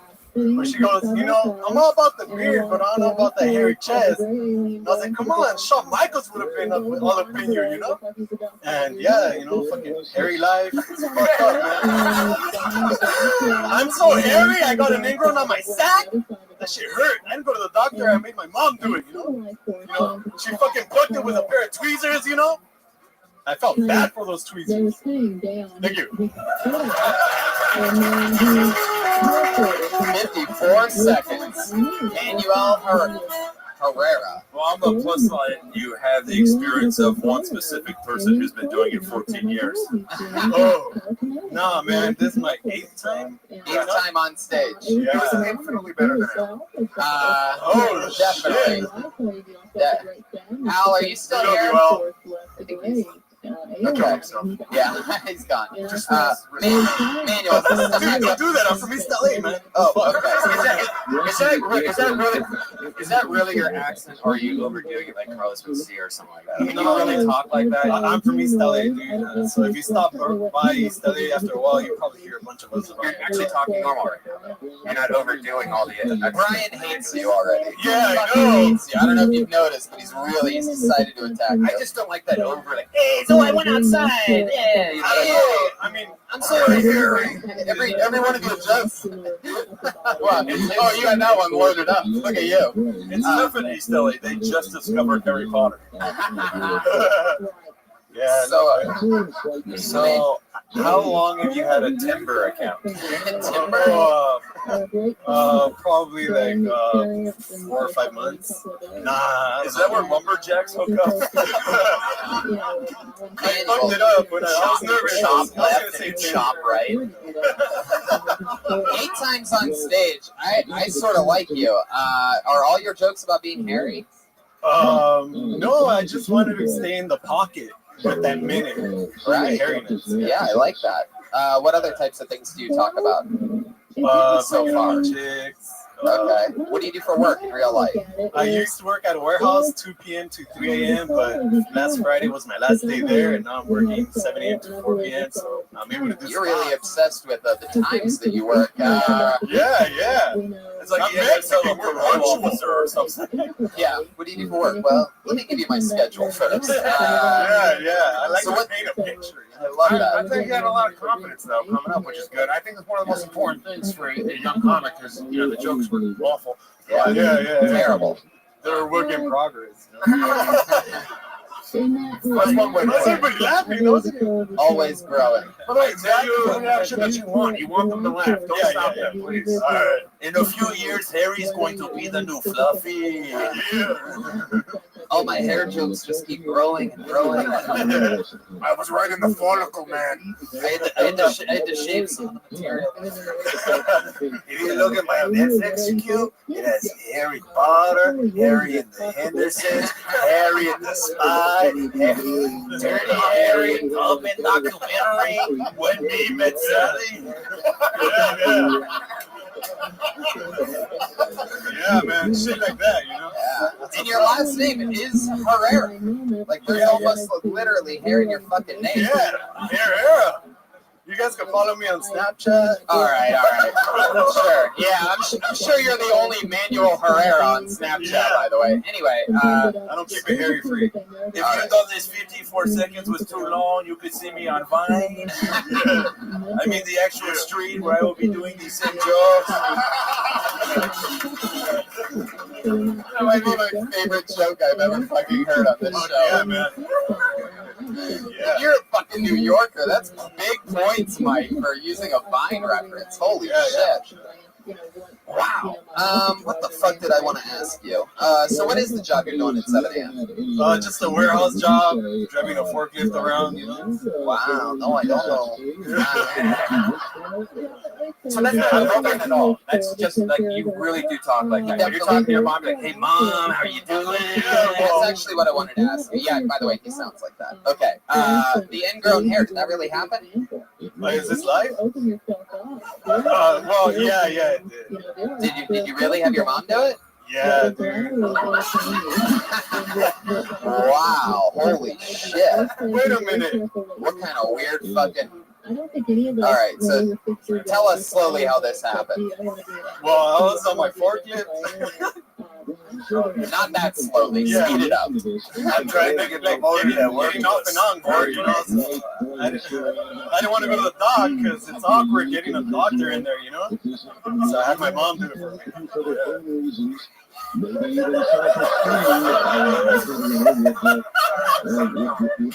What did your mom have to say about that?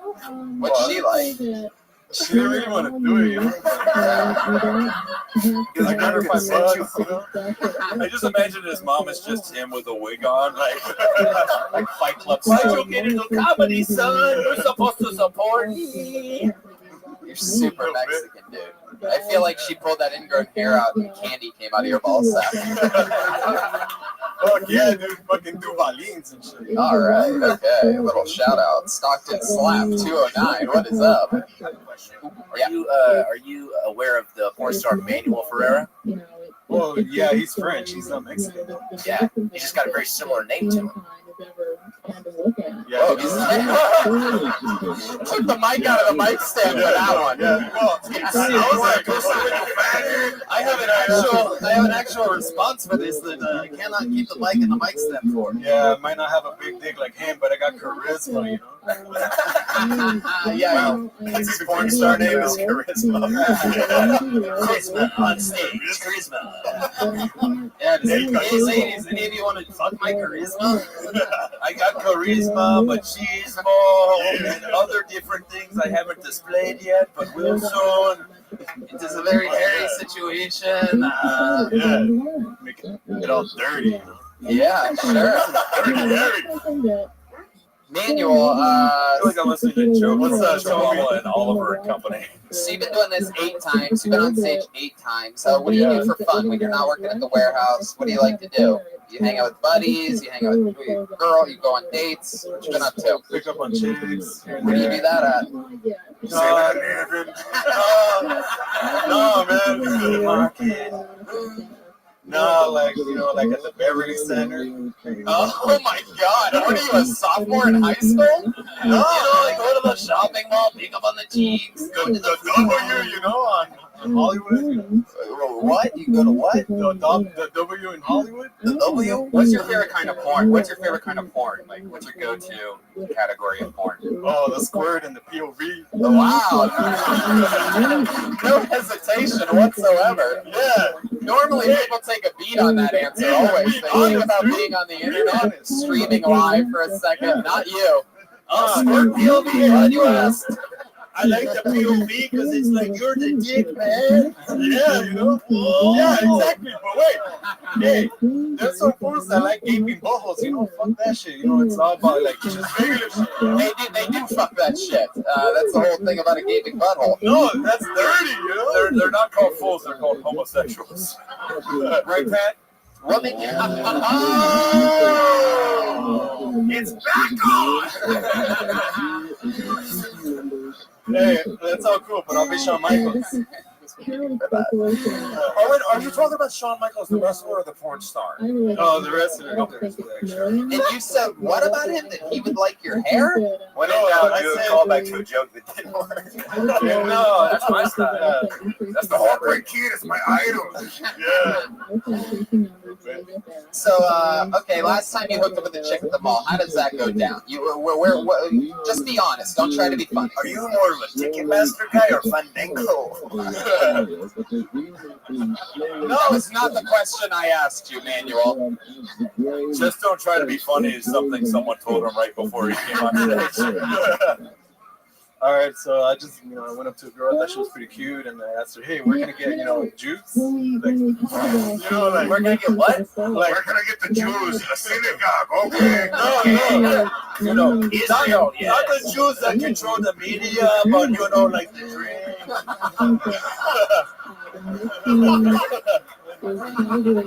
You went up to just a random girl. She was a cute girl. You saw her. She by herself.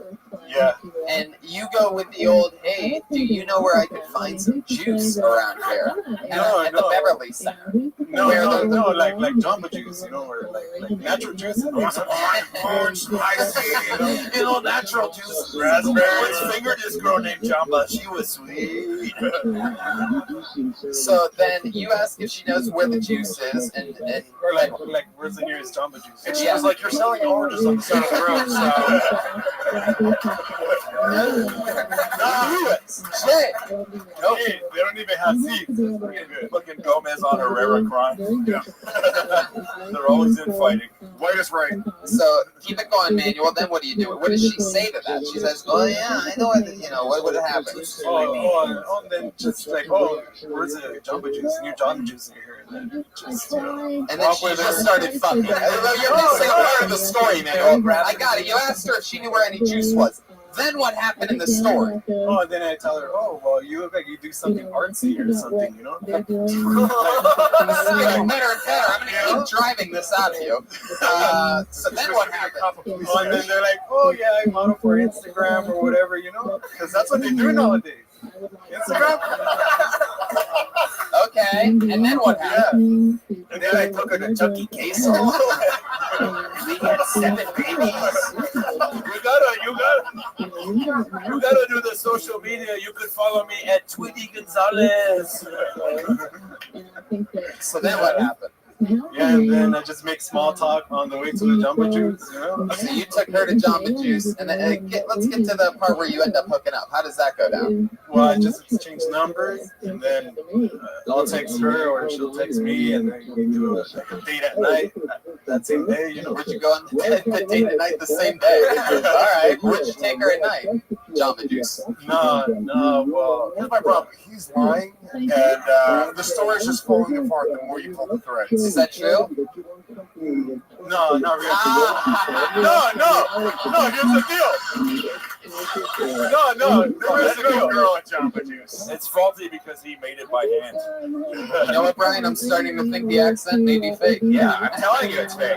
Who lies about getting juice? Like, that's ridiculous. Hey, Everybody's sitting here and I was thinking about my health, need to get some wheatgrass. I was like, hey, you want some juice? And she didn't answer, so I was like, hey, you look hard.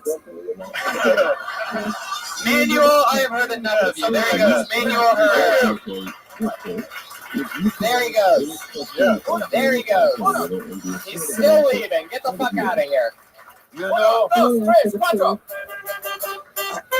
Yeah. I like that. You guys are badass. You know, S.A. the greatest trick the devil ever pulled was pretending to be an ethnic stereotype. Like Esteban Renazizi. Esteban. I was in 9/11. 9/11. I pulled another name out of the bucket. Here we go. Some hard charisma to follow there. Put your hands together for him, though. Here we go. Matt Legrand.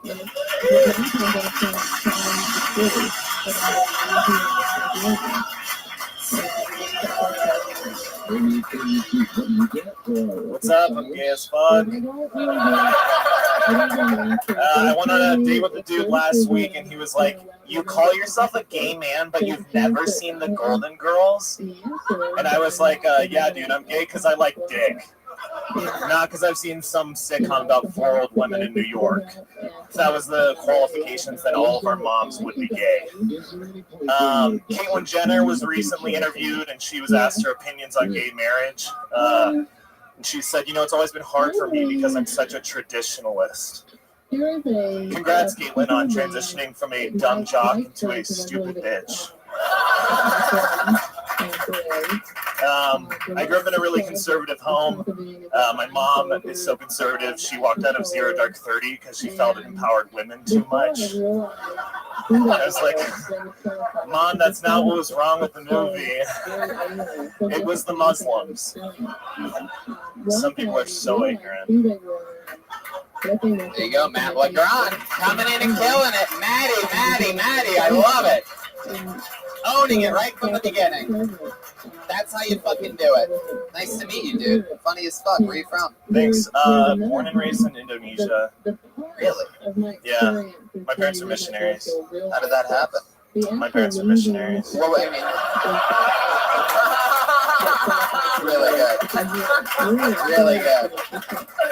really good. You got me there. So there's 2 reasons they don't accept you? There's more. Okay, so your parents are missionaries. Yeah. What's their favorite position? Not doggy. So how long have you been in America? I moved here when I was 17. Went to college in Chicago, and then I moved to LA 2 years ago. Fuck yeah. So that's fun. Your jokes are amazing. How long have you done stand-up? I'm 10 months in. Wow. I hate this guy because he's going to zip right past everyone else. Totally. Your opening joke just from the beginning, just to open the audience. I mean, you're going to just destroy. You're like, imagine him in 14 years. Like Well, the what's other guy. incredible is, it's just such an open lesson for everybody that he is gay as fuck, and he came up and he said he's gay as fuck. Like if Al said, I'm out of breath and confused, we all would have done that. It's like people don't realize. I'm being serious. Like, be fucking honest with yourself, and it's a secret code to being funny. There's no fucking real trickery. You can't overthink it. Seriously. Yeah, thank you. And that's what's crazy is the least honest person, Manuel Herrera. I mean, the Golden Girls that said in Florida and not New York, and yet I still was able to love and accept your jokes. Yeah. I always question that every time I tell it. I should have looked it up.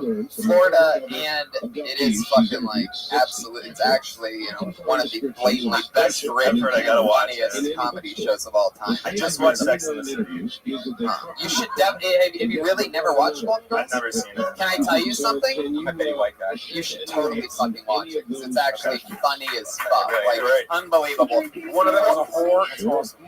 More jokes per minute than I think any other show fucking ever. It's crazy, and their characters are all so defined. Yeah, there's a whore, a sweet old lady that says crazy shit, the boss, D. Arthur, and that's a transgender one. And Betty White. Betty White's like the 4th on my fucking favorite. That's how cool it is. People in LA won't be able to understand how women over 30 were able to be on television, but if you get over that, it's pretty great. I smell a spin-off podcast, Golden Pony Talks Golden Girls. Wow, and I know somebody who will never be on that podcast. I'll tell you, you came up and you had a confidence that you don't just learn. Have you ever acted or have you done some type of performance? No, I haven't. You are so gay that you have balls on your head right now. Do you know that, Matt? I've never gotten to make that joke before. I've never had a tall gay guy on the show. Yeah, you've been hated in Joe Show. You're like, how are you able to come up with lots of confidence? Like, obviously, it's fucking, right? How tough has your life been? Were your parents accepting you? Yeah. I mean, they love me, but they think I'm going to hell. They know you're going to hell. That's for sure. Yeah, I mean, it was weird. Indonesia is very homophobic. I went to a private Christian college. You had to literally sign that you want to do acts of homosexuality. So, can you give us an example? Since obviously you made it out, like, how would you sneak it? Was there anybody that you hooked up with or anything? And if so, how did that go down? I actually was leading a mission trip in Europe. You know it's some good dick when you're risking your life for it. By the way, you know what I mean? Like, I have to fucking suck this. No, my first sexual experience with a guy was while I was leading a mission trip in Europe. And, wow. Yeah. So if you were leading it, then I'm guessing he took you from behind. I can't believe nobody laughed at that. How does nobody laugh at that? That got absolute silence. He's leading the trip. Also, this is we caught him. What the fuck? This is the first comic to come on stage that Lewis hasn't called a faggot.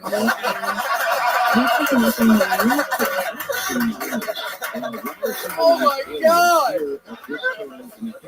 Oh my god, I can't believe it's still my favorite episode ever. But I do feel like the experience is there is something to be said for like perspective and hardship that just makes people a better artist. A lot of these like trust fund kids that get into comedy have nothing to say. All the shit that you've had to go through, and it's reflective on stage. You're a man shit in your boyfriend's assholes. I want to get back to this thing though. So you're leading the mission, and how did are there any more details that you're willing to share about it, or anything else? Yeah, I'm super honest. I'm super like open on stage. I talk about like shitting in a man's mouth and How do you know?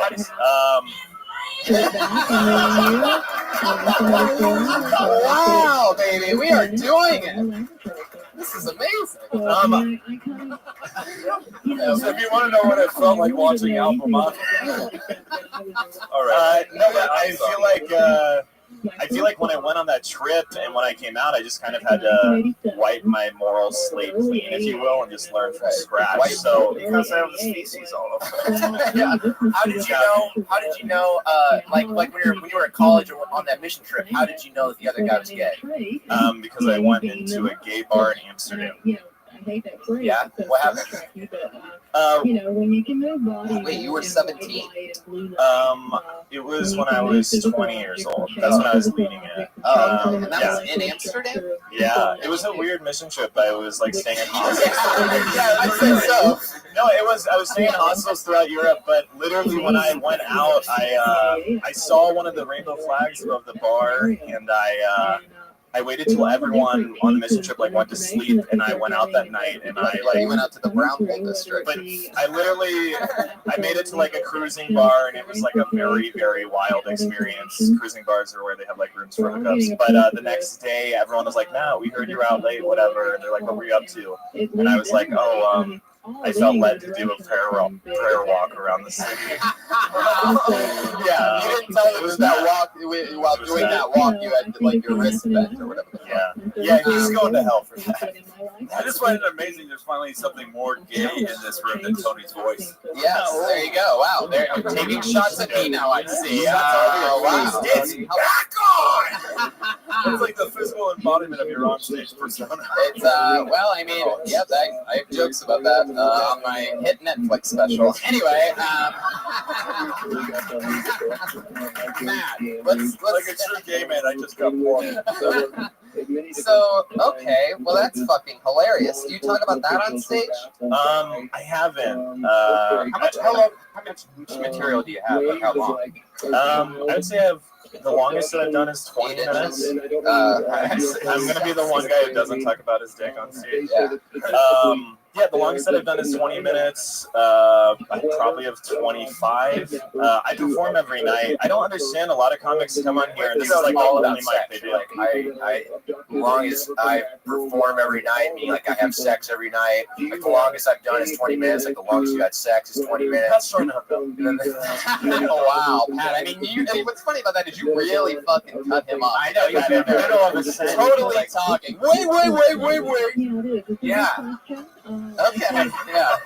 Podcast guru Pat Reagan. I'm sorry. Continue. Sorry, Pat. I don't know what I was saying. We apologize for Pat. Set length 25. The longest that I've done is 20 minutes. Like, what are you comfortable with? What's your favorite set? Like your material? You're talking about other comics that come up here. That's what you were saying. You said you don't understand how other comics come up here and Pat. Oh, that. Sorry, I didn't mean to. It just happened.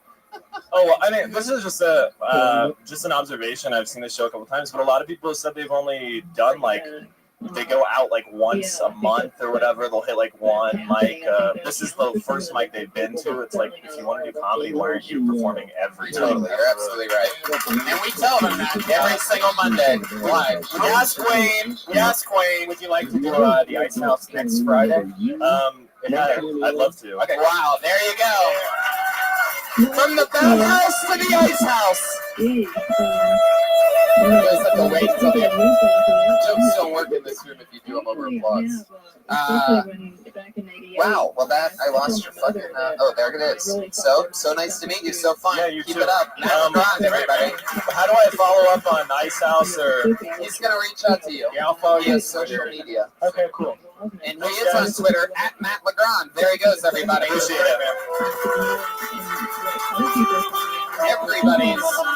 Everybody's Twitters are their names tonight. So, you having fun, Louis J? This is fucking Kill Tony. I really thought it was going to be uncomfortable the whole night, and then that came up. So perfect. I love that the gay guy is the only one who hasn't had to find the back door into the industry.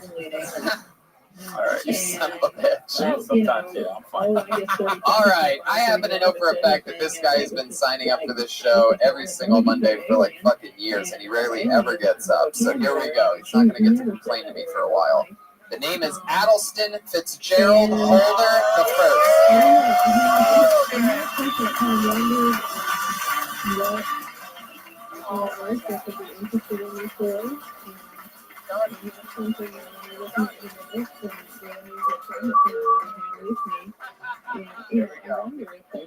Thank you. I'm very excited to be here.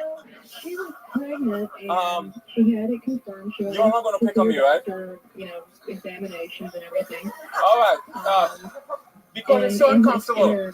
Did you start the 1 minute yet? Oh, yeah. Okay, how much I have now? I need to calculate my material. I have about 40 seconds. Okay, 39 now technically, right? All right, so listen, people. So I have you're not going to pick up me after 45 pounds. Because... all right, hold on. Pause those minutes, please. Okay, listen, people. No, I just don't want you all to pick on me, that's all. So, good evening, folks. I'm a comedian, right? So, yo, I have a... Thank you. Yo, so, hold those laps. They interrupted my laughter. Yo, so I have... All right. Come on, people. This is live on television. So, listen. Television or podcast. Come on, people. I'm looking unprofessional right now. So, listen. So, yo, check this out, right? You are the worst. Let me just, first of all. Dude, Addleston, are you normal at all, or are you just a crazy person? I am insulted. No, Allison's never seen a light he didn't run. You just spent an entire minute telling us to not make fun of you. I know. Can I get my minute over, please? No. Okay. Who's at the Kia dealership if you're here? I can't believe Miss Cleo finally got that female to male transition surgery. You faggot.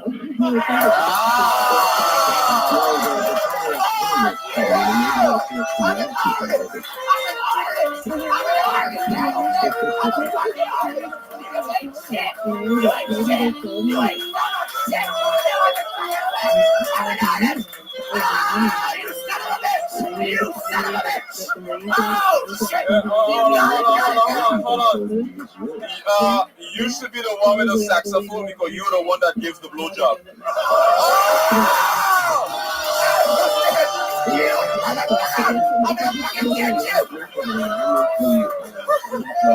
Wow.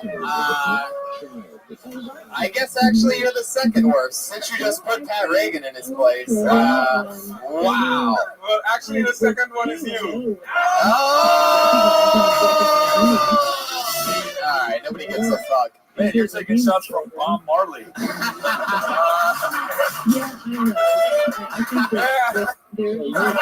Uh-oh, here we go. And he looks like Santa Claus gone hipster. Okay, don't laugh that hard, you idiot. All right, Addleston, what's your story, dude? Let's just be honest here. How long have you been on stand-up? My whole life. All right, let's try. I'm gonna give you another chance. He dedicated his set to his bobsled team.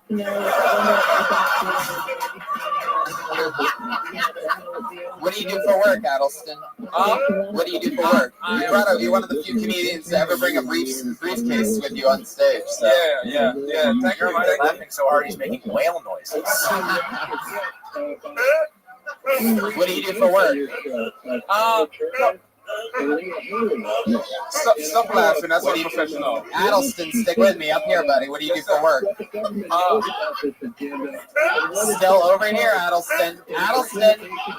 Live show, baby. Stick with me. Over here, not them. Tell him to stop laughing. No. No. Okay. Addleston.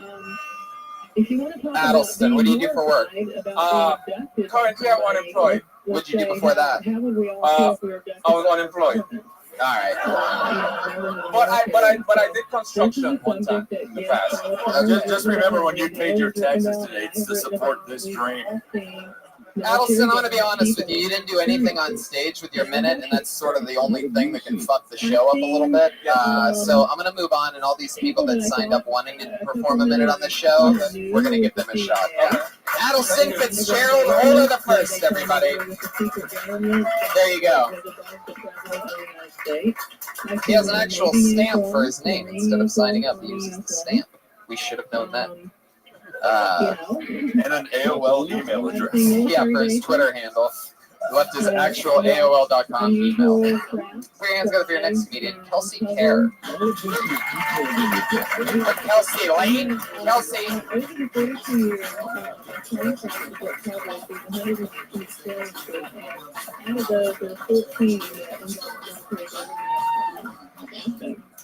It's Lane. So I'm just gonna be honest with you guys and tell you that there are perks to looking this way. Okay, I'll tell you this story. There was a beautiful moment that I had with this homeless man, and we looked each other in the eye and he smiled. And I looked down and noticed that he was furiously masturbating.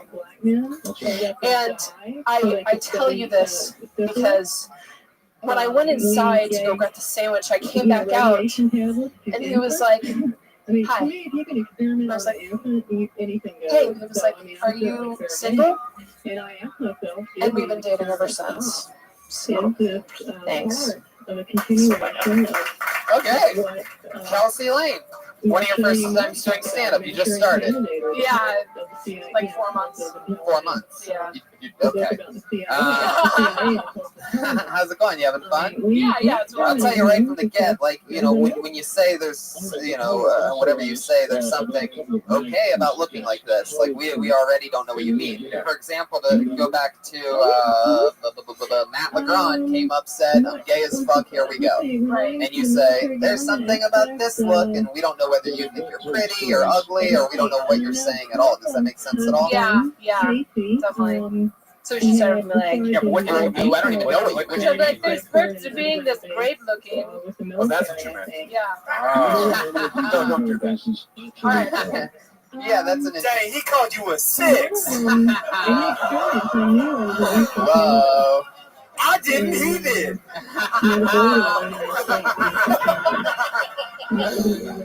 I'm like a 7 with drunk goggles. You know what I mean? No, you're adorable. You're adorable. So it's been 4 months. Are you doing a lot of spots or what? Yeah, here and there. Here and there, like a few times a week or what? I try to go up to mics now that I'm unemployed. I can go up What was your job before?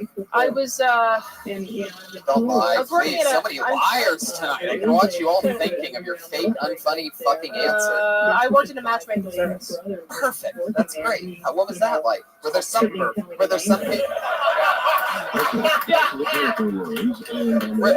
They cut down the trees and turned Did he really say timber instead of tinker? That's so funny. I didn't even notice that. So, all right, what's that like? Working in a there's some people when they sign up, you just see them and you're like, look, we can't do anything for you. Nobody's gonna like you. Is there any? What was your role exactly there? I would like talk to the matches and be like, hey, you should come and talk to our matchmaker and then talk about the client. That was what I did. Yeah, just reaching out to people and getting them. How long did you do that for? 7 months. Right. Is that are you single? Yeah. And is that an interesting position to be in, watching all these people on dates while you sit lonely every night? Yes. Like, I thought there were perks to looking like this. Dang, he called you a 6. Yes, my love life is a barren wasteland, and yes. Why do you think that is? Why did you always do those force lifts with every tough question? That's why. Yes. Force information. Yeah. Well, That was why. I'm actually a centaur, so. Answer every question with a reluctant queef. Making a horse. Yes. I love that Mike Lawrence can't do the thing with his lips. I just watched him try and nothing happened. All right, Kelsey. So Why didn't you work there? Did you get fired, or did you leave, or did you try to like take the best dates for yourself? I want to go back to your loneliness for a second. Why you gave me the horse lips, but I never got an answer. Why do you think you said your love life is a barren wasteland? What does that mean to you? I think I attract crazies.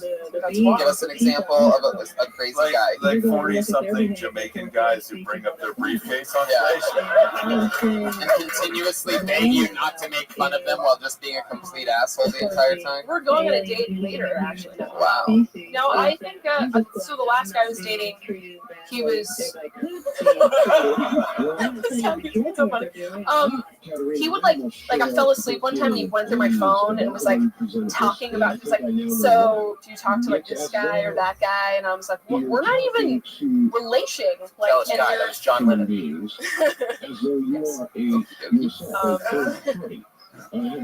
So he went through your phone? Yeah. All right. How about what's the second craziest thing that a guy's done? Oh, was that like on a reason? Was that on a first date or something? No.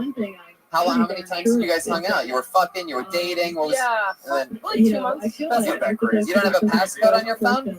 Yeah, you know, you do it. Oh, you gotta go with the thumbprint. Yeah, I gotta get the thumbprint. That's not that crazy. A girl keyed asphalt into my car. Because she was up, that's what you love.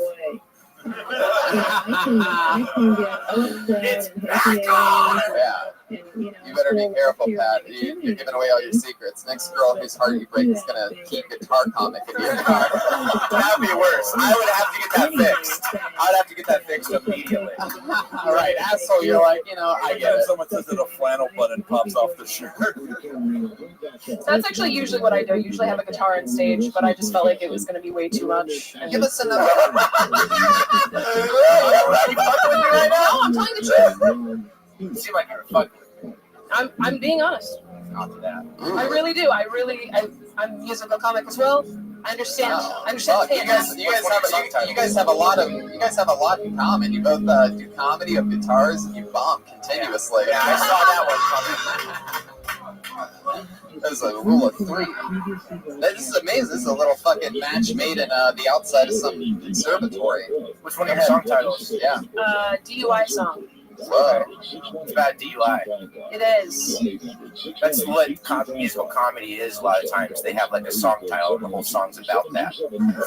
Sometimes. So that's about how people write musical comedy, not me. I actually write songs. You know how some people just say the punchline once? Well, imagine if it's repeated multiple times. In a chorus. In a chorus. How many words can you rhyme with queef? Leaf. Keef. Chief. Believe. Oh.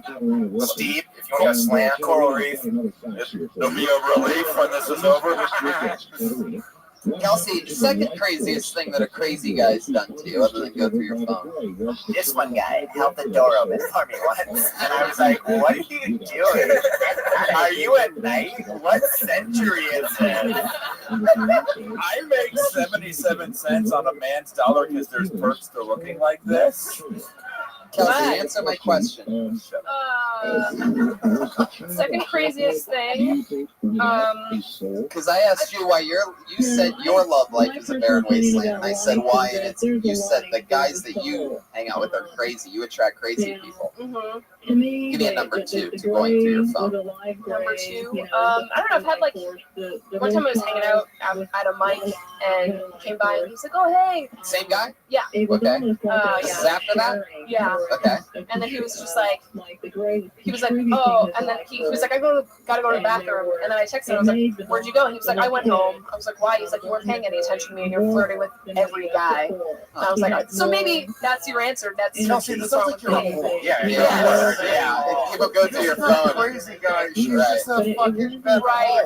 Do you drink a lot? I mean, do you get drunk a lot? Or you? I get the feeling you have more dicks in your phone than Matt Legrand has had in his asshole.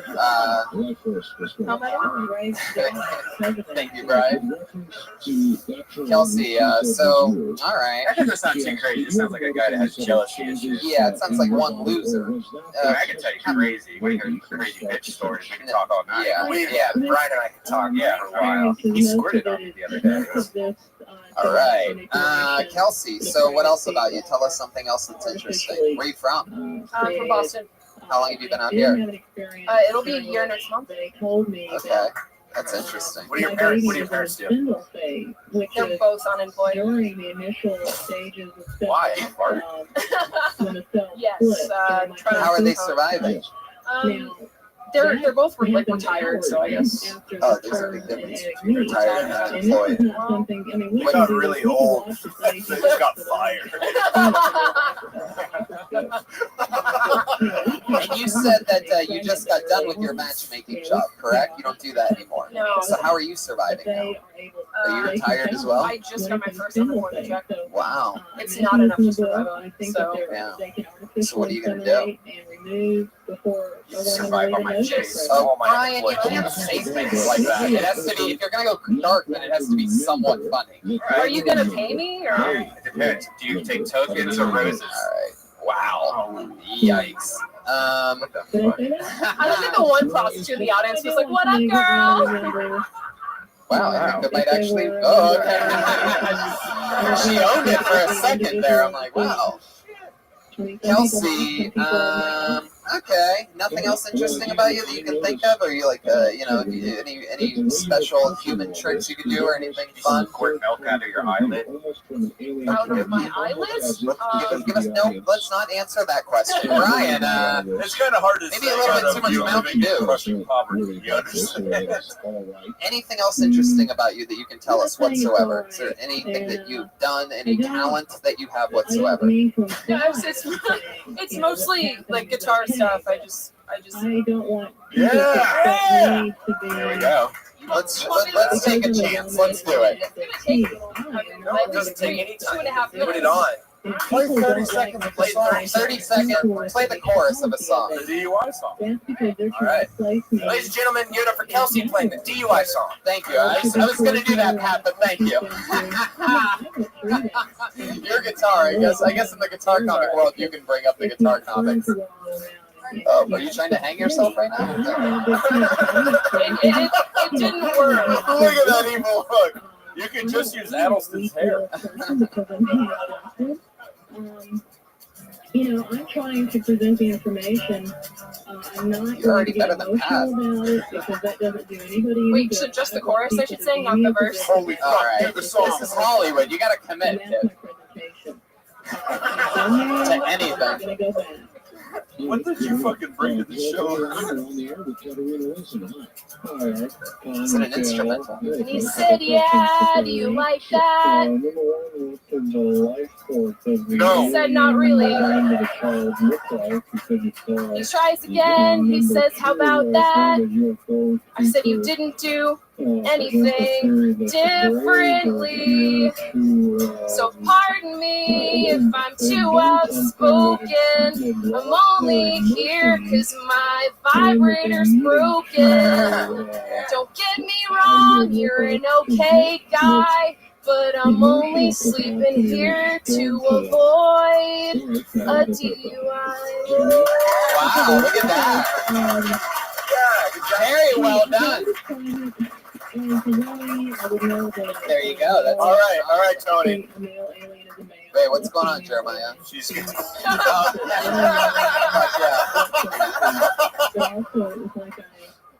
I say my problem with that? Yeah, go ahead. I feel like whenever guitar comics do. It's always just kind of like a simple, dirty thing. And I think we should avoid that. I think it shouldn't just always be about sex or always should.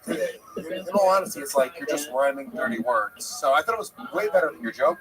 But I would say that stay away from just the I'm giving a song and rhyming dirty words. Yeah, what are the other two songs you have? What are those called?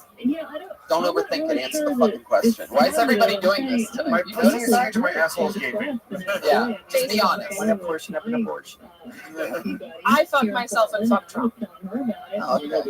Can I say the thing is, like, you're coming out here, it's being recorded, there's all these people, and if you're half-assing it, if what you do is musical comedy, and it's being recorded, then that's what you should do. You already don't have a job, you don't have money, life's not good for you, you should be fighting fucking harder than anybody. When Matt LeGrand came out here, like, that's a guy who's like, fucking like, I'm gonna take this, you need to fucking take it.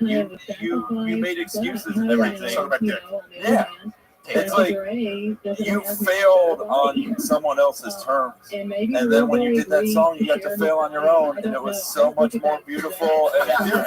Yeah, he's absolutely right. I totally agree. You should make friends with more comedians and get out and just hustle. If you're not working, then you have to go all out. I mean, there's no fucking Netflixing when you're in your situation. But if you look at Pat, who I do respect, like, he fucking takes that guitar everywhere. He's gonna take the amp sometimes and shit. 3, 4, or 5 spots a night while doing other shit during the day. Humiliating myself. Yeah. He walks up the fucking. He has to walk up the hill sometimes. Him and Jeremiah have to park up on the hill and fucking walk up it at the end of the night with amps, guitars, all this shit, almost getting hit by drunk rich people. I mean, look at my face, and I had the confidence to try to disrespect him. I mean, so it's like, fucking do the work. And every time you go up, bring the fucking guitar. If that's what you want to do, then that's what you should always do. Gotta commit. Gotta just go for it. You're doing an okay job of it. And it's Kelsey Lane. Yes, there she goes, Kelsey Lane. She's on Twitter. It's Kelsey Lane.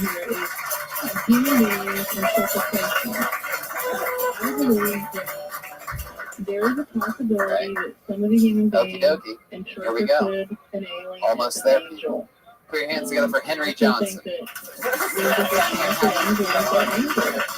so you also think maybe some of the interpretations in the Bible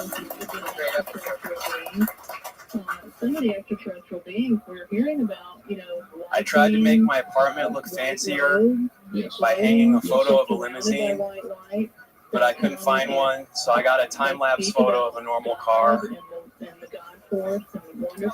Due to inflation, American money was worth a little more in the 80s. The Eddie money was worth a lot more in the 80s. 4 more years is a really optimistic thing to chant at a political rally and a really pessimistic thing to chant at a 10th birthday party. As a kid, my favorite stuffed animal was chicken cordon bleu. When I grow up, I really want to be Oprah's dad, because she'd ask you to look for monsters under her bed, but instead you'd find a free copy of Michael Bublé's latest. Thank you guys very much. All right. Henry Johnson. How's it going, man? How long have you been in stand-up? About 10 months. 10 months. All here in LA? Pardon? All here in Los Angeles? A couple months in Chicago, but now here. Is this where you live now? Just for a few more months, then I'll go back to Illinois. Back to Illinois. What are you doing there? I'll be there for the summer, and then I'll go back to school in the fall. Where do you go to school? Massachusetts. For what? Statistics. You're smart. Smarter than most people in this room. Do you know him? No, I just can tell. He's a joke. You're a joke writer, not a performer. But Pat, you're one of the dumbest people in the room. So how can you tell that he's one of the smartest? And statistically, 1 out of 6 of his jokes work. Yeah. He's smart. He's smart, man. There's something going on inside you. You could write a lot of good jokes. Yeah, totally, definitely. First of all, You're beautiful eyes. I'm gonna be honest. Just gorgeous fucking eyes. Yeah, I think. Are you always talk that slow?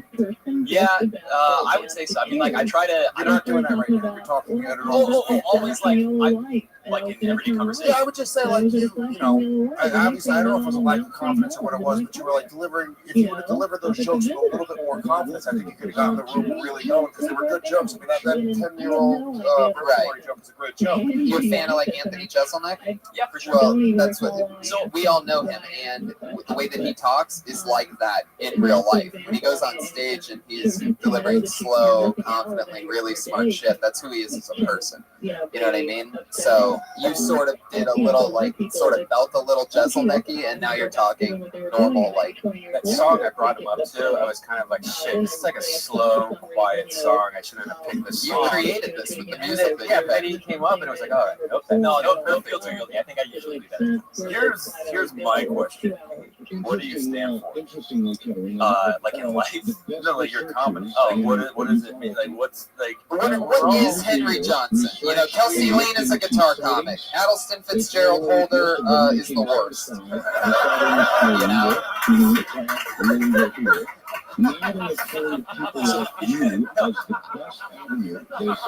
You know, if you say his name one more time, he'll appear.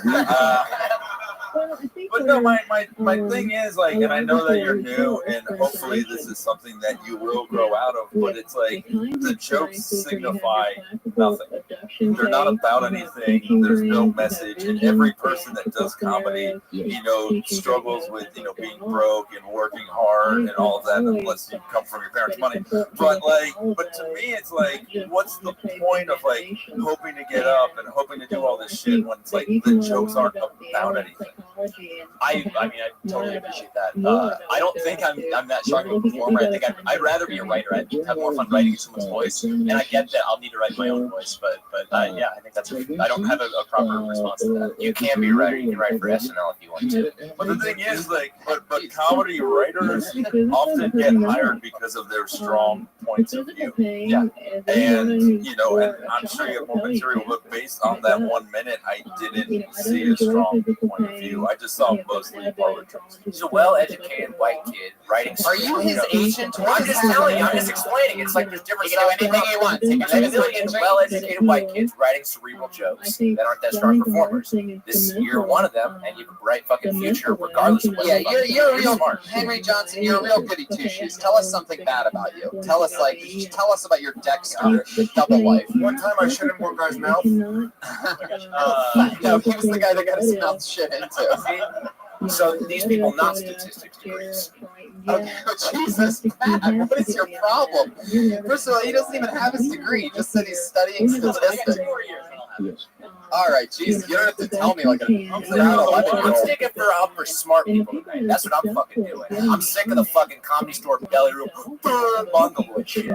So I'm sticking up for fucking smart people because we're fucking smart and we're gonna run shit one day. The smart people already run shit. What are you talking about? One day. Are the bungalows? I mean me and him. Oh, Henry, tell us something evil about you. Gosh, tell the truth. Just say it. Okay, so I was back home for Thanksgiving, and I sat in on a friend's class and tried to be a fake student and wrote a fake essay and stuff, and I was mistaken for the school security threat, and they had to change the location of the class, and it's still kind of an outstanding thing. So. See, and you can never talk about that in your act as it is right now, and that's a fascinating story. Wasn't that your track? Wasn't that the plot of an episode of Sister Sister? Wait, a bad thing that you did was writing an essay in another class? Yeah, exactly. Hey, Henry, I mean, what are we talking about here? You can do better than that. Give us something else. Come on. What's your go-to porn? What's your go-to? I don't know that I have like a particular. I feel like that's a canned answer, but I really do not have a particular. Like you like anything. Like I like ones where the girl's enjoying it and just wants to be there. just making love porn. You think he likes girls? All right, come on, hit us with something. Craziest thing you've ever done. Gosh, I feel awful. So that gosh sounded like he was opening up a musical number. Gosh, well, I really am sorry because I know that this is like for entertainment, but I truly am a very boring person. We know. The first black people he's seen were the cast of Hamilton when he was in the front row. Do you swear in direct at all or no? Generally not. I don't. It's not gonna. It's not that I don't like it. I'm just not very good at incorporating it. It's a writing weakness. You should, honestly, if you don't, you should, because I think that's a quick way to get, pretty far in the industry. But can you curse for us at least? Can you say fucking cunt? Oh my god, this okay.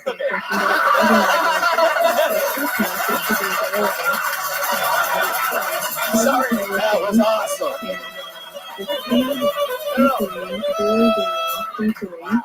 Holy shit. I don't think I've ever stood up during this show before. Ever. That was incredible. Holy shit. Say it. No, say fucking cunt. Fucking cunt.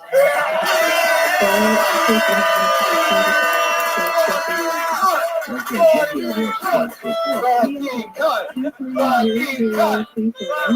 what's that? Oh, what? Oh, you just lost your scholarship at Massachusetts. They're watching the live stream right now. I love that Lewis is proud he just molded someone into being a misogynist. The hate is strong in this world. Wow, that was fucking awesome. How do you feel about that now that you've said that? Is that the first time you've ever said that? No, definitely not. I mean, I once called Mother that when the potatoes were cold.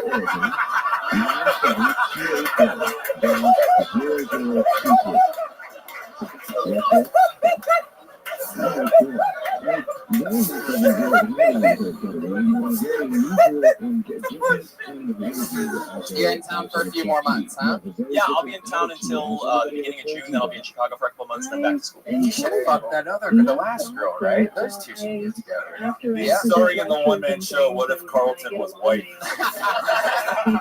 I love it. I love that you started doing stand-up comedy after being the lead in Book of Mormon. I think it's a really big deal. It takes a lot of balls to do that. But come back again. Will you sign up again? Come back. I want to hear more of your jokes and find out more about you. Can I? Yeah, Mike Lawrence. There is an inherent likability and charm because you have a genuine naivete. Like when you come up here, that is fascinating, and I want to see you. Can you say naivety again? Naivety? I can't say it either. Bronx Public School, everybody. No, but like there is something inherently likable about you that if you did talk about yourself, and you can do short, punchy jokes, but not in that like done to death, like one-liner style, and be yourself. I think that's where your success is going to be. Thank you very much. And can you are there people you Thank you, good sir. I would like to subscribe to your pamphlet. Who can I study for that? Because I really do want to. I appreciate it. Mike Lawrence. No. Like who do you think strikes a good balance? Idris O'Neill. Yeah. Okay. Is that after you? We will genuinely. I will have a conversation with you after the show and give you some like comments to look up and watch because I do think you have a lot of talent, but I just think that this is a dead end. And you definitely have to use some of your, some of that when you're thinking about what is special about you. Talk about the fact that you don't do bad things, and then it makes it. Talk about why you don't do those things or how or what happens. Use that nice guy, like I said, Dexter type of thing to your advantage, but you have to show us that other side. You know what I mean? We need to get a taste of it, even if it doesn't exist. Tell us why you don't do things and what you don't do, and that's whatever you're going to hear constantly is like give more of yourself in anything, auditions, TV shows, whatever it is. So we want to get to know you. Talking to you now, you're a really likable, nice guy, and everyone in this room is rooting for you. So that's a good thing to have. There he goes, Henry Johnson, ladies and gentlemen. The card. This is it. We are here. We have one comedian left. Normally, we have two regulars, only two that do a brand new minute, not out of the bucket every single week. One of them couldn't make it here tonight. Vanessa Johnston, get well soon. And tonight, of course, the lovely, the amazing, the always nervous, fun stylings of the great Melissa Esslinger.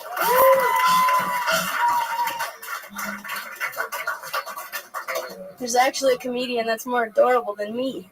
That guy. The cool thing about riding the bus is homeless people stop asking you for money because you're on the same boat, bench, whatever, same thing. Somebody recently told me I'm their favorite person to watch bomb. So I got that going for me. Life's not that bad. Shit. Let's just say I'm not looking both ways before I cross the street anymore.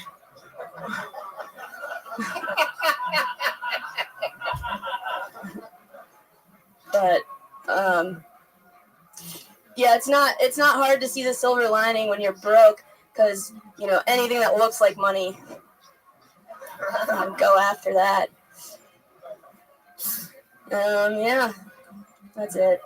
All right, exactly 1 minute. What's happening in life? Why is everything so sad? You're unemployed, sleeping on an air mattress, paying the dues. You going doing a lot of spots during the week? This past week, no, but I'm back on it. What was the first thing that you said about adorable? Oh, he was really adorable. Who? The guy right before me. Yeah, you know, when you start your sets, just do you know what I mean? Right. We acknowledge everything that happens before you. Don't waste an opening really connecting, because that's when you're establishing yourself. And this goes for everybody in every set that you do, you know. You don't always have to make a joke about something that you saw earlier in the show. People get more entertained when they see somebody owning it and just like, wow, here we go. It's time for the Melissa Esslinger part of the show. Okay. You doing a callback, I don't think anybody, I had no idea what you were talking about. So, you know, when you lose people at the very opening, that's always hard to catch back up. I mean, you're fighting it because you're talking about real shit. You're talking about being broke. You're talking about your situation. I would have loved to have heard more about the actual things. I mean, you know, so what's going on? Any improvement on anything in life? What's happening? What's so sad about your life? Why are you not looking? It's really not that bad, and I'm learning a lot. But you know, it's scary because I don't know what's gonna happen in the next couple of weeks or months. But with what? You know, surviving, paying bills and shit. Please don't bring us into your suicide. So, no, I'm good. I'm good. It's just been, you know, it's. Half the sets tonight have been like sets, and the other half have been like Kickstarter videos. You know? Yeah. You know, I'm good. You cruise through it tonight. You got, you know, write jokes, get fired up. This wasn't, you know, one of your real sets. You know, you sort of just grazed over a couple ideas. Some guy told me this, riding the bus is like this. Like, you know, don't give up on us. We know a minute a week is hard, and that writing jokes is the hardest fucking thing in the world. We've seen that all night tonight from everybody. Yeah. But you gotta fucking rock. You gotta do it. We'll see you next week. Melissa Esslinger, there she goes. Guys, Ryan Shaibel drew tonight's episode. He has the official Kill Tony poster for sale after the show on the front patio. You can say hi to all of us. The real Ryan Shaibel, Brian Redband, Pat Reagan's Patty Reagan on Twitter, Jeremiah Watkins, Jeremiah Stand Up on Twitter. Get Pat's new album on Spotify. Louis J. Gomez is on Twitter at Louis J. Gomez, LUISJ Gomez. Legion of Skanks. Mike Lawrence is at the Mike Lawrence on Twitter. Two of the funniest guys in the world. Thank you so much. Anything else coming up? Thank you. I wrote on this season of Inside Amy Schumer that airs on Thursday, so check that out, everybody. There you go. Up next, check out Legion of Skanks. Legion of Skanks, Louis J. Gomez, we love you. Welcome to the Kill Tony family. Thank you, live audience. See you.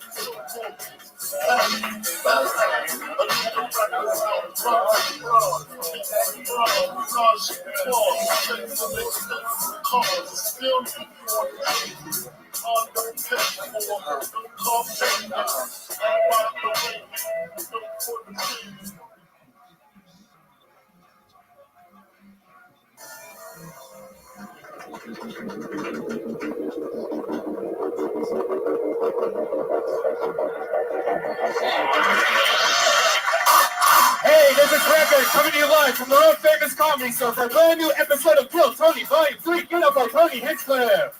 Everybody. Wow. Holy moly. How exciting. What a special show we have, everybody. Hi, welcome. This is so nice and loud in here. Welcome, everyone. Keep it going for Reagan and Watkins. You just saw him, everyone. Killing it. Fuck yeah. I like this. Look at this packed bitch. You guys ready for a crazy night or what? Motherfuckers. We have the great Ryan J. Ebelt drawing already tonight's episode. He draws every episode. You can get those prints at ryanjebelt.com, including the brand new Kill Tony poster.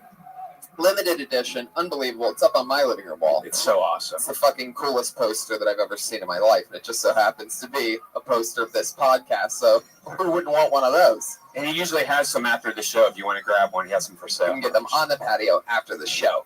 And you can meet the great Ryan J. Ebelt, house artist. So what's up, Red Band? How's it going? Not much. How are you doing? Great. Life is good. I'm excited. This show, Kill Tony, is going to Nashville May 22nd. That's right. To the Wild West Comedy Fest. We're going to be part of a festival. It's going to be fun. And I'm going to be in Santa Barbara Friday with Sam Tripoli. So, yeah. Let's guess. Let's keep taking turns. I'm going to be in Cap City this weekend, all weekend. So for those of you listening live on the live stream from Austin, Texas, I'm there this weekend. I'll be at Brea, California Thursday with George Perez, and it's almost sold out, so you better get your tickets right now.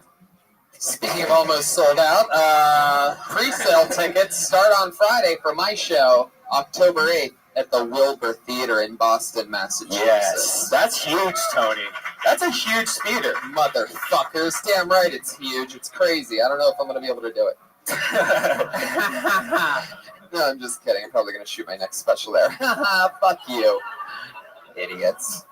I love this. I love this evil Monday vibe. There's nothing more fun in my fucking week than having crazy times on a Monday at 8. So let's just get the fuck into it, shall we? You guys ready to meet tonight's guests? I always have two of the funniest human beings in the world on this show. I am so fucking excited about tonight's episode because these are two of my funniest friends, two of the funniest human beings I know. Put your hands together for them. It's Jeff Danis and Brian Moses, ladies and gentlemen. Here we fucking go. This is exciting. True Comedy Store black belts. Yeah. Motherfucking Brian Moses and Jeff Danis. Welcome to the show, guys. Must be an off week. Moses, you've done the show. You couldn't get anybody else, no Marin, no what? Is Doug Benson too high to do this? You got the fucking Brian, practice squad. Ladies and gentlemen, Moses just sold his show, Roast Battle, to Comedy Central. Oh, so don't you tell me I don't get good guests on this show. This is the brand newest fucking Comedy Central show, and it was built and sustains here in the room that you're in right now. One more time for motherfucking Roast Battle. Oh, yes. Oh, that's a very big deal, Moses. So then what the fuck is Danish doing here? Well, I don't know. Trying to figure that out. And what's crazy about that is that I've literally been trying to get you here, sir, for almost 3 years since the show started. When you're as famous as me, Mondays are booked. Through about 2017, but I had something fall out last minute. It's after Passover, I figured why not? I'll come in. I love it. Fun storyline with us is that as much bullying and making fun of people that I do, Jeff was the one that when I started stand-up here, was hosting all the open mics and would literally shred me to pieces. So you got to start your bullies young. So yeah. You bully them, and then you move on, and then they become a bully. Right. That's how it happens. It's beautiful. Well, welcome to the show. He coined the phrase. He calls the Comedy Store OR the dojo. You know, I mean, the Cobra Kai dojo. So he's the guy that fucking set that. I don't know if that's true, but sure, yeah, I did that. I try to give you a little bit, and you don't take it. Yeah, I can't be your Ryan O'Neal right now. I'm racist. I don't get set up by black guys. I'm excited about this. Where's Reagan and Watkins, Josh? You know what? I think they're here somewhere. Actually, right there.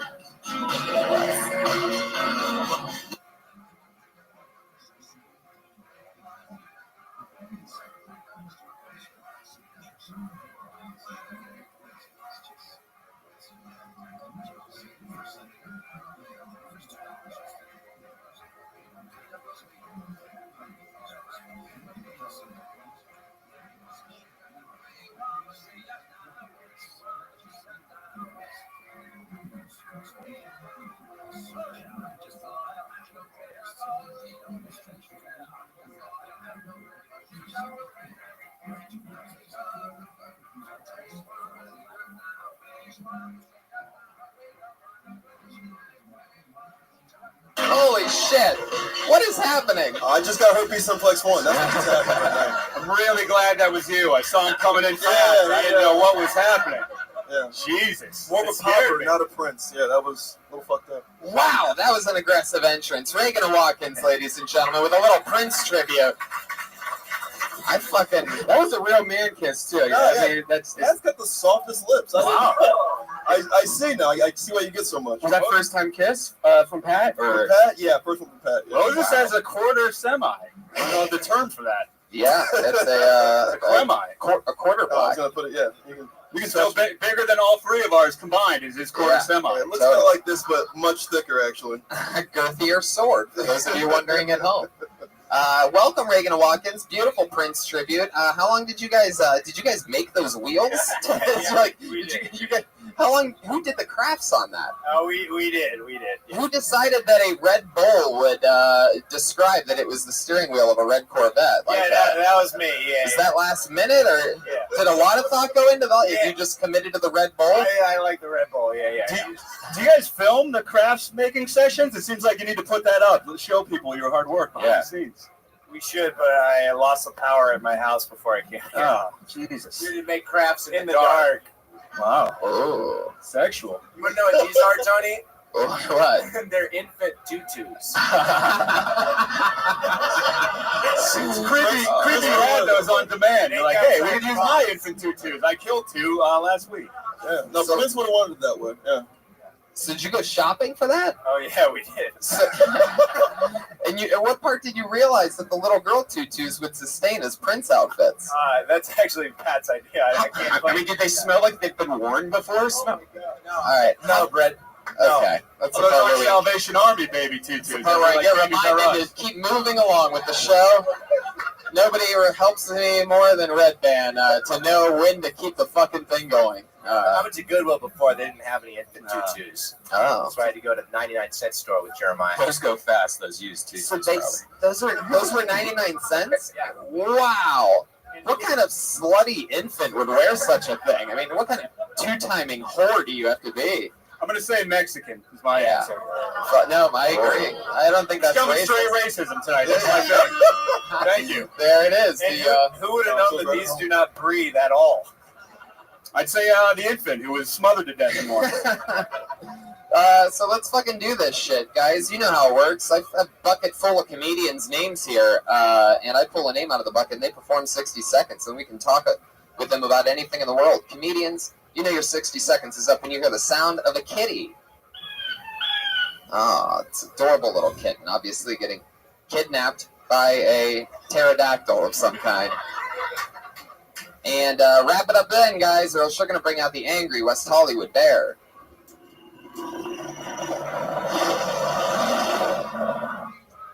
Extra loud tonight. There it is. A little leopard at the end for you. If the bear didn't scare you, that leopard will get you. You guys ready to start this fucking shit or what? Here we go. I am excited, guys. Let's break some dreams. Holy shit, we met them, I think, last week or 2 weeks ago for the first time, and I'm so pumped about this. Get ready to hand your mics over, you two, because I am bringing up the fucking Viersey triplets, ladies and gentlemen. Holy shit.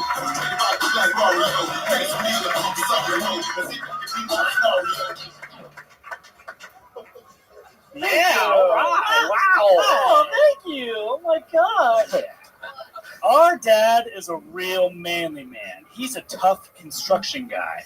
Yeah, and when we were growing up, he wanted to make sure that his sons were good with their hands. We always said, don't worry, Dad. We've got jazz hands!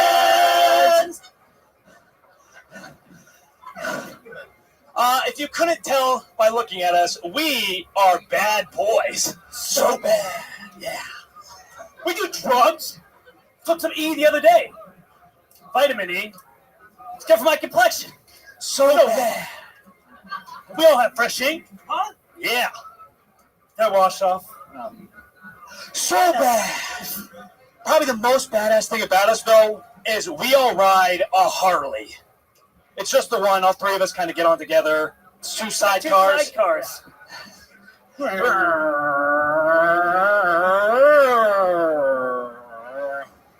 So bad. Yeah. All right, hand those microphones to my esteemed guests. Accurate. Hey Tony. I don't know. Are they? Are you real triplets? Yeah. What happened to the guy in the end? He's like the good one. He's the funny one you're saying? No, he's like the Schwarzenegger. He's taller. He's like the dominant. He wears lifts. You could see his shoes. I got Air Force Ones on. I guess those are lifts. So. Jesus. Yeah. Fuck yeah. I think these two should break off. Is my suggestion right off the bat. I don't know about you guys, but I thought that joke was so bad. Yeah. That felt like really bad Leno set. You like that was. How long have you guys been doing stand-up again? You have to talk into the mic, by the way. 3 years. You can really tell who the alpha out of these three is. You know what I mean? He grabs that mic stand. Is that 3 years total? Like 1 a year each, or is that 3 years altogether?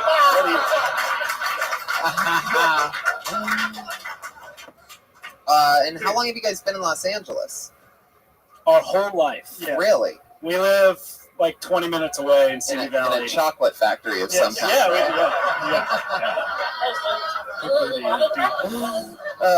Unrelated question: were you male high school cheerleaders? All three have the physique for it. The one in the middle really looks like one. He was a base. I wish. That'd be awesome. I was a flyer. Oh, I know a lot about cheerleading, so that I'm sure you do. Oh, gosh. You exposed them. Yeah, there's definitely some cheerleading I could background. see it, dude. I'm a scout. If anyone out there's trying, we played football and wrestling. Oh, interesting. Who was the best athlete? I was. Wow, all three. No, it's not. It's not. It's legitimately proven. Wait a second. You have to. The whistle's been blown. There's been triple talk for the first time ever. We'll go over the accolades. He tore his ACL, so he's kind of DQ'd. He was the high school MVP of football. The small team. What? It's a small team. 30 people. No, so. I'm saying size-wise. Oh, Small yeah. team. That's it. We played the middle school teams. And then he quit. No, but hold on. I was an MVP in rugby in college. Oh, it was a club team. They cheered when they lost. They played on an elementary school, by the way. They played on the elementary school. No team spirit here. They turn on each other. I know, seriously. I like it. Very competitive. What was the best thing about them is when I walked in, I saw them rehearsing downstairs, walking by, and I was like, "Who are these guys?" And I noticed you all looked alike, but then it makes sense. Did you walk by and they were doing like jazz hands? They or were something? like, you were like snapping at it. I thought they were like an a cappella group who was like trying to break in. We're in a trash can fire. Yeah. Do, take it back. Take it back. The fucking Beersy triplets. Tell us something interesting about you guys. Our name is pronounced Versey triplets, like Jersey. Yeah. Versey. The Versey triplets. What? The triplets? I definitely liked your set last time better. This time definitely seemed more rehearsed, something you'd see on like America's Got Talent or something, like shooting in the mouth, you know. Like I was trying to tell him. I'd imagine with three of you, there'd always be one that's like, I don't know if we should do this one, guys. I don't know if the fucking jazz hands. I was all over it. I said, right. Jazz hands doesn't really translate to the podcast. That's what I was saying. For the audience. How does it work? Does one of you write, or do all three of you write? All three of you. Do any of you write? I want to go off on these motherfuckers. Do it.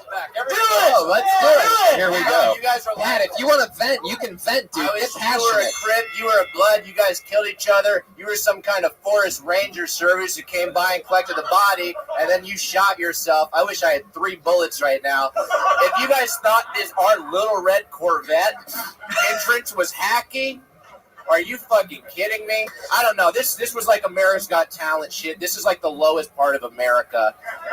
This is like, and I, you guys are nice, but this is how I feel. I think you shouldn't hold back, dude. You should really just vent out a bit. Like you kind of held back. I thought a couple punches. Who said the red Corvette was hacky? I liked it.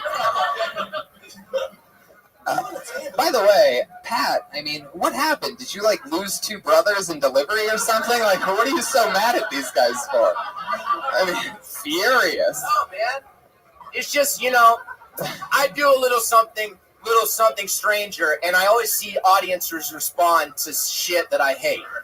And that's, by the way, you can catch Pat on the next season of American Idol, by the way. You guys are American Idol dog shit. What kind of insult is that? Hey, Tony. Yeah. How many Fruit of the Loom t-shirt packs do you think they go through a year? Just waiting for that one. Well, hitting a home run early in the first inning. Too many. I love that. Home run. So, Jersey triplets.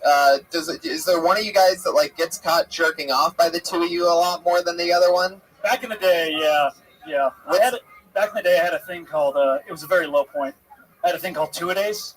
It was during summer, so I'd wake up in the morning and jerk off, and then at night I would jerk off. Do all of you have that lisp a little bit, or just this one? Just him. Wow. Who's so into jerking off that they named it something like after a football team does to get ready for the season? It was during two-a-days, so it just seemed suiting. I got to jerk it. I'm so turned on in the locker room. I got to jerk it before practice. I got to go home and jerk it after practice. Maybe you guys should do 2-a-day writing sessions. Whoa, man. Yeah. Wow. Fuck yeah. The Verzi triplets. The last time you guys were on, you were acclaimed heroes, and you're just getting your souls taken away today. That's okay. That happens. We need that. That's good. I Can't love wait that. to see the swarming fighting style of them attacking in the parking lot. Just fucking on each other's shoulders, totem pole attack style. Is there any reason you think why you have the lisp and the other two don't? Were you like grandpa's favorite or something? Like what happened? Oh, he was pulled out of the womb by the tongue on the forceps. Just fucking too much. I don't know. I really don't. No idea, huh? I took classes when I was younger to get rid of it. And I guess you'd never had it. I'm not a retard. That's. Oh, I told you. He's got to branch out, dude. These guys are holding him back. He just threw shade on his two brothers. Oh, man. Keep him in check. Fuck yeah. All right, guys. Well, it was nice meeting you guys again. Tony, You know the thing that bugged me about their set? Yeah. I actually didn't mind their set. The only thing that bugged me was the snapping wasn't in unison. That's true. You know what I would love to see? You know what it just hit me is I would love to see the Verzi triplets go up against somebody in a roast battle. 3 against 1. Oh, yeah. In one of those undercards, Moses. Can I play a little match? I'm in. Can I be instigator on a matchmaker here? Yeah, we've done tag team. Maybe the triplets versus Pat Reagan in an undercard? Let's do the triplets and first Pat Reagan in the parking lot. We're not. Whoa! I've never seen it. What about this as a battle? Wow! Here we go. The Verzi triplets were so short that they just got little toddler tutu right in the face. You guys just got Who gave Godzilla a saxophone? Oh my God! Godzilla saxophone. I love that. Now, are you guys bad cop, good cop over there, Jeremiah? How do you feel about the? Are you with your boy Pat on this? Man, if Pat wants a fight, I'll throw it down. I see a 3-on-2 handicap battle, right? Yeah, I love that. You know Why what? I think that's what should happen. But should we do an improvised roast off right here? Let's see what happens. You know what to say, Moses. Yeah. All right. It's let's throw you guys.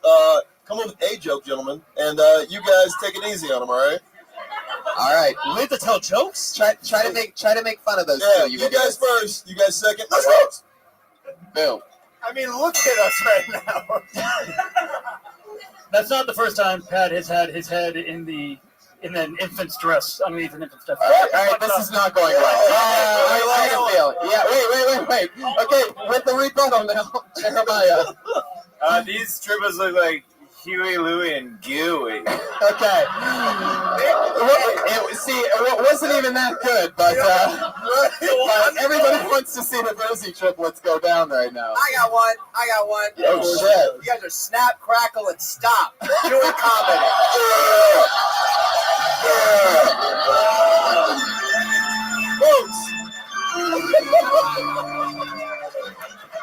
That's what I'm fucking talking about. Verzi triplets, there you go. Any parting words for the Verzi triplets, guys? Moses?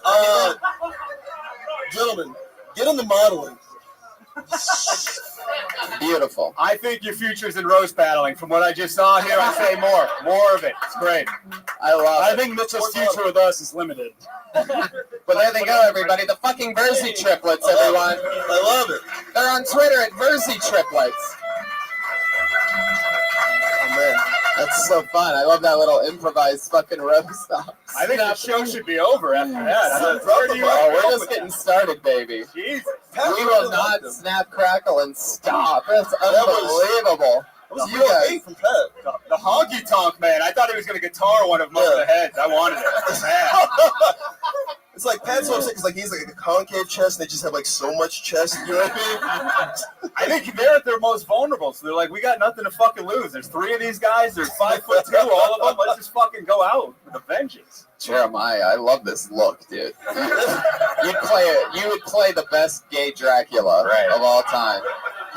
Is that the? Are you wearing the Seinfeld puffy shirt right now? What the fuck is that? Let's keep this motherfucker going. You ready to see your next comedian? Anything can happen. Pretty crazy. Spontaneity at its best. That was unbelievable. Put your hands together for, this looks like a new name. How about Ryan Higgins, everybody?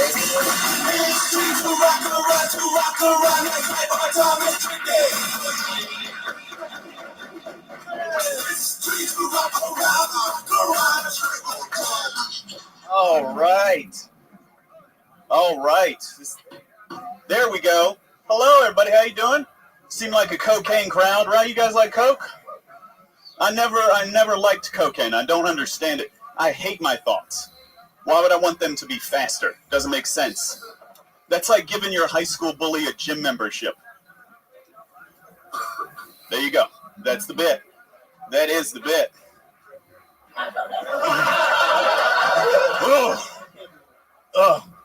That it? Are you done? Oh yeah. Wow. With that bit? Yeah. You have 40 seconds Do you do left. that between bits and we're? I'm very efficient. This guy's got a tight 10 seconds.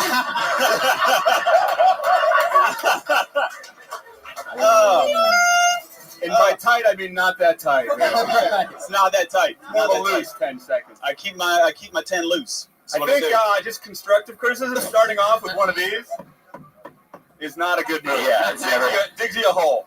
Yeah. I didn't know if the mic was on, and I was like, "Oh, this is a You nightmare." saw 3 men talking into Literally talking into you. Yeah. Yeah, but like not that microphone was triplet tested. Yeah. I know it's and no one approved. Oh, I love it. Ryan Higgins, what's your story, man? Why'd you only do 20 seconds? I was going over it, and when I went over that bit, I was like, "That's 30 seconds."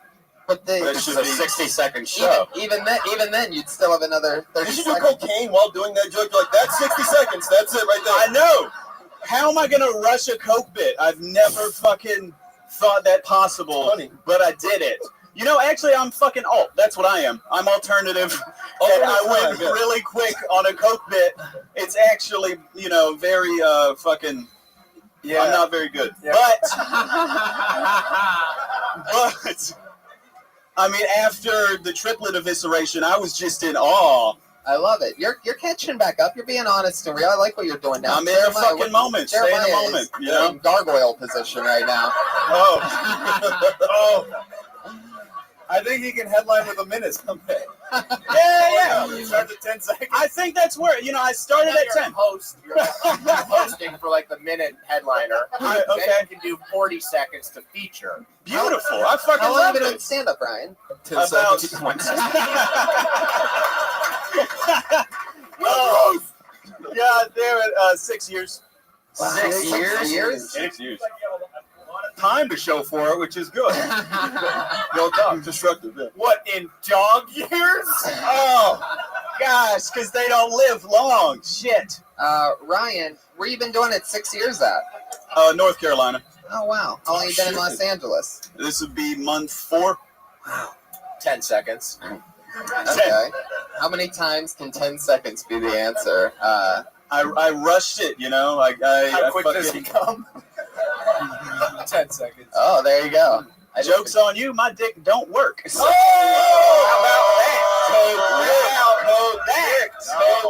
about that? You just got iced, my friend. Joke's on you. My dick don't work. Don't even work. Wow. Don't Is that even joke is on you. Is that somehow? Is that true? You are very into that, Ryan. Please, that can't be true, is it? It is true. It's pretty true. What happened? Yeah. Actually, I got off my antidepressants not too long ago, and so I'm like, all kinds of shit's fucking going weird. I mean, do you get like morning boners or just nothing ever? Oh, dude, I haven't had a morning boner in so fucking long. Yeah. 10 seconds. Oh my God! Really? Do you get so you can't get a boner? It's weird. You just don't think about it when you're depressed. It just doesn't. About the boner or about titties? About what? That could be why you're depressed, actually. Say what? That's one of the reasons I went off antidepressants. Yeah. Yeah, that and because a lot of people kill themselves after going off antidepressants, like David Foster Wallace. A lot of people that I look up to, and I was like, man, people like kill themselves. A lot of people I look up to. It does not work when you have a tutu around your neck. Okay? Well, like the great author, whatever the fuck. Yeah. No. But yeah, it fucks with your sex drive a lot. And Is that it? Is there anything else? Do you take dick pills? No. Like the ladies aren't Don't fucking look at me like that when you fucking like I'm the bad guy over here. I know. Why did I do that? No, I want my dick to work. This is hostile. Like, I don't know why I did that. Why I did it. He's from North Carolina. Look at your melanin. The hatred. That's right. The hatred. He's picturing a rope. Yeah. Not on a swing set, Moses. How do you feel about the restroom deal in North Carolina? I think it's really shitty. It's I try and defend. I try and defend North Carolina all the time, but now it's just like, it's full of hate. Sorry, I used to be like, there's some really good people. Now I'm just like, yeah, you should go. What do you do for work? I walk dogs. This is the most depressed thing. Right. This gets worse and worse. I thought it was the tip of the iceberg. Yeah. Who's happy in here? I don't know who's the happy. That was the funniest thing you said tonight. Thank you. Who's happy here? Who's happy? Who comes up here and you guys are like, God damn that guy. I fucking, one day. The triplets. Yeah, they seemed all right. Tell us something else interesting about you, Ryan. What else do you like to talk about? What else are you into? This is like behind the school shooter. That's what I feel like. What are you doing since Columbine? No. What's your favorite handgun? I'm a Mossberg shotgun kind of guy, but if I have to in a pinch, I'll use like a revolver. What floor do you start on? I'm so great question. That is a great school shooter question. No, I'm so happy you guys think I look young enough to go to school. That would be like an extracurricular activity of mine. No, I'm adult school shooter. Yeah, go ahead. Okay. Like I did fail out of community college. That can be frustrating, but really tough to get.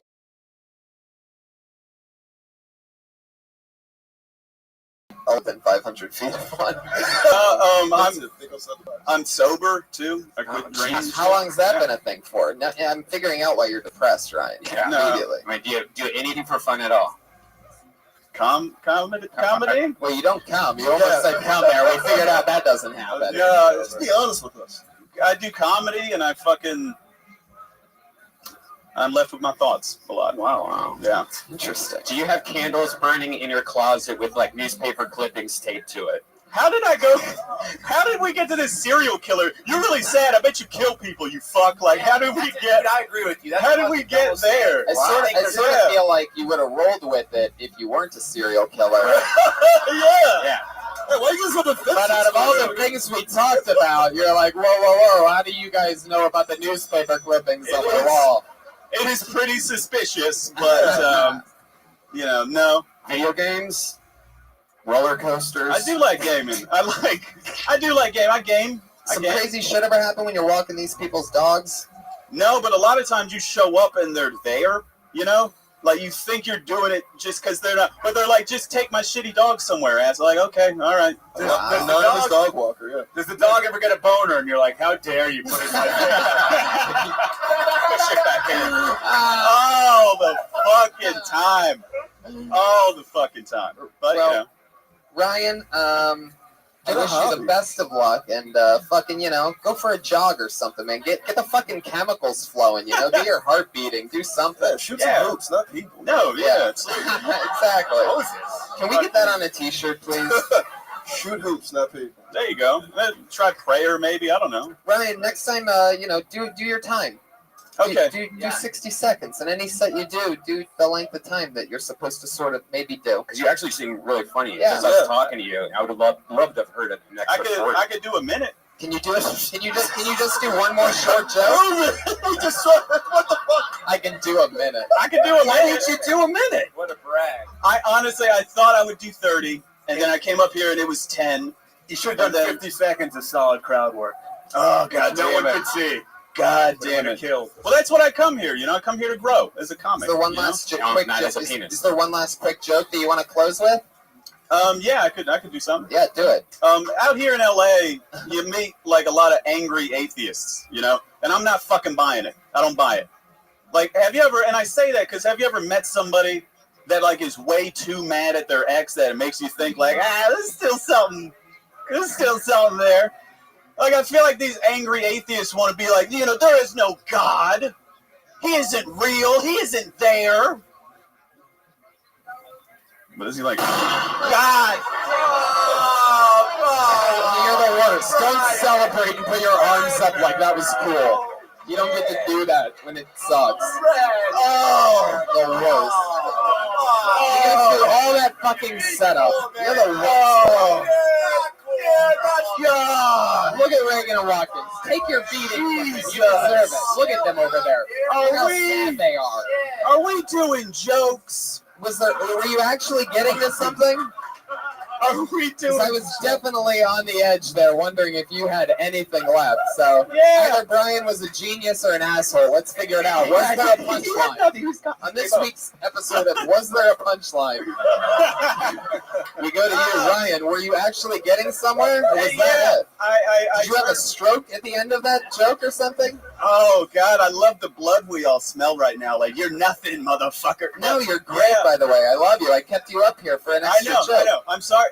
I was going to turn and go, he isn't there, and then, God, I hate this. That was a long turn. It was like, oh, was it? It was like, I'm done. I was waiting for you to be like, that's my bit. No. That's my bit. I do not blame you for that. I do not blame you. Are you a politician? I feel like one right now. I did not. With that woman. I really feel like one right now. But I was going to turn and go, but has he asked about me? That was a He asked about me? It was a long break. Wow.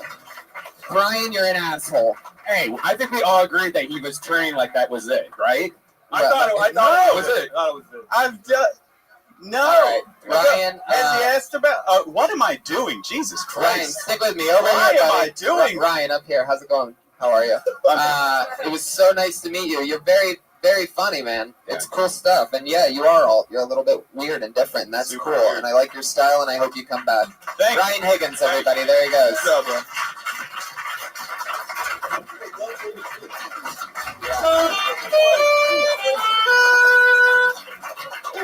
Oh, fuck yeah. Golden. People like Ryan is the reason why I wear bulletproof vests underneath my jackets here during this show. Yeah, if you want to kill Tony, aim for the head. Thank you, Moses. Thank you for giving away my old Achilles heel there. My skull, everybody. There is no vest over my face. It is true. I pulled another name out of the bucket, and the name is Daniel Balshin, everyone.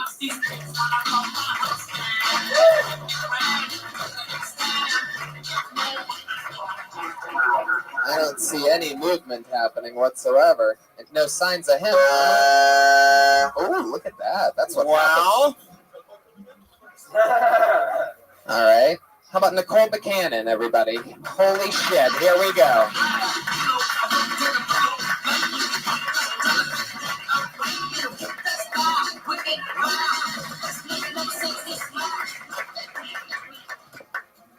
Hey guys, I grew up in Orange County, and going to high school in Orange County is pretty much like going to high school anywhere else. You have your artists, your jocks, your nerds, a black guy. Just one, kind of like this room. I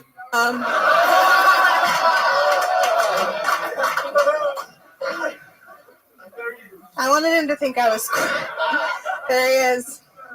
Shut up, you're cutting into my minute, jackass. All right, That one guy, I wanted him to think I was cool. I remember one time he made a joke in reference to the rap group NWA, and I didn't know what that meant, and he could have let it go because I laughed anyway because I wanted him to think I was cool. He could have let it go, but instead he turned to me and goes, "Nicole, do you even know what NWA stands for?" And I was like, National Women's Association. It's really embarrassing. Now I know what it means, and then I realized that asshole had me either way, because even if I did know what it meant, I can't say that shit out loud. You have to be an N with A to say that out loud. Okay. Boom. Nicole been on the show before. Student. Big fan of this set. Thank you. There's a lot more to that. Yeah, it was interesting seeing comedy for the first time tonight. Yeah. So it was. Very impressive. Horse of Truth just came out for those of you diehard listeners. That was the Horse of Truth. And yeah, you're doing jokes. That's fun. How's comedy going? Good. I love it more than anything. Oh, I like it. Sweet. You can still hear the nervousness in your voice. I'm a little afraid of Pat right now. I'm afraid he's going to go off on me like he did on the triplet. What is it? He's scared. I'm afraid he's going to go off on me like he has a lot of built-up energy today, and I'm a little terrified. True. I am quite dead. Yeah. You sort of could pass as like a fourth Verzi triplet. Now that I look at it, actually, No, it's just like them. Yeah. He seems like he's working through something. Look at them, by the way. Look how creepy they are on the fucking stairway. These three assholes. There's 3 stairs there. I like that. It's just Verzi triplet heads all the way up the stairs right now. How do they pick who gets to be the taller two on the higher steps? No, it's the one that you wanted to break away. He's on the top. Like, That's your guy. It's like the beginning of a Always sitcom. at the top. Yeah, it is very sitcom beginning. Hey, you okay? Yeah. You need to kiss me again or something? Oh, I'm just Jesus. asking. Oh my God, this is the gayest episode of Kill Tony ever. Oh, look at this.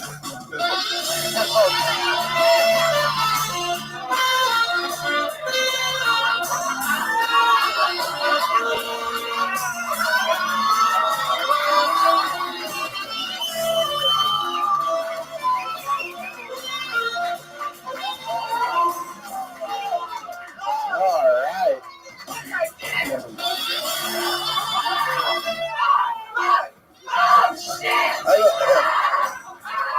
I hate myself. What the fuck did I just do?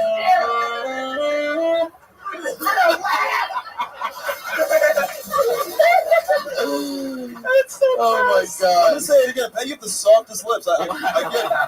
I totally get it. This is called making a homosexual. Really? Like, the show goes on. You're like, your dick is so pretty. Yeah. I don't know what it is about it. It's nice. Yeah. It's musical. I was watching behind because I stood up. Moses were hesitant, like, is this really gonna happen? And Pat was like, it's happening. Fucking went in. Dug in there. You were open mouth. And I don't know if you were close. I was. That's supposed to open mouth. It was open mouth. Yeah, Pat was going for tongue, bro. Pat goes in for the kill. I'm just glad that you've decided, Pat, with your improvising skills, to pick the episode with like Brian Moses and not like Bill Burr for that one or anything like that. What are you doing? Hey, in honor of Prince, I get it. Yeah. Yeah, totally. Thank goodness, again, the Prince died this week and not the episode with Bill I wonder Burr. if Ryan Higgins' his dick works now that we just made. Ryan Higgins just came 3 times in the back of the room. It's like, that's what it is. I need interracial fucking making nothing gay dudes. All right. Fuck yeah. Speaking of interracial, NWA girl. Yeah. Now, this one guy tried to make you want like your friend. You said, right? Did you ever sleep with this guy? Are you into that guy? The one black guy in your fucking county. I was in it. He was cute. He was prom king. I didn't sleep with him though. Damn, that's a lot of power. The one black guy was the prom king? Yeah. He was the last prom king. Oh, goddamn. Tony? I don't know what kind of royalty they think is happening up there, but I never seen a black king in my life. I bet there were a lot of angry fucking dads. His vote still counted as 3/4 though, so he wasn't really much of a king. Yeah, that's 3/5. 3/5, yeah. Guys, 3/5? Sorry, I'm not very smart. Guys, it's actually pronounced prom kang. Oh shit! That's correction. Dude, you kissed soul into this guy. You made him part black. First of all, it's prom Toby, but whatever. We're not gonna. Where is it that you're from? Huntington Beach in Orange County. Oh yeah, there's definitely no black people down there. No. How long you been doing stand-up? Since September, so like 7-8 months. I liked how you kind of riffed a little bit off the cuff. You don't see that a lot with people who a lot of people very rote, especially in a 60-second set or 10, whatever your fancy is. Yeah. Yeah, totally. It's yeah. And sometimes also when people do go for it, it just doesn't work. But you were able to figure out both. That's so fun. What else is happening? What else is going on with your life? You're going to college, right? Yeah, I'm in school. I go to UCLA. It's boring. I don't like it. What do you study? Too many black guys. Political science. God, way to have a backup plan. What an idiot. So the guy that was the prom king, he was probably like the super athlete and everything else, right? I don't think he was an athlete. He was just like a really good looking. He was buff. He was like really good looking black guy. And you never landed it? No. Do you want to kiss a black guy right now? Yeah. First of all, I want. Moses, you dirty whore. Whoa. yeah, you do it. Now, I'm going to tell you something. I only kiss dudes on Kill Tony. In the history of Kill Tony, this might be the meanest thing I've ever seen, by the way. Why? He's going fucking dick to mouth with Pat Reagan, and he wants to mean kiss by this him? poor college girl. I on thought the you were lips. accusing me of being mean. I'm just trying to make people's dreams come true. Sorry about that. Leave it to a Jew to pimp out a black guy. You said I was going to make money off that after the show. See, had you known the NWA reference, by the way, Moses totally would have. He'd already been in your asshole. I was gonna say, like, yeah, you can't. I can never say that. You can say the N-word in the bedroom. You know what I think? I've been told that. That's all you white girls out there. You can always say the N-word right before I come. She just That's the way I come, actually. I just saw something great for the first time. I just saw Nicole literally censored herself. You literally just went, I've been told that when I was with a guy. It was unbelievable. You went in and edited the podcast and then re-released it live. It was incredible. Yes, I was definitely once with a guy. She literally did it. It was unbelievable. I watched it. That's her dad's going to be listening. He's like, what went in there? I don't know. Wait, that one black guy? I know one thing. My girl's definitely not hooking up with any black guys. I know she didn't say the word black there for sure. Wait, her dad's from Orange County. It doesn't sound like that. He may have moved, though. You don't know where he started Orange out. County, Texas, dude. Fuck yeah. Well, Nicole, great stuff. You did comedy. You did it. You really want to kiss her? I only kiss dudes on Kill Tony. Come on. I gotta commit to the bit. She hasn't fucked enough comics for Moses to be into her yet. What? All right. Am I done now? Well, there you go. Nicole Buchanan. Great stuff. There she is, everybody. She's on Twitter at Nicole Buchanan. That's her. Another comedian. Moses, somehow this turned into like you being a dirty whore tonight. I only by the way, that's how rumors get started. I kissed one guy the whole night. Now I'm saying I'm a whore. Dirty whore. Well, you kissed him twice. Yeah. That's a good point. That's a good point. Totally. It may happen again. The night's still young, guys. I love it. Wow. Wow. This is definitely a new name, or else I'd remember this one. How about Curtis Taylor III? So if you're Curtis Taylor or Curtis Taylor Jr., not you, but Curtis Taylor III.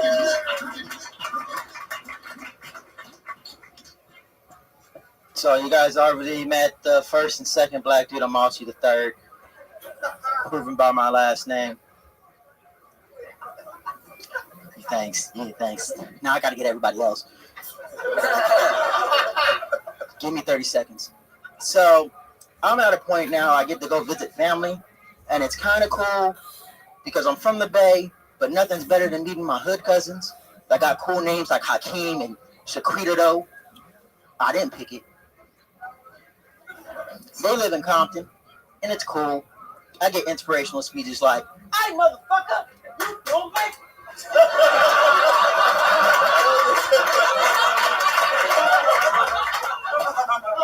I don't know whether they're gonna rob me because they family or they gonna give me that like motivation, you know. It's cool. I get to take care of my great aunt. I'm hoping that she dies so I can have her house. It's real talk. Every morning she asks me to go get some milk. I rent out As I'm driving, I look to the left, I see a black dude on a horse, and that kind of messed my day up. I thought I would see some Django, but when you hear like a horse, like, instead I hear. There you go. Fuck yeah, Curtis Taylor the third. All right. I think we found Nicole's prom king for that high school she was in. There he is. Prom king, Curtis Taylor the third. Let's talk outfit first, comedy second. Fuck yeah. All right. Fucking, this is blacker combi and fish right here. I like the getup. Is this every day? Yeah. The shoes, the whole nine? Yeah, I wear Rose on the varsity jacket? I used to wear suits a lot, and I feel like I want to be in the 50s, but in a good way. Yeah, the outfit looks like. Wow, it's a good answer. If you want to vote and fucking drink from water fountains, but also look the part. No, I want to. I want to have sex with a white girl and make her dad feel kind of angry, but also her mom inspirational. You know, that kind of mix. I like it. You look like an assistant manager at a bowling alley. That's what you look. He looks like, and you kept the shoes, my nigga. For real. He looks like he would work at the diner that Marty McFly would always go in. And Back to the Future. It's just new, Black to the Future. Fuck yeah. No, it's called Go Black to Africa. That's what it's called. That's our Black to the Future. That's Brian Moses, in case you're listening at home. Yeah, they should know that.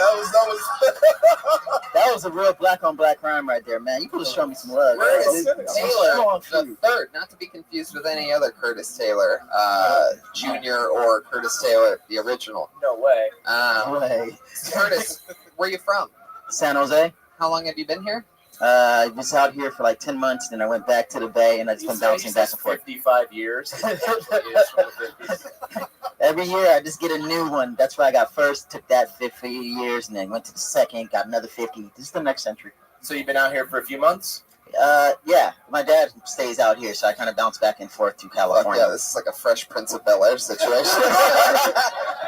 I think it may be reversed, though. Yeah. He moved out of a rough area Right. and came here. Down from the Bay, he went down to LA. I used to spend every summer in LA. Where I spend most of my days. Does your dad dress like a Cabbage Patch Doll, too? Or is it just... Imagine matching father-son. It'd be unbelievable. Nah, my dad's a track coach for like U.S. teams, so he's kind of wearing a lot of like tight outfits, and it usually doesn't fit him. It's cool. Oh, like the Verzi twins. Good job. Yeah.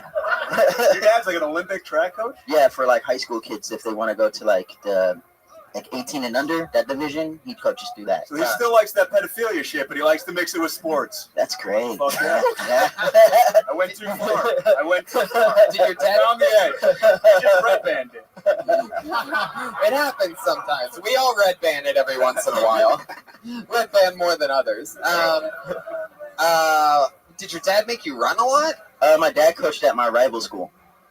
Whoa, you got real daddy issues, dude. All right, I'm a good version of like family issues. My mom and dad divorced when I was starting my first day of high school. I picked my dad. My dad coached at my rival school, so I made a lot of friends with my classmates. That's about it. I didn't really. How'd you do against your father's team? Oh, we were undefeated all 4 years. Damn, fuck you, Dad. You personally though. Me personally, Yeah. I ran a 400-yard and 110 high. I ran 110 high hurdles and 400 You hurdles. dropped blue ribbons on your old man? Yeah, I hold like a title at my school for like the most years. Yeah, with blue ribbons, like that. I love how involved with track your dad is. Like, he must be the only black guy that when he fires a gun, no one gets hurt. What track team did you grow up with a coach is shooting off the fucking... Well, I mean, it's used a little imagination, but, track is as low budget of a sport as it gets.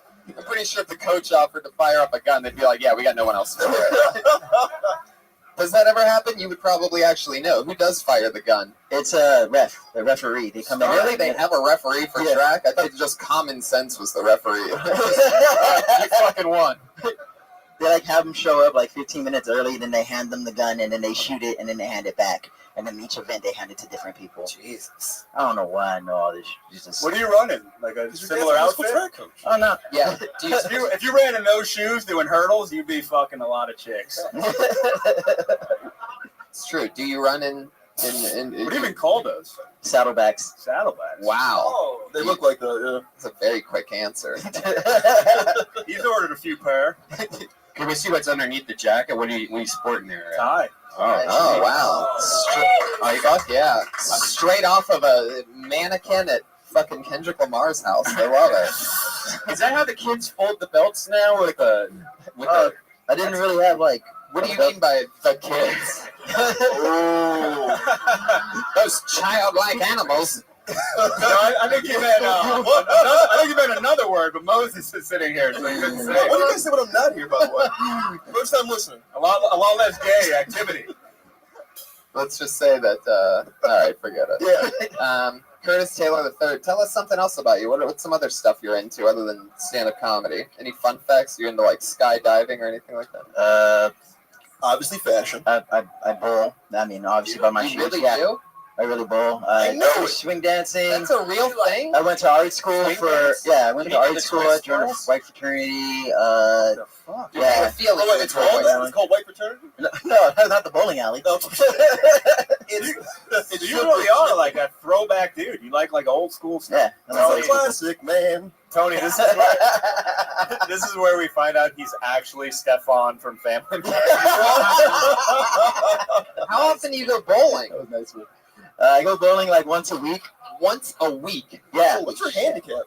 I don't have a handicap. I usually bowl like around like. I usually bowl. It's how nice he is, bro. I don't have a handicap, nigga. Bowling. Do you have your own ball? No. No, you're once a week guy. You have the shoes already. I just go in and just pick which ball and then okay, this is cool. This is Bro Lebowski, right? Bro Lebowski. Do you go by yourself? Yeah, I bowl and then I like write in between. So that's like my in between time. You write in between shooting the ball? Yeah. So I write. Yeah, every time I bowl, I just write and then I have like 10 lines. You write like comedy while bowling? Yeah. That is incredible. Did you write like super sad shit when you like gutter ball and then? I'd say. Fuck the earlier guy. This is the first black serial killer right here. With a fucking notebook. Like, First of all, the DC Sniper's the first black serial killer. All right, I want to and know then it's the Grim Sleeper. Who's Curtis Taylor II? I think this might be a Verzi triplet situation we're dealing with. I'm the third one of the band formerly known as the Taylor Tribute. If you get 3 strikes, you call it a chicken. Oh my god. It's still called turkey, by the way. How dare you?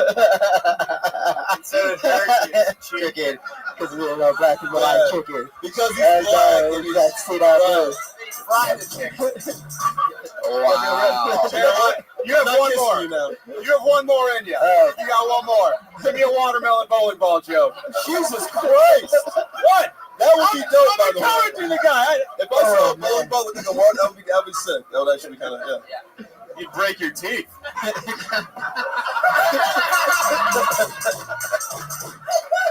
should be. Why everywhere I go, it's always so fucking racist? Hey, Hollywood, you're black, I'm Jewish, you're doing way better than me, it's unfair. Nobody knows you're Jewish. Yeah, it's true. Chris D'Elia is ruining it for me. For action films, you can be his action double. I guess. Oh, that was the saddest thing ever. Right there. Oh my god. I got this all guy of a giving sudden, tips. Curtis Taylor's trying to help you out, Jeff. Take my seat. I'm going to do 10 seconds, see how I go. His stick doesn't work either. Wow. So great. What's that dance that you keep doing? The running guy. Curtis, do you pick up a lot of chicks? I mean, it seems like a guy bowling by himself could pick up like a lot of chicks in a bowling dances. A swing dance. Do you ever swing dance at the bowling alley? Just No, get it all done in one night? I picked up a lot of dancing. That's not swing music. Brian's literally trying to. Okay. Curtis, tell us more about anything. I'm from San Jose. If you haven't been there, there's this track that's in downtown where it makes like a weird noise, and as you drive by, it goes, and you can get hit by it. It's right in the middle of like the cross. If anybody ever been, you guys, no? Yeah. It's like it's like a light rail system where you're walking down the street and the light rail's right there, so you kind of have to pay attention, or you might get hit by it. So it keeps your eyes up. That's San Jose, right? Yeah, he took your talk about anything very literally. Talking about the year 1957. It was a crazy Those quiet trains, you definitely have to keep your head up and your eyes up. Now you know how white people feel walking around black neighborhoods. That's pretty much it. It's all a light train. It looks like the 6th heartbeat. I knew that was gonna work. Only me and Curtis again. And my we got the second black dude back there. He's got it. So, The second black Curtis, dude. you're not on social media, huh? I am on social media. It was no social media. I put on my email. He fucking writes his name on paper and puts it up in the expert social.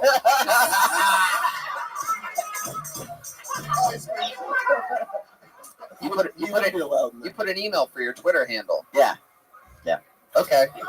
All right. You send your emails and your tweets to him. Well, Curtis Taylor III, it was nice to meet you, man. We'll see you again soon. CT3. There he goes. I like that. CT3.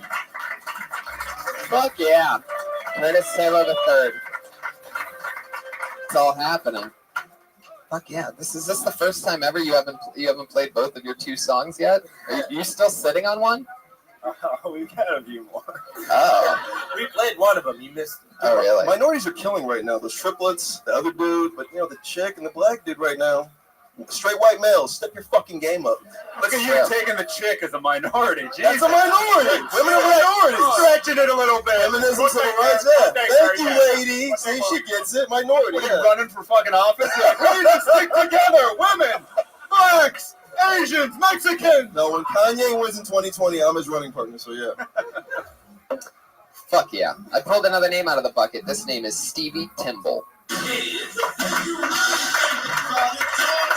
A little trouble getting out of his chair.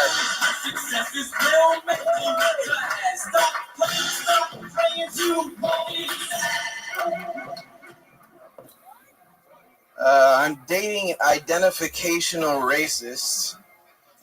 And, you're wondering how that could be. My friend left his debit card in my car, and I said, dude, swing by, my girlfriend's there. You could pick it up. Just knock on the door, she'll give it to you. My friend comes over, knocks on the door. My girlfriend gives it to him. I go home and talk to her, and she's like, so, your friend? Do you think I gave it to the right guy? And I'm like, yeah, you should have. I don't think anybody else should have came to the house. What did he look like? And he said, well, he was dark. He was dark, and he was about 6 foot tall. My friend's white. He was about 5'3". And I said, baby, I worry about some of the things you say because honestly, if you say that to a police officer, they're going to be like, what did the guy look like? He was dark and about 6 feet tall. Fuck yeah, I heard people laughing about other things other than, I heard a few people laugh, during the set, but it was obviously, something they were reading on their phone or something like that. Because I heard a couple chuckles, but it was they must have gotten a Snapchat or something like that, you know what I mean? Because it was definitely from nothing that happened up there. I mean, in an unbelievable twist, all of a sudden, really, just nothing in 60 seconds. Almost impressive. Jeremiah? Almost impressive. Tony, he looks like he beat up black guys in the 50s. This is my friend. I've heard of Jersey Shore, but Jersey Boar? I definitely don't want to see any Jersey more. No. Now let's talk about you. Whoa, Stevie, relax. Stevie, relax. I'm just saying. Don't you step on my lap, Stevie. It's gonna be okay. I want to show you some respect, so I watched your Netflix special. One shot, everybody. Oh shit! Oh wait, is this what it is? I think I know. Here we go. I think I see a setup here. Hold on a second. Oh my God. You have a lot of nerve to make fun of a guy with one eye at a fucking auto shop. Oh, yeah. He talked to me with the confidence of a man with two eyes. It's like, dude, don't talk to people with the confidence of a person with a full body weight. You know I what? turned that off once in 2 minutes because I heard, fuck yeah! Should we Oh move my this? 5 times in 2 minutes. 5 times in 2 minutes. So that's what happens when you try to make fun of my Netflix special. Yeah, With 2 stars, I don't have to make fun of it. that's your algorithm, my friend. I didn't even rate it. That's the sad thing. I didn't want to. Stevie, look what you've done. All right, Stevie, you want to be done? You just want to go home? You can. I'll let you go, Stevie. If anyone wants any evidence that this list isn't rigged, just look at the fact that Stevie's gotten up 6 out of the last 7 kill tokens. Yeah, and it just keeps getting sadder every single time. Stevie, it's okay. You can go, dude. It's all right. We'll let you go. Stevie Timble doesn't seem very stable. As we go on in a stunning turn of events, a guy that hasn't had a boner in a decade was more stable than the guy that was just on stage for some reason. Come whatever, we will still be friends forever. Wow, this is going to be interesting. This is the first guy I ever met here at the Comedy Store. He is a comedian that's been doing it a very long time. His name is Eddie Whitehead Jr.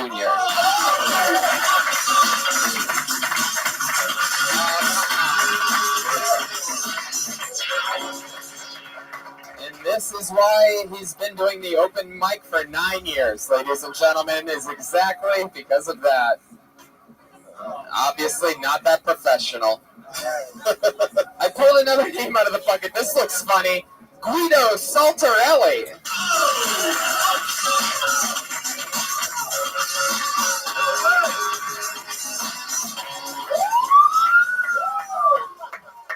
Hey. So I got a Facebook message from my sister's ex-boyfriend the other day. My brother said, don't read it. So I read it. Just to let you know, your sister is a whore, and she knowingly gave me an STD. Can you believe that guy? So I replied, that's why I stopped fucking her. Yeah. So I got a girlfriend now.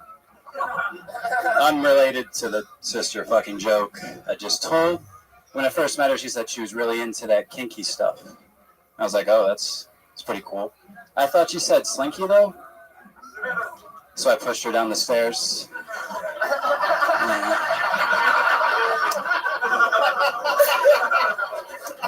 I'm not a good listener, guys. Not a good listener. It's at a funeral the other day, unrelated to me pushing my girlfriend down the stairs. I haven't heard the cat yet, right? Okay, that's good. I fucked that up. Anyways, I was at a funeral. I was sitting there and I was feeling kind of sad. Yeah, go ahead. Finish the joke. Sitting there at the funeral, and I see this baby just sitting there. Like, what's with this fucking baby? How long did he know the deceased? 48 weeks? He didn't know him. I knew him. And he has the audacity to cry louder than anyone else.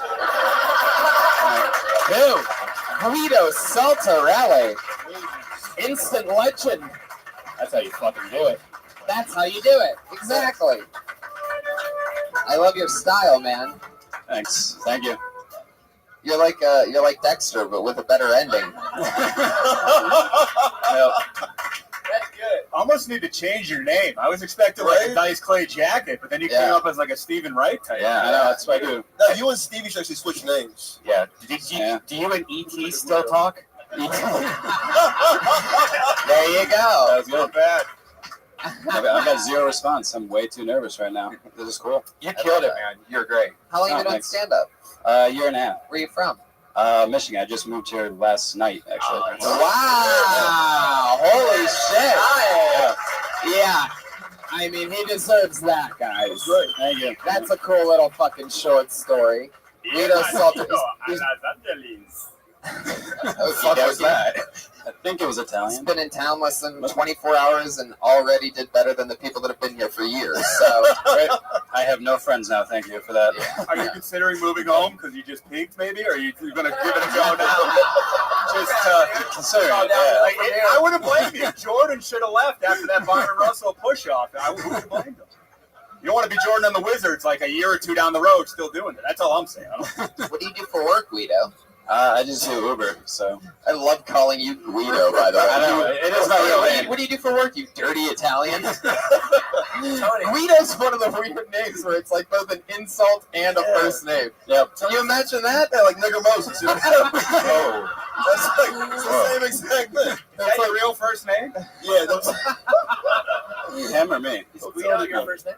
Yeah, it is. Yeah. I can show you my ID if you guys want to. that's all right, Guido. That happens a lot. I'd like to see it. I've been dying to know how tall you are and how much you weigh. Okay. You're serious? Yes. Okay. Let's give me the Ask wallet. your parents why they named you Guido. Just don't take the money out of it. It's on the left side. Why wouldn't you take it out yourself? My hands are fucking shaking, man. Take a lick of it. I wasn't expecting this to be my first show. Is this true? I Just moved here? yeah. I call bullshit! Look at the address. Yeah, what's the date on? What's the date on that California? I can explain. It's the issue date. Look at the address. It's the Bay Area. I live there for Like 2 every years. other Guido I've met. Yeah. His middle name is anti-microwave. Oh, that's not a lie, actually. It's actually Antonio Crow, all one word. It's supposed to be a space. They fucked it up. It looks like anti-microwave. I'm gonna pass this over to you guys so you can check it Fucking out. powerful middle name. Antonio Crow? Yeah. That's your middle name? Yeah. You have a full name as your middle name. Antonio Crow is another human being out there somewhere. It's actually, That's the idea. You treat him as such a fucking peasant that you're like, Really? fuck you, Antonio Crow. That's just my middle name. Antonio Crow is I'm gonna go by Guido Saltarelli, bitch. Antonio Crow is a safety for the Jets. He's killing it lately. Yeah. Wow, fuck yeah. He's a corner, but Wow, a lot younger in the other one. This looks like a Faces of Meth.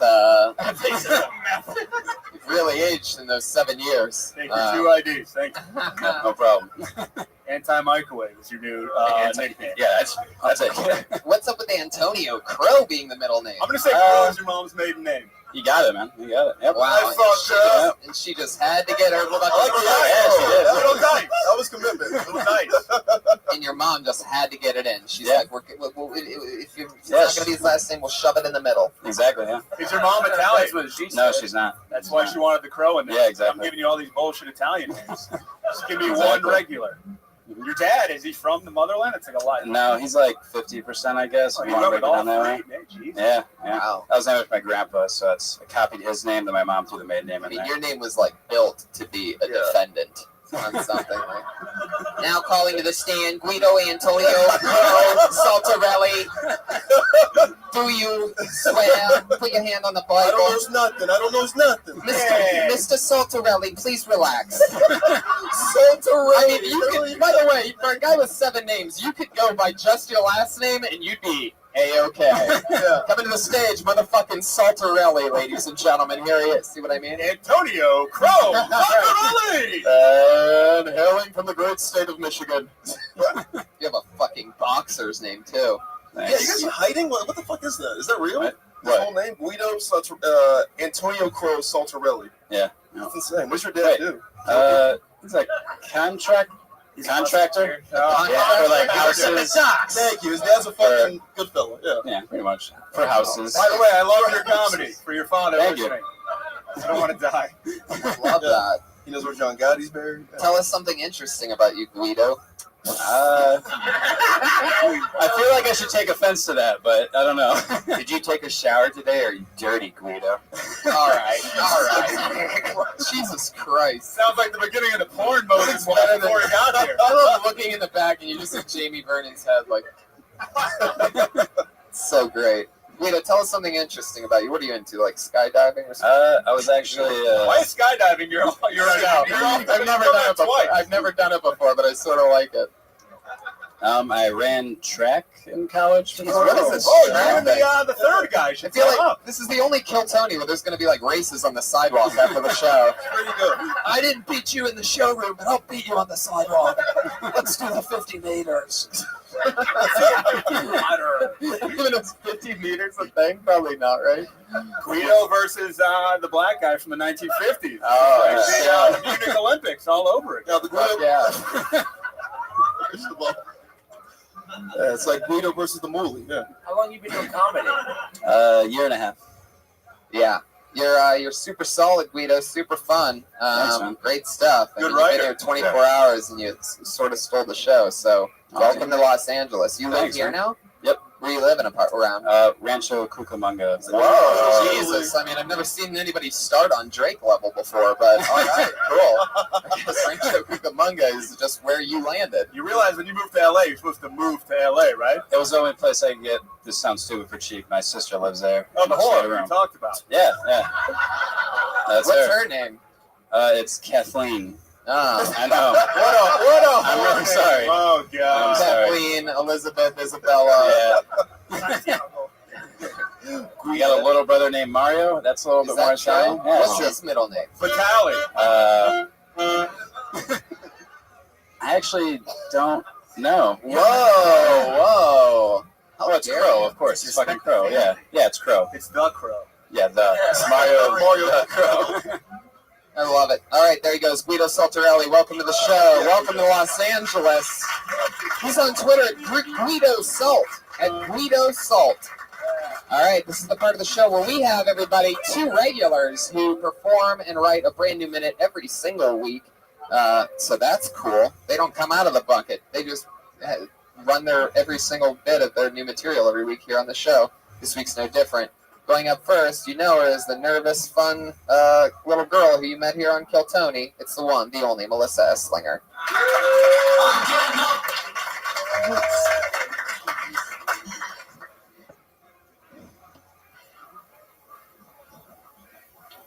I've been working on my pacing.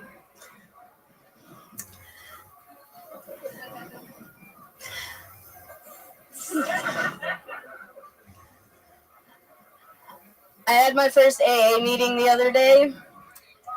Well, they held it, but I was hungover, so I missed it. I'm not an alcoholic, but when I say that into a microphone, it makes me think that I'm an alcoholic. Jesus.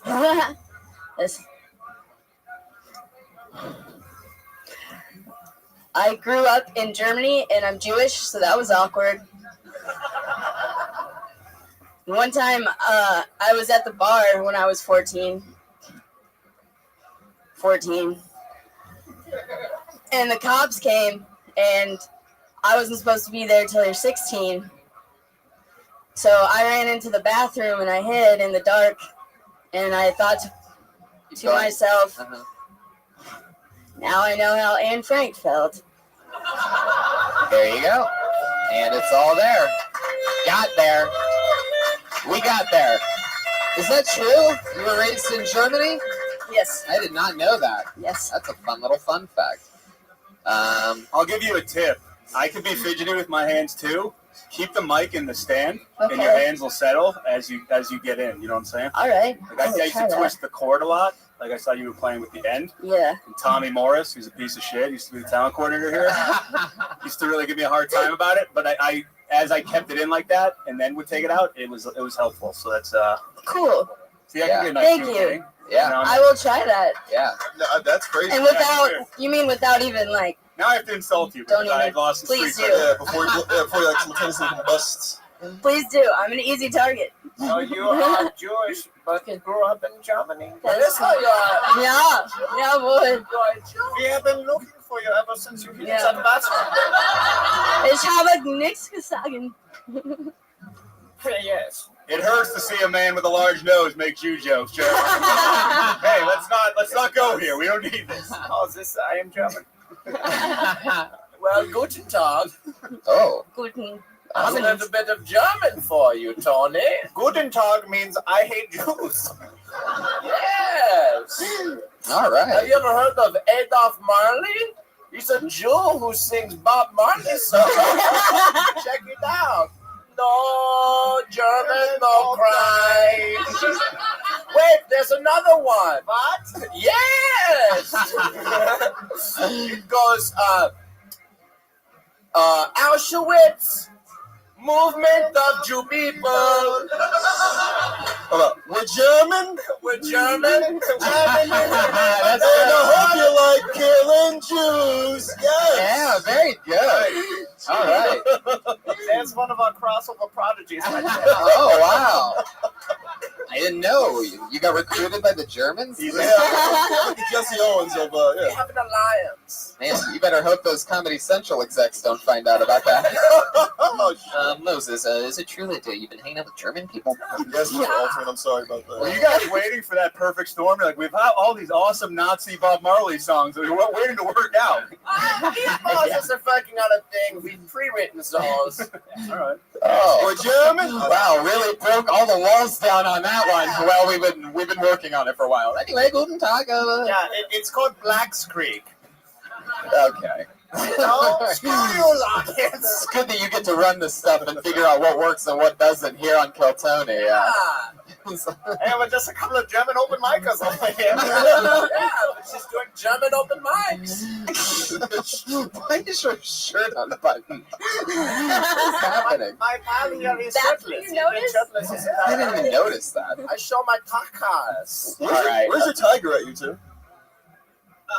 Back Thank you, in Lucas. the glass basements that we own. You could eat cereal out of the concave chest of Pat Reed. The fucking bowl. I bake strudel in it every Sunday.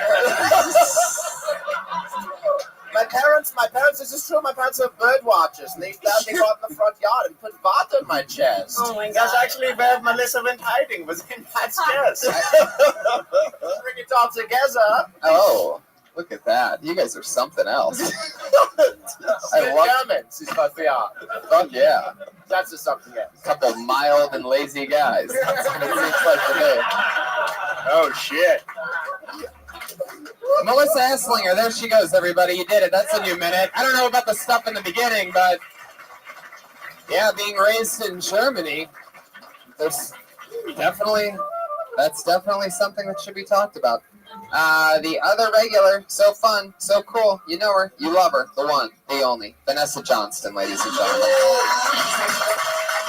Thank you. Guys, hey. Yep. Guys, I don't know. The internet, man. I can't go on the internet anymore. It's like a dark black wormhole. I'm a vegan. Yesterday I took a quiz that convinced me I'm a vampire. The questions were, do you sunburn easily? I was like, yeah. Did your father leave you at a young age? Not physically, but emotionally. Do you get high when you drink human blood? Probably. Congratulations, you're a vampire. Hungry? Click here to find local emos near you. Apparently emos are what vampires eat. I mean, I eat. So I've been trying to catch an emo. I started laying out like black eyeliner samples while singing songs that attract them, like, haven't you people ever heard of? Normally the stage would be longer, so this would work. Okay, that's all. Jesus. Vanessa Johnston, ladies and gentlemen, exactly 1 minute.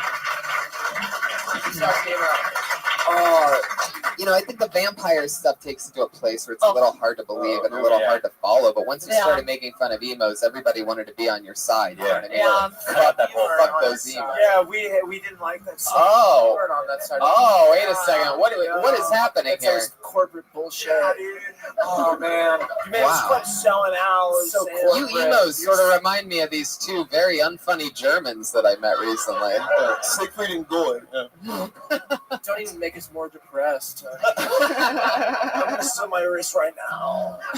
This is the most like Prince you guys have seen through the whole show tonight. Wow. Finally, you actually do a Prince tribute. They live a lot of it. I think I get kind of an in-between vibe. Like, I don't know if she's friendly. Like, it seems like you don't smile a lot on stage, so it seems like you're kind of angry a bit, but you, like, don't go to that angry side. But then, I don't know.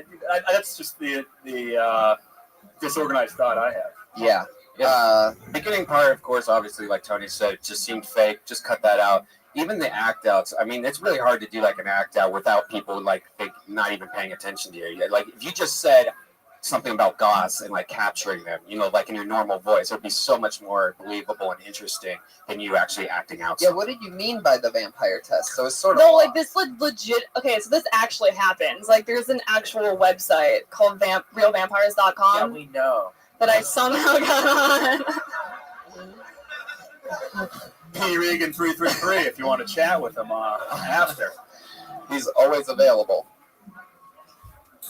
I kind of like your natural voice talking Yeah. more Yeah. than the voice you do when you were doing stand-up. So how'd you find this website, and what's going on? Well, I was a vampire for Halloween, so I was looking up where to place the fangs, and then I came on this website, and they like legitimately believe they're vampires. I got a place to put the fangs. Dice, no, don't say that, Dice. Don't say check that. out my new show. Max is on it. Oh.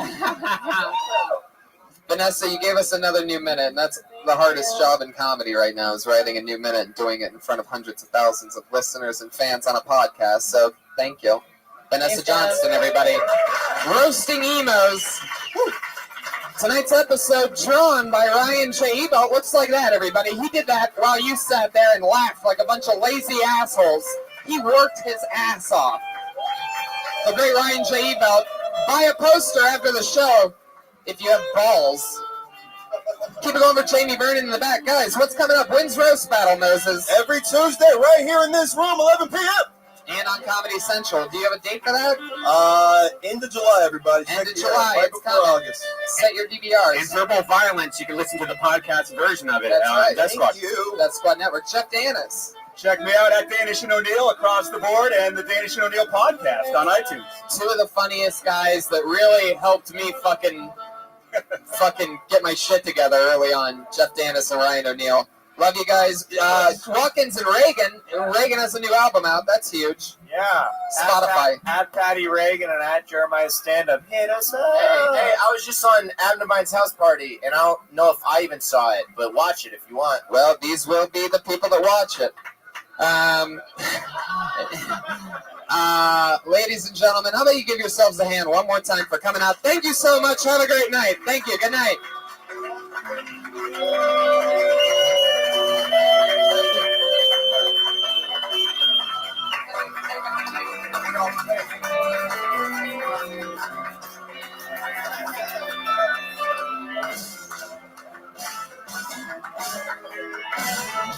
Something's happening now. Speak to us.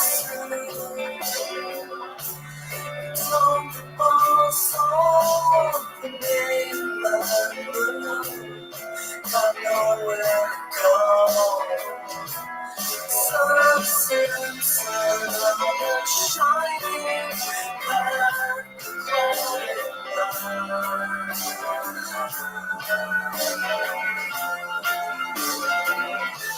Come on, kid, each every time.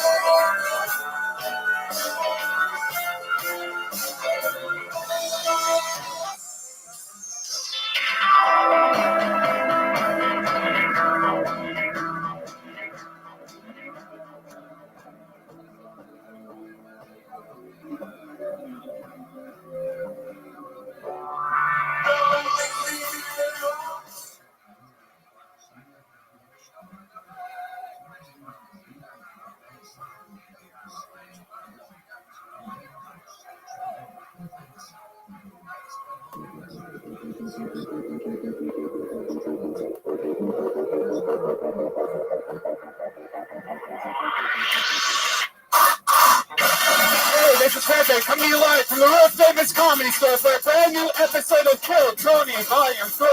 Give it up for Tony Hensley!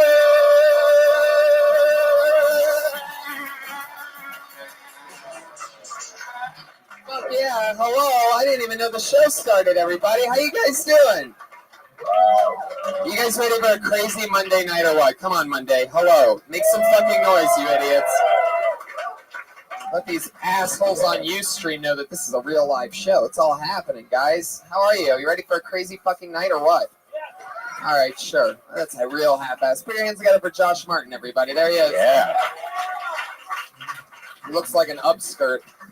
It's good to be here. Keep it going for Reagan and Pat, the baby boys. Pat Reagan and the baby boys. Where did they go? All right. You can turn the music down blatantly. You can. Are you doing something?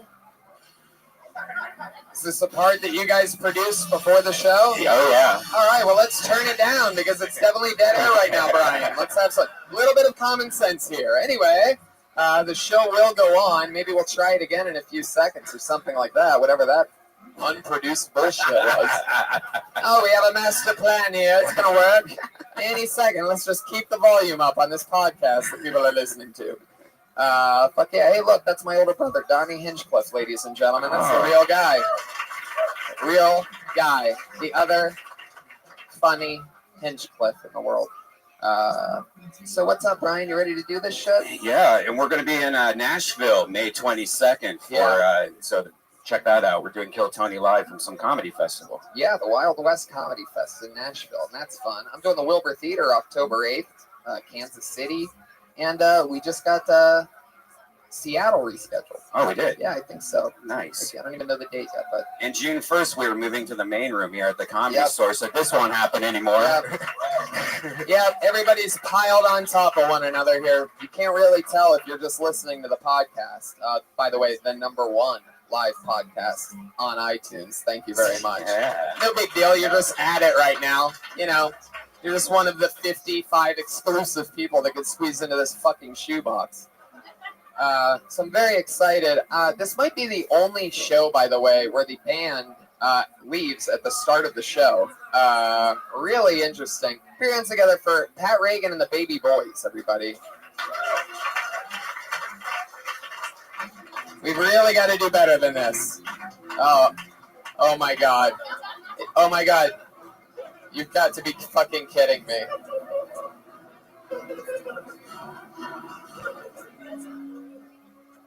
Okay. I see shark fins, everybody. Again, for those of you listening to the podcast, we are still a podcast, I promise. And it appears as though it's Pat Reagan, Jeremiah Watkins, and the Baby Boys wearing shark fins. All right.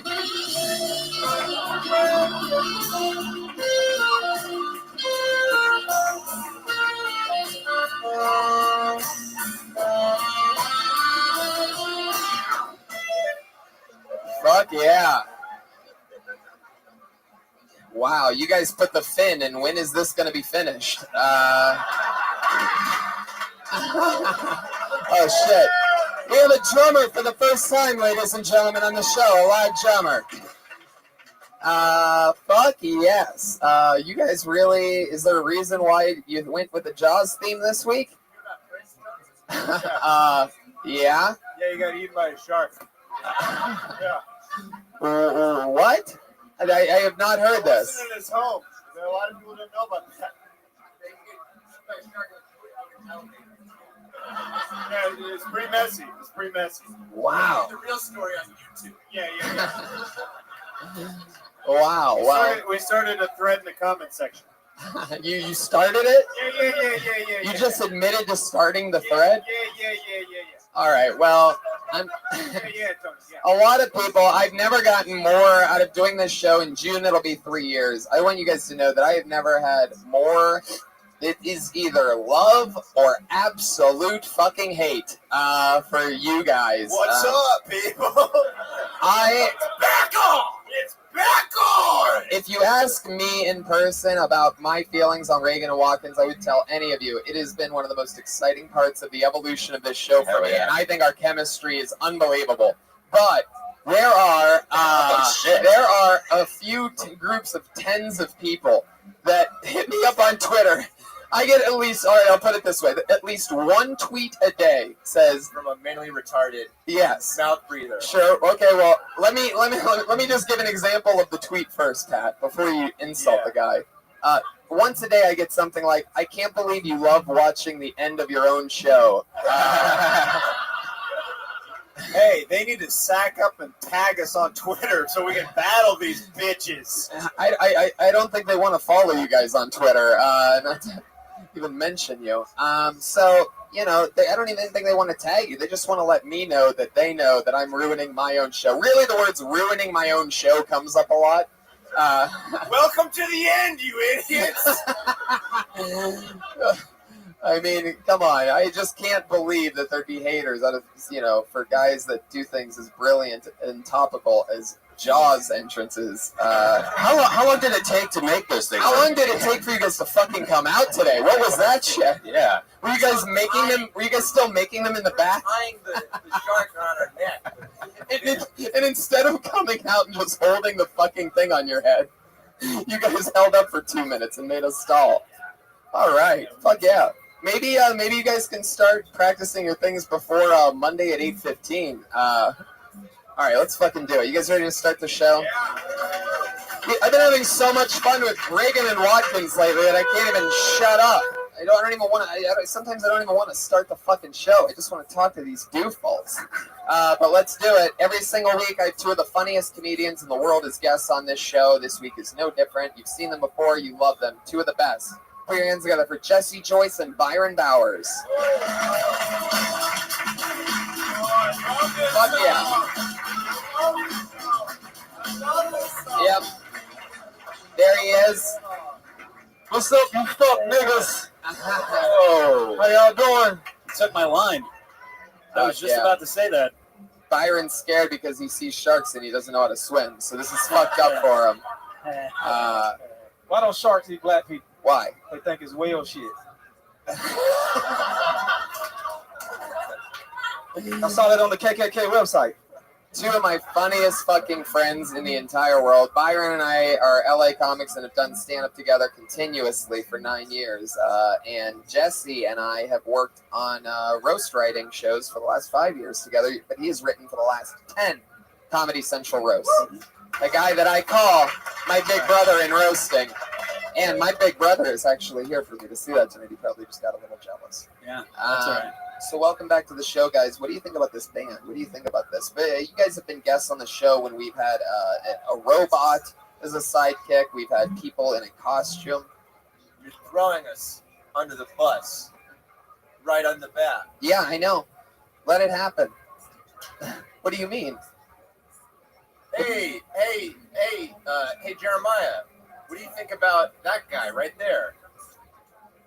He's a dick, dude. Well, it's a little bit different when you're setting up your friend that has a broken fin on his head, and you're setting up a guy that's written for 10 Comedy Central roasts. Pat, I'm trying to, set up a comedian to flex their muscle on you.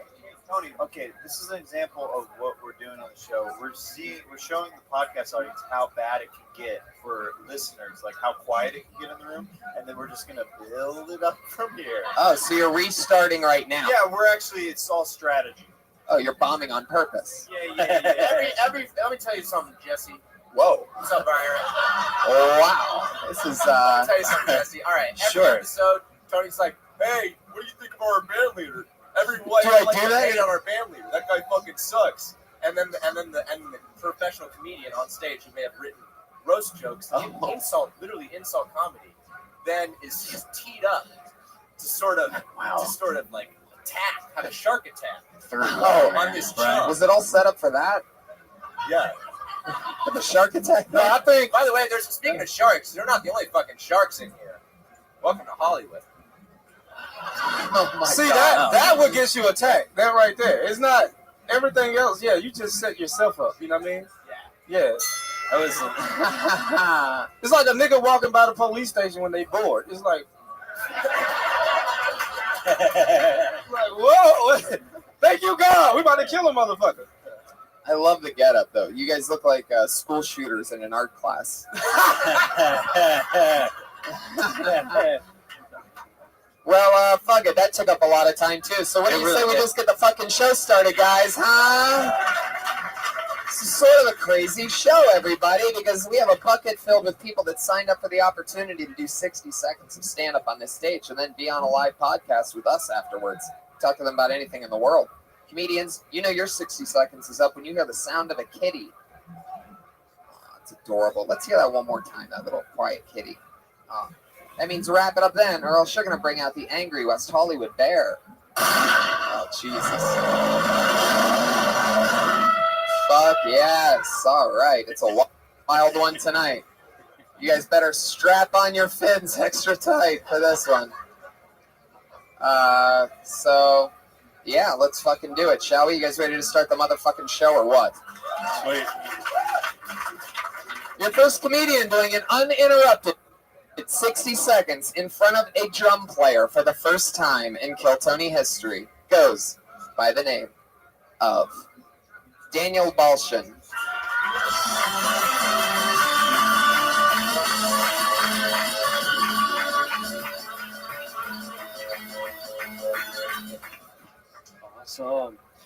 So my family's from Ukraine, which means I have 2 Ukrainian grandmothers whose only responsibilities are 1, to feed me, and 2, to feed me. Not going so well. Yeah, my friend's grandmother came out to me and said I'm the worst thing she's seen since World War II. Silence. Awesome. Yeah, my parents, we speak Russian, and they only speak Russian at home. And I have an American friend who lives in my house. He thinks every time they talk, shit's going down. Так, Дима, ты знаешь, что хочешь лимон? Давай, пожалуйста, чай давай. Oh my God, why are they arguing? They're not. She asked him if he wants some tea. What did he say? He said, yeah, with a lemon. Так что, Дима, ты хочешь еще химчистку? Давай, пожалуйста, я химчистку. He's like, oh my God, what is it this time? She just asked me if he wants to go to the dry cleaners. Дима, сейчас тебя прибью, сука, если будешь меня слушать. Давай, сейчас тебя зарежу, корова. He's like, oh, and this time? Now, we run. Fuck yeah, a little, all right. Daniel Balshin. Yeah. With a little Rosetta Stone set for us on that one. Yeah. Pretty much learned some Russian on that. Yeah. I think it's great that Natalie Portman's doing stand-up. Whoa, Pat Reagan. Oh, this crowd is eating up. Jesse, what do you think of Daniel Balshin? Well, you don't need to rely so heavily on telling us right off the bat that you're from Eastern Europe because you look like both Boston bombers. Or every guy who dies in the prison in an episode of Locked Up Abroad. I'm pretty familiar with your fucking people, your sort of gypsy hillside quality. I got it. Yeah. Last show I was told that I look like that guy from Grand Theft Auto. It hasn't gotten any better from there. Oh, yeah. All right, I'm not a dumb teenager. Grand Theft Auto Auschwitz edition. Sure you do. So Daniel, what's your story, man? How long have you been doing stand-up? Just about a year. Yeah. Where do you? All here in LA? Yeah. What do you do for work? A lot of things. Work mostly tries to kill James Bond. He said that. I can. Can you name any of those things that you do for work, Daniel? No. He's a sex slave. No. Who's talking? So many jobs, I can't even answer the simple fucking question. Work in a hockey shop. Hockey shop? Hockey shop. Okay. That sounds part-time as fuck. Yeah, a Southern California hockey shop.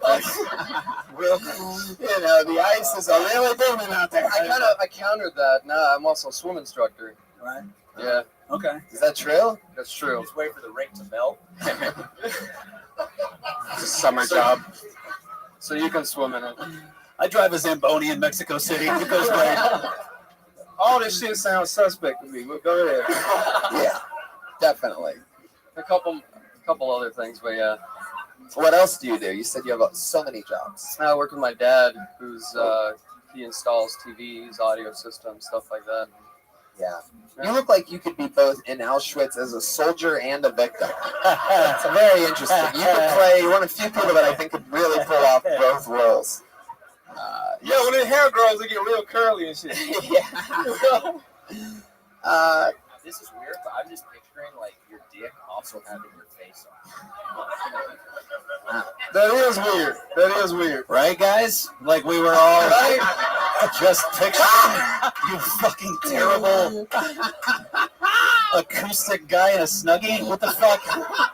That was just dumb. It was real dumb. I'm gonna tell you what I like. I like the fact you stuck with it, even though the audience was still trying to figure out what the fuck was going on.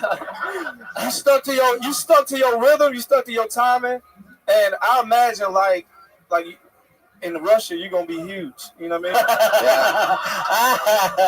Yeah. I mean, the act out never really seems to work for most people. I mean, just you acting out the two different people just kind of loses us because we think it's fake. If you were to just say it in your, whatever you said in like a normal voice, I think it would be way better. But you acting it out and like going, "Oh, what did she say?" It's like a play. It's not really. I really love what Byron said about you not giving up on it, about you staying in the pocket, even though, and I also agree with Brian because it was dog shit. But you did not pretend like it was dog shit at all. Yeah. You just kept fucking going like the place was roaring. As if he was in Russia, yeah. And for that, there is like some weird points for that. Like, don't get it wrong. They're both right. It's terrible. All I'm saying is if you bomb like that in Russia, you'll be brought up on war crimes charges in Chechnya. You'll still be famous. Do you ever go back to Russia? You ever go? Oh, Ukraine, yeah. A couple times. What's the major differences between here and Ukraine? Well, here... Do they have guitar comics with shark fins? Accordion. Those guys are all dead, for sure. I mean, you don't know if there really are any Jews over there, that's for sure. You really don't know? Because they all hide it. That's scary. Really? That's what he led in with. Like, he didn't say nothing about the food. Yeah, what's great about it? The food. It's like the Jews are hiding. That's the first thing I heard. The Jews are hiding. Why are they? Do they not know that it's over? That the war is over? Like, why are they? You could have said they drive on the opposite side of the street. Yeah, any of that simple shit. No, they drive on any side of the street. You led with the Jews are hiding. That's Ukraine's tourism campaign. Jews, maybe, I don't know. No one says. I mean, they still look at black people like they've never seen them before. That's for sure. Everybody. Why do you even black people. When I'm in Canada, them niggas staring at me like they never seen black people before. Yeah, and those are both like snowy white places, like the tundra, and then Canada. So like, what is this? A black bear? Wow.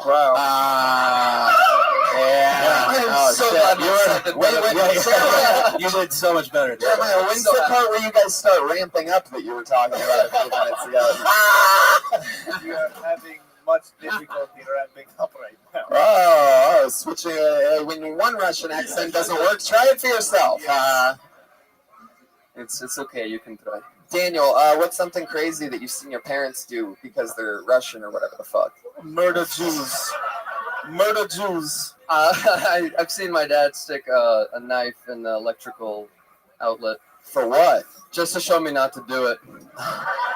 Oh, wow. By the way, that's the funny thing you said. Yep, I was just going to say, you have a new opener. Congratulations. You just say that just like that. First, and then talk about how he showed you how to not fuck your sister.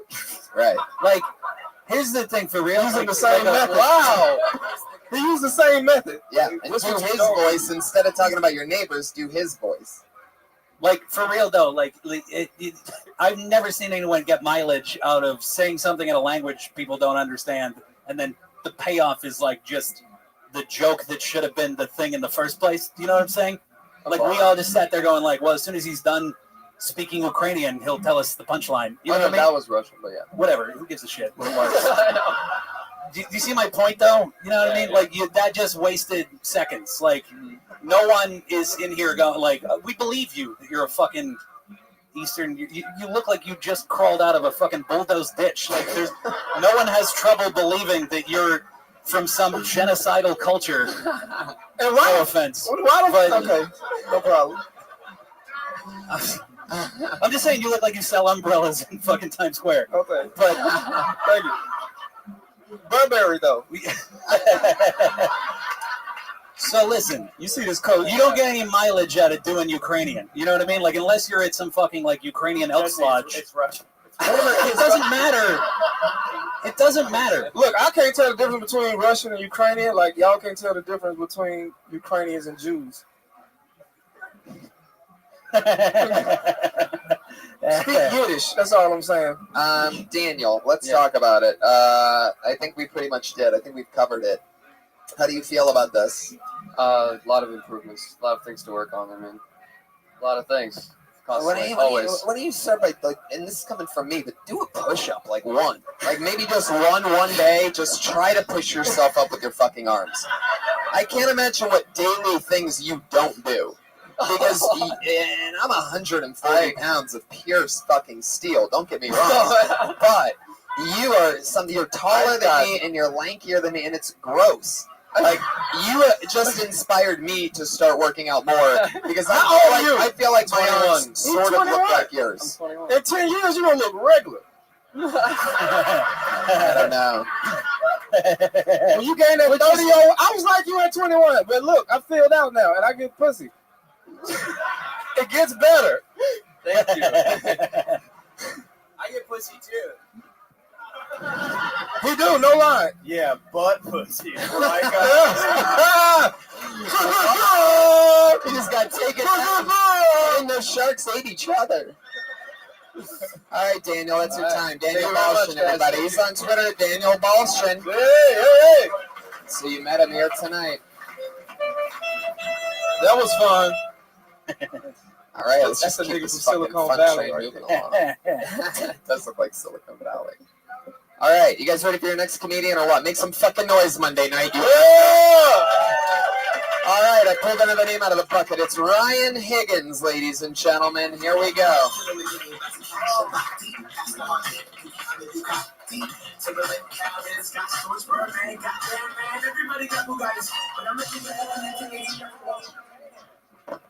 All right. Oh, guys, I recently quit drinking. You're a nice, friendly crowd. I've actually been getting like booed for that at shows. People been booing me. Always like one guy just boo. Boo. I'm booing you for trying to improve your life. Boo.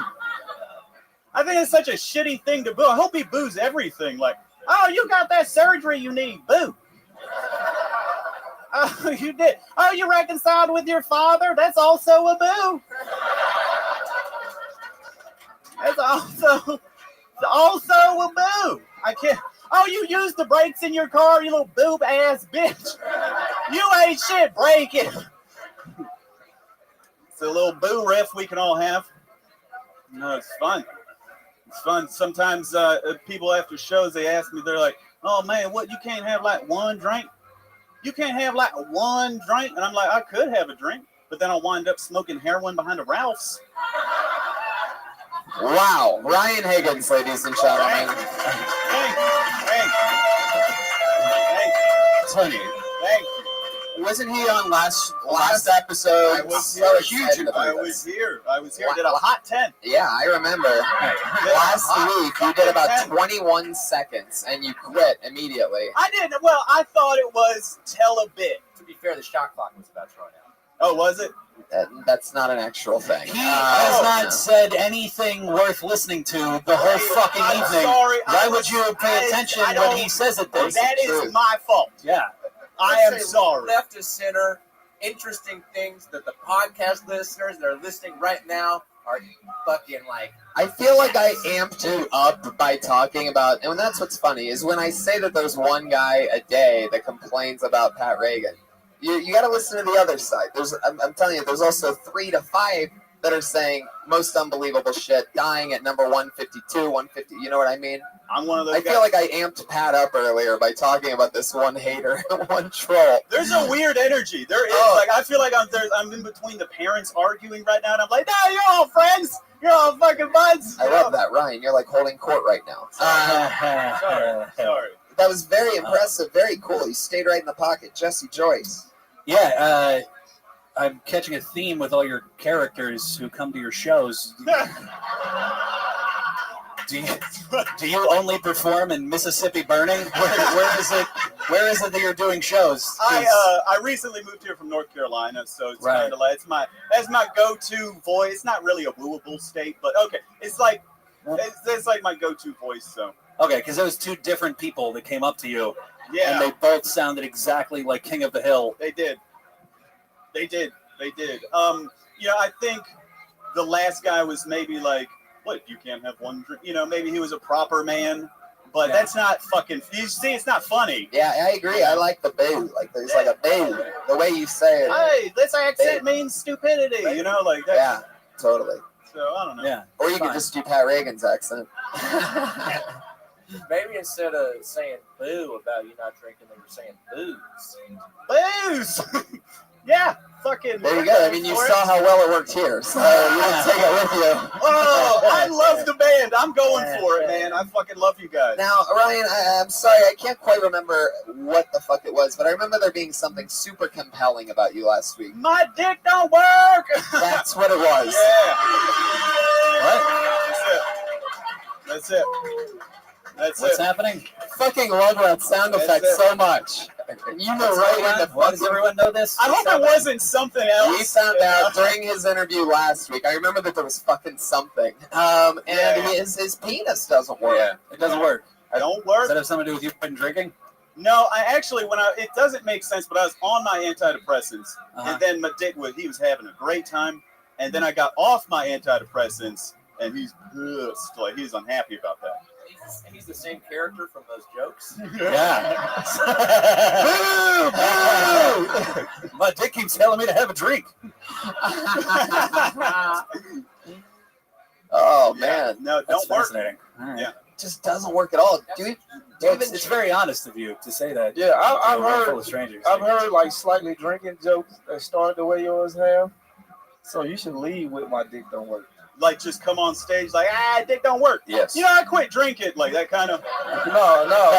Like You just can't say that and then go into that. You got to talk about that. Okay. Talk about that's interesting right there. You know, after the oh, sorry, go ahead. No, go ahead. After you're turning me around. No, after last week, it was like I did fucking like 10 seconds, and the band guy was like, "Is that how long you fucking?" I was like, "Look, it don't work." But after that show, a lot of people were really concerned about that. They were like, "Man, you were pretty funny, but I'm sorry about your dick, man." Here's the thing: it makes strangers. It makes you likable. You talking like you're in the Klan makes you unlikable. But the fact that your dick doesn't work, like, kind of balances it out. Where everybody's like, "Oh, this guy, I want to root for him." You know, even if you're in the Klan, if you were in the Klan, you burn a cross outside my house, and you like my dick don't work. I'm like, oh shit, what happened?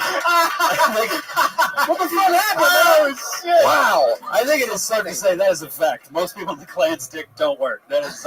Would that make it better? Like, if say I was in the Klan, burned a cross in front of your house, I was like, "Man, you know about my dick." You'd be like, "All right, Ryan, just do your fucking thing." Yeah, just go on and burn your cross, and then when you're done, I'm gonna be in here jacking out. I will open the door real hard. Push your dick don't work. If you show up at my house with burning a That'll cross, make me so mad. You just flaunting it. But like, maybe that's what you should. That's how we defeat racism. Like, just assume their dicks don't work. Whose dicks? The racist dicks. Yeah, maybe. no, fuck all that shit. Talk about your dick. You know what I mean? Yeah. You're right. Talk about it's something that draws people in. You know what I mean? Okay. By the way, I just found out that Byron has a huge dick because whenever he minds masturbating, he does it all the way out. All the fucking. No, I got. You know what? You know. I got a regular dick. You did though. I got a regular dick, but I'm left-handed, and I'm using my right hand, so it's just doing this all thing. You know what I mean? This is a left brain dick jack right here. But I'm a right brain dick jack. It's like this. I like to lean in when I jack. Oh man. Yeah, I like to lean. I dab when I jack my dick. Ryan, how long have you gone without having a boner? God, it's been months. Months. It's been months. So this is still fairly I'm in new. one right now. Oh. What? Another gay joke about a second shark. Somehow that made sense. I was like, is it? Oh wait, we're doing bits. We're doing bits right now. If I like touched you, if I like.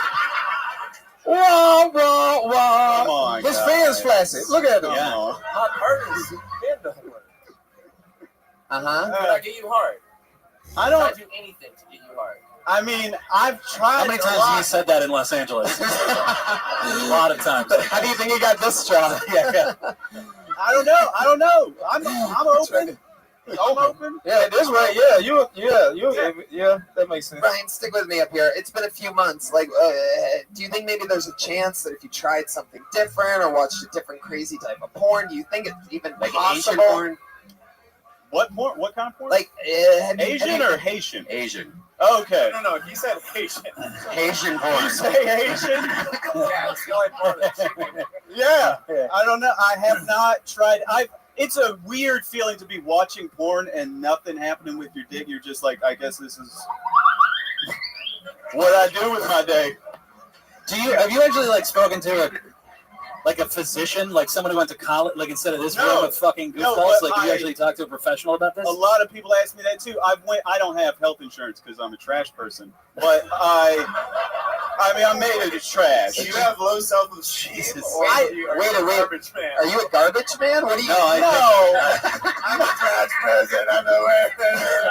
No, I'm a fucking open mic comic. We're all made of garbage, but like I don't have health insurance. Whoa! Not it. I love that. Thanks. I love that. By the way, I love that Pat got offended. Proving once and for all that he's an open mic comic. No, I mean we It's just. rough, man. You gotta get that stage time where you can. No, we just don't have health insurance. I thought that's like a trash person quality. You should try it. You should try it. I feel like most get it. You the real one. Yeah, but I feel like most adult men wouldn't go like, "Oh, my dick doesn't work. I guess I won't. I can't afford that." We Like, went off. like what are you using your money for? Well, the little that you have. Yeah, it's every worth- week I buy enough beans and rice to feed me for the week. I do. And you realize though that you could get somebody to give you beans and rice if you had a hard dick. Like, That's true. And by the way, you could also get a hard dick if you were eating something other than beans and rice. How? Fucking You need meat. diet, You need dude. meat, man. Your meat need meat. Yeah. You should try get some fucking testosterone in your librarian looking face. Ayahuasca. Yeah, try ayahuasca. You don't need a hard dick once you become a What do you eat spiritual for being. work? You know.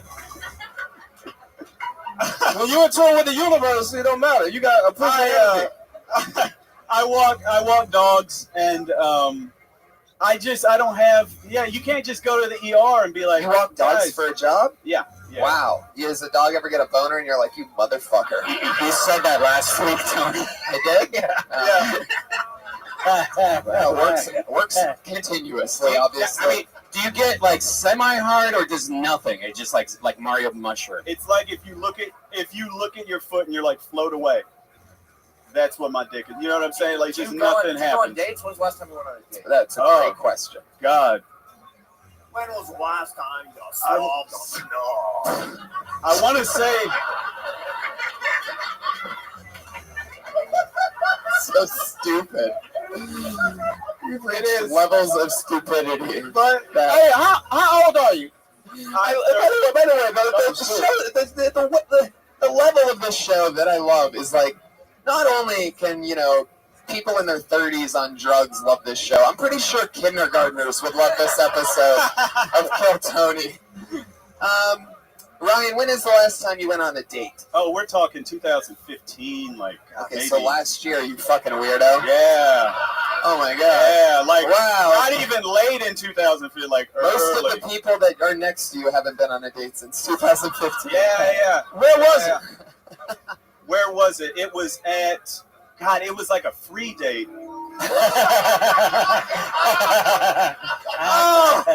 Oh, it hurts. So great. It hurts. I was at a free show in Raleigh, North Carolina. A free show? Yeah. What's the show? It was at Good Night's Comedy Club. You took a fucking girl like to a comedy club for your. That's lame shit. Dude. That's why. fucking. I know. No, it's not. No, it's not. No, don't listen to them. It's not late. Don't listen to I don't. them. You not fucking bring a date to a comedy show. Yes, the fuck you do. You know what I mean? Have you been on a date since your dick stopped working? No. Let me ask you something. No, I just tell 300 strangers at a time. Fuck that, man. Oh. Look, if this is the time to date. Yeah. You ain't got no expectations. You can listen. Yep. You can talk back and interact. Yep. You know what I mean? By the time this chick actually wants to fuck you, your dick might actually work. God. Room to the 30. You know, you can relax and have a good time. You know what I mean? Fucking genius. It's time to play the slow game. And if it doesn't ever work again, you better learn how to eat a mean pussy, dude. It's your only way out of it. Pat's gonna teach you right now how to do that. Oh, what is happening? There it is. There it is. Yeah. That's right. Dreams come true. Jeremiah is about to suck his dick. Tony, watch what happens. Okay. For those of you, again, listening to the podcast, they just tied the shark fin around Ryan's crotch, and now Jeremiah is awkwardly laying there. I think he's waiting for Brian to play Careless Whisper again. Because he seems pretty committed.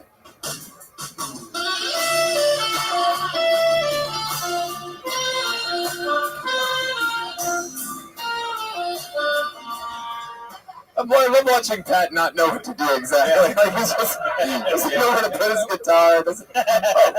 He tied it too tight. He tied it too tight. I think the bit, it was. Well, Ryan is a boner for the first time in a year right now. Yeah.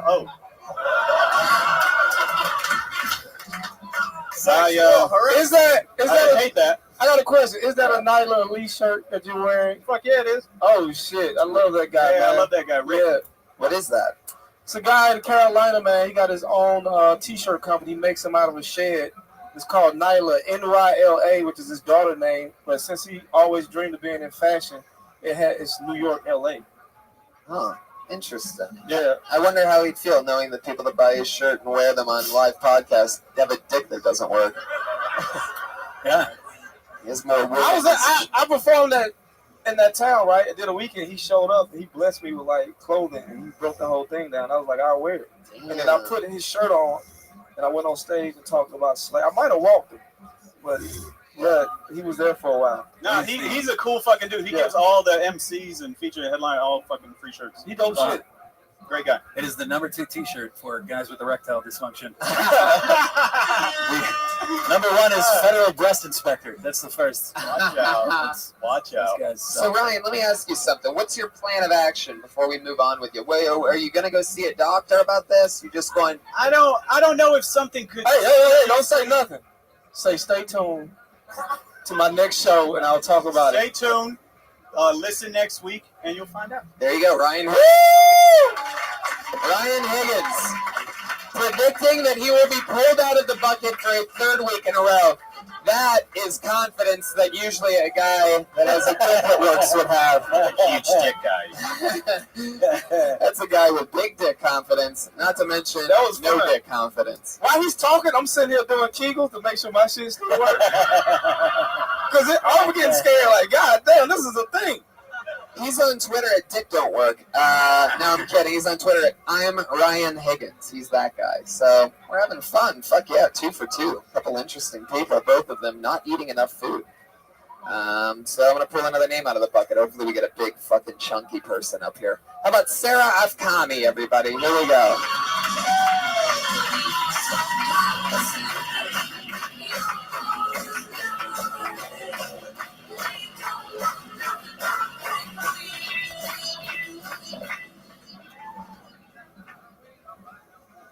Hi guys. So I'm from Austin, Texas, and people always ask if it was hard growing up Persian in Texas. No, everyone just thought I was a Mexican who could read. Sorry to all you intellectual Mexicans out there. Sure you exist. You know how some things like you think they'll be like a great asset in your life and then they're just not? Like my father is a motivational speaker and you'd think that like would make me soar, but here I am. Holy shit. I'm a little gay, unfortunately, but not like invite her to your hot tub with the girlfriend kind of gay. More angsty, self-loathing, like Kevin Spacey in, what was it? Real Life. He's probably tried to touch your cock, let's be real. Tony. Pretty lady. No, you're just like not lady, man.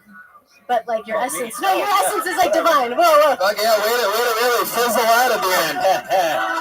Really just started eating shit at the end. Had a bunch of nice stuff I was about to say.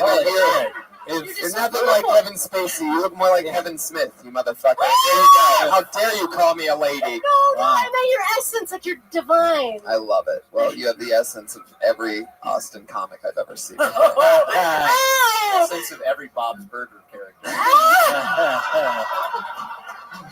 Who was that?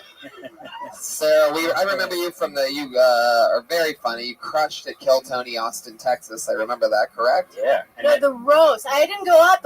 We were you there. did the stand-up show with us, or something like that. No, she was on acid. What do I remember? I was on acid, but that was like a sham. I mean, it wasn't a sham. It was like not planned. Set and setting, guys. Sarah, stand up. Be a professional. Set and setting.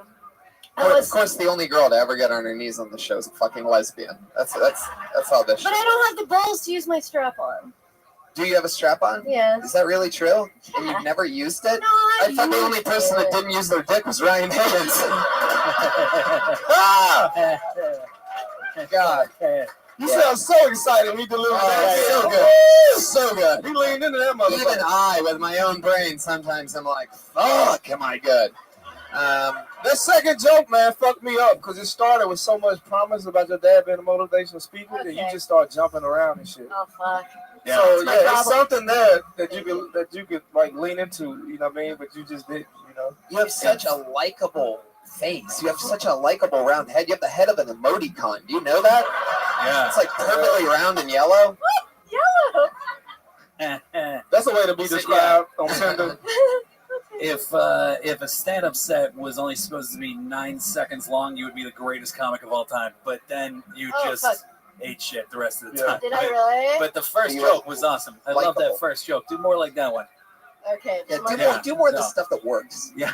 I know, you're right. No, I was No, because that was a real good turn. I didn't see the Mexican who could read. I didn't see that coming. I liked it, you know. And then you just seemed like you lost. How long have you? I don't know, with the jumping around. I didn't even get what that was. Oh, sorry. Yeah, it was anxiety. I have ADHD, but it's I've just been like a hack and not doing stand up. I've been like a sitcom writer. Not true. All right. Thanks, but anyway. Don't tell it about yourself. Don't say that shit. Pat always. Yeah, what would your father Pat say? always defends the hipsters. Oh, don't say that about yourself. Don't say that about yourself with your glasses that you're wearing. No, she's not hipster. Just emotionally unstable. So I defend emotionally unstable. I am. Yeah, and there is not a fucking name in this bucket, my friend, that is not emotionally unstable. I promise. Yes, comedy. There's not one. There's people whose fucking dicks don't work, man. Emotionally unstable. That's fucking school. All right, let's do it. Sarah, what do you do for work? Well, I was just fired by Chelsea Handler. I was on a week-to-week contract for her Netflix show, and it started out as a love fest. And then, so I've been a hack, like my mind whore. Right, just like with your set. You started off great, and by the end, she didn't want to be around you anymore. Oh, it was her producer, the Stride of Uterus. Well, wait a minute. So you wrote a bunch of shit, right? Like, Yeah, for we the would last write her couple- tweets and everything. All right. So I mean, what's What's up? that? Somebody didn't sign a non-disclosure I signed like 9. Please bleep that. I signed like 9, please. I'm sorry. You better hope Chelsea's handler doesn't find out about that. No, I think amazing things of her. Well, look, I'm not trying to get you in trouble, on it, but like, so you had to write shit that they didn't use, right? Oh, well, yeah, there's like a whole chain of Why do command, you like have 9 that? departments. Do you have those jokes again? To do? Yeah. Why don't you do those? Oh, no, but it's all, it's stand up in like a talk show format is different. Yeah, but there's got to be a premise or two. I've been writing for. No, you're shit right. for I years. honestly, the truth is, I came tonight, because I heard Ari Shafir's whole rant about podcasts and the power of them and like killing media. And then also Tony, my offer, Tony, and his level of judgment. So the truth is, I was like kind of throwing out areas because I wanted to hear Tony's like discerning laser eye, like meanness. You don't hear it from me. You hear it from the audience that doesn't react. Who you just was when you was pointing at Tony, getting in his face, be that person when you perform. Don't do the anxiety shit. Just go in and give it to him. I agree with Aaron. You are already likable. Yeah. You don't need to play nice. Okay. Yeah. I'm timid. Like a What? faggot. No, I'm a faggot. No, I'm a faggot. Whoa, Nobody I else just is a got faggot. Yeah, you need that. You need more of that. You know what I mean? Yeah. Ryan's dick just punched through the wall. So in another room. Yeah. So how long ago did she fire you? Did she fire you directly? No. She was rarely there. I mean, she was working very hard. Right. The shoots. Yeah. The shoots. Dang. She wasn't just hanging out in her house in Spain in the first few weeks when we were all planning the vision for it. She wasn't. This girl's good luck on your next job. Jesus Christ. Good luck on your next job. That's the thing. I don't want to be a whore anymore. I want to be like these guys. Look at them. They're just doing it. All of you. We all are whores. Look at us. Everyone's, dude, everyone, yeah. I just clapped at a dude getting a shark fin put on his dick. Yeah. Yeah. There's no way to not be a whore and be in the entertainment industry. Or want money, you know what I mean? I still think some whores have higher standards. You could still do what you want, but at the end of the day, somebody has to pay you for stuff. Yeah, but I'm just saying, if church of Viacom, and you got the fucking trembles. Oh, Jesus Christ. Somebody- Yeah, your fin will shake right off your fucking head. You mean you have the trembles at Viacom? Somebody paid you to write jokes. Because we used to build churches and cathedrals, and now the Okay, forget it. Don't explain it. I hated that as soon as he started it. Hold on. Say what you was gonna say. No, I was gonna say you have gotten paid to write jokes. Yeah, right? yeah. So you got paid specifically for that skill because you're capable of writing jokes. I know you're capable of writing jokes because that Mexican one was great. Thanks. The rest of those, they literally, if you put it on a piece of paper, does that actually work on paper? You're right. I'm with you. All right. It was like a whim of like mine. Oh, the Kevin Spacey one. I think it can. I defend that one.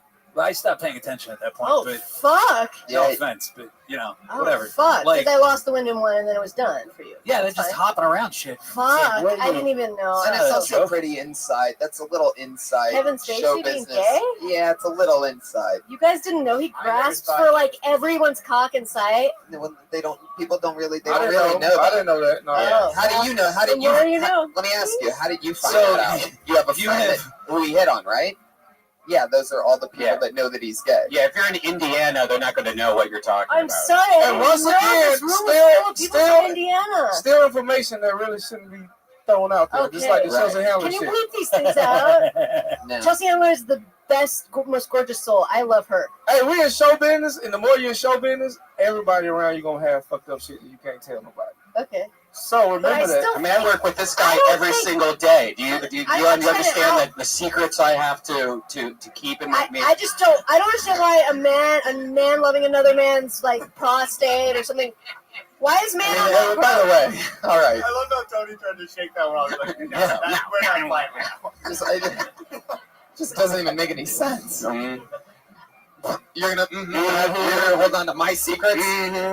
Jesus. Hey Tony, can we bring the next comic? Yeah, you better. Yeah. Wait, Pat, you were the one that was defending her a second ago. Now you're so sick of her. Where'd the mic stand go? It's like Chelsea. Even the mic stand left during Sarah's Oh set. Sarah, you got it. Just like Jesse nailed it on the head. I mean, follow your momentum with the first jokes. Stop self-destructing and stop bouncing around trying to be likable. You're already likable. Just write your shit down and look at it. Have the words that come out of your face make sense. Who is this guy? This guy's right. This guy. And stop burning the only bridges that you've ever had in show business, by the way. That might not work for you. Yeah. Well, she always got motivational speaking. You know what I mean? She take out her. No, I mean, it's okay. I bet you do like her. Yeah, she's... All right, there she All goes. right. There she still goes, Sarah F. Kami.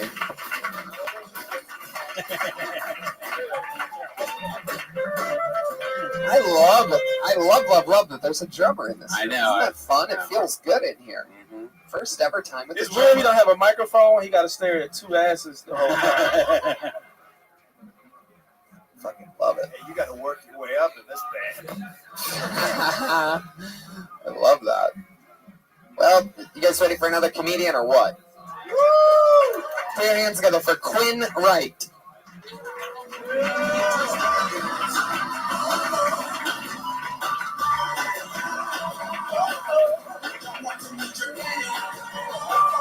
Come on, make some noise, ladies and gentlemen. Quinn Wright, everybody, come on. So I'm a virgin at 25. And I mean, I get it, ladies. Seth Rogen with Downs is not a very good look. But it's autism. That last part's actually true. I am on the spectrum. It's a light case, though, and I don't have a lot of sensitivities to, like crowds, sounds, lights, people's feelings. I don't pay attention to any of that shit. My uncle is a hearse driver, and he's losing his vision. Recently, he lost his glasses. He means to get a new pair, but it's just been so good for his business, he just can't. That's my time. Thanks. Fuck yeah. All right. In and out, Jeff. 35 seconds. 35 seconds. I like Actually, he'll tell us how many seconds. He knows it far more accurately than you do. Yeah, what is this attached to? I've never seen a Rain Man carry around a poncho. What's happening? It's a camera. What is it? It's a camera. That's a camera? Well, it's the camera bag. The camera's in it. Fuck yeah. Yeah, man, you gotta lose that shit. You can't be walking around. Yeah. As a black man, I'm telling you, as a white man, you can't be walking around with shit like that strapped on. It might have something to do with the virgin thing. I mean, like, no one's going to, like, come up to you with that, except maybe that one guy. That just looks suspect. That one guy. The boner. Everybody, the one guy? That's a great reference, Brian. Have you been, when was the last time have you ever been on a date? No, Never. So you're a virgin. How old are you? 25. I love this. Let's talk about this. Yeah. Sure. You ever came before? You ever jacked off? Well, yeah, duh. What noise you make when you jack off? Like, what noise do you make? Because you look like you make a weird noise. I don't make noise. Like your teeth don't chatter or nothing. You don't be like, you don't do that. No. It's silent and shameful. It's silent and shameful. You keep those glasses on when you do it? No, I don't. You don't jack off. You don't be taking your glasses off and be wiping your forehead. He just loudly counts off the strokes. 8, 9. Have you ever talked to a girl, like gotten close, you feel like? Yeah, I've had some bad experiences. Only bad experience. Can you tell us about one? That's how they start, brother. I'm not really comfortable with that. Come on, you don't have to talk about the girl's name or anything. Just tell us. I just got a little obsessed, and I didn't see signals because I'm an idiot. Wow. Yeah. Hey, I was that way for a long time. Did you not see the signals because the blinds were down, or right? Yeah, no. Was your camera in your hand at the time? No, Was it because you were tackled by the Secret Service and Jodie Foster didn't appreciate the gesture? John Hinckley reference. Oh, that's fun. Doesn't matter. Quinn, what are you into? You're autistic. What are some of your wacky hobbies? Pro wrestling, Magic the Gathering? What are we talking about? Photography. Photography, that's it. Wow, I get the feeling you have a lot of pictures on your walls of girls that maybe you've seen a few times. Nope. No, mostly trains. I'm sorry. Oh, shit. I didn't even catch it. That was mean. That was mean of me. Anyway, I think you're great. Are you the... Because I think you're great at the end. If this isn't a character, you're a genius. I like it a lot. Yeah. How long have you been on stand-up? This is my second time on stage. Whoa! Second time on stage.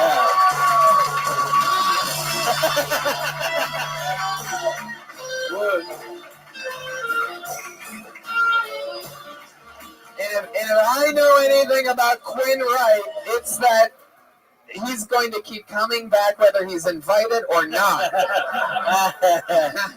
Yeah, man, just you know keep doing it. You know what's good? You did your time and you didn't fuck around. Yep.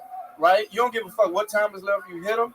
But since you're going to do a short amount of time, and you want to do that, you can slow down as much as you possibly can. Yeah, I got nervous. Yeah. Yeah, second time, dude, I get it. But Yeah. you actually had, like, things that are identifiable as jokes. You know? Yeah, Like, that's they- true. They had punchlines. Like, Yeah. that's a unique, fun quality about... And you would have got louder laughs if you would have took the bag off. Yeah. Because people... Yeah. People took a couple of seconds to go, like, is he going to pull a cord and yell Allah Akbar? Like, Yeah, you threw us for a minute. You look like somebody who got recruited by ISIS and then grew everything back just to come back and pretend like you normal again. Yeah. So anyway, yeah, the funeral home, the uncle joke, yeah, that's a joke. That works. I like it. Kryptonite in Yeah, his bag. Yeah, they did work. How long have you lived in Los Angeles? Whole life. Really? Yeah. What do you still live with your parents? Yeah. What do they do? My dad works at Costco. He used to be a writer for movies. He helped write basketball and. Wow, that's cool. Yeah. Joey Diaz is in basketball. Fun fact. It's not that fun. How about mom? What does she do? She sells fabric. Stepmother works in the industry too. Wait, you have you live with your mom and your dad and your stepmother? No, I go between two houses. You go between two houses. That's smart. Same thing. That's smart. I mean, this isn't fun at all. It's actually just really weird. Strange. Say but it. Both my mothers are named. I'm sorry, I'm trying out. But both my mothers have the same name derivative of Laurel. Oh. I I should. Are you serious? Oh Yeah, I man. should have just. God bless you. And I just. This has been this week's episode of When Autistic People Don't Know When They're Being Autistic. Yeah. Well, here's something I think you will all find very interesting. I want to be walking through of the names of both of my mother. I just thought it was interesting, but I knew it wasn't. But I couldn't You know what's stop funny? it. I had to write They're this wrong. down. You're not wrong. Yeah. They're wrong. What? How are they? Explain that to I me. just think it's interesting since my dad got divorced from my mother and named another woman named Laura. They're both named Laurel. Well, my mother's That is Laura hardy to believe. Laura, and the other one's and Laurel. Laurel. Laurel and Laura. Yes. Oh, okay. Good joke. Huh? Yeah, okay. Yeah, all right. It makes sense to me now. I You get ever it. fantasize about your stepmother? No. Never, not once. Not once. Not one time. Not one time. You never fantasize. Look me in the eye and tell me. Not once. God damn. He's not going to look you in the eye. This shit is scary right here. Look at him in his eyes. It's like looking at a pit bull, like a rescue pit bull in his eyes. Woo! Good job, man. I immediately felt guilty stepping. Hey, he's big, hey, he's bigger than you think. You get up and then you look. You like, oh shit, I fucked up. You know what I mean? I had to walk away from some altercations like that before. I'm like, oh if shit. you don't get out of his face right now, he's gonna do your homework for you. Were you a really good student in school, Quinn? Not really. No. No. What? Tell us something other than photography. I'm autistic. Other than photography, one thing that you love. Film. I used to work in film. I still technically sort of do sometimes. Other than photography and film and anything that has anything to do with the camera. Other than boats, what do you love? Sailing. Not really anything. That's pretty much it. What's your favorite kind of porn? Category porn. Category I don't really go with, but I've been on a girl lately, Cassidy Banks. She's gorgeous. Yeah. Fuck yeah. She just changed her name right now.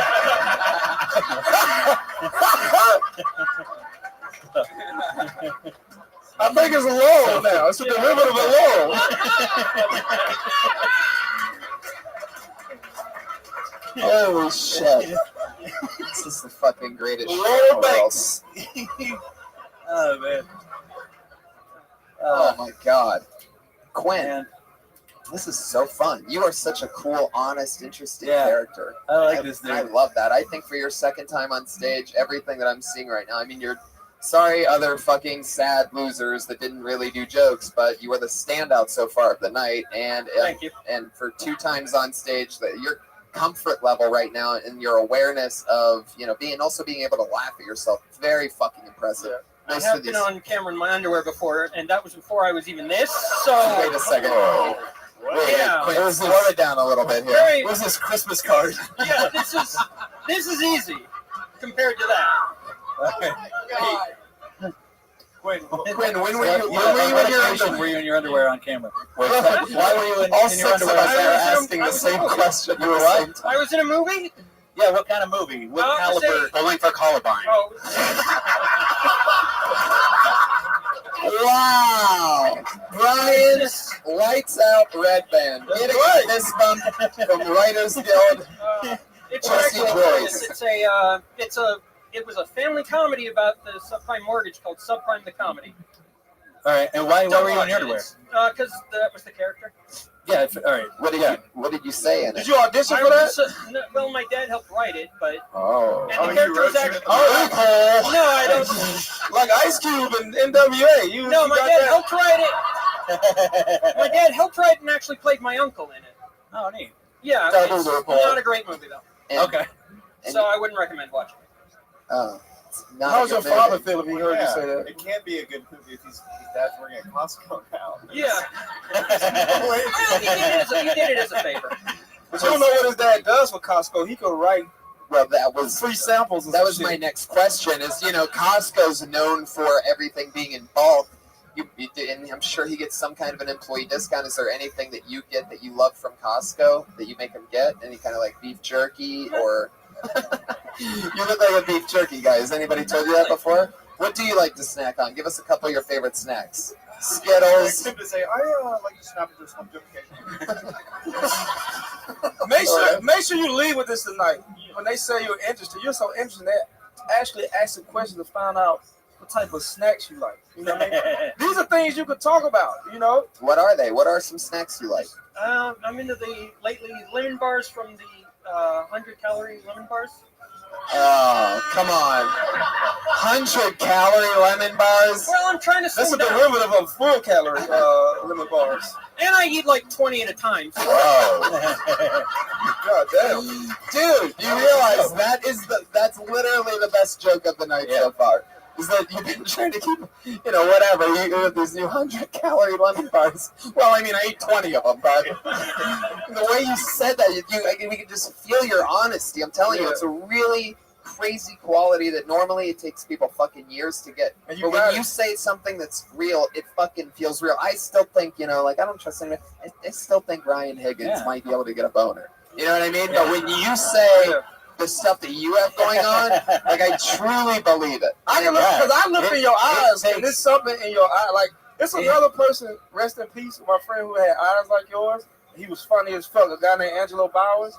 He got his eyes, man. Legend. You know what I mean? One of the best of all time. Yeah. He was Keep going. the funniest out of everybody in our class. Yeah, you have a level of comfort that's unusual. Like, normally it takes most comics years to get that, and all you had to do was have your parents get you vaccinated for measles, and you automatically have the most confidence of anyone I've ever seen at a comedy stage. So. Jesus God. I love it. Do you know Joshua Meyerowitz? He's also autistic. You should go on road with him. Yeah. Or just made a couple miles. Go on the road to the Laugh Factory. But if one of them bombs, they're going to be called Autistic Blunder. Oh, that's for the two of you that know that Josh Meyerowitz's Twitter handle is Autistic Thunder. Hello. Those two people that got it didn't even laugh. To the inside.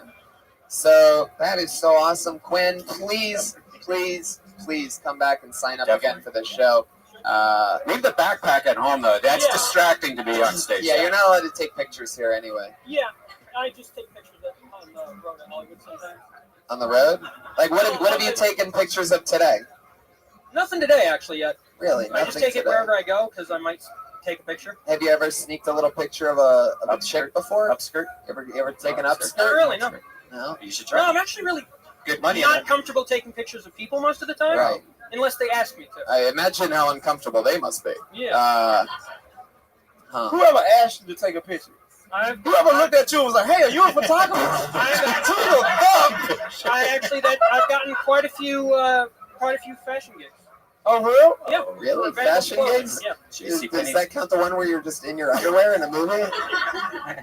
No, I'm taking the picture. I love that. I can't believe a guy that gets fashion gigs can get away with wearing a Vietnam veteran jacket. Yeah, it's meaningful. Do you have an Instagram we could check out your work? Right on It's from Target. before Is his my belt name on social media is right with the W. Oh, cool. Right on Target. Right on Target photo is my website. Wow. Cool. Well, very cool. It was so nice to meet you. There he goes, the second time ever on stage. Quinn Wright, ladies and gentlemen. Good job, man. Good job, man.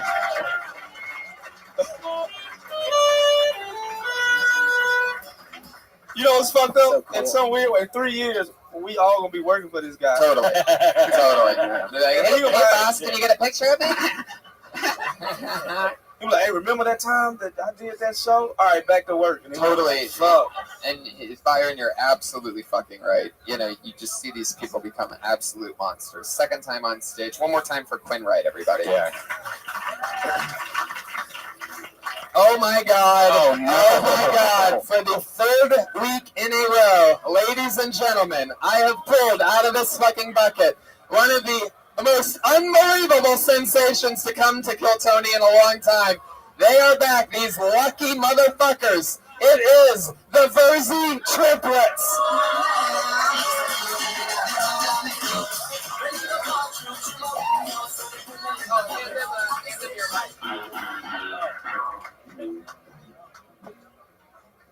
Oh my God! Thank you. Wow. Hi. Thank you.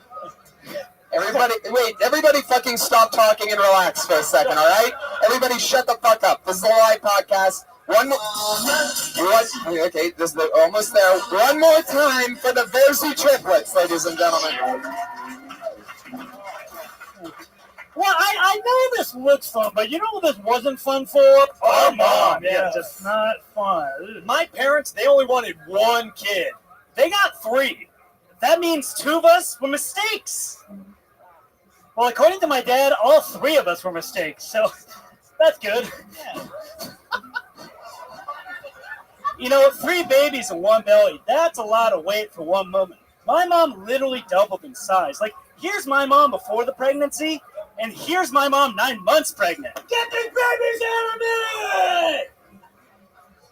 And the labor was just horrific. She said it did not stop. For the doctors, it must have been like pulling on a magician's handkerchief. It just kept going and going, and oh my God, there's more in here. Wow, this thing is never ending. Like our father's disappointment in us.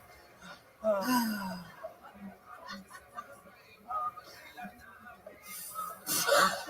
wasn't sure. I thought it did. I thought it had the 60 seconds. No, they timed it out and they thought that they were going to get more laughs. That's my favorite thing. Yo, the Verzi triplets, ladies and gentlemen. What the fuck? Are you guys time travelers? This shit would fucking kill in 1908. I'm serious. You guys would be the best fucking comics of all time. That's what I said. Y'all too handsome and buff to do that bullshit. You know what I mean? You know what they want to hear? Give them that handsome buff shit. Now, what I love... Talk about how great life is. You know what I mean? How y'all be running trains on bitches and they don't even know. We don't want to hear that shit. You know what I mean? Talk that triplet shit, nigga. Talk that triplet shit. I know y'all dress better than this. I know it. Why ain't on that hard? You know what I mean? I've come to, let me get 3 of those. Let the... Old Navy, y'all got them V-necks? They're Target. I love the Verzi triplets. Oh, a huge note that I'm going to give you guys that... That's 6 dimples up there. What the fuck?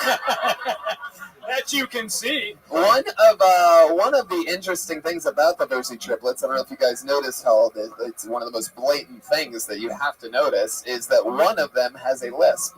Now, what I love is not only has this lisp blatantly gotten worse over the last 3 weeks, but I also love how the amount of the things that you guys could totally divvy up and assign and say different things. You have him saying so many S references in his weird fucking Jay Leno lispy ass voice. And it is just, I mean, do you do that strategically? Do you guys give him the S words? No. He tries to like. No. Yes. Exactly.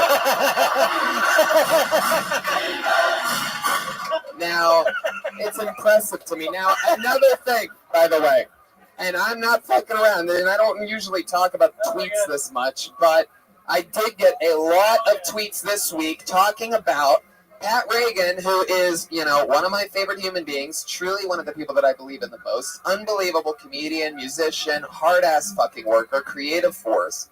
Love working with him. And I have never seen him more fucking fired up because you guys are, you know what I mean? You're pure and you're clean and you're good people and you're taking don't forget handsome. You're taking an opposite approach than the grungy cult figure like, risk taker that is a Pat Reagan. And Pat went insane, ballistic, ranting, hatred, spewing it last week. You've been silent so far. Pat, have the Verzi triplets won you over? No. Okay. You know who that crazy set wasn't fun for? Everyone say the audience in unison. 1, 2, 3. The audience. Wow. You know what I see here? I like this. Wait, let that go. More of that. What the fuck were you just about to say? Go ahead. Say it. It's just you guys are like commercial actors, just generic, artless guys, and you don't get it. You don't know what you're doing. Oh, Jesus. I like this. Man. This is like about the art, man. It's not cool, dude. You need to get in there. They remind me of the Three Stooges, but Curly, Larry, and No. You're like a You're like a barbershop quartet where the fourth guy killed himself. That's what you seem like to me. Like, do you guys think it's what just- you're doing is funny? Do you think it's funny? And you guys, I got no problem with you guys. I'm being sort of, we are friends. We are. You can call us. You know what? We hate your comedy with a passion, but do you think what you are doing right now is funny? All right, so Seriously, Pat, there's three of you. Pat. That's three different brains. Pat. That's three opportunities Okie to dokie. stop making these choices and putting yourself out there on stage. I'm gonna Hang answer on, that. the artist has to adjust his shark fin. So, What you doing is easy, bro. You telling me y'all really like each other that much? That's what the fuck you saying. Yeah. You know what I mean? He ain't never did no shit to you that pissed you off. And y'all slightly, now that I'm standing up, y'all do slightly look a little bit different. You know what I mean? Together, y'all will be like a perfect 11. But now I see the flaws in y'all. Did you guys really all come out at the same time? Is that you guys all came out at the same fucking time, right? Yeah, 30 seconds. 30 seconds. Wow. You can't. Came out of the closet. I was like, what? Here's- You guys all came out of the closet 30 seconds apart. It was a rough day for my dad. Hello. Hello, sayonara. Listen. So would y'all race to go take shits? You know what I mean? Would you be mad like if your brother shat before? Like, do y'all shit at the same time? Like, how do this shit works? I have Tuesday, Thursdays, and Saturdays. Oh, you son of a bitch. Thank you, drummer. You know what? I'm going to answer that question that Pat had for them, I feel like, because I don't think you guys want to admit it, and nod your head if I'm correct. I don't really think that you guys think that what you did today and even last week is funny. I think you guys don't think it's funny. I think you're saying things that you think that the audience will think is funny. Would you agree with that, or do you really fucking think that having the guy with the lisp do all that shit? It's like you guys got cast to do comedy. Like, oh, that's good. That's a good one. That's And good. by the That's way, fucked up, but it's one good. thing, and let me tell you something, Verzi triplets, right now is, I know this cannot possibly be the dream situation, what's happening, but I'm looking at the way these fucking comedians clap when Pat goes against you guys, and you will always have that. And you have to learn, if you're gonna fucking take this shit seriously and do it, you have to know that all these people are gonna hate you guys 3 times more than they hate every other comic. And every comic hates any fucking comic that gets pulled out of a bucket, that's booked on a show, that gets anything. What was the difference between their first time? Their first time, we really liked what they had on stage, and the second time was Can I just tell you something? Your bullshit. guys' timing is all off. You're leaving beats. You're leaving pauses where stuff isn't even jokes. When in the very beginning, when you're like, "Oh, what the fuck was the first thing that you fucking said?" You know who doesn't like my mother, Right. You know who doesn't like me? The other one. My mother. And you guys have to respond like you're fucking talking. You know when it's gonna happen? That is the least what? When one casting person said we want that one, and the other ones become unsuccessful, then they gonna get funny. Yep. At least 2 of them. You know what I mean? At least 2 of them gonna get. I mean, yeah, it's the Verzi twins. They're related to that brother. There's a way to do it, right? What are your I mean, first? No, yeah, listen. Here's the thing. Like, no, you guys don't talk like that in real life. Like, none of you. Yeah. But somehow you come What on do you stage. mean, Jesse? Yeah, We all and- talk like that. Yeah. Like, seriously, Come on. no one like it's you guys are like fucking vaudevillians. Like, no, like. I don't know what to Like, I think I was super interested when you came up. Like, I wanted to hear what you guys had to say. And then, can you imagine what would that be like if you were actually like, the trick of stand-up is to make it seem conversational. You know, like, make it seem like you're just naturally this funny when you're talking, when you're doing your jokes. And then, like, if I came up and talked to you, and then you started talking like the fucking Warner Brothers frog, all 3 of you, I would go, "This guy's full of shit," and I would walk away. You know what I mean? Like, that's not how human beings talk to each other. Like, you can be funny. Like, I want you guys to be funny. What do you guys do for genuinely work? How do you survive? Do you still live with your parents? We do. Yeah. Fucking okay. Construction. We do that's construction, right. yes. Right, you guys do it. You guys sleep in the same bed, like at the hotel. with like old nightcaps on. Watch that be in the next X-Men movie. It's like some weird superhero type. I think I don't know. I want to be constructive because I really don't. I think it's like I don't want to fucking hate on you guys. You guys need to fucking You guys need to fucking realize like what, because I do cringeworthy shit on purpose. But you got like realize like the audience is just cringing. Do you know what I mean? Like you don't want to make the audience cringe. You gotta go for it. You're gonna be performative, just like fucking. I don't know. I love modern. But do you guys think like if there was like a Flappers, like your parents go to a comedy show, they would like that shit though, right? They would. Yeah, I mean, so there is an audience for that. That's why I hate it so much, because they could be more successful than I'll ever be. Maybe they're just fucking up, mixing up with the wrong. I mean, this is like dirty darkness, and you guys need to be over at Flappers. No, you know? this went on the cruise ship tomorrow. People would be. Man, everybody hates Who are y'all influence? I've never Who are y'all seen comedy such a influence? You guys ever who are their influences? Okay. I love it. I love that you three dress like off-duty Power Rangers. Hey, you know who they look like? They look like the Prep Boys. They look like the Prep Boys. It's the Prep Boys when they was young. You know what I mean? You look like you're on you look like you're on like a community college, like a fake one, not even a real one. And nobody signed up for this. They look like the three letters. They look like the three letters of the fret. I feel like that's pie, apple pie right there. I feel like you guys would have been Amelia Earhart's favorite comic. So, that's hilarious. This is what I listen to when I fly planes. Yeah, just talk like fucking adult men do. You know what I mean? Like that's. I'm not trying to be emasculating. Do not look I'm at just this. saying that like the comics don't like our mother. You know what I mean? Like, Well, yeah, it's definitely a feeling out thing. We're trying different ways to do it. Totally. Yeah. But Have you guys seen the Sklar Brothers? yes, but there's also. I mean, Have we're you trying seen to do Nancy and But they're Sky? twins. Have you ever heard of Nancy and Sky? Do you know about them? Sky and Nancy? I saw the funniest fucking, I'm not even kidding, I saw the funniest comedy duo I've ever seen in my fucking life last night at the Hollywood Improv. I watched the first 10 seconds just thinking this was going to be, I always just watch for 5 seconds every time, and I'm always just like, oh, dog shit, goodbye. And oh my god, it was unbelievable. They're older, and they play these characters that are like rich as fuck. Yeah. Have you seen them? Yeah, they funny as fuck. Every single thing that one person says is funny, and then the next person reacts and responds to that thing funny, and then they respond funny. There's no, you don't need setups. You guys can fire off missiles, rapid fire. Right. You don't need to take it slow. They will catch up with you. Yeah. Go for it. Have you ever done stand-up comedy individually? Like, have you ever done that? Like, maybe you should. But only the one with the lisp, by the way. But maybe you guys could like practice that and then work together on stage. So it's not you guys finishing each other's sentences. It's like you kind of like just playing off each other. We are running later than your guys' mom's period. Jersey triplets, everybody. There they go. It doesn't really make sense. Congratulations.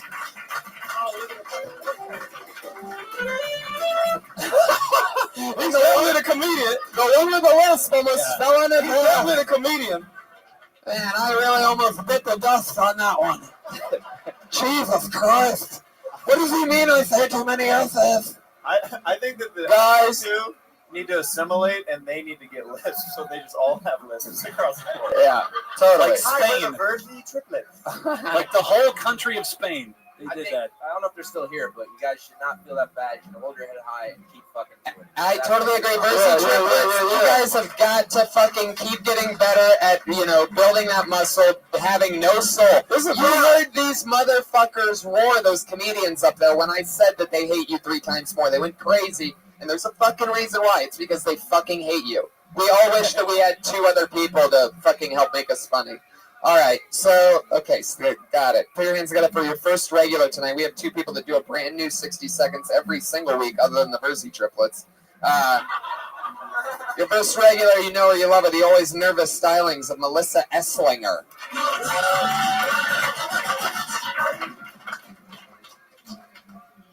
I see being a millennial more of a disorder than a generation. Because I would call, if it were a disorder, I would call it lazy, loud, asshole, zebra, YOLO.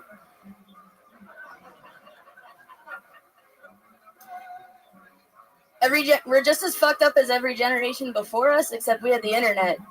Yeah, I'm grounded, so now I get to watch porn and talk to strangers all day.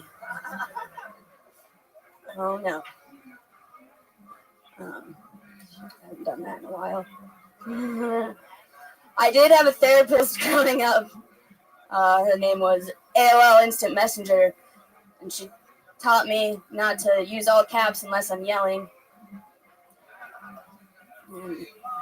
My dad had to, like, if he wanted to skip school, he had to walk, but I could just call an Uber for $6. That's it. There you go, Melissa Esslinger. A lot of good stuff there. Would have been the set of the night had you not, constantly self-destructed 3, 4, 5 times in a 45-second long set. Oh fuck, did that again. Shouldn't have done that. Oh fuck, what did I say that? Ba ba ba ba. In 45 seconds, you managed to, have exactly as many punchlines as you had meltdowns.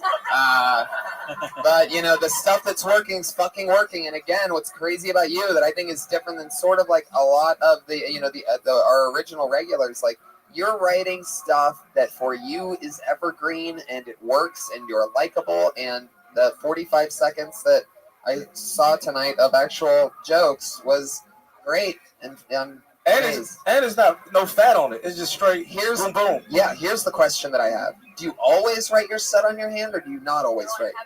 And can I tell you why? And I could tell that you haven't done it in a long time. And you want to know why you looked at your set on your hand? Because you had your fucking set on your hand. That's the most common thing that these idiots that don't want to grow do. Oh, I'm going to take my fucking paper. And then you look at the paper. If you have if those people that do monologues, if you have a teleprompter, you're going to fucking read the teleprompter. If you do this, you're going to do that. If you set yourself up for that, that's how you're going to do it. So lose the fucking set list. I mean, you're only doing it in minutes. You have to train your memory to be able to do this. But my point is this, is that the moment where you decided where you're going to look at your set I decided I was when you wrote it on your hand. It wasn't in the middle of the set. You're saying that it was in the middle of your set, but it wasn't. You knew you were going to look at that set list when you wrote it on your hand. I decided that I couldn't do it without writing it on my hand by writing it on my hand. I don't know what you're saying. What? That made perfect sense. But we have to move on. We're sorry, we're running so late right now. Melissa, I love that set. Great stuff. I just want you to learn that to stop writing it on your hand and writing notes. I think that you can fucking memorize a minute. I really believe it. Did you just get pulled out of a river? I think your jokes are funny. That is so I think your jokes are funny. We have absolutely got to move on. There she is, Melissa Esslinger, everybody. Jokes. Melissa Esslinger. You're one and only on the regular. You know her. You love her. New minute every single week. The great and powerful Vanessa Johnston, ladies and gentlemen.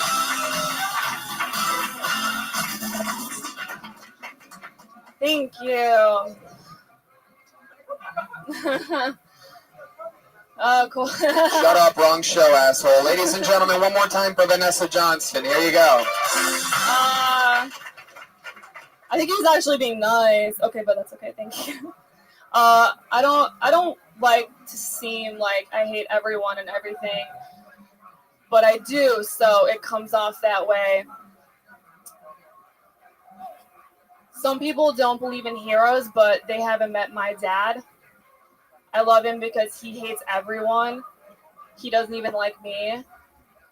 He's the best. People are too uptight, man. Like, they think they're so important and that they're so busy. Like, you don't do anything. You're going to die. Nothing matters. That's what my dad would tell me when he dropped me off at preschool. He's so honest. My dad would talk to me at night and tell me, Vanessa, someday I'm going to divorce your mother. I can't right now because she'll take half of my money. The good news is that your mom's health's not very good, so I'm hoping she'll die soon. Vanessa Johnston. Fuck yeah. All right. Guys, thoughts on Vanessa Johnston? Are you from New York? No, I'm from Minnesota. Oh, because you have like a New York, or were you just was that just your dad impression, or do you actually sound like you have a New York accent? I don't know. It's weird because you talk like Trump and look like one of his wives. It's a very weird combination of things. Man, I just No, but the dad shit's really strong. I really like that. I thought that was well written and it had a good twist in it. I liked it. So awesome. Just like Melissa, that's another chunk of material that is so you and right in your vein, and that goes to the big set. That goes straight there. We are running so late. There's Vanessa Johnson. There's Vanessa Johnson, Melissa Esslinger. We did this episode of Kill Tony, ladies and gentlemen. The drawing from Ryan J. Ebelt, who is selling. He's the house artist, and he is selling the official Kill Tony poster after the show on the front patio. That's tonight's episode. Jesse Joyce, Byron Bowers. Anything coming up you guys want to promote? Whatever. I'm gonna be at Athens. I'm gonna be at Athens in June at the 40 Watt. Athens, Georgia. Yep, Athens, Georgia, 40 Watt. Me and Hannibal Burrs. I'm around town. Oh yeah. I'm at the comic strip in Edmonton and the House of Comedy in Minneapolis. Love that. Reagan Watkins, everybody, make some fucking noise. My stand-up at Patty Reagan, ReaganWatkins.com. I love it. Come on. That's tonight's episode. Thank you so much for coming out, everybody. See you guys. Get it, come around, but they did it themselves. Everybody's suicidal, they didn't even need my help. They should have said I make you pay. I'd probably go to jail if I should have tried. Did it, 10 bells to the left, stuck a flag in my city. Everybody's screaming out the nation. Probably roll from here when I'm done. To be honest, and I'm put that on my mama and my buddy. Boom, 20 million walking like the court, Betty. Whoa.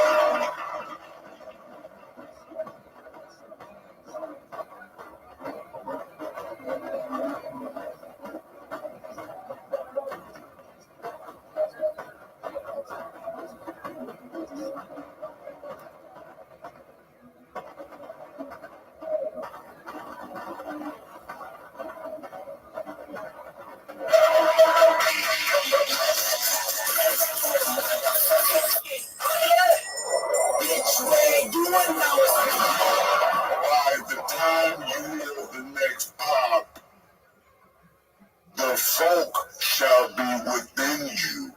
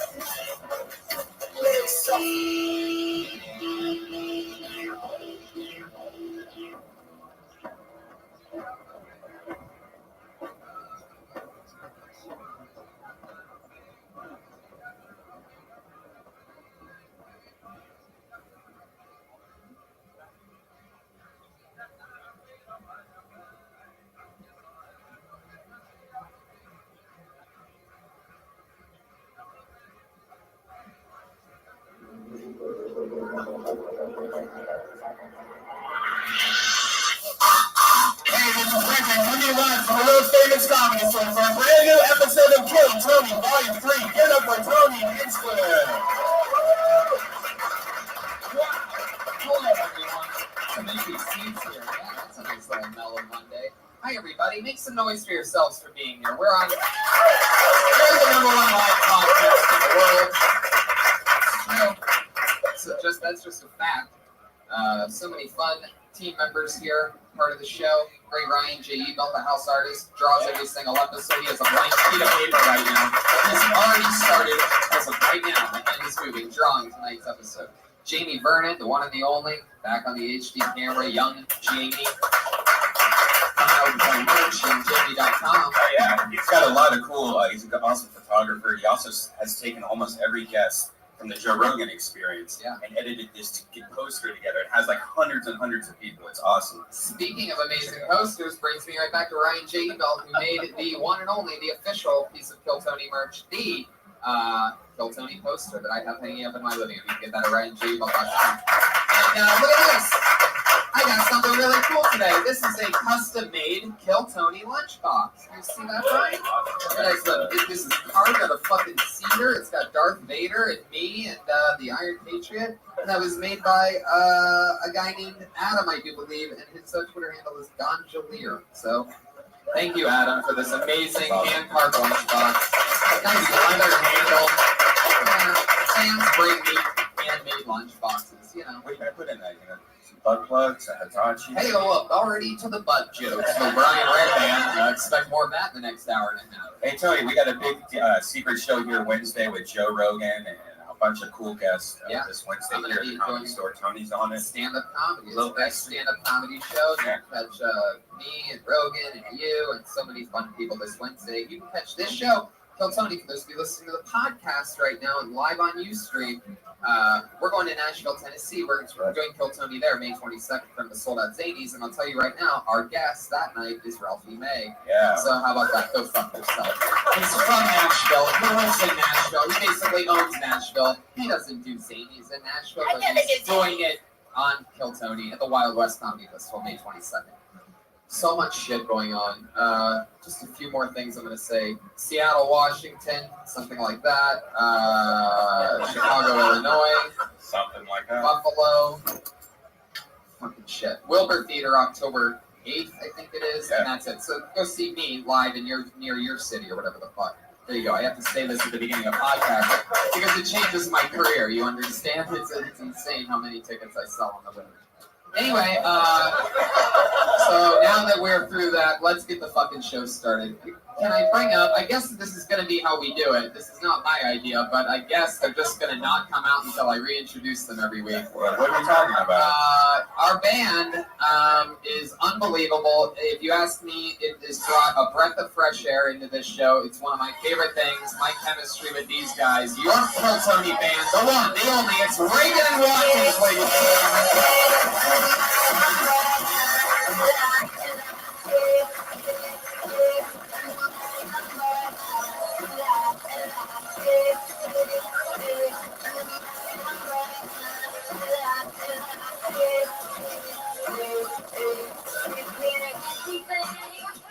Fuck yeah. People aren't even clapping at that. No bumps whatsoever. Tell you guys to wake up, huh? This is where the house gonna start? Man. Wow, what a song.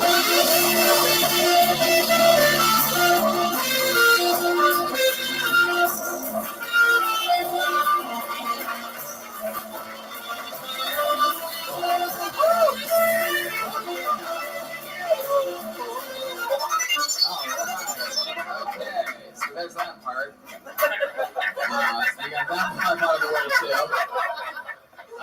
That's good. You're treating us like we're the special needs. You're treating yourselves like that. I'm pretty sure Umbrella came out like 3 years ago, but you guys are doing it like it's the new hot shit. 3 years is a blink in the eyes. 3 years is just a blink of an eye. In like it's all perspective. Wow. You really. That was on Now. That's what I call Music 27. So trying to stay topical here. Put your hands together for Reagan and Watkins, ladies and gentlemen. For you podcast listeners, they came out with umbrellas and I'm sorry, one more time. What's the drummer's name again? Joel Jimenez on the drums, by the way, everybody. Come on. That'd be a good part to like. Yeah. There you go. It's like a little, you gotta, sometimes you gotta coach these guys. Pat, how's life? Jeremiah, how's it going? This is going well, Tony. I'm curious, how are you doing? I'm doing great. I feel really good. I'm very excited about things. I'm excited about tonight's guest. Shall we, you think we should just jump right into it? I think we should do it. All right, everybody. Every single week, me and all these goofballs up here, we talk to comedians after they do an uninterrupted 60 seconds. And every week, I have two of the funniest human beings on the planet be the guests and sit in on the show. This week's no different. Two of the funniest humans in the world. It's the great Dion Cole and Benji Aflalo.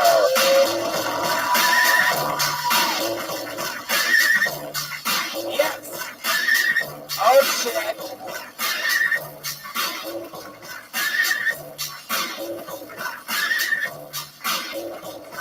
Here they are, two of the funniest guys in the world. Oh, by the way, I forgot to mention, next week's Kill Tony is in the main room of the Comedy Store, ladies and gentlemen. Next week. Yeah.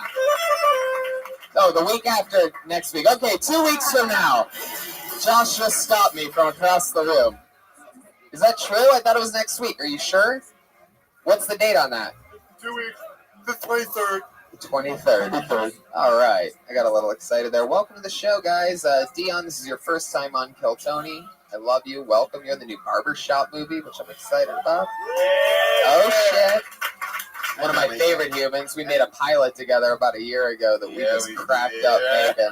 So it wasn't that far off sort of from what this show is. I think that's why they had me on is the guy that was making that had seen me on this show before.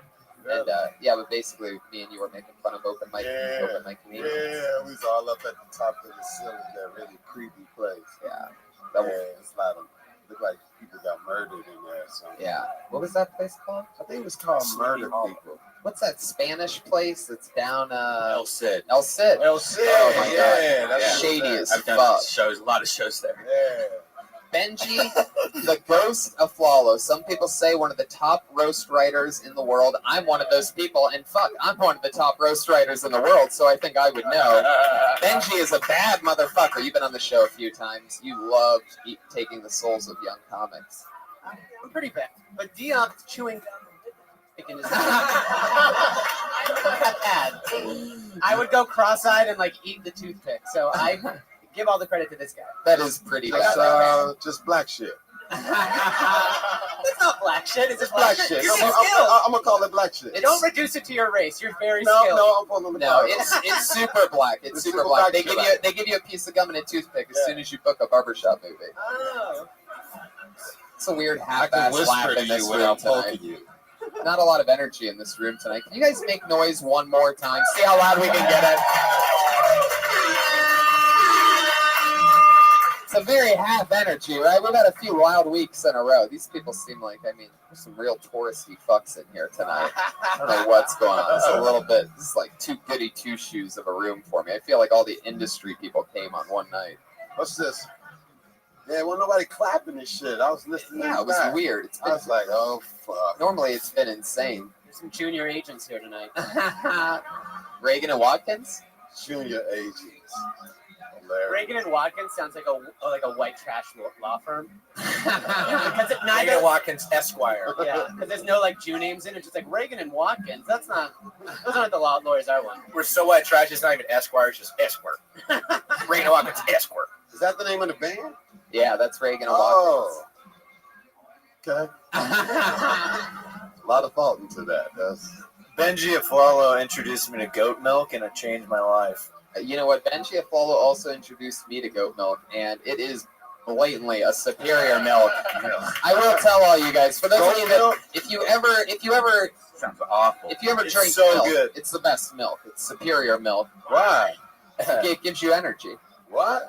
Yeah, I didn't hear that, Tony. It's good for digestion. All like the Milk gives you wings. yeah, like all the stuff that regular milk has. Goat milk has even more of it. It has no lactose.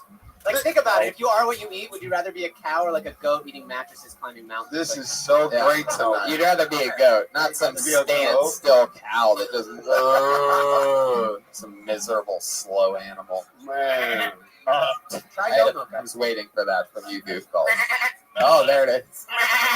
Oh, there they are. Oh, man. Goat, that's fun. Yeah. All right. So I can't wait to go on Slauson. What's that? The hood. Tell everybody about goat milk. Oh, just for the record, do not buy your goat milk on Slauson. That's not the goat milk I'm talking You about. got bootleg DVDs and then goat milk. What the fuck is this? Speaking There's gonna be one black dude to do that. That's in every movie too. Speaking of milk What and the- Slauson, which I don't think I've ever said those words before, but have you ever heard of pet milk before? What? Pet I'm milk? learning so much tonight. No. I actually Pet milk? learned about this from Tiffany Haddish, who is the I know dark Tiffany. queen of Slauson. Yeah, no, she is. Yeah, she works there. And she was telling me that that in the hood, that at those kinds of stores and stuff, they sell this stuff called pet milk. That's like cheaper, super cheaper than regular milk, and it comes in a can, and it just says pet milk on it. And that's the type of milk instead of giving the pets like actual like good milk, this is some kind of like hood milk. I thought it was just milk from other pets instead of cows. I thought it was the most amazing thing. I kept asking her questions about it for like 20 minutes. I was deeply into this pet milk thing. Fuck with that. All right, you guys ready to do this shit or what? This is where we pull a name out of the bucket and you get an uninterrupted 60 seconds. We don't talk at all when they're doing their time. But as soon as that 60 seconds is up, we can talk with you about anything in the world. Comedians, you know your 60 seconds is up when you hear the sound.